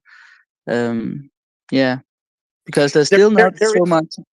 there Oh, go isn't on. another community. There isn't another community in crypto that has the processes and the people to help onboard them into the ecosystem like this one. I mean, we literally have professionals in the chats 24/7 onboarding Yeah, people, yeah, professional, true. like corporate level support. Like you could be paying people for this type of support, right? You don't see that out there in crypto. Yeah, Yeah, I want sure. to chime in on that. 3 years worth of this chat stuff on Telegram before it was even Bitcoin Hex, before there was a logo. And like you had said, you just said something about professionals in there. Professionals have been in there since day one. Developers, people that were already in crypto, people that were just looking at crypto, but they were already in tech, people that were in startups. That was me. I was in cardiology at the time. I was interested in startup culture, and that brought me into the space. And that amount of value of a call center, effectively, of people staffed for 3 years across 6 Telegram channels. That's amazing. That's I'm sorry about the directions. Hang on a second. Sorry, I was doing the navigation stuff. But it's incredible the value of the voluntarism when it comes down to the dollar value that's been invested from the community, and that's just voice chat, Twitter, army, whatever you want to call it, enthusiasts that have no actual direct profit from doing so. They simply like to educate other people. They feel like they have value that they can add to the system, and that tsunami of value will be realized because everything else has been in crypto has been based on a single product or maybe a single leader like Satoshi in Bitcoin or Vitalik in Ethereum or even Uniswap and Hayden, single product kinds of things. And those tend to be different than like an Elon Musk. And Elon Musk, you bet on the founder because you feel the product will hold values that the founder has, more so than just the IP or the innovation or the invention of the particular product mode. So it's very interesting that we're in a crypto, yes, that has this hex narrative of delayed gratification and this blockchain CD narrative and the Lindy effect of, the longer that has gone on and been successful and shown yield, then that trend of how it worked out before relays over to Pulsechain. It relays over to the PulseX. It relays over to the values that Richard has espoused for 3 years publicly, 5 years as far as his self-improvement kinds of content. So it's really amazing that we have, not to put him on too much of a platform, but basically he builds products based on values, and his products outperform his individual ego. So very excited to be in the not just Hex, and I'm not a Hex maxi, I'm not a Pulsechain maxi, I'm not a PulseX maxi. I just feel like those products live up to the values that Richard's been talking about for quite some time. Hey, I'm sorry to interrupt real quick. Just because funding Jim, you mentioned Pulse, like the Pulse chain. I forgot to write this in, but I wanted to share this again. I'm sorry, this is another poem that I randomly wrote, so I thought it was funny as shit for you guys. So it says, join this community for the knowledge, even while I went to college. I gave up sex all for PulseX, not knowing that I needed some hex. Found out I was in trouble because I was living in this bubble. I'm not worried because it'll double.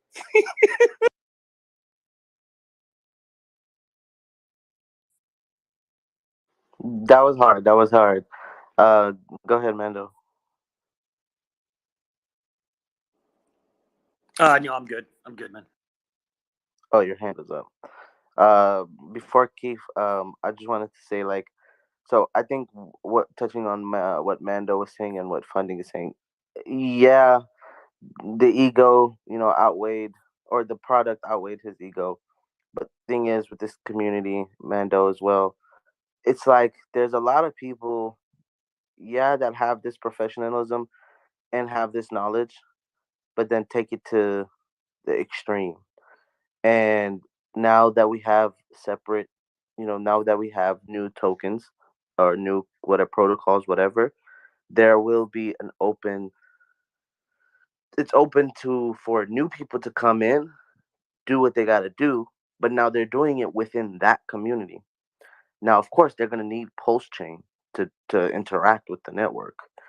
But then, I've seen communities go from, I've seen people that was for day one of Binance and then create a community, and then I talk about cake and get banned. You get what I'm saying?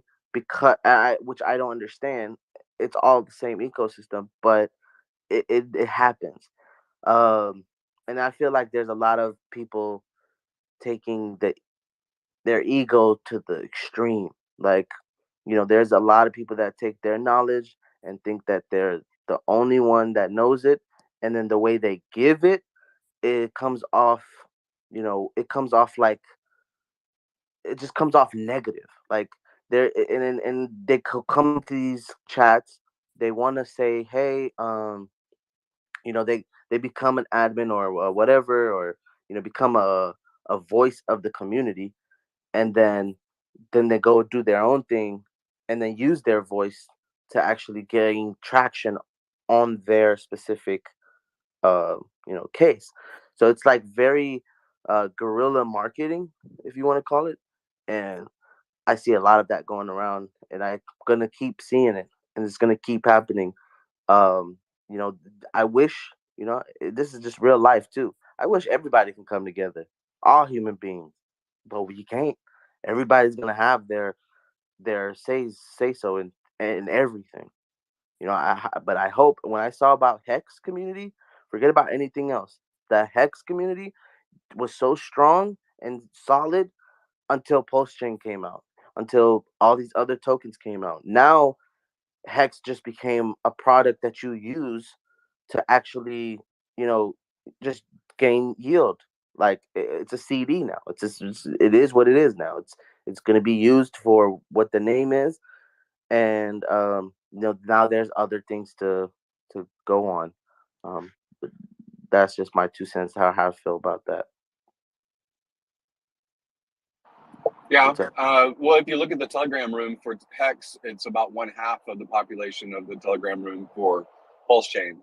If you look at the narrative of marketing for Pulse Chain, it has been save your ass from transaction costs on Ethereum.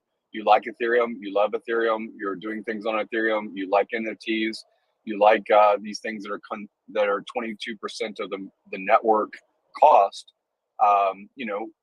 Here is an alternative. So the Pulse Chain population, at least half of it, isn't in the Hex Telegram rooms, and the Pulse Chain commentators, whether it's public or not, as far as the influencers of BitBoy or Carl the Moon or Ivan on Tech, they haven't publicly said that they are Hex holders, but they have publicly said that they are Pulse Chain holders. So it's very interesting that you do have this community, this core value. You do have this cypherpunk movement kind of like how Bitcoin started. Here are the principles. The principles are you should be able to do a peer-to-peer transaction. You should be able to have a store of value narrative about a network or about a smart contract riding on a network. That's what HEX has been. People that were public early in 19 and 2021, they were typically entrepreneurs already. They were already business owners. They'd already had some levels of success, most of them, before they became YouTube commentators about HEX. And that's not the same thing that I see in Pulse Chain. You see Hexicans, people that have HEX, that already have been doing this for a couple of years, also talking about Pulse Chain. But I don't see Pulse Chain maxis. As far as like the public space, I see them all say, "Hey, I was in Hex too, and I'm more excited about Pulse Chain at the moment, so I'm going to start creating content about it." It is not, it's almost like saying you are American, but one lives in New York and one lives in LA. They're just different ends of the same kind of realm. Although the cultures are different from those two sides of the same country. That's just kind of the way I feel about it. I think that half the population that's in Pulse Chain is in it because they like Ethereum and they see a better transaction cost, maybe a speedier network. Maybe they have this doubling of their bag mentality, because that's honestly what Richard has promoted for the past year. It hasn't been Pulse Chain as a epiphany product that he wanted to bring to market after watching the DeFi space. It was a result. It was the being forced to greatness kind of scenario, because if Ethereum S load was not 12x more expensive to actually use it as a computer the way that Hex does, then probably Pulse Chain wouldn't exist. Right, but Richard said, Jim, that Pulse and Hex have nothing in common with one another, right? And when he was talking about the potential for Hexicans, Hex holders to get some kind of a benefit for Pulse Chain, he just was like, yeah, that's not a good idea. We don't want those things to be like conflicting with one another in terms of connecting the two. But it's obvious when you launch an L1 like Pulse that you're going to have a ton of shit that's built on the chain from inside of the community. I mean, that you would absolutely, if you polled, will this happen once this launches? It's 100%. Of course it's going to happen, right? So what we're seeing is very normal, and was expected. It was probable that it was going to happen, especially when you have RH launching other things, other tokens. It's like, you can be a maxi all you want, but when the same gentleman launches 2, 3, 4 other tokens, well, okay, now you've got 4 tokens within the same community, all from RH. So I think that it's just a growing pains, going from just 100% Hex, which is amazing and phenomenal. It's going to be awesome into the future. And then seeing all these other things, these kind of lower hanging fruits hanging off the tree, these kind of carrots dangling. Everybody wants a piece, right? I just don't think that we should be dividing over them. Jesus said a kingdom divided against itself can't stand. I just think that we should just let everybody just be free, enjoy the freedom of the chain, because Richard's building a chain that's really going to give us freedom, and just support each other instead of, getting all upset and hating on each other. It just doesn't make any sense to do that. And honestly, none of it can derive a net positive outcome. Right? Like, none of us have the potential to honestly, over a Twitter space or tweeting back and forth negative things to one another, to make things better based on whatever narrative you're sitting on, right? So I just think that the community is going through a little bit of a growing pain. We need to just learn from it, realize that thousands and thousands of more people are going to come over to Pulse, and they're going to enjoy Hex, they're going to enjoy PulseX, they're going to enjoy Pulse Chain and anything else. And they're going to build all kinds of cool shit from within the community and without. And Hex is our version of Bitcoin. It's just the better version of Bitcoin. It's going to continue to grow, and we ought to just be supportive of everybody.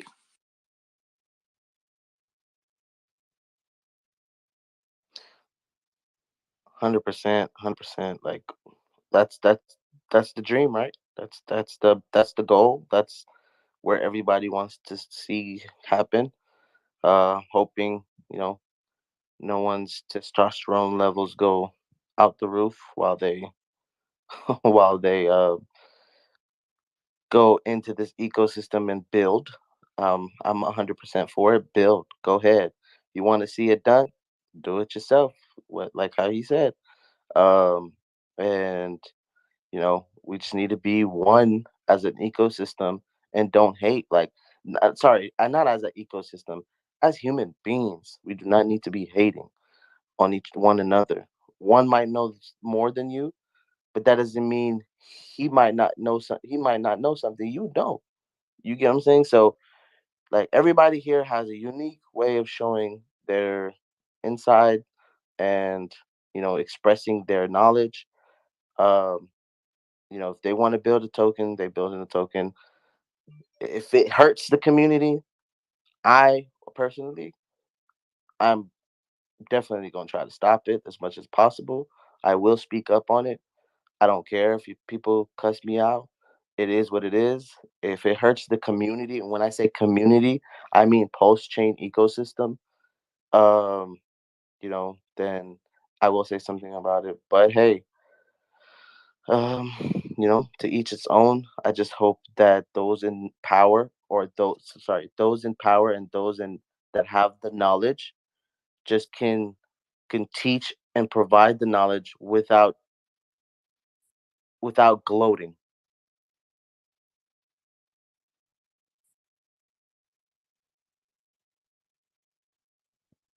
Yo, yo, Keith, you had your hand up.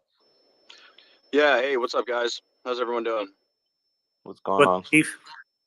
What's up? What's up? Hey, so funding. I wanted to go back to something you said a little bit ago about volunteerism and support within the community, and I want to get your opinion on something, kind of see what your thoughts are. But my whole journey with this thing started last year, and I got into Hex, and I don't know, around April, and didn't really know what I was doing. I just kind of figured it out, and then Pulse Chain came around. Then I got into these Facebook groups, and then I found Telegram, and I proceeded to spend, I don't know, 8 hours a day and night, like late night in these Telegram rooms, just listening, just writing down, listening, learning. And I couldn't agree more that the level of support within the community has been incredible. I mean, guys like Mando hanging out in the chat rooms, just inspiring everyone, melting brains with game theory. Same thing with Orca. And that's kind of where I started, and especially when Papah Boehner was in the room and yelled at me back in, I don't know, October, about doing crypto on my phone and getting me on Trezors, and I went down this rabbit hole of OPSEC.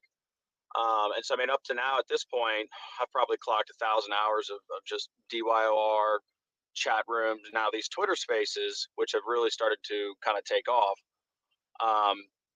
And we've got a lot of guys that get in these spaces every single day. Guys like Sean, famous, hosting every day. Hex is the Ways in there. Mad Hatter, Jay Future, myself. We all join in these spaces. We welcome people to the mic, and a lot of people ask questions. They get the best answers, and I've personally seen, I've got these DMs that come into my inbox, and thank you so much, I'm going to go here, I'm going to go there, send them the Trezor.io website. So I'm very interested in supporting and bringing in new no coiners, newbies, whatever, teaching them the best OPSEC from the beginning, making sure that they're using hardware wallets, that sort of thing. And my only thing is I don't have the time just yet, because I still work a full-time corporate sales gig. So it's kind of difficult for me to spend my entirety of my day and night in the rooms and spaces. But soon, hopefully in the near future, I'll have that kind of flexibility again, to be able to divert my time towards instructing, educating, whatever. So Funding Jim, my question for you is, I created something, and this is still brand new in its infancy stage. I just secured a Twitter handle, but I'm calling it the Hexagon Hotline. And the phone number I want to use is like a 1-800-439, which is Hex, HEX 5555. And I thought it might be beneficial to have like a call center. So like if a new person, new on board, has questions or they don't know what to do or where to go, you know, they can actually call somebody and speak with, you know, a live person, like an actual real Hexagon. This would be me answering the phone and helping them, you know, walk through everything from where to go, where to start, what is Hex, what is Pulse, what is PulseX, what's a hardware wallet, you know,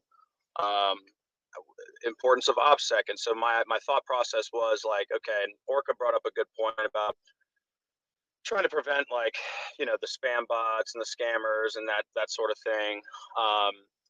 But like if we had like a way to route people, you know, press 1 for Hex, press 2 for Pulse, press 3 for PulseX, 4 for security or hardware wallets or whatever.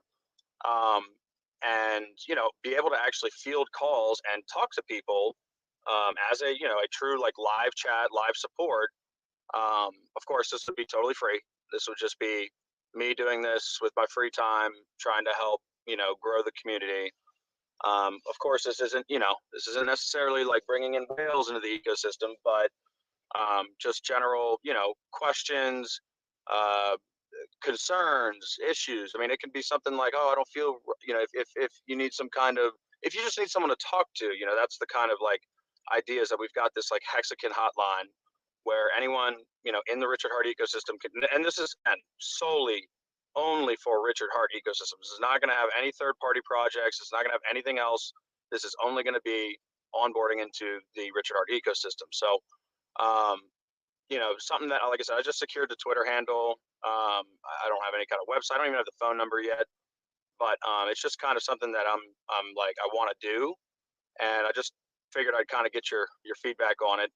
You know, what you thought maybe having like a real live chat or like a, you know, hotline to speak with somebody who can kind of guide you and walk you through, you know, your journey into the ecosystem. So just kind of wanted to get your thoughts and general feedback on something like that, if it'd be beneficial.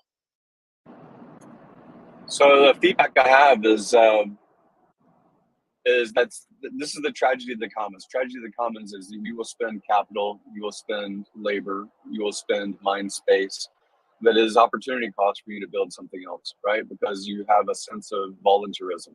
Many of us inside of HEX have a sense of voluntarism. That's why these rooms are filled with people that are giving of their time, their mind space, if not their money, right, to this cause. I'll use an example. The crypto Sparbot guys, the German guys, the Austrian guys, they've gone 42 cities. They've gone 18,000 miles. I'm driving right now the R8 from San Antonio, where I picked it up, to deliver it to Phoenix, Arizona, because they needed to go back and renew their visa, their big travel visa. And during that time frame, I'm relocating the car. So as I'm speaking, I'm going cross country, and I'm volunteering. There's no cost, there's no expense. However, those guys, they have an entourage of around 10 people total. That's an Airbnb that hosts 10 people every time. That's 3 vehicles. 18,000 miles times 3 vehicles times miles per gallon or expense. That's overhead, right? Where does that come from? That comes from them spending down their bags, right? That's them taking their capital, their money, and putting it toward what they think is a greater cause of onboarding people, right?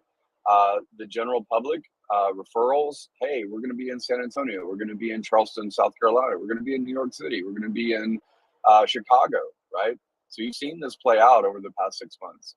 And I think that the number is around $400,000 that they've spent in 6 months. And what's that opportunity cost to an entrepreneur? That's expensive, right? They're relatively young guys.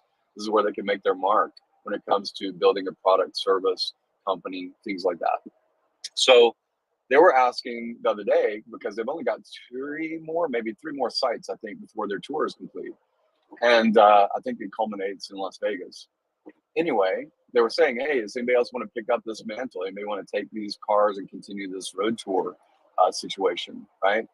And my best advice is you need to, and again, some people are going to not like this for whatever reason. They're going to not like what I'm going to say.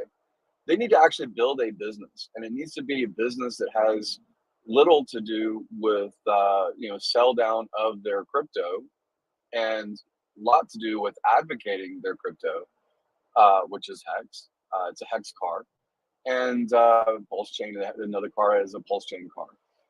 Anyways, so what I'm getting at is, why haven't they struck a deal with the local car dealership that sells high-end cars? Because it seems like there are a lot of people like high-end cars, and they probably will spend their gains or their yield or the things that they already plan to consume, a nice house, that's a real estate market. There's all kinds of marketing that can be synergized and actually pay for the tour versus spending down their capital. And you're talking about having a call center. I think that's a great idea. I think it's excellent. It really relatively low cost if it's a single man operation. Yeah, but you can automate a lot. There's a ton of phone tree kinds of stuff. Like you can go to grasshopper.com, I think, and you can get a 1-800 number, and it might be that number you just talked about. And you can set up a phone tree and it will roll over, like you just said, hey, press 1 for this. And maybe you get an automatic message that is a voice message that you've generated. Hey, did you know that the Telegram room can educate you because they have a live pulse conversation almost all the time, right? Hit this button for help, whatever it is, right? But I don't think that should be your expense. I think that it should be a entrepreneurial endeavor that has a profit for your time and has a profit for the structuring that you're going to put together, which is a car dealership, a realtor brand, Coldwell Banker, Wells Fargo. Even if it's a bank, they have products that they sell like mortgages.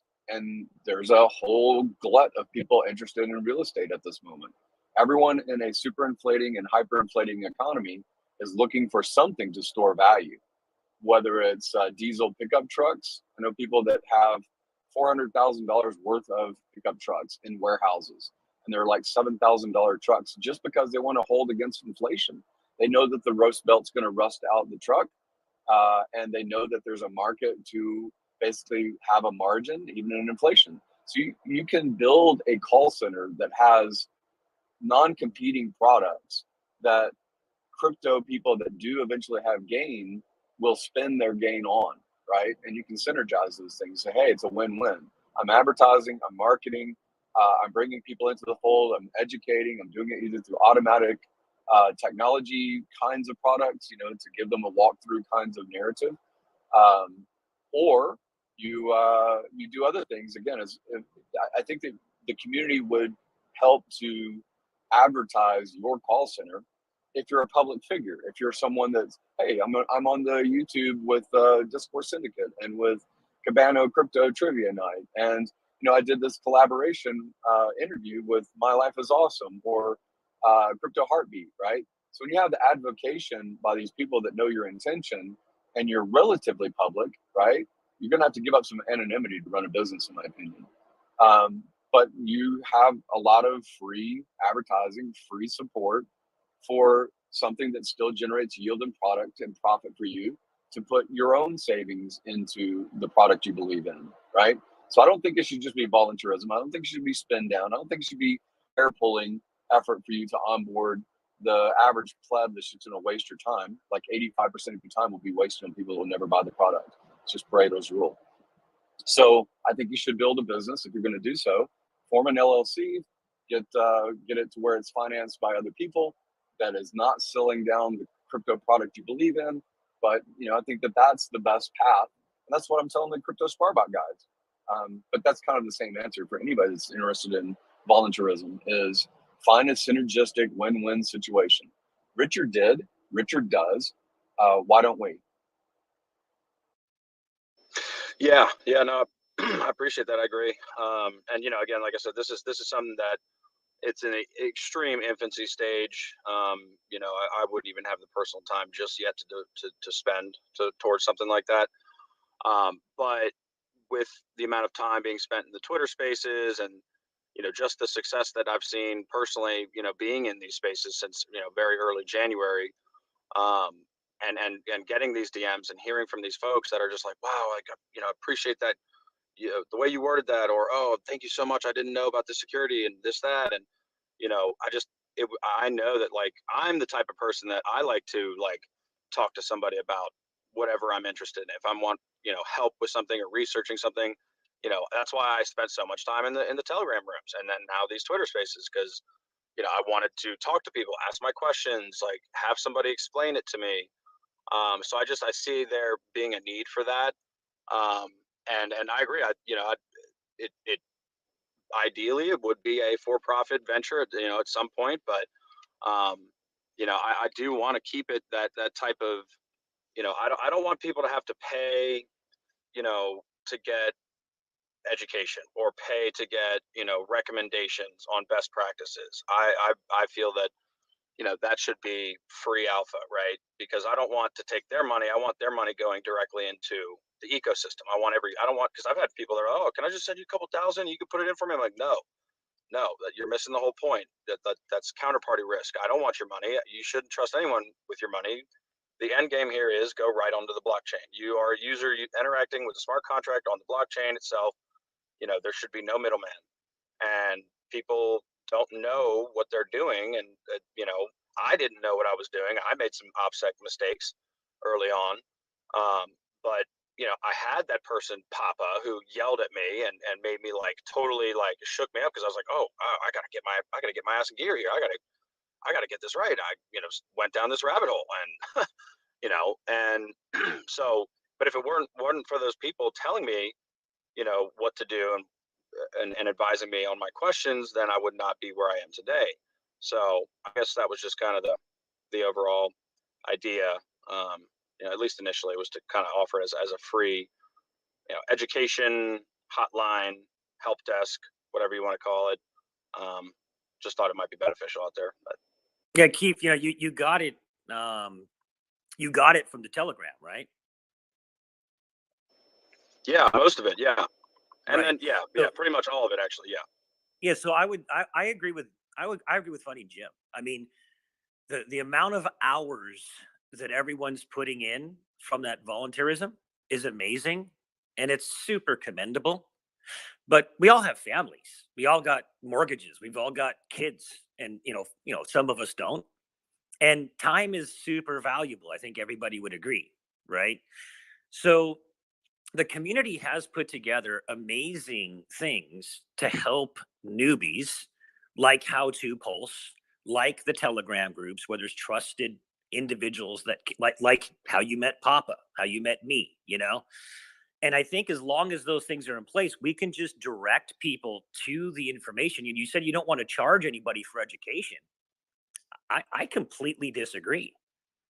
I mean, you've got to either spend time in the market getting your education, which should cost, time is money, or where in the world do you go to get an education you don't have to pay anything for unless you have some kind of a scholarship, right?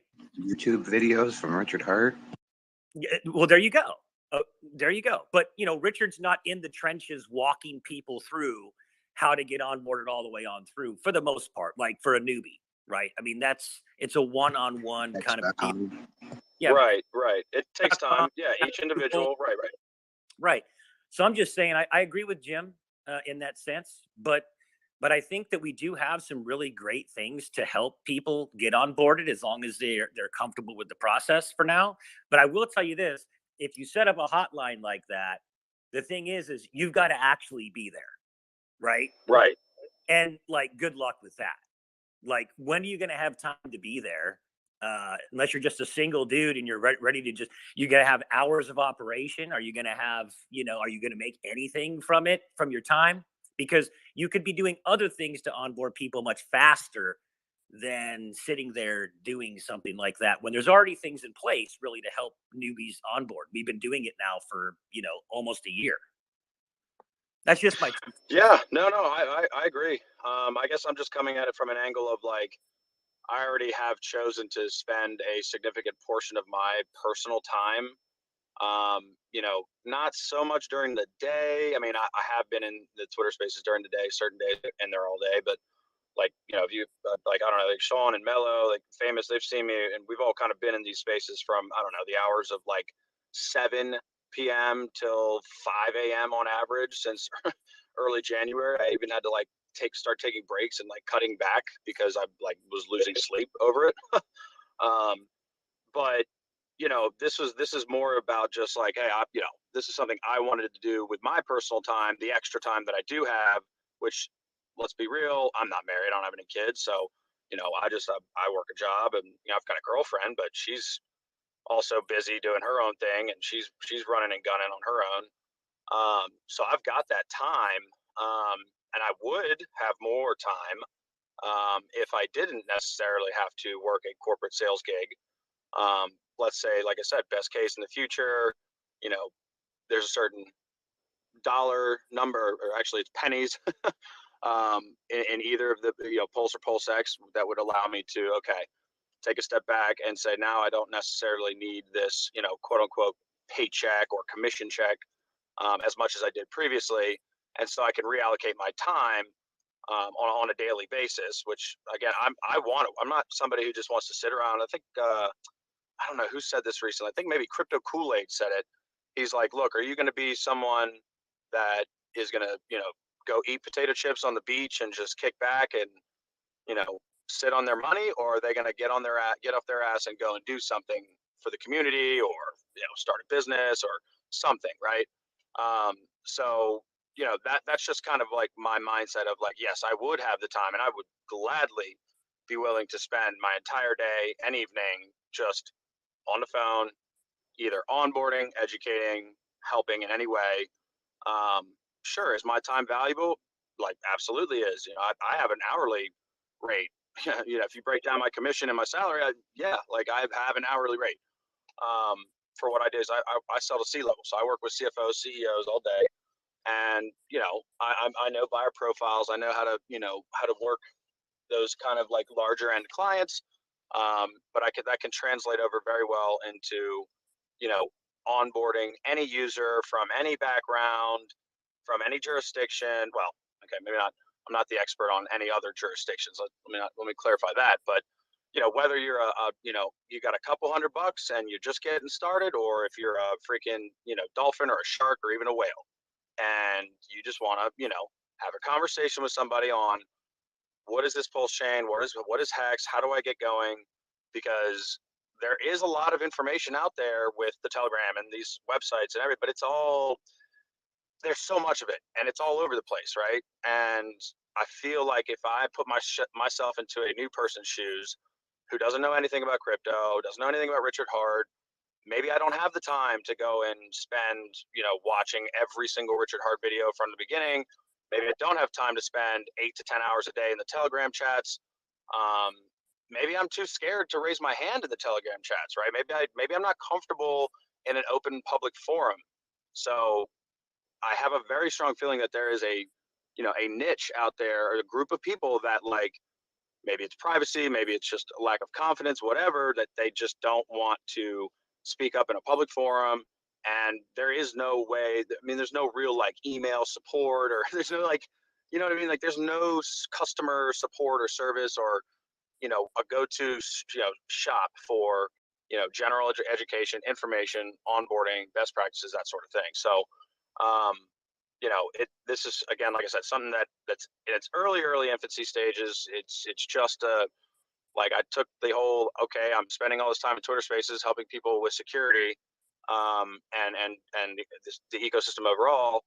Why not, have a call center, a landing, one place to go, a phone number, call somebody. Yeah, look, it's going to take a lot of time, and I don't think from a financial aspect it would take too much. Just having a Grasshopper 1-800 number, and I could run it out of my house. Like, I could do, there are guys that I know that live off crypto yield, right? And I understand what you're saying, funding, about not having to sell your bags, and I totally understand that. But I think the flexibility, and availability of my time will be there in the future, because of these gains, right? So again, it's just a matter of, reallocating my personal time into something that I think would benefit others. Because I always hear people saying, "Oh, I just got my MetaMask and I just sacrificed." And I'm like, wait, hold on. Did you sacrifice from a 24 word seed, 24 word seed phrase that was initiated by a Trezor hardware or Ledger hardware device? No. Okay. Well, you need to start here. It's just so many people just don't have the best OPSEC. They don't have best practices, and they don't even know what they don't know, right? And so I hate to see when people, get scammed, get wrecked, get hacked, whatever, because they didn't know, because no one told them, or they didn't, even know that they needed to ask the right question, or, until somebody came in and said, whoa, hold on, wait, why are you just using a MetaMask? No, hold on. You should only use MetaMask as a front end. I can't tell you how many times I've like almost like not interrupted, but politely interrupted and said, hold on, back up. So I think that there's like a need for, somebody to take that extra step to really ensure that people are doing the right thing and doing it safely and securely, because, these are cutting edge Genesis, Richard Hart financial products that, I'm very confident are going to revolutionize, the entire financial space, financial sector. And we want people doing it the right way from the very first moment that they show any interest in the ecosystem, right? So, yeah, like I said, it's a work in progress. It's just something that, I want to do. I'm going to do personally, and I'll be the person answering the phone initially, and then if it takes off and becomes very popular and we have good results from it, fantastic. Then maybe I look at renting some space and hiring some folks. You know what I mean? Like, and I'm creating jobs, and of course I'm only going to be like looking into some kind of employment. Not going to even say employment, like I'd rather call it like a partnership opportunity for other Hexicans in the community who are knowledgeable, well versed, eloquent, able to break things down easily, concisely, simply for new boards, new on boards, no corners, whatever. So it could be something that grows for sure, and absolutely, I'd like to be paid for my time at some point, but initially, this would all be just me offering personal time, no dollars, no strings attached. When it becomes a point where there is an overhead, and I have to come out of pocket for something, then I will take that next step and try to secure some kind of funding, or look at that at some point. But at least initially, I don't want to be billing anybody for my quote unquote services, because that's not the way I view it personally right now. So that's just again, Did you like I steal said, this just work in idea from progress. the Bitcoin doctor? I've literally heard this exact same thing in Telegram. The No, man, Bitcoin doctor. this is just something I just came up with the other day, man. I don't. Yeah, I think man. Phil was in the room too when I kind of pitched this initially a couple days ago. So Yeah, keep Keith. in mind, keep in mind, you need to actually look at what Richard also has said is most of the time when people try to build businesses, instead of to sell down their coin or whatever it is to build a business, they should have just held the coin. I understand what you're saying about your voluntarism, and you're like many of us when we first start, especially, is like, wow, this is amazing, and I just want to share it with the world, which is great. However, you also have to look at the yield on your time, and the yield on your time for 1,000 people to buy $100 worth of a cryptocurrency, right? 1,000 people, let's say that's 10 minutes per person, which obviously it would take a lot more per person. Let's say it's 10 minutes. Do the math. 10,000 minutes, or 1,000 times 10 minutes. Yeah, 10,000 minutes. And then spread that over how many man days is that by a single person, right? So I'm doing something that's something similar, and it is I talk only to people that have $20 million net worth only or higher, or they have network. And that means, are they outside of crypto? Are they in finance, in fashion, in the formation of supercars? Are they related to these locations where sponsorship deals happen at the same meeting table? So I'm trying to get in front of Gary Vaynerchuk very soon in New York. And that's because he represents Pepsi and Coca-Cola and all these other kinds of companies, because I can get to their audience, right? Not just because I'm going to speak to crypto people, right? So you need to look at actually what your effectiveness might be. And when you're doing the volunteerism to help the guy, put $100 into crypto, that's wonderful. And that's the same, in my opinion, as my sister that's a school teacher. She feels great over teaching, 30 kids per class every day for 20 years. That's how she feels great. But that's not, that you have to get value out of it that's not financial in those reasons. So if you're doing it for volunteerism and you want to put your resources toward it, that's all, applaudable. But also look at how effective you can be. I sent you a DM, and the DM is the same thing that I posted on Twitter. And I haven't tried the product myself, but it is interactive video. And the way that the interactive video is very much like those what is it? You used to like fill in like you would make a choice, go left, go right, and then the story would change. I think it's like ad libs or something like that when I was a kid. So it's something along those lines, but it actually is video interactive. And part of the reason why video is so effective, whether it's live stream, YouTube content, an interactive video that basically the user decides, I need to know more about this, or I need to know more about that, and then it gets automatically guided. It doesn't actually shift them over to another video clip. It actually changes the video content itself based on the decisions that the user is making. It's more interactive. That kind of stuff is a better guide. And you making the effort or finding someone else that wants to make a similar effort to make that content is probably going to be better, because it's reproducible. At 4 a.m, whatever time zone you are when you're asleep, that content could be teaching someone else on the other side of the planet that has $100, right? Has $50, has $30, right? So you need to look at what your yield is on your time and your exasperation, right? How, we are very motivated at the beginning of the year to get into a health and fitness routine. And then by February, often that's faded, like decayed half as enthusiastic as you were in January. And that's just human psychology. So if you're gung-ho, look at those kinds of technology tools to multiply and leverage your time. That's really what you need to do. Yeah, no, absolutely. I agree 100%. I did get your link. I'm going to definitely look at that. And, I know Famous is working on his Hex to Learn website, which is absolutely coming along really well. It's got great information on it.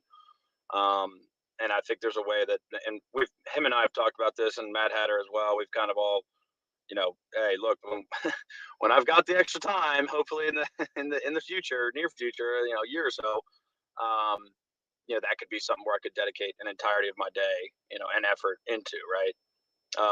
But yeah, no, I appreciate the feedback, man. And what works on the high level with the high net worth individuals should definitely be able to work just as well, for the single moms working 2 jobs, because my thing is like, look, if I can try to help, and I've done this, like I have friends that, and people, even in random people in Twitter spaces that, have had, they heard me say something and that changed their mindset about whatever they were thinking. They were maybe going down a negative path, and they listened to something I said, and they messaged or reached out to me and were like, wow, that's amazing. You have no idea how much I appreciate this, blah, blah, blah. And so I think that could be replicated. And my goal would be to, try to keep people from getting wrecked. And if we're already doing that, great. Then how do I change their lives for the better? You know what I mean? But yeah, it would be an enormous, it would require an enormous amount of personal time, personal energy. But again, like I said, I'm an extremely motivated person. Just being in sales and just by being that kind of go-getter type person, you're motivated by a commission check. If I'm motivated by gratification or self-gratification that I help somebody, or that I had an impact in their life where it changed their outlook or it changed their direction for the better, then that's what I want to do, right? And the money will come later. I know it will. It's not a focus of money in the beginning. So, yeah, that's just my kind of general thought process on it. But yeah, I appreciate it. Make an automated directory. That would be a quick way to scale and not eat up all of your time. Yeah, it can get absolutely astronomical, Keith. I really appreciate Yeah. I appreciate your heart and trying to help people. I've done similar things, and you end up in massive burnout mode. And it's like Jim said, it's all about the time versus the impact. Um, and so I think that, like, even just starting off personally within your sphere of influence, doing what you're talking about and seeing how it goes just with your first, 20, 25, 30 onboards, right? Like, start there before you go all gung ho and set everything up. Like, get your first 50 onboards, see what it's like, feel what it's like to do what you're talking about doing, and then go from there. Yeah, absolutely. No, I've got probably, I don't know, I've talked to about 100 people, maybe 15 at this point have actually sacrificed or staked HEX in some way. So not an enormous success rate, but you can only lead a horse to water. I can only show them the door. They have to walk through it, is the kind of mindset I think everyone needs to have in crypto. Because we're all about zero counterparty risk. And, the minute that you start to, try to put your faith in somebody else entirely to get you into crypto now, getting out, off ramping is a totally separate conversation. That's a whole different world. I don't know anything about off ramping crypto. I have yet to do that. I've just been pumping for the last year. So it's a little bit different on the off ramp side, but from my focus, I guess, would be the onboarding, the education, the welcoming to the community. Here's the best way to do it. Very non-biased, very security focused, and yeah, walking people through the right steps. But yeah, no, it would. I mean, I've already seen burnout time from the hundreds of hours at this point that I've spent in the Twitter spaces. Mad Hatter, Hex is the way, Sean, Mello, like, Famous. Like, we've been doing this for quite some time, and it does, there is a level of burnout for sure. I totally understand. I'm there with you for sure. What's up, Daniel? You got something? Yeah, just want to say, in the end, Keith, if you want to do it, you do you, right? It made me think about this story I once was told, that this man walking down the beach, and then suddenly see all these starfishes has been coming to land, and he meet this guy, and there's over probably 100,000 starfishes stranded in the sand. But he see this man taking one starfish and throwing it out in the water. And then he said, when he met the guy, "Well, what are you doing? This doesn't gonna make a difference. There's so much. Most of them are gonna die anyway." Yes, but I made a difference for this one. And then throw the starfish out and take another one. And this one, I made a difference too. So in the end, yeah, we can talk about scale and whatnot, sure. But if it is the connection, the social interaction you love to do, then do it. And you will probably make a difference for that one you're going to talk to. So yeah, I appreciate your motivation for it. So I just thought that angle perspective needed to get there as well. Yeah. Thank you. Yeah, thanks, brother. Appreciate it. What up, Sean? Also, thanks to all the OGs and people like Funding Jim and Mando. Even though you guys are recommending that we scale this effort, you yourself, I've seen you guys on the chat and the voice chats as well, helping out time and again and addressing problems one at a time, going down to the ground. And I just want to say, on behalf of a lot of people out there, the beginners, the noobs, thank you very much. We really appreciate it. Yeah, thank you.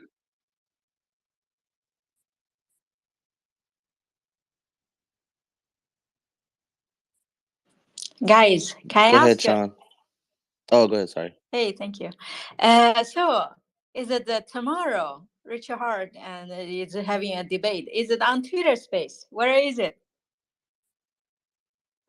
There's a link to a website called gocoevents.com.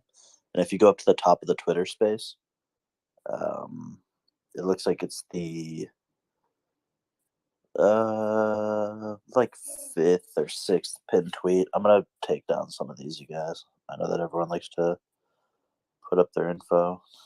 There you go. Funding Jim has it on the very first pin now. Awesome. Thank you. I'm looking forward to it. I think it will be so fun. Yeah, I think it's going to be it's gonna be on fire. probably going to be some fireworks in there. Yeah, I agree. Yeah, for sure. I mean, both of them. They are just yeah, gonna be really. Oh wow, I look forward to it.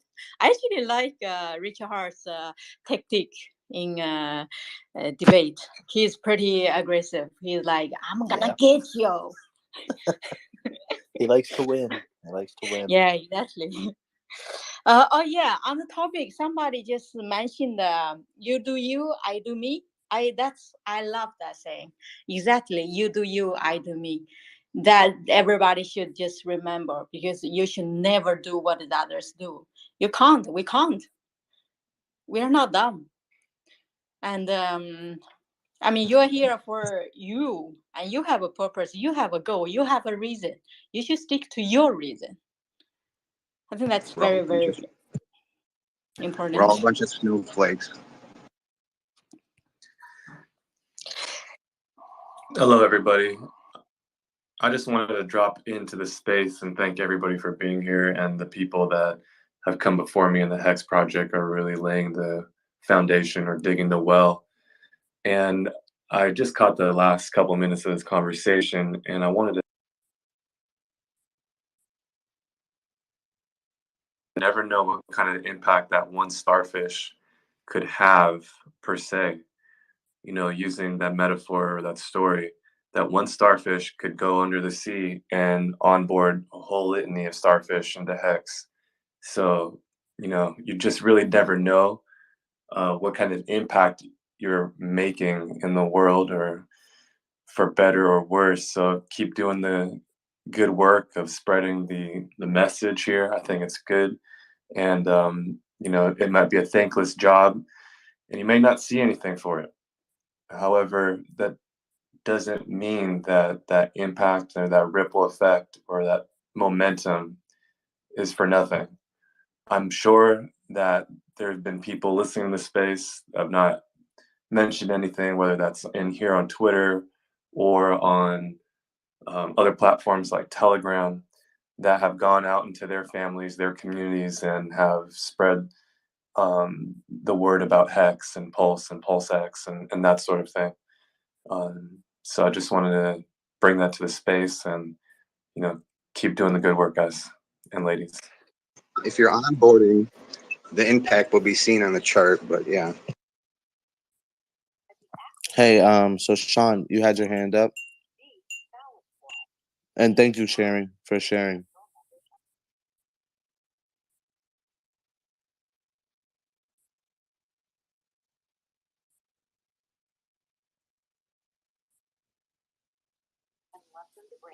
Hey, Sean. Sean. Or, okay, just another. How's everyone doing today? Awesome. Love to hear it. Happy Tuesday, everyone.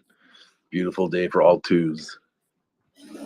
Sorry, guys. I had a I had a call in between. I couldn't get off the phone. My client kept asking me questions. Hey, why don't you go ahead, Sean? I'll put myself back on mute. I'll wait after you. All right. Sorry about that. Yeah, I just had to say, like, I appreciate what you guys are saying, Keith. Just to kind of go back to what you were talking about. I totally support that. We just have to kind of look at the overall investment side of, like, how much it's going to cost to run some kind of operation, and also have people that know what they're talking about. And so, yeah, I guess there's a lot of operational costs in regards to that. Personally, like, you guys know that I've been writing articles for about now 2 weeks now. on what's not on the news, and working on one as we speak. And it's because of these spaces. So I think the best thing everyone could do is really, take advantage of the ecosystems that we have and support each other. But yeah, that's what I was gonna say. And just another go for it, man. Yeah, thanks, brother. We'll be I know, you, me, Matt, a couple others, I think Mello, Famous, like we'll be coordinating, on a lot of this stuff in the near future, for sure.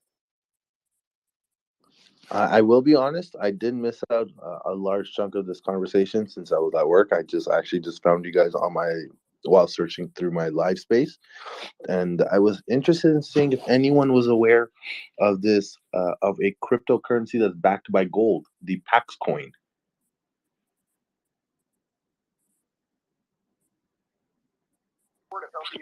You cut off. Oh, are you South Philly?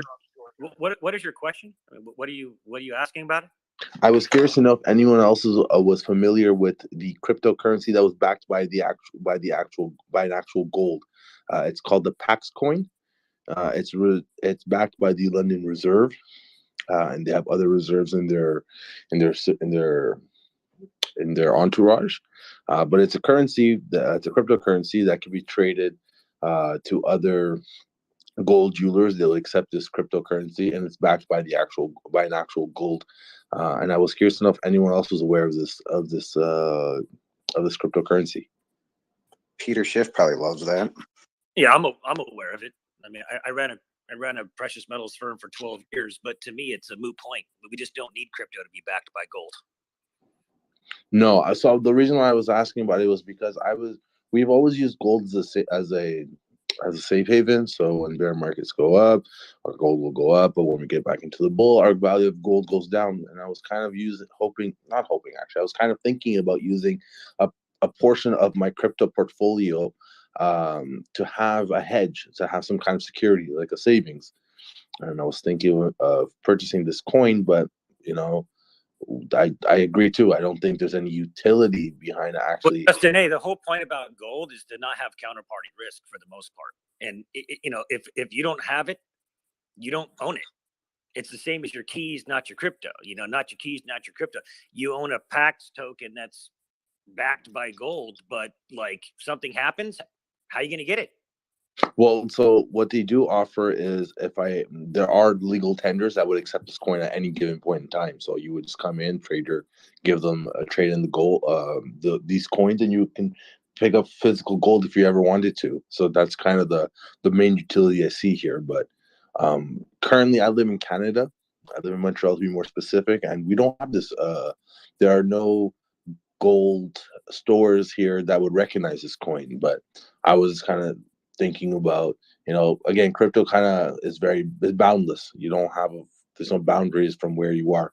As long as you have an address to share, you can send, receive, and so forth. And so I was just thinking about, with my current portfolio, if I should dilute some of my Ethereum and just kind of have a savings account of some sort, rather than having everything stored in Ethereum and kind of like a checking account, going up and down. Yeah, but the price goes up and down with gold, which is totally manipulated. So if you want gains, good luck with that. Well, it would be less gains. I think it'd be more from a perspective of just having a hedge, just in case something does go wrong. I mean, I don't want to spook anyone, but I mean, personally, I've always kind of feared for a .com type bubble in the crypto space, especially back in the 2000s when we talk about when Amazon was valued at $100 back in the day, and it bubbled out to $1. But again, now you look at Amazon, it's $3,000. That's a different story. But I kind of worry about the same thing in crypto with a bubble happening, and a lot of it's pandemic fueled, as we talk about. So I was kind of just looking for something to hedge against it, just in the event that there is this bubble. And I don't know. I'm personally just looking at history and how markets have repeated themselves, and I'm looking in this direction of utility, and with NFTs also kind of.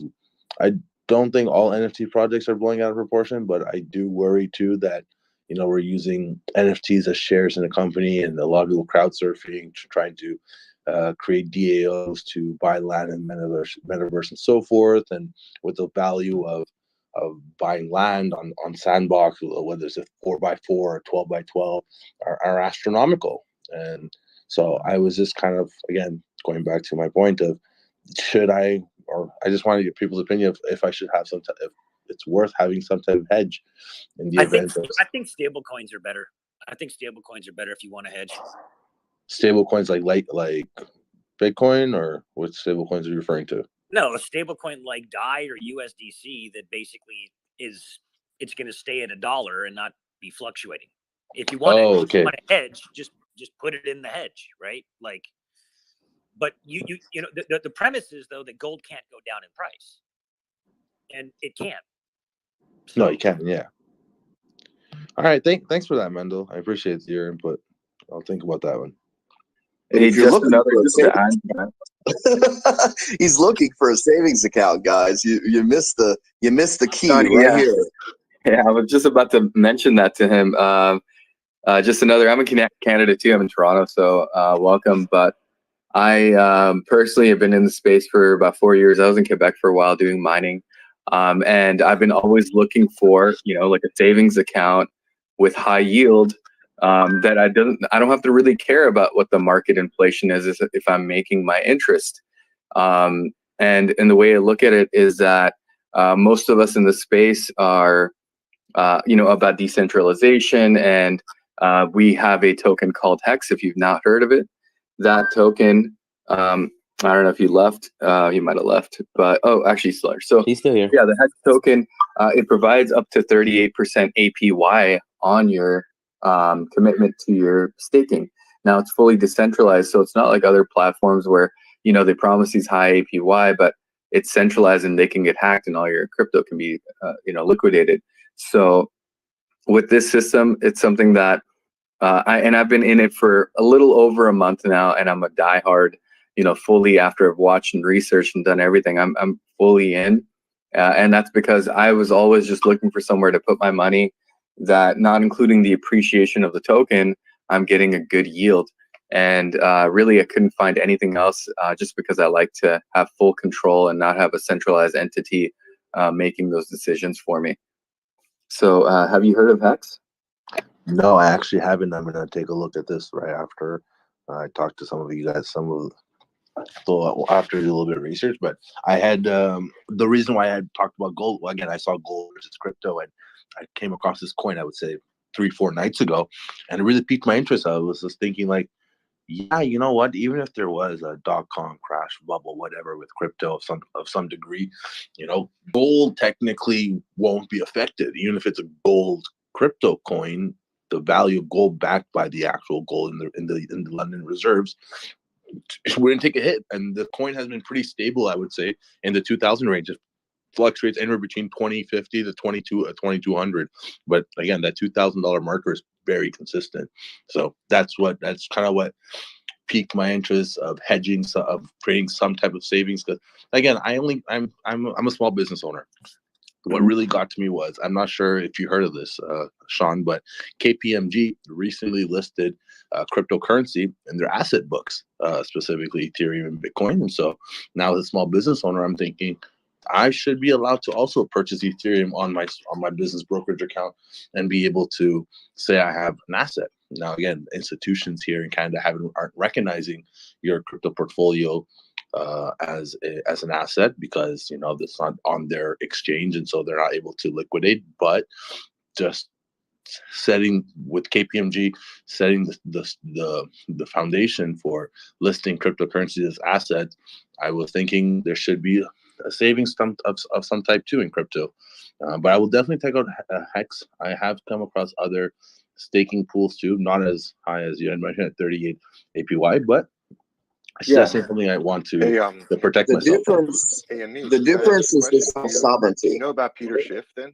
Obviously, if you're into gold, or are you familiar with him? Yeah, he's a bum. Sorry, who? Yeah, Peter Schiff.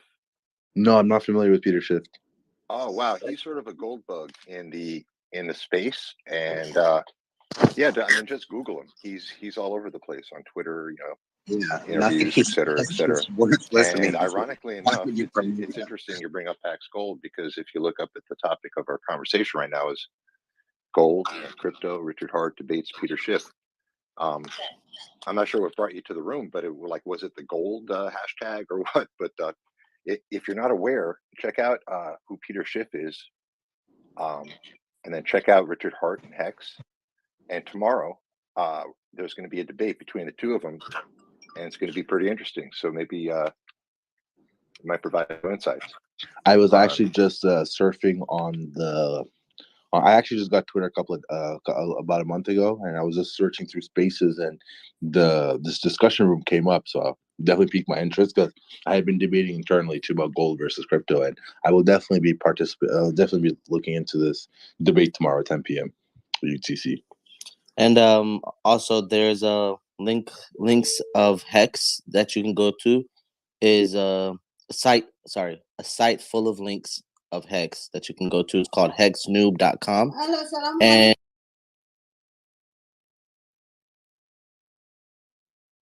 Oh, hey, just to add to that, I'm a business owner here in Toronto as well, just another. And when it comes down to it, I constantly buy insurance policies for clients, and instead, me and my business partner have now decided to, instead of paying an insurance company a certain amount of money because the cost of what they would cover, it doesn't really make sense to us. We've now been buying Hex and staking it. And you get a certain APY depending on how much you buy and how much you stake.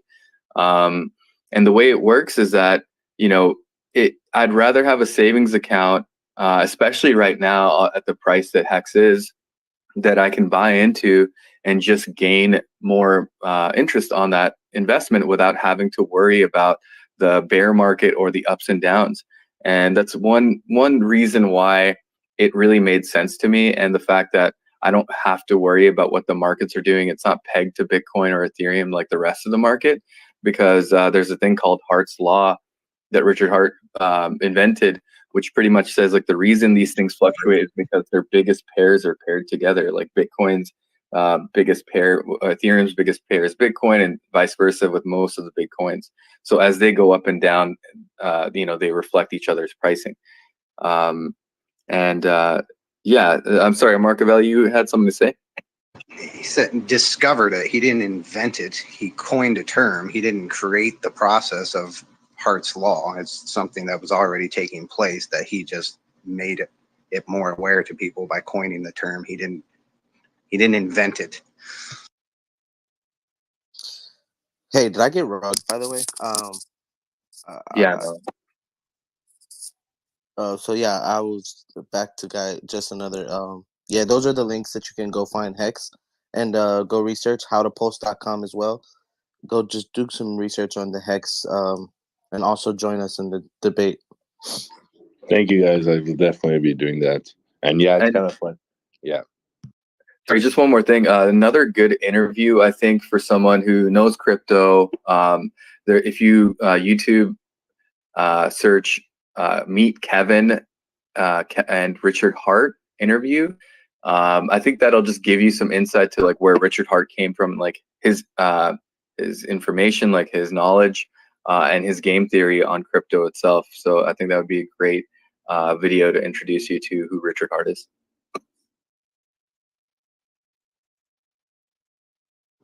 Thank you guys. I appreciate that.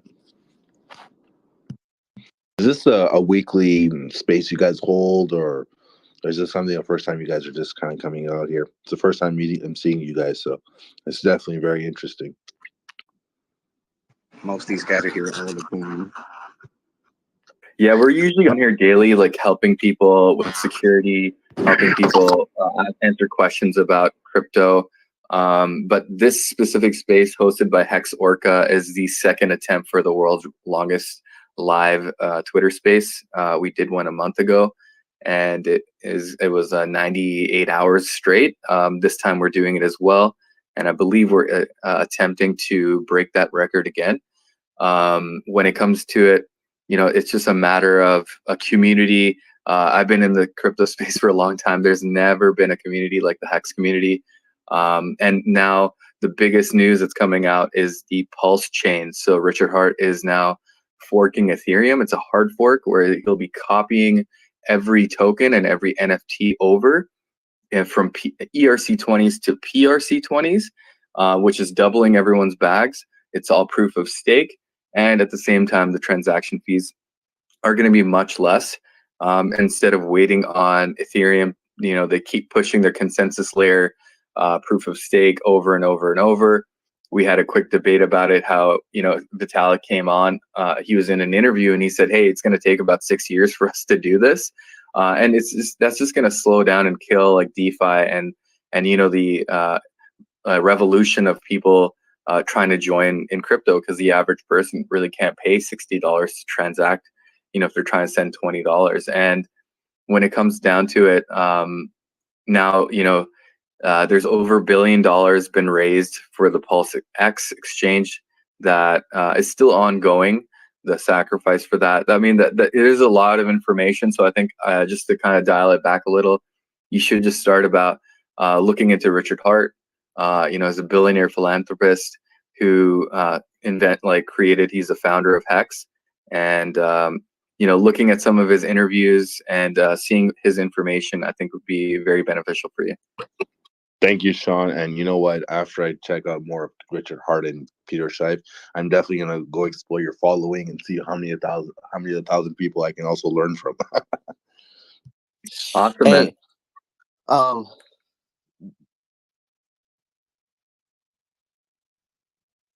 What the hell's going?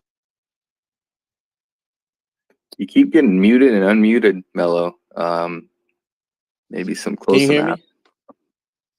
Yeah, I can hear you. I have to leave and come back. Okay, so I think that hashtag got him in here, and I think the hashtag actually worked. That's great. Yeah, I did share it not too long ago, so maybe that could have been the reason. Also, there's a cool website that I can send you guys some information to, and it has all of the live spaces. It's just a new, I think it's called Spaces. I have to take a look at it. It's called spacesdashboard.com. It's in beta, so you have to be invited to it. So I followed them and they invited me to it, and I can probably send you guys, whoever's interested in that, but it does send you all of it. Personally, what I've been using it for is when people are hosting NFT spaces with hundreds and hundreds of people, I'll go into their spaces and they'll let me come on. And with the articles I've been writing on my What's Not on the News, I do have information about people that are, NFT artists, and say, hey, don't worry, all your NFTs are going to be copied. I don't know if you're aware of this. And it's piqued some interest for a lot of people just to bring, awareness to the projects. But yeah, another great website is howtopulse.com. Great team, great information. And it all starts with security. So just another, hopefully, you have all your assets on a hardware wallet and you have your 24 word seed phrase highly secured. I always start with that information first. Thank you, Sean. But just one more thing about where you can find these spaces. So we have a gentleman called the Famous Hexican, and he's broadcasting this live on YouTube right now, and his channel is Hex to Learn, and he also has a website, Hex to Learn, and you can click on there and it will bring it up for you. So and he actually has an app too, but basically that's one of the cool things about the Twitter Spaces is we're running these things pretty much every single day, almost 24/7 at this point. And so we're meeting a lot of great people just like you who are sharing, and we appreciate you coming in and being curious to learn more. So thanks so much.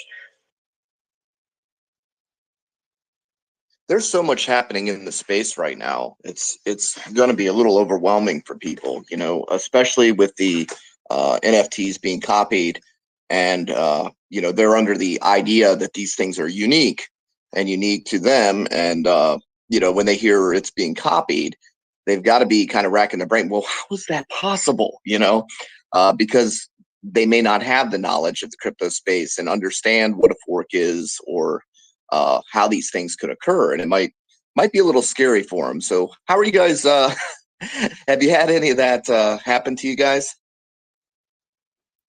I've been speaking to some big NFT spaces and big followings. I was in in a spaces with the people that were running like the NFTLA conference, and you know, a lot of them hadn't heard of it. Some of them were excited about it, some were hexagons, so it was good to hear. But what, you know, the way I think it's been easier for me is because I've been writing these articles, and you know, I've been going on without shilling anything. I'm just kind of like, hey guys, I just want to let you know that as you know, the average NFT to mint, sell, bid on is enough electricity to power a refrigerator for a month. And think about how much NFTs are being sold right now. That's a huge detriment to our environment. You know, I'm in the HVAC industry, and I see the government moving the heat pumps. So that means that there's going to be huge strain on the electrical grid, not to mention electric cars. So they're going to have to start cutting back on electricity. And with things like Bitcoin and Ethereum, the government come out tomorrow and say, no, we're banning it all. You can't mine anymore. And so that's going to end that. And, you know, Richard Hart's taking the lead and not letting them, you know, keep pushing us around and saying, hey, let's create something much better. Bro. Governments can't ban Bitcoin. Well, I mean, they can stop mining though, right? They can say, hey, no more mining. Yeah, good luck. Well, yeah, I'm just saying, like, we don't know what's going to happen in the future. They could, but it's just more on like cutting off power or cutting the resources to mine, but physically can't stop mining. Well, Yeah, I agree with that. Right. there is China, a physical there is the physical point of failure though. They can mow down miners with steamrollers. They've done it, but yeah, they do pop up somewhere else. But there's also a cost with that. What's more interesting is the fact that as Bitcoin progresses, its power usage is becoming higher. As Ethereum progresses, its power usage is becoming higher. And at some point, you know, like something like Bitcoin that has a cap, at some point, the miners are no longer incentivized to pay those power bills to print those coins. I mean, that's way off in the future, but I mean, it's not really, at some point, they're going to have to switch to, you know, a proof of work scenario or proof of stake scenario anyway. So mining was okay when everybody could participate, but mining has become centralized because now you have to have a large amount of money and a large amount of equipment and a large amount of upkeep in order to continue to produce, as where something that is proof of stake allows validators to just pop up randomly anywhere. If I could interrupt, Johnny, I would even say that while mining has become detrimental in cost, I think there is a green way of mining. And one thing that I came across, I want to say at least like a week and a half, 2 weeks ago, someone actually has a mining farm, but they use feces, animal feces from their herd, and that's what generates their power. And it's actually zero waste. Everything they mine is pure. And I think, you know, if you're in the city and you're trying to mine, I think that's very difficult. But well, again, that's reducing the amount of people that can mine, and the amount of power consumption in order to mine a coin is still going up. So you're reducing. But I think how you get your power source is also very important, right? If you're going to rely on like here in Quebec, we have Hydro-Quebec. So Hydro-Quebec is where I'm going to get my electricity. If I'm going to rely on Hydro-Quebec to be able to mine and use their services, that's detrimental. That's a strain on their power grid, and that's when these monopolies are going to want to step up. But if you can create self-reliant sources for energy, and I think again, creating a mining farm and using renewable energy can be an alternative. But again, it takes a lot of money. You're right, and this is so why is it necessary? This is the question. Why is mining necessary? Proof of stake networks have already proven to work. So why is mining actually necessary? It's security theater. It allows a select group that is able to mine, and they're in control. Why shouldn't the people that hold the currency be the ones receiving the new coins? Why is this action of mining necessary when that action can be substituted with something like, I don't know, holding? It's just an action. Yeah, it is an action. I honestly thought mining was a really good way of introducing and welcoming people into the space and creating incentives for participation. You know, when you're used to be. Again, if honestly, if I keep talking further, I think Johnny, you'd crush me in like 5 seconds. I don't really have much to share, but I was in Quebec for 6 months building mining facilities in 2018. And so I come from the space, and all I know is that not only is it like energy cost, but yeah, let's say we're creating this energy that's sustainable, that's still taking power from the grid that should be going to heat our homes and power our cars and things like that. So the grid issue there is still there. On top of that, the machines don't last forever. So you're constantly wasting natural resources, building all these computers that are going to continue to break down and lose efficiency and then not be usable. Because if you look at like the ant miners, they keep evolving because they need faster hash rates to be profitable. And in the end, they keep evolving. They keep evolving because the Bitcoin miner companies that are selling the computers need to sell more computers. That's why. And the external sell pressure is horrible, you know, because they actually have to sell the coins in order to pay for the power bills, whether it's green energy or not. There's still upkeep, and that is constant sell pressure because they have to pay for their overhead. So those coins are immediately sold on the market. There's a limited amount of profit and a little limited amount of incentive for the miners to even do that because most of their money is going out to overhead anyway. We have to get over this idea that waste indicates value because you don't necessarily need waste to support value.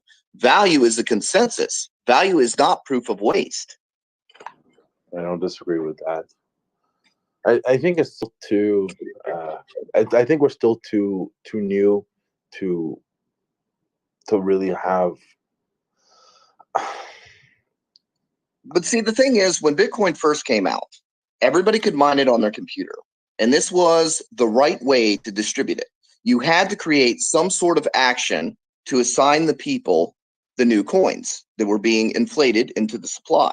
Okay, so this action of running this algorithm is how the distribution was done. And it was fine. It was decentralized. Everybody could participate. Where it went wrong was all of a sudden, now you need these specific computers that are made by specific companies, and you have to pay them for the ability to mine. This is no longer decentralization. And then you had these large companies that would compete with each other, and they were getting the majority of the pool because you had to have these specific computers in order to do this, and you had to have a lot of them. So that changed the entry level. Your average person could no longer participate with their little computer in their little house and be part of the ecosystem. The people that are making the money are the ones that are able to throw in massive amounts of money. And where these proof of stake networks come in, and specifically HEX, is you are able to participate at any level from your own computer, acting directly with the code without buying expensive, overpriced mining equipment, enriching some company that makes this specific equipment, and paying your power bills before you even make any profit. If you got $60 or $100 to spend on gas fees. Yeah. Well, gas fees. Ethereum has really wrecked us on that, and that's why we've got the Pulse network coming out, because the space is not acting towards adoption. The space is leaning towards centralization, where only the rich can participate, and that is why something like HEX is very important, because it allows participation at any level. It doesn't restrict you to have to function within these parameters or these rules that these people have created, that you have to do this certain thing in order to get the new coins. Now you act directly with the code from your own computer. Yes, we still do have mining, Marcavelli. We still have to pay through the Ethereum network right now, and they jacked us, and that's why we have Pulse. And that's what makes it difficult to onboard right now. Absolutely. Pulse Chain fixes this. Thank you, Johnny, for saving us. Jesus Christ. I'm going to just put myself on mute and continue listening. I'm going to go for a quick walk to school now, but I'm looking forward to hearing what people have to say now. Awesome, man. Thanks for joining us. Yeah, man. Follow and reach out if you have any questions. I'm more than happy to answer them for you. See, the thing is, people's reality bubble gets harshed when Richard likes to say, proof of waste or damage the environment. Immediately when you say that, some people get flipped off. The switch gets flipped off because they're like, oh my God, it doesn't do that. Well, there's more to it than that. It's not, it's not taking like a green stance or saying this is The fact is it's waste. Just plain waste. That this is an action that doesn't have to be done. And the reason this action has to be done according to these particular networks is because it shifts the power to only the people that can. And it kind of throws everybody else out and doesn't allow them to participate. And, that's kind of a, that's not how you get adoption. That's how you end up with an exclusive group of individuals owning a majority of a supply, is when your average person can no longer participate. And then at that point, it becomes, a rich man's game or a rich man's collectible. And it's no longer about, creating adoption. And, people are like, well, Bitcoin's going to save all these third world countries. Really? Do you see them running around with a bunch of cell phones in their hands and laptops? Is it going to save the spear fuckers? No. How do you explain to somebody with Ethereum right now? Right? How do you explain to them $40 fee every time you move their money? If you have a bank that said $40 every time you went to the ATM, $40 every time you moved money from one account to another account, how do you explain that to a new user? Nobody would use that bank. That's insane. And these are systems that they're trying to say are supposed to replace the financial system. Well, that's impossible. Nobody can afford these kind of fees. Your average person can't. The only people that can are the people that are in those positions where they already have enough ETH that they're able to, pay the gas fees and pay their toll to operate on that network. And that's what Pulse is going to fix, because we're back to penny fees. We're back into a situation where everybody can move money for pennies and do what they need to do over there, whether it's mint the NFTs or whether it's to build their property on Mana or whatever they want to do, whatever games they want to play, whatever they want to do. The action's going to be on Pulse, because Ethereum has gotten to the point where they're creating this exclusivity.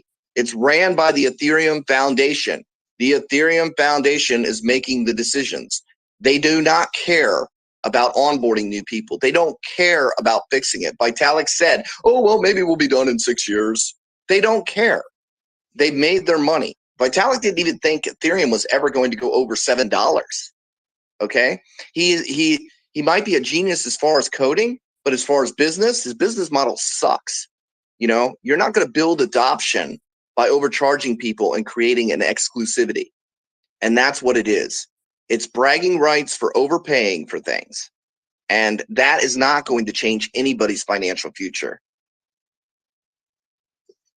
Yeah, T-shares is similar to consolidating, the power among the few, but it's incentivizing delayed gratification rather than just all these other things that, aren't adding any value to any people's lives. Like, to incentivize good decision making is, I think, the biggest propaganda tool for anybody. I mean, yeah, you don't want to have waste and dumping on the price and Bitcoin, blah, blah, blah. No one cares, but it's making people make good decisions with their money and thinking long term. Like, that's going to save people's lives, because people are just like not thinking towards the future at all. People are just like not doing that as much. And like, it's cool people come in here, oh yeah, I want a savings account, but it's like, yeah, Hex is the ultimate savings account. Like, yeah. I mean, and then it's like, oh, I just found this guy a couple months ago or a week ago or blah, blah, blah. Now I got to do the research on this other token. Yeah, you can spend months and months learning about this gold thing that's somehow paired with a token, and hopefully you can get money out. But it's like, at the end of the day, who's in charge of that? It's like, we found the best founder, like, and people just need to wake up to that fact. Well, the other thing is, people seem to think that anonymity is a good thing. In what world? Are you going to buy something from somebody that you met on Craigslist? I know people that got jacked in the head for that. It's funny that, people think anonymity is a good thing, and it's not. You want to know who's behind things. You want to know who's accountable. You want them to put their face out there. You want them to say, look, I'm proud of what I built. This is what I built. Here I am. I'm proud of it. And Richard gets a lot of crap because they're like, oh, he's a narcissist. He's proud. What? He's proud of what he built? There's something wrong with that? There's something wrong with being proud of what you built? You mean you'd rather have somebody hiding behind an icon or an avatar and saying, oh, look at this thing. It's going to change the world. No. I don't understand what kind of backwards world this is now, where the anonymous guy that pretends to be something that they're not, promoting a coin could be a 12-year-old in a basement for all you know, or it could be a serial killer for all you know. But people promote like anonymity is a good thing, and being proud of what you built isn't. Yeah, there's no security in not knowing the person that's in charge of your money, and you can rug pull. And it's like, Hex is the only finished product. It's the only thing that's immutable code. Like all these other things, there's admin keys. It's not just you in the contract. Like all these other tokens. Yeah. Website goes down and it's down, Hex is the only thing that is directly you interacting with the code. And they want to promote, well, this is that other myth, Marcovelli. It's the fact that people believe that if you want to make money on your money, you have to give it to somebody else. That's where they have it in their head. You got to give your money to somebody else in order to make money. Otherwise, it doesn't work, because they don't understand that how the creation of value actually happens. So they believe the myth that you have to give your money to somebody else in order to make money. And that's just not how it is. It's how you interact with the code in Hex. You are making the choices. You are making the decisions. You are interacting directly with the code. All these other centralized platforms with anonymous founders, man, I don't understand how people with a conscience can even direct people to those, because you know what's going to happen. They literally change the first name of their finance coin, and the website goes down, and people lose their money over and over and over again, because people have no self-sovereignty. They have no control. They're not interacting directly with the code. They are truly dependent on these platforms, these websites that can go down with a single switch. Yeah, people need a lot more fundamental understanding of sovereignty and how to interact with things. Like in general, the way people talk is just like absurd without that understanding core fundamental belief system. Yeah, I mean, they're hard concepts to understand. It takes a long time for you to understand that we've been living on a digital asset this whole time. If the money printers were fired up, like, they like to say the money is printing, no money is really being printed. What you're looking at is units of account. Before they added all this extra money, it would take 320 years to produce the amount of US dollars, running the presses full time, printing $100 bills in order to actually catch up with the money that's actually in circulation. That money isn't printed. It's just a unit of account in the bank. And if you want to figure this out, go try to get $20,000 out of your bank. Go try that. See how that works for you. They sent me to 5 branches, and I had a cashier's check for $20,000. They sent me to 5 branches. Not a damn one of them had $20,000 cash to give me. And I said, okay, let me get this straight. So if I write a check and I don't have the money in my account, I'm going to jail. But you guys can write a check for $20,000 that's a certified cashier's check, and I show up and I say, hey, here's a cashier's check that you wrote. I would like my money, and they don't have it. So you tell me, what kind of bullshit is that? Rules for thee, not for me. Hey, one quick thing. What is the only thing I'm racking my brain, this gold versus crypto thing. I have no incentive to even talk about gold, other than the one use case for gold would be to have a little bit to give to the Anunnaki when they invade our planet again. Other than that, I can't think of it. So the gold versus Richard debate is going to be beautiful. I think it's going to be absolutely fantastic, because a lot of the arguments that Peter has about digital currencies, Richard has taken the steps to correct. Okay, the ability to participate, the ability to, it's going to be a great debate. I really look forward to it. And gold is something that has been around forever, and that Technology advances, guys. That's what people need to know. Everything changes. You need to be able to adapt. You need to be able to change with the times. The Bitcoin maximalists now are no different than the gold bugs of the past. They want to preserve what they have, you know? Yeah, but it's like gold just goes down in value. Like gold is barely, like Richard Hart has just crapped all over this idea of like investing in gold. Like it's like he's got more gold than anyone. And he says it's garbage, like for a reason, because it's just like you're not making any money. I mean, call it a savings account, but it's like if I had a gold watch and I wanted to go hawk it or sell it, it's like you go to a pawn shop or something and you're going to get what, maybe 60-70% on your money. Like that's not good. Well, Gary had $100,000 in silver coins that he sold off for Hex, and boy, he's happy he did.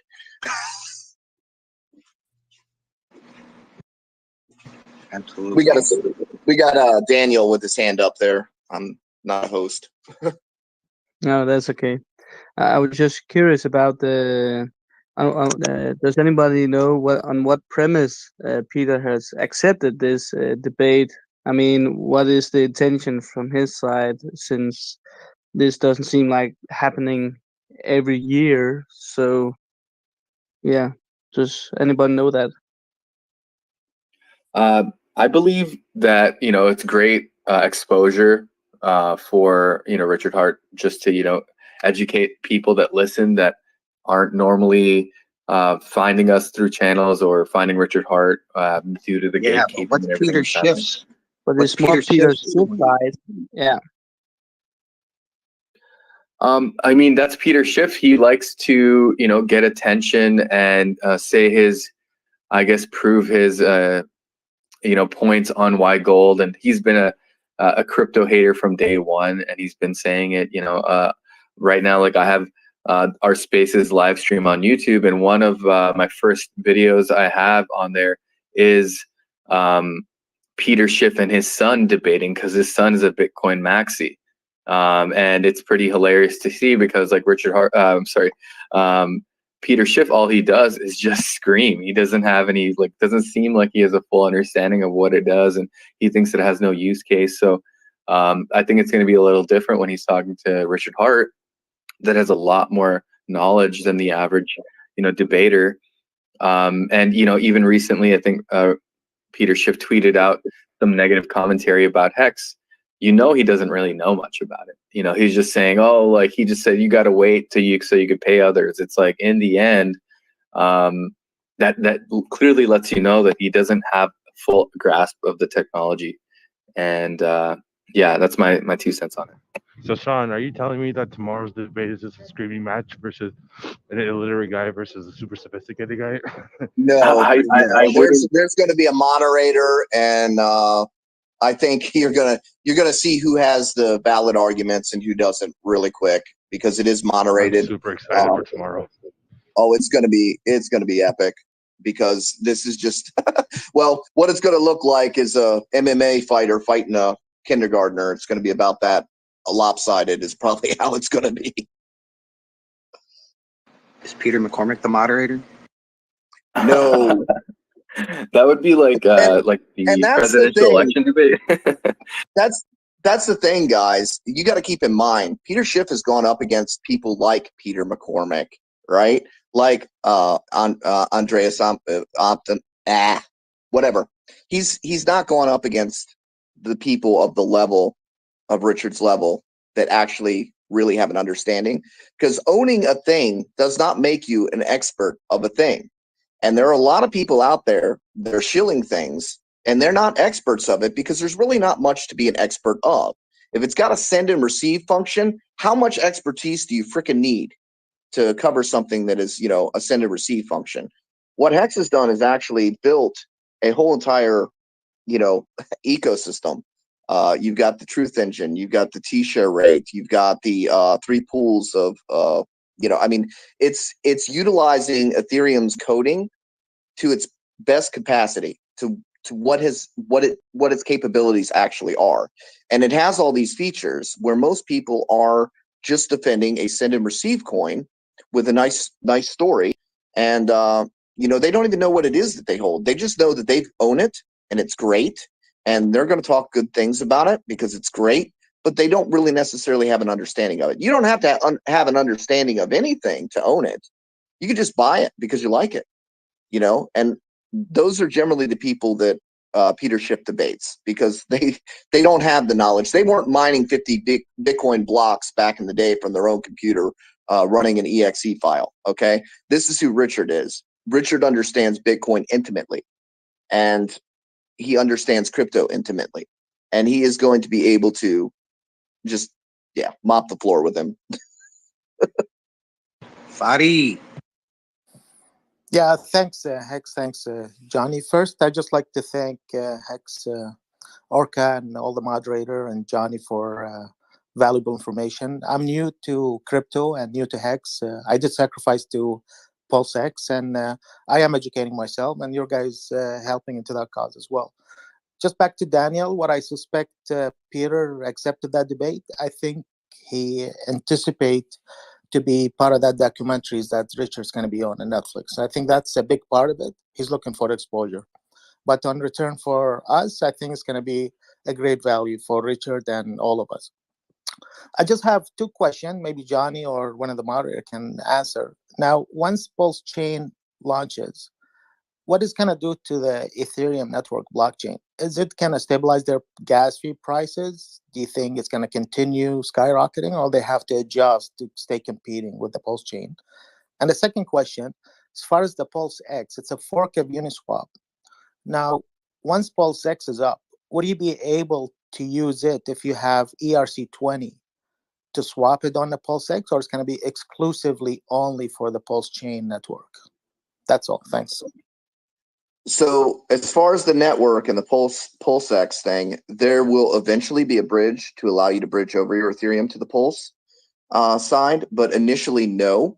So your ERC20 tokens will be copied onto the Pulse network. So you'll get a 1-to-1 ratio for all your ERC20s, and those will be immediately able to be traded on the other chain onto the Pulse network, because when Pulse network launches, you get that immediate copy. So you will have money on the Pulse chain if you have your crypto held in your self-sovereign wallet. Now, if you're holding it on exchanges, you don't get a copy because you don't own those wallets. So it's important to have your ERC20 tokens in a wallet that you hold the keys to before this copy happens.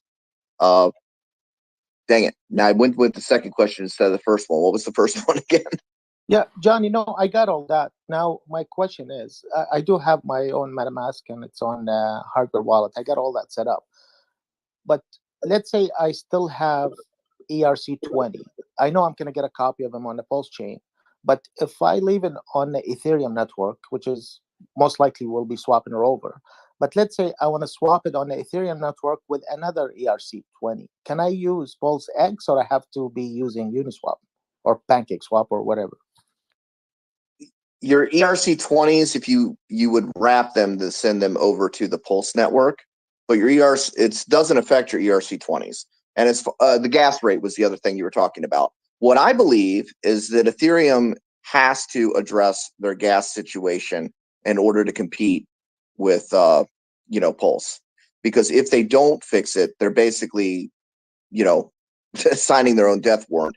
Are you going to take the highway that has no tolls and fewer cars and be able to go to the same exact place, or are you going to take the highway that is crowded and you're stuck there burning your gas and it takes forever to get where you want to go?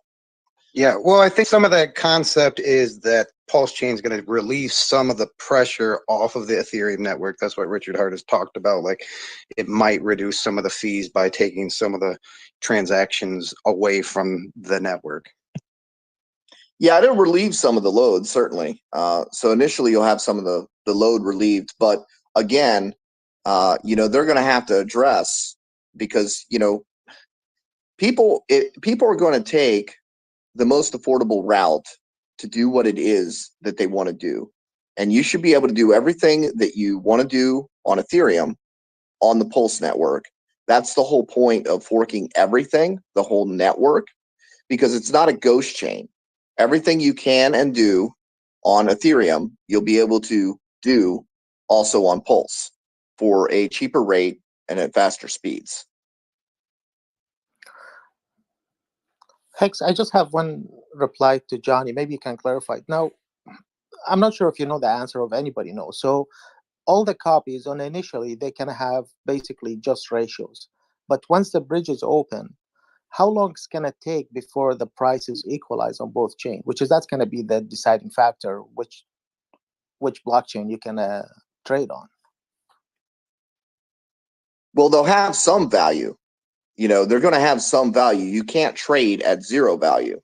So this is an experiment. Yeah, So we don't really ratios know. will be doing that, though. I mean, that's the concept, is that they're going to be able to be trading without a value with ratios. Like, you'd have to trade 4 PulseX for 1 Pulse before value. And that's a thing. I don't know why people don't talk about it enough. It's like, at zero value, like, why is the reason it's starting at zero value, like, for tax implications? Like, that's kind of a thing. Why is there a sacrifice thing? Because sacrifice means something in tax implications.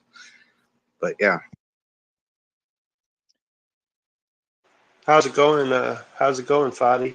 I heard you were sacrificing for PulseX. Is that true? Yeah, well, a friend of mine kind of told me about it. I did look into it. The funny part, like, I started in crypto late last year, but all my search, Richard Hard or Hex, never came up on my search. So I can tell you there's a lot of media spreads through Google, through whatever. Until a friend of mine kind of told me about it, I did my research, and I agree with most of the stuff that's happening now. And I did try to spread the word. I got a few guys at work, they already into it. And so I sacrificed to PulseX. Unfortunately, I did miss the Pulse chain sacrifice. And now I bought some Hex. I have some staked Hex, and we'll see how it goes. You're a smart man. That's great. Yeah, that's what I was wondering. I just wanted to touch base on that because you definitely didn't miss the coin that already exists right now, which is Hex. We have an amazing opportunity right now. There's a dip in the Hex price. We're going to get a copy on Pulse Chain, and this is the one coin in crypto that we're able to not only just buy, but we're going to do more than send and receive. We're going to be able to purchase our T-shares, and that's the biggest utility in Hex, is purchasing T-shares or shares in the system. And if it sounds like you have some knowledge of that already, I just wanted to make sure. So it sounds like you're on the right path. You're sharing with people at work, and for me personally, I've never stopped accumulating Hex ever since I found it. I just keep purchasing more because when you understand the power behind it, we're so early in the share system that you can, over the course of time, you're paying in Hex for the shares, and you're also paying in time. So even if you start, and Hex has been around for 2 years, you can become massive in the system if you start today. If you're able to bring a little bit of economic mass into the, right? You don't just put in $1, but you put in a little bit of economic mass. And you said you had some other coins. Personally, I used to have tons of coins. And the more I realized the power of the simulated compounding effect and the shares paying me every single day, and that payout just doesn't stay the same or decrease like most DeFi, where you get less and less yield over time. But actually in the T-share system, if you're longer than average, especially if you go out maybe 10 or 15 years, your payouts are going to increase over time, which is the reverse of the Bitcoin or Ethereum mining effect. It's actually, Richard Hart saw what they did, and he actually reversed it, where we're actually getting more.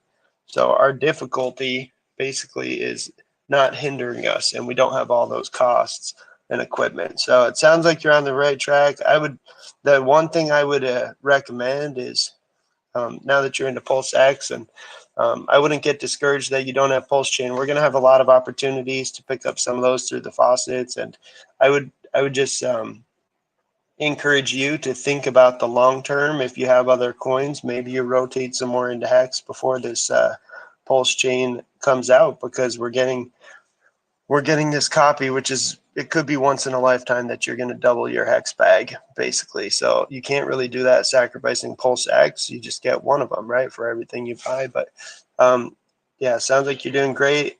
And I look forward to being in the community with you. The benefit of staking for a long term is we're going to be together, right? So I'm staked for 15 years. And guess what? In 6 months, I'm going to stake for 15 years again. So we're actually going to be in a community together. And I hope you can be part of that and share and grow with us. And just welcome. Oh, thanks, Hex. Definitely, 100% agree everything you said. And I do have couple stake for 10 years. I mean, each one have their age limit and need, but mainly I'm doing it for the future for my children as well. Um, one thing I did do, I did have a lot of shitcoin, which is I already swapped them to Hex. And matter of fact, I did buy some Hex today, and I staked them already. So thanks, and very grateful finding this community, and we'll look forward growing together and learning, and hopefully we'll make this world a better place to live in. It's not just about money, but about freedom and our voice, and keeping the path right for our children. Peter Schiff's I going to love be that. married in by gold.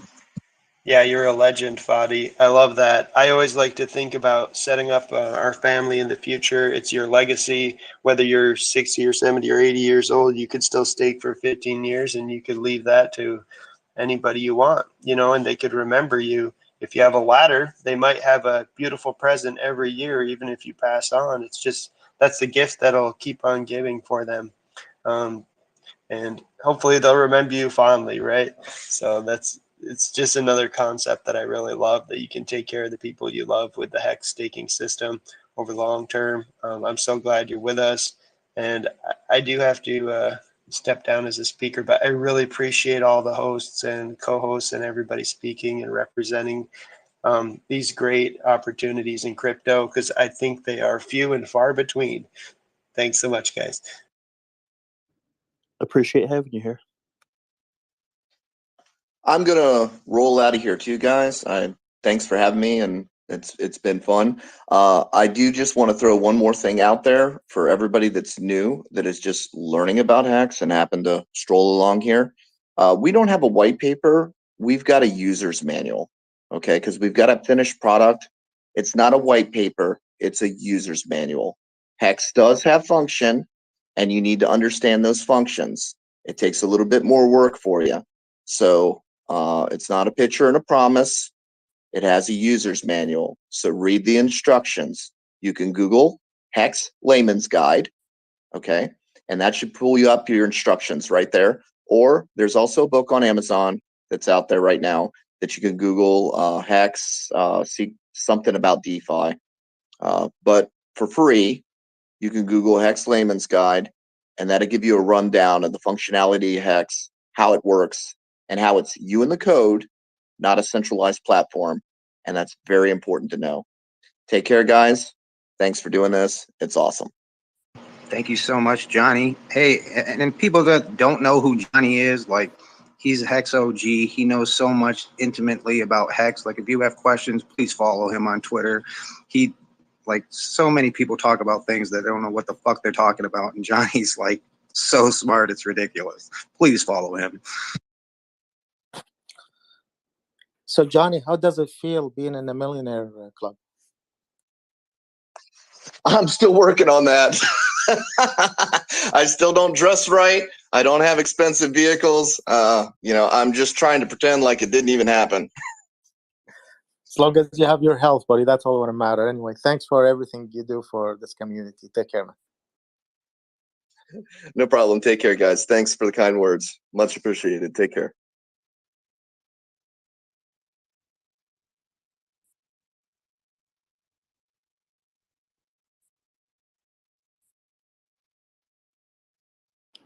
Just take a second to remind everybody that this is a totally open space. So if you do feel like getting up here to chat, you don't have to stick to the topics up at the top of the space. But obviously, if you're interested in kind of finance discussions, check out the links pinned up at the top of the space. You'll find a sign up link to gocoevents.com. It's a free sign up, just needs an email address. And that'll give you a link to the live debate on the 23rd, tomorrow. between Richard Hart and Peter Schiff should be really exciting. So highly recommend checking that out.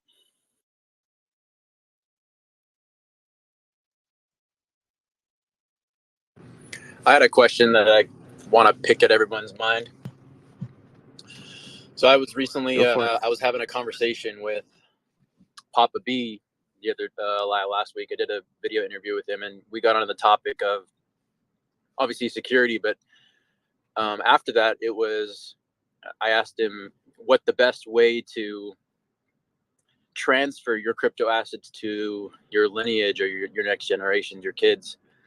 Because he talks about different strategies of how to secure your crypto, making sure your seed phrases are Shamir secret shared and split up in different locations and things. And so at some point, he also mentioned that you got to trust somebody, right? Like with your seeds, and if you want to pass it on specifically, how to do that. So my question is to anybody is, what is your opinion on the best way to, if something were to happen to you, the best way to pass on your assets and your, I guess, so to speak, your legacy to your children, and specifically in situations where maybe you may not expect to pass, right, or something happen.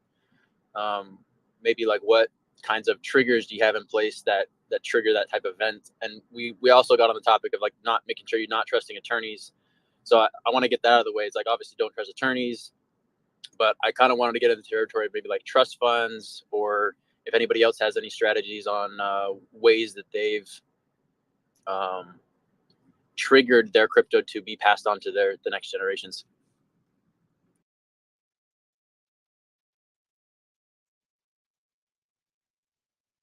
Clearly a good question. I would say, tell the people where your seed phrase is. Yeah, how else would you do it? I mean, you got to have you just communicate, trust, tell certain people, yeah, if I were to pass, here's where it is. If I see you digging it up beforehand, I'm gonna kick your ass. Yeah. It's an interesting question because it's like you do have to trust somebody, and that person needs to be someone you trust. And then on top of that, if you got young kids, it's like, what age do you like let them know? Like what age is a responsible age? Kind of like what you said. It's like, just make sure you don't dig it up early type thing, or don't, there's a fine line there. So I've found myself just fighting with myself on like, all right, well, when's a good time to do it? How would you do it, right? Because you want to keep it protected as much as possible, but you want the people that you love to have access to it if something were to happen as well. Yeah, I had a theory of if you did have a will with like a solicitor or your lawyer, you can give them half of the seed phrase and then the other half to your person that you're giving, and just tell them like you never share these 12 words with anyone ever, so they have like the final key, and then if something does happen, they will get the other 12, and then they'll be able to unlock the wallet. That's something that I recently was thinking is a good way to do it. Repeat that again. So you're saying So, you put that in your will?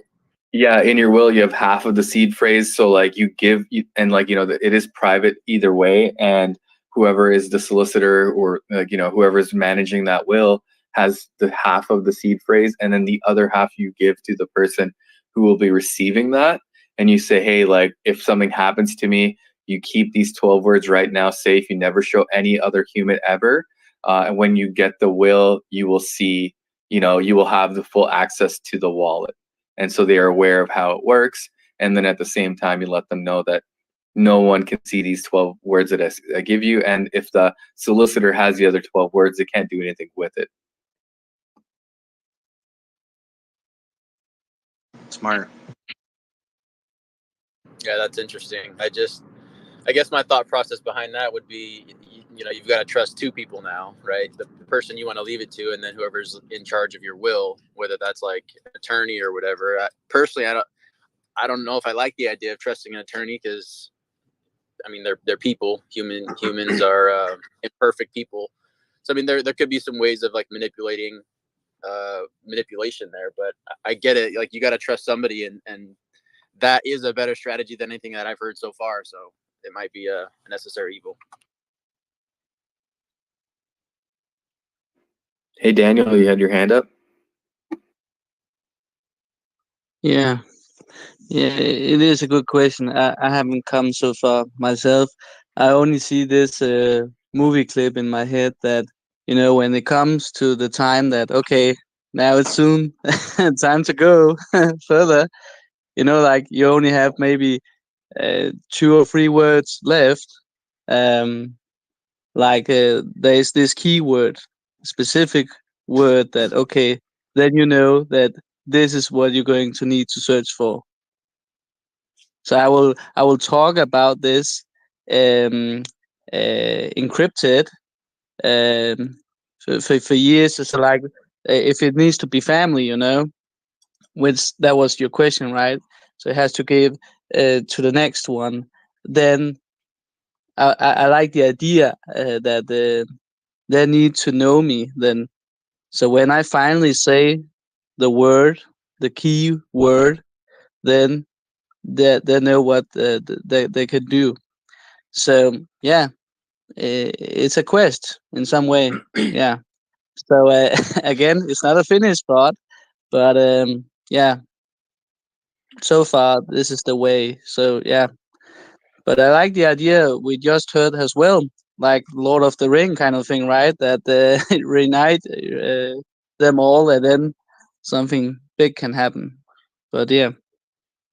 Yeah, if I Well, and may, hopefully by the time we all start croaking, there's some other solution to it. I mean, so that time's Yeah, kind of on sure. our side in that sense. Yeah, I definitely think that's going to be several solutions going to make up as we go along. But yeah, so far it can be a little bit shaky to know what to do. Yeah. So I think there is a interesting solution. Hi guys. What I do, I have my 24 seed phrase, and I use one word which I only know, and I use it to encrypt this 24 seed phrase on a bit 39 sequence of word. So I have this word which I convert to the numbers of the alphabet, and then I basically I move the seed phrase number in a bit 39 set by this this letter in this word I know. So family knows where my seed phrase is, but they don't know what our real words are, even if they looked. And the attorney has the word which will encrypt the seed phrase. So when I pass away, he will release this word so they can encrypt the seed phrase. It's a quite easy solution also when you're traveling and you want to carry your seed phrase with you. So you encrypt it on this bit 39 9 set of words. So even if somebody picks up your seed phrase, they will never find the real wallet. That's an interesting solution. I like that. And you can pick any word, it has to be like 4, 6, 8, 12 letter long word or a phrase which fits into the 24 seed phrase. And it's very, very, very easy encryption. And I have all my wallets done this way. So it's quite good solution. yeah, and you can actually you can find a list of many of the different seed phrases, words they are, and then I don't know if that's what you said you did, but you can take those different seed phrases, words, and then hide your real seed phrases in between all those other words. Yeah, this is the thing that I was doing some research, and you can break it. You could brute force it with a computer. It depends how many words you add into it. But when you create like a poem or something and you add words into it, it's easier breakable than when you create an encryption like this.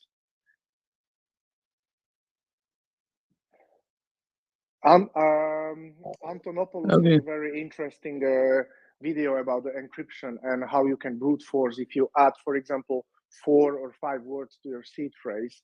So that could be a solution, but could be broken if somebody knows what they're looking for. You know.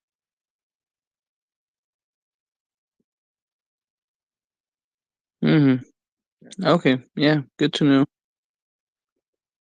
Yeah, and what I'm doing also now, I'm fighting with how to do my hardware wallet recovery phase. So I'm engraving my seed phrase on the washers, and I putting them on a screw and splitting them between the family. That's what I'm doing on the evenings, engraving. Actually, that's what seed Papah Boehner suggests too. Either that or engraving it on titanium. Yeah, I have stainless steel washers, and I bought a very cheap engraver with a diamond head, and it takes a little bit of time, but you do it yourself, and it's a very, very cheap solution, I would say. Cool. Appreciate the feedback. Yeah. Hey guys, I just wanted to share that I love listening to everyone. Definitely followed quite a few of you guys. I look forward to talking to you guys soon. But I am going to get to class now, so I will check out the YouTube. I'll see if I can see if I catch anything I might have missed. But lovely talking to you all, and I hope to see you guys again soon. Study up. Thanks for coming in, man. Take care. While we talking about securities and this is all about freedom and so on. Did you guys see this article Richard Hart tweeted about? You know, the Telegraph, that the Bank of England tells ministers to intervene on digital currency programming. Like digital cash could be programmed to ensure it is only spent on essential or good which an employer or government deems to be sensible. How crazy is that? Yeah, that's programmable money. That's like the worst case scenario, that they get total Indeed. access to digital money, and then they can Lost tell you. freedom and justice in any way. Yeah. That's like the vaccine passports on steroids. Yeah, indeed. Yeah. So I just thought that when I read that article, that okay, so there was another dimension added to why being in HEX and so on, or in DeFi in as a whole, probably is going to be more important than ever for now and for the future. Because the article talks also about has an example that it'll be sort of like that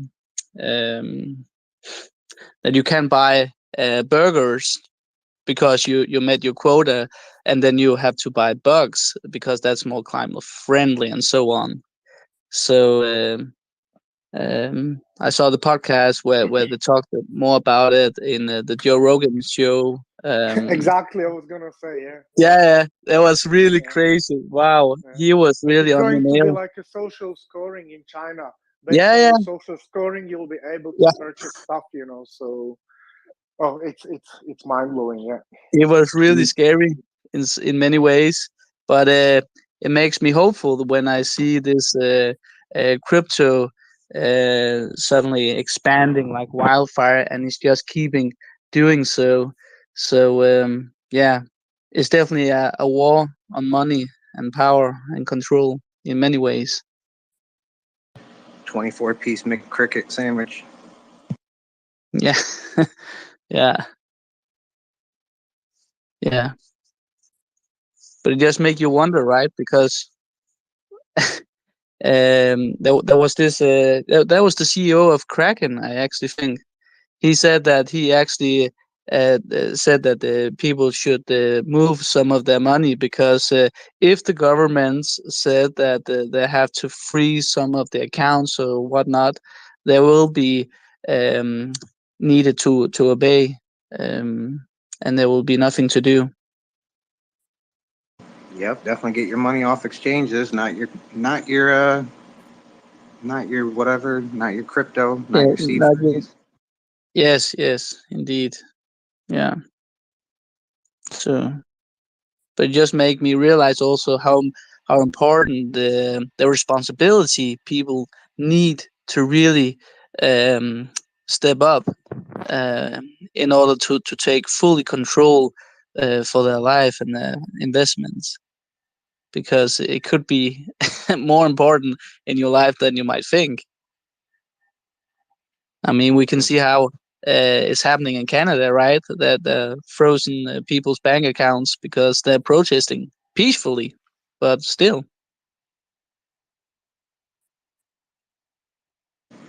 Yeah. Scary shit, man. Yeah. Yeah, that's, I mean, what was funny Jim talking about the the founders of Bitcoin, all these people, like it's all about censorship resistance, like no middleman. If you have a middleman, they steal your power. You don't own anything.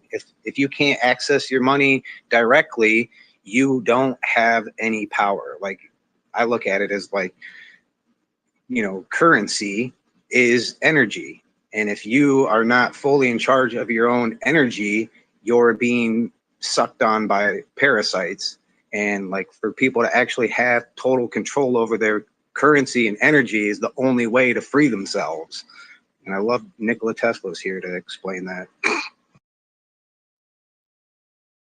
Yeah, personally, I'm in Canada and I see what's happening here. I mean, it's pretty unnerving to know that, that the powers, like what they're doing right now, it's very scary to me. Personally, like I do speak out about unjust tyranny, and I feel like now I should be a little concerned, because if they just do some Google or Facebook searching, they might say, oh, hey, like you were encouraging this and therefore we're going to freeze your bank accounts. I mean, there's no saying that they can't do that. Yeah, it's ludicrous mode. Yeah, so firstly, I'm pretty happy that I've decentralized everything and I have nothing on exchanges unless it's very temporarily to fiat on-ramp and buy some ETH so I can buy some more HEX.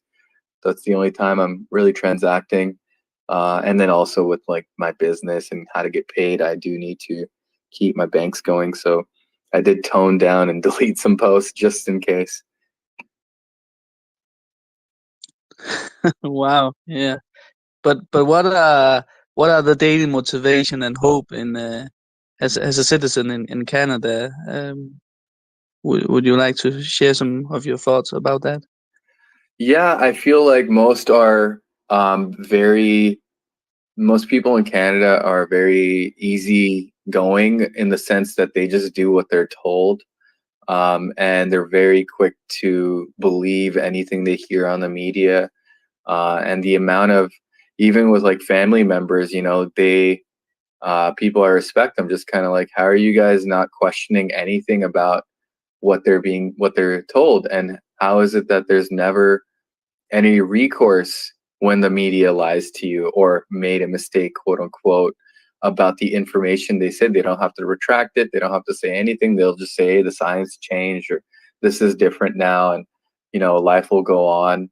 But hopefully, if things, more and more people start, not even abiding by like the QR code system, it's not like, hey, don't get your vaccine. It's more like, hey, this is a infringement on your rights. When they scan that barcode, it tells them your police history. It's like the social credit system being implemented, and people aren't aware of that. So it all ties into like how, the freedom of speech, freedom of movement that PulseChain and PulseX are kind of centered around is it's very mind opening to me. And I think for me, like the take I can see is that more and more people are getting tired of being lied to or manipulated. So I feel just like the amount of stakers and HEX is around 9%. Once we reach that 10 or 11% mark, I feel like it'll be enough for the rest of people to start staking more. And I feel like that's how change happens, is when 10% of the population has fully understood the truth and has to convince the rest of the 90%. But until that 10% hasn't reached, we're still going to be going down that same path of instant obedience from the public.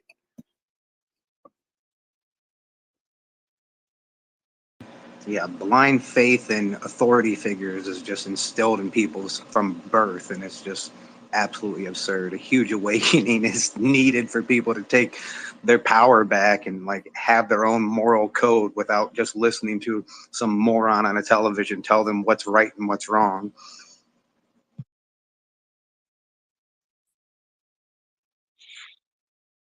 Yeah, indeed.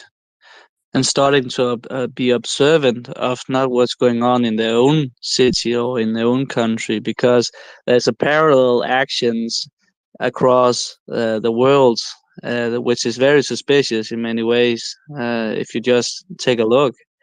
So yeah, sure, if you don't just see your own television, your local television, you will be in it for quite a shock.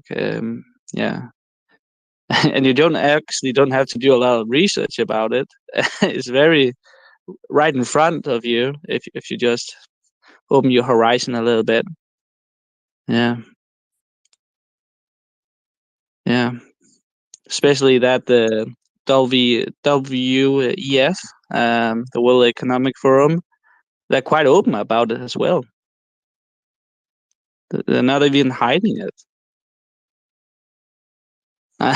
I saw this post the other day. This is an official post from a Twitter post from the World Economic Forum.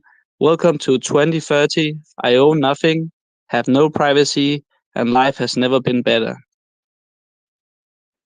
Yeah, they're communist psychopaths. They suck real bad. People need to get a clue. Schwab himself basically calls everyone useless feeders, and like they look at us as peasants. Absolute like cricket eating peasants. They don't look at us as human beings. Like people need to understand what a human being is and what human rights are. And, like they don't even understand like how to even think. Like it's just like give all your power away. And that's where DeFi comes in. Is like you have no power if you don't have your money. If you don't have power over your money, you don't have power over anything. And like this is so fundamental for people to get on board with the idea of owning your own money, being your own bank. Like that's everything. That's all of your energy. You give it away to, these maniacs. They're just going to use it against you and further enslave us. It's terrible. Indeed. But we could potentially use it as a leverage to really open some people's eyes. I mean, Steve Jobs did it in the 80s. No matter what, he normally talked about it back in the days, how the big blue was the enemy and how there were the solution. The personal PC and so on, and yeah, there is something about it that sometimes if you have an enemy, it's easier to come together, right, and then go in that direction. There is actually an opposition. It matters. The contrast is getting bigger, and the colors is getting more vivid because you can see the darkness and you can see the light just side by side. So yeah, the centralized and the DeFi, yeah, the contrast is getting more and more big. Yeah, well, is the absolute epitome of what you don't want, which is to own nothing. Like, you can't be more blatant than that. Like, you own nothing, meaning you don't own your body, you don't own your money, you don't own your choices. Just follow orders and you're a cog in the machine. It can't get more obvious. Like, it's insane that people just, oh yeah, and it, like. It's just insane. Like people like Biden or whatever, they all go and hang out with this guy and stuff. And it's just like they're literally just trying to take away everything. Not even most or some or a lot of it, like everything. You will own fucking nothing. Like how more obvious can it get? It's ridiculous. Yeah, yeah, it is quite wild. Also because they can focus so much about that. Okay, you're allowed to use your gender, your sexuality, and so on. But on the other hand, you're slowly getting pushed that you don't need to, like you also pointed out. What about my body? What I put into my body? Okay, that's not so important. But your sexuality, all the the subjective subjects, that's okay. You can, yeah. But the physical raw thing that really can also make a difference on how you're experiencing the world. Yeah, yeah. Again, the contrast. Yeah. So again, observe what's going on, not just around you, but in a larger um, aspect. Really helps sometimes to get um, the clue of what's going on, because typically it's not just one place, it's many places at once.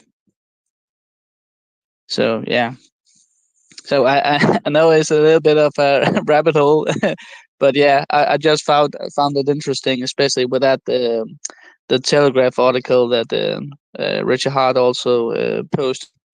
And I do believe that it is because they have a huge relevance since he posted. And if you can find the article, it's easy to find. So yeah, it's thought provoking in many ways. And he also posted the concept of, you know, how, you know, not to talk about the 19, but that all this just a theater just so they can put the Johnny checkpoint system in place. Like if you can't leave your state without crossing through a checkpoint, and like it's just total and absolute control. And then, you know, with the automated money, like you can only use your money if you're a good citizen. Like it's just control. Like it's just control, like taking your power away from you. Like this is how people can fundamentally see the bullshit like right away. Like, is it giving me power or is it taking power away from me? Like every single thing is that simple. Like end of story. People need to be able to see that right away and not allow it to get to the point in Canada, because I've been talking to a lot of these Canadians and it's just like they're so fucking nice. It's insane. Like no wonder why their government is just invoking communism beyond belief, because they're just like super nice people. It's like you can't be a nice person. Like they're psychopaths that are trying to kill us. Like wake the fuck up.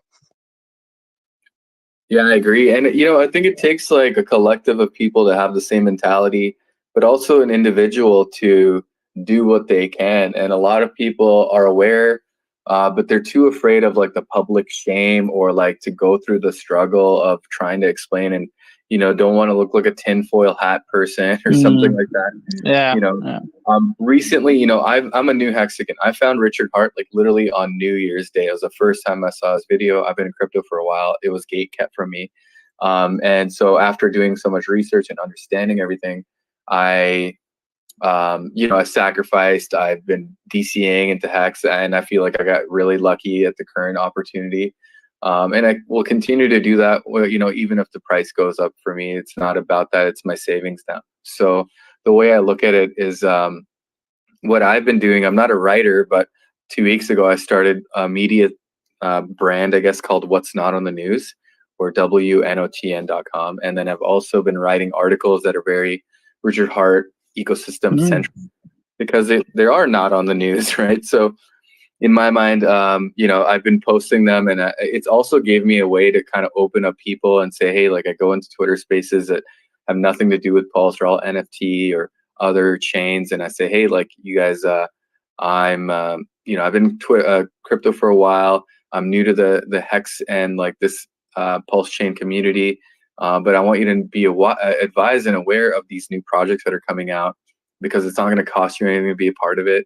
There's going to be faucets for you to get the free gas. So imagine if there's right now Ethereum just free, you can go and collect it, and it's enough for you to do 1,000 transactions, right? Like how many people would go and jump on that and be on, you know, such as like freepulse.io that's coming out once mainnet launches. So, if you guys want, if you have any ideas, you could take a look at the articles. I pinned some of them at the top. It's on Medium, most of them right now. And, if you have any ideas of articles of like things that you could give me, I'm more than happy to put my time in. I'm not doing it for any kind of cost or anything. I'm just doing it out of my own free time. Like I run a business, but luckily, most of my work is on the computer, and I'm able to sit here, talk to you guys, go on mute, call a customer, send a quote, and then in between, like write an article and post it. And it's been working. I mean, but it will take like, the help of others for me to like come up with ideas. I'm not a blogger or anything. So if you do come up with ideas, just DM me, or you can email tips, TIPS at WNOTN.com.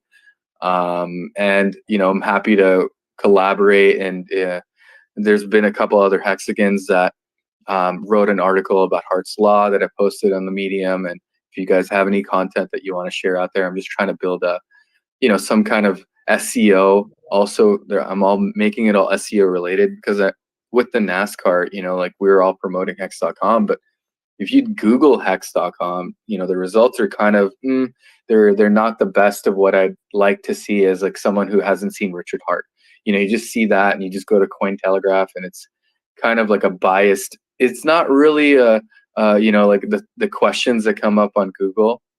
Is it a Ponzi scheme and stuff like that? It's like, it's not really a Ponzi scheme. It's just like the things I see on there, they're kind of like, okay, like they're not really telling the truth, and it's a little biased. So I'm trying to just put written content out there, so Google algorithms, and eventually, once I stop DCAing, I'll put like $1,000 into pay-per-click ads. That's what I specialize in for my business, and I do well with it. So I'll do a small campaign on like, pay-per-click ads, and I'll see the results, and just to help the SEO and get those articles ranked up higher.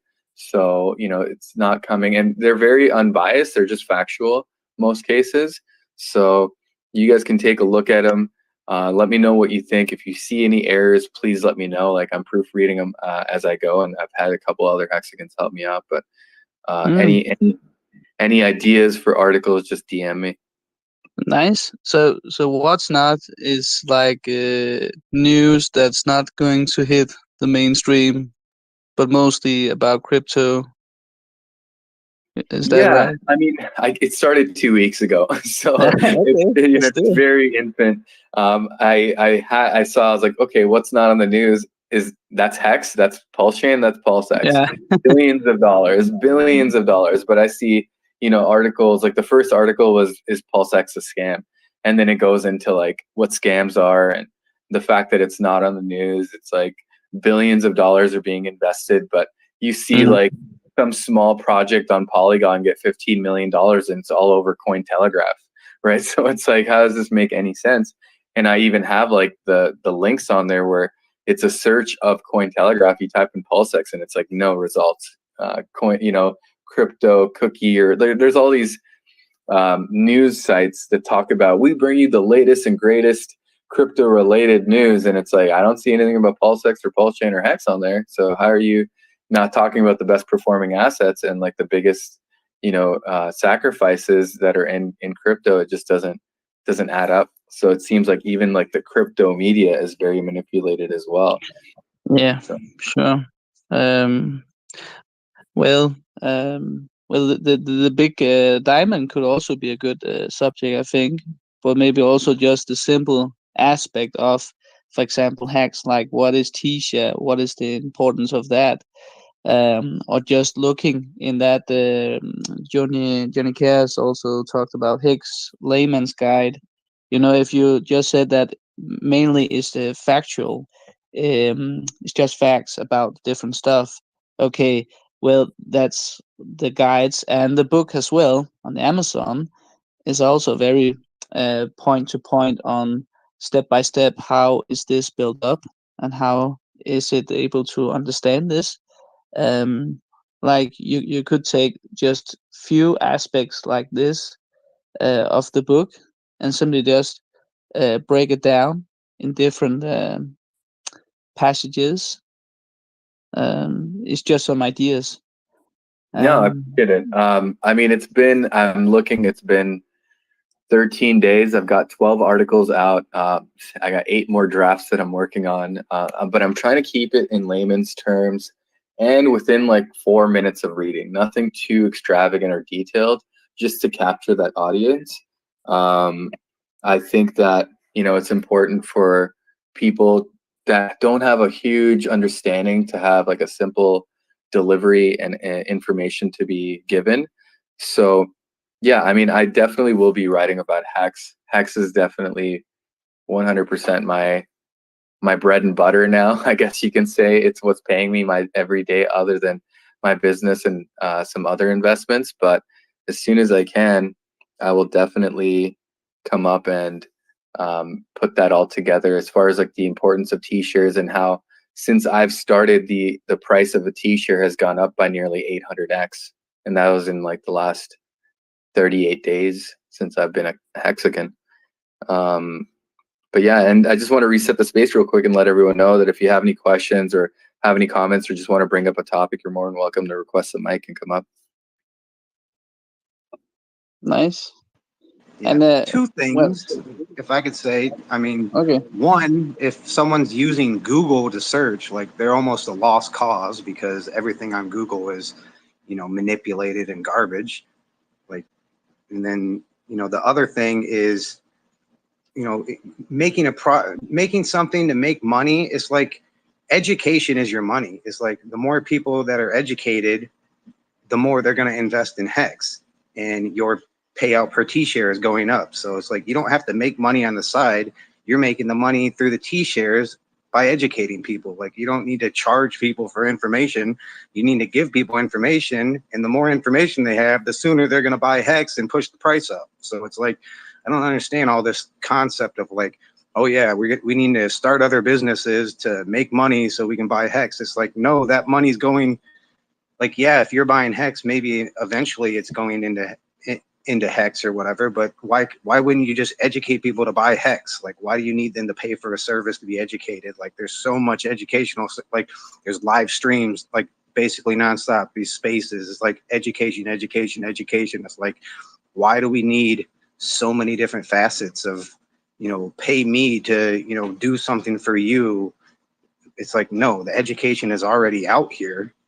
But yeah, I mean, Richard Hart has definitely spoken about having, you know, printed words, but I mean, competing against the algo on Google is just like, you know, I can't imagine wanting to do that. Like, you need to educate people to get away from Google because it's a manipulated concept. Like, their whole programming is just trash, and like the education to get away from that and use better searching engines and stuff so you can actually get the information.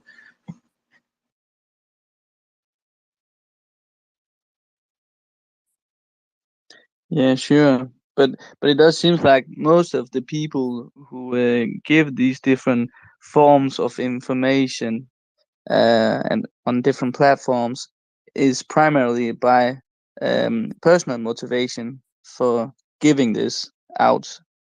And it should be, because I get where you're coming from. Yeah, it shouldn't be like, okay, we're trying to make a business to maybe in the long run going to make money of helping other Hexicans get started and so on. It should be the focus, like you said, that yeah, you will get the return because a lot of people will get this information and then take action on that, buy that. I mean that El Hexicanda, what was his name? The guy on TikTok, which actually made this a lot of small video clips. Some YouTubers also do this. It's just interesting to see that those are some people who are going to get that little soundbite of information, and that was enough for them to take action. But I don't think they're going to make an entire business just because of that. They maybe just did it because, okay, that could be fun. I could do that. Yeah, that could be my way of trying to give the message further. Like the movie, you know, Pay It Forward, right? If I help free people and then say to them, you will help free people, and so on. it kind of, in my experience, feel like that's how the hacks seem to affect people in some way. I know I did, for example. I didn't thought of onboarding people just to onboard people to help you guys, even though it is a nice community. Indeed, it is. But in the long run, we're still here to get man gains, of course, and to have a beautiful future. Sure. But eventually, yeah, I start onboarding people, but mostly because I actually like to help some of the people I've been talking to. People get curious, but most of all, people get interest and then they want to take action. And then I will gladly helping people to take that action. What is the next step? But in many ways, this is a cooperation um, between people. Get inspired and getting conscious raised, and thereby taking new actions. Yeah, I totally agree. I mean, I don't really see the point in trying to monetize, I guess, building a community when people, I see people see the opportunity in that. But in my case, like the reason I started writing this stuff, like I said, I'm a sales guy. I run a company.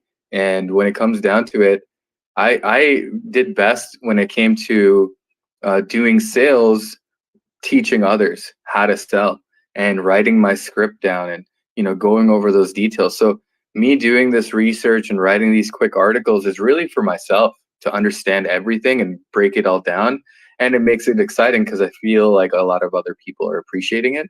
And so that's like the motivation that pushes me.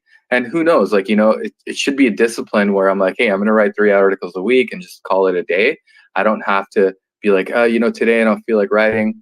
It should just be like, throw it out. Don't care about how perfect the article is. Just put content out there for people to read. And in the end, I feel others would be motivated by that too, because like I said, I'm not a writer. So I'm just also trying to encourage others to take some initiative and say, hey, like what can I put out there?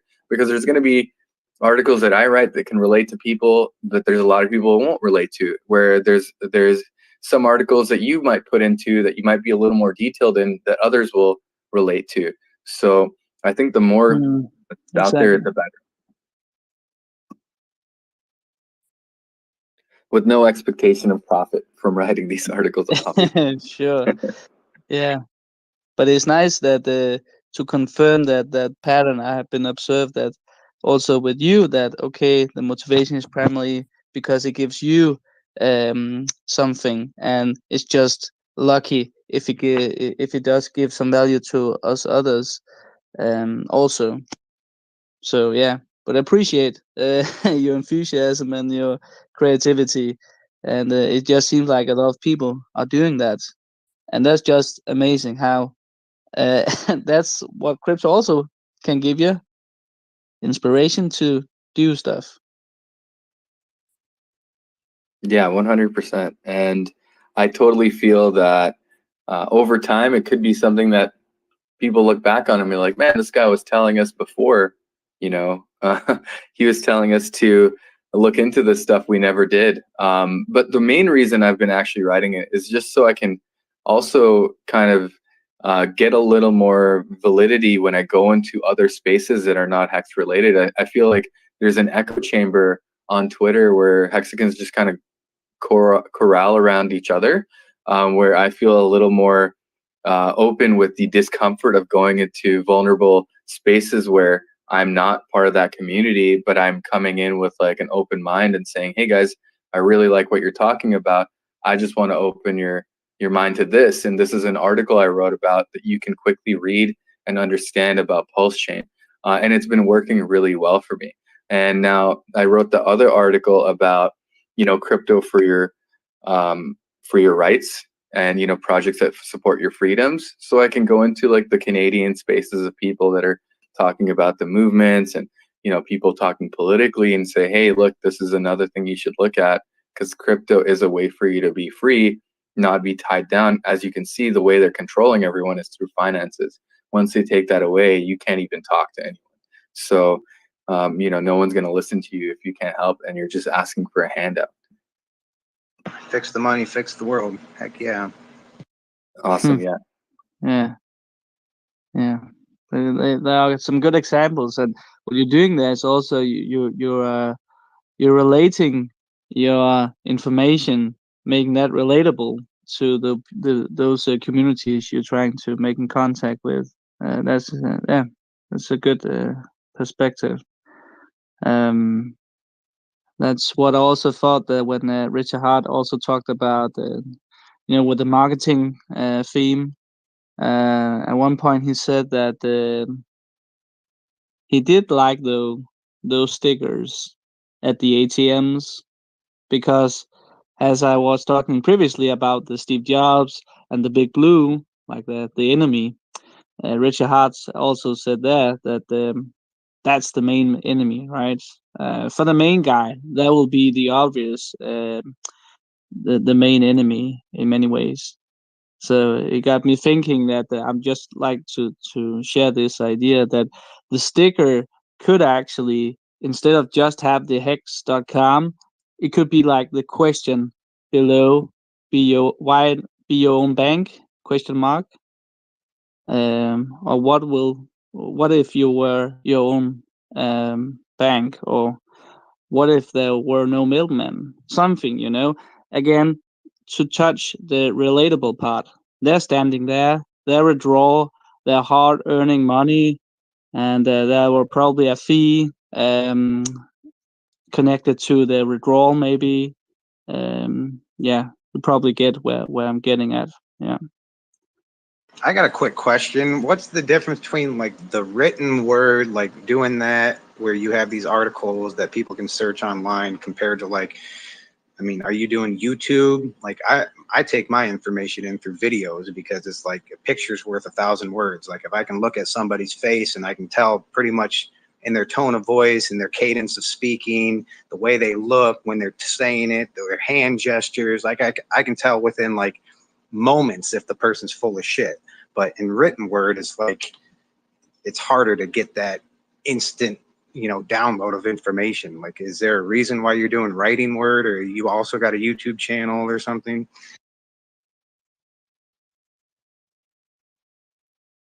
It's harder to get that instant. Hey, so sorry, Marcavelli. Like, I can't hear you on my phone, so I have to play the live stream that I have YouTube to actually hear what you're saying, because it's all robot to me on my phone. So there's always going to be a delay to my answer when you speak at the moment. But yeah, the reason why, like I said, is like I'm putting it down on writing, so I'm actually well versed in what I'm talking about. Because at the moment, I'm so new to it all. I want to know what I'm talking about. I put it down, and then others that maybe have other aspects or opinions can come back to me, and then eventually I can go to video and do it that way and pair it all and link it that way as well, throw up those articles and put that video in the articles, as well as like record the article being read to you, so you could just hit play and you don't actually have to read it all. So it's just kind of correlating it all, and right now I'm just putting all the ideas down in articles. And I also see that there's a lot of other people that are making content on YouTube that have a little better idea. Like like the first YouTube video I ever uploaded was Hex Orca's last marathon, when it was like the third day I was a Hexican, and that's where I even started this all, because I was in the space, I was hearing it all, and I was just like, man, I need to write about this because I don't know anything else to do. So until I kind of sharpened up my video skills, my streaming ability, and have like a full, I think, chapter of like what I really want to talk about, will I start going live. And in the end, I feel that for now, I'm just putting stuff because I don't see anyone else doing this either. So like there is a lot of video content out there. I just don't see a lot of published stuff for those people that do like to read. And maybe some, a quick way for people to get some information without having to hear a video, right? Let's say they're just on their phone, they can't put their speaker on, they can quickly read about it, and there's not too much too much detail in there. So if they want, they can kind of further their expression. And I do link videos to like how to pulse howtopulse.com. They have a YouTube channel, so I put some of their videos in the articles. Because like I said, I'm not trying to like push anyone towards my brand or anything. I just want to put it out there while it's fresh in my head, and then just keep working on it and getting better. But yeah, you make a good point. Like video definitely would help. Yeah, I think I people love learn the differently too. I mean, some people learn audially, some people learn visually, some people learn with video. Like I'm the same way as you, Mark Bailey. I tend to learn through video best, and picture thing, the whole picture analogy, pictures are worth 1,000 words, is resonates with me. So I find that for me, creating content on YouTube and helping others learn that way is the best that works for me. But I do think that there's a different type of person who learns by reading and visually that way, because you can put pictures in articles too and kind of get the same thing. And some people can just read things better. Like I suck at reading, so it's audially is much better for me. But I think it's good to encompass both spaces and just become omnipresent in as many spaces as possible. Yeah, and I've watched your crypto fitness videos. They're very well put together. You know, you're very convicted when you speak, so it does make sense. There's a lot of detail. I think there was like a staking video I saw of yours that was great. Put a lot of detail into it. And because of that, you know, and I'll be frank, you know, a lot of the articles I've been writing, I'll watch a video. And like I said, like I'm just trying to keep it relatable to the average user who's not so, you know, technologically advanced, or even it's pretty simple wording. It's not, you know, super educated wording. I never went to college, so for me, I'm you know, I'm a standard basic guy in my mind. So I'm like, you know what, I think I can relate to a lot of people with my writing. And I've had that other people tell me, they're like, hey, I really like your writing. It's easy for a noob like me to understand. So yeah, there's a lot of different aspects that we can take from it, but all I can ask is for people to either share it, like it if they do read it, and also send me ideas so I can you know, throw more things out there.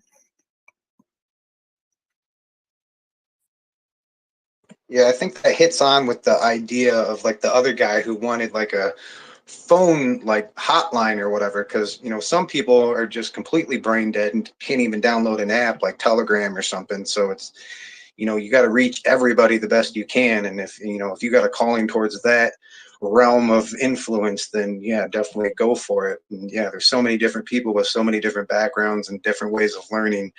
Like some people are just not going to be able to download an app. Some people are, you know, just make phone calls, or some people just read articles. You know, we need to get pamphlets and stuff, like to have something tangible that you know, you don't have to do anything digitally. Yeah, you know, and even Steak and Apes, he made it like when I first started, the first thing I published was like my website, and it was just about how to buy and stake HEX in Canada, how to buy and stake HEX in the USA.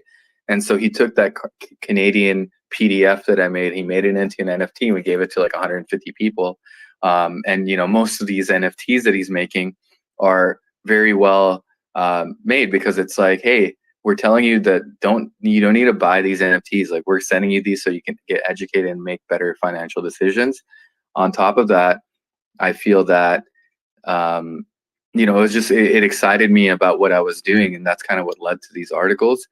But yeah, you know, to stay more like on what's going on, I feel that I just want to keep the energy positive and just continue on with whatever I can.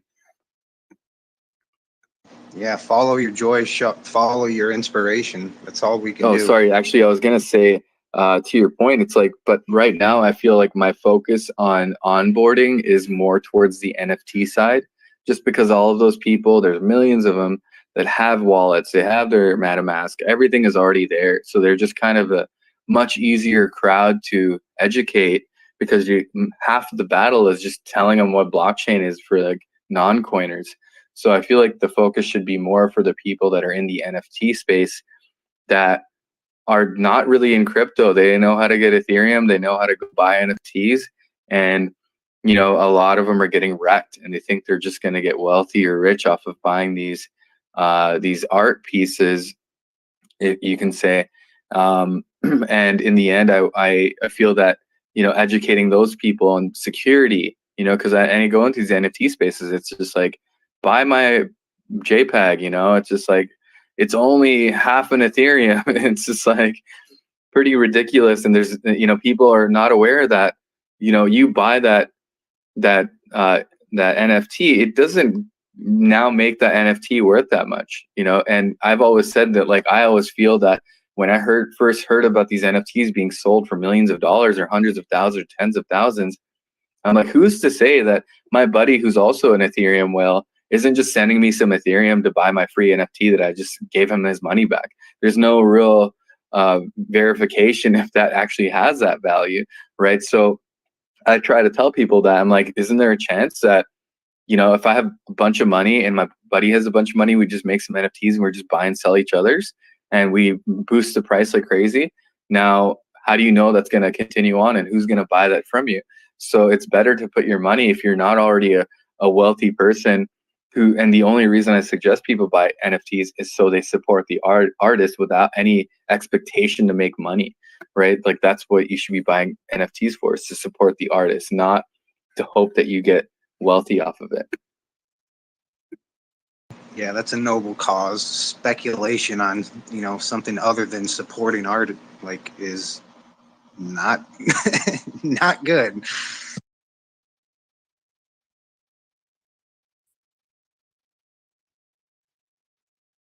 But yeah, the NFT space, I mean, there's a lot of blind leading the blind over there. But yeah, like Richard Hart mentioned, you know, people with art that already have a MetaMask wallet, you know, they've already done, you know, half of the onboarding themselves. And I mean, I think he did the ratio of, like, you might be able to get 10 people that don't have a MetaMask wallet, but if you try to reach people that already have a MetaMask wallet, you're going to be able to reach 100 people. So yeah, it's definitely intelligent to, you know, go after people that already have a grip on what a MetaMask wallet is.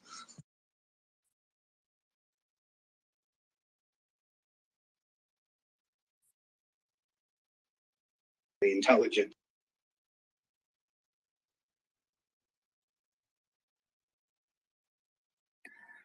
Yeah, 100%. And for now, I think my focus is just educating anyone in the NFT space about Pulse Chain.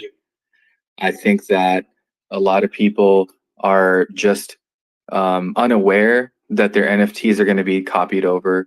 You know, fingers crossed that everything checks out in the, you know, the audit of Mintra, and that, you know, that project takes off so it can give a bunch of you know, people like a chance to come onto the space that don't have hundreds of dollars just to mint their coins or their NFTs. And I think, you know, it seems that a lot of NFT people aren't like bound to Ethereum. You know, they're not Ethereum maxis. They just like want to get into the space.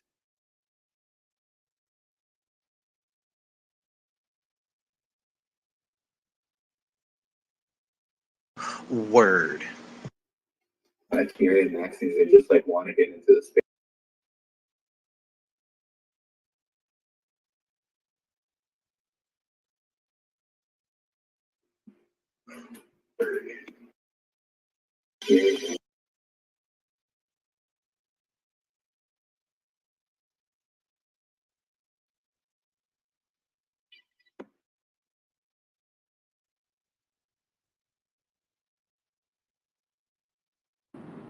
Hey guys. How's it Hola. going? I'm just interested. How do you think what future expects NFTs?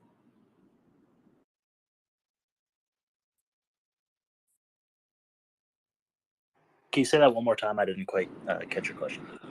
Yeah, what future will wait for NFTs? How do you think?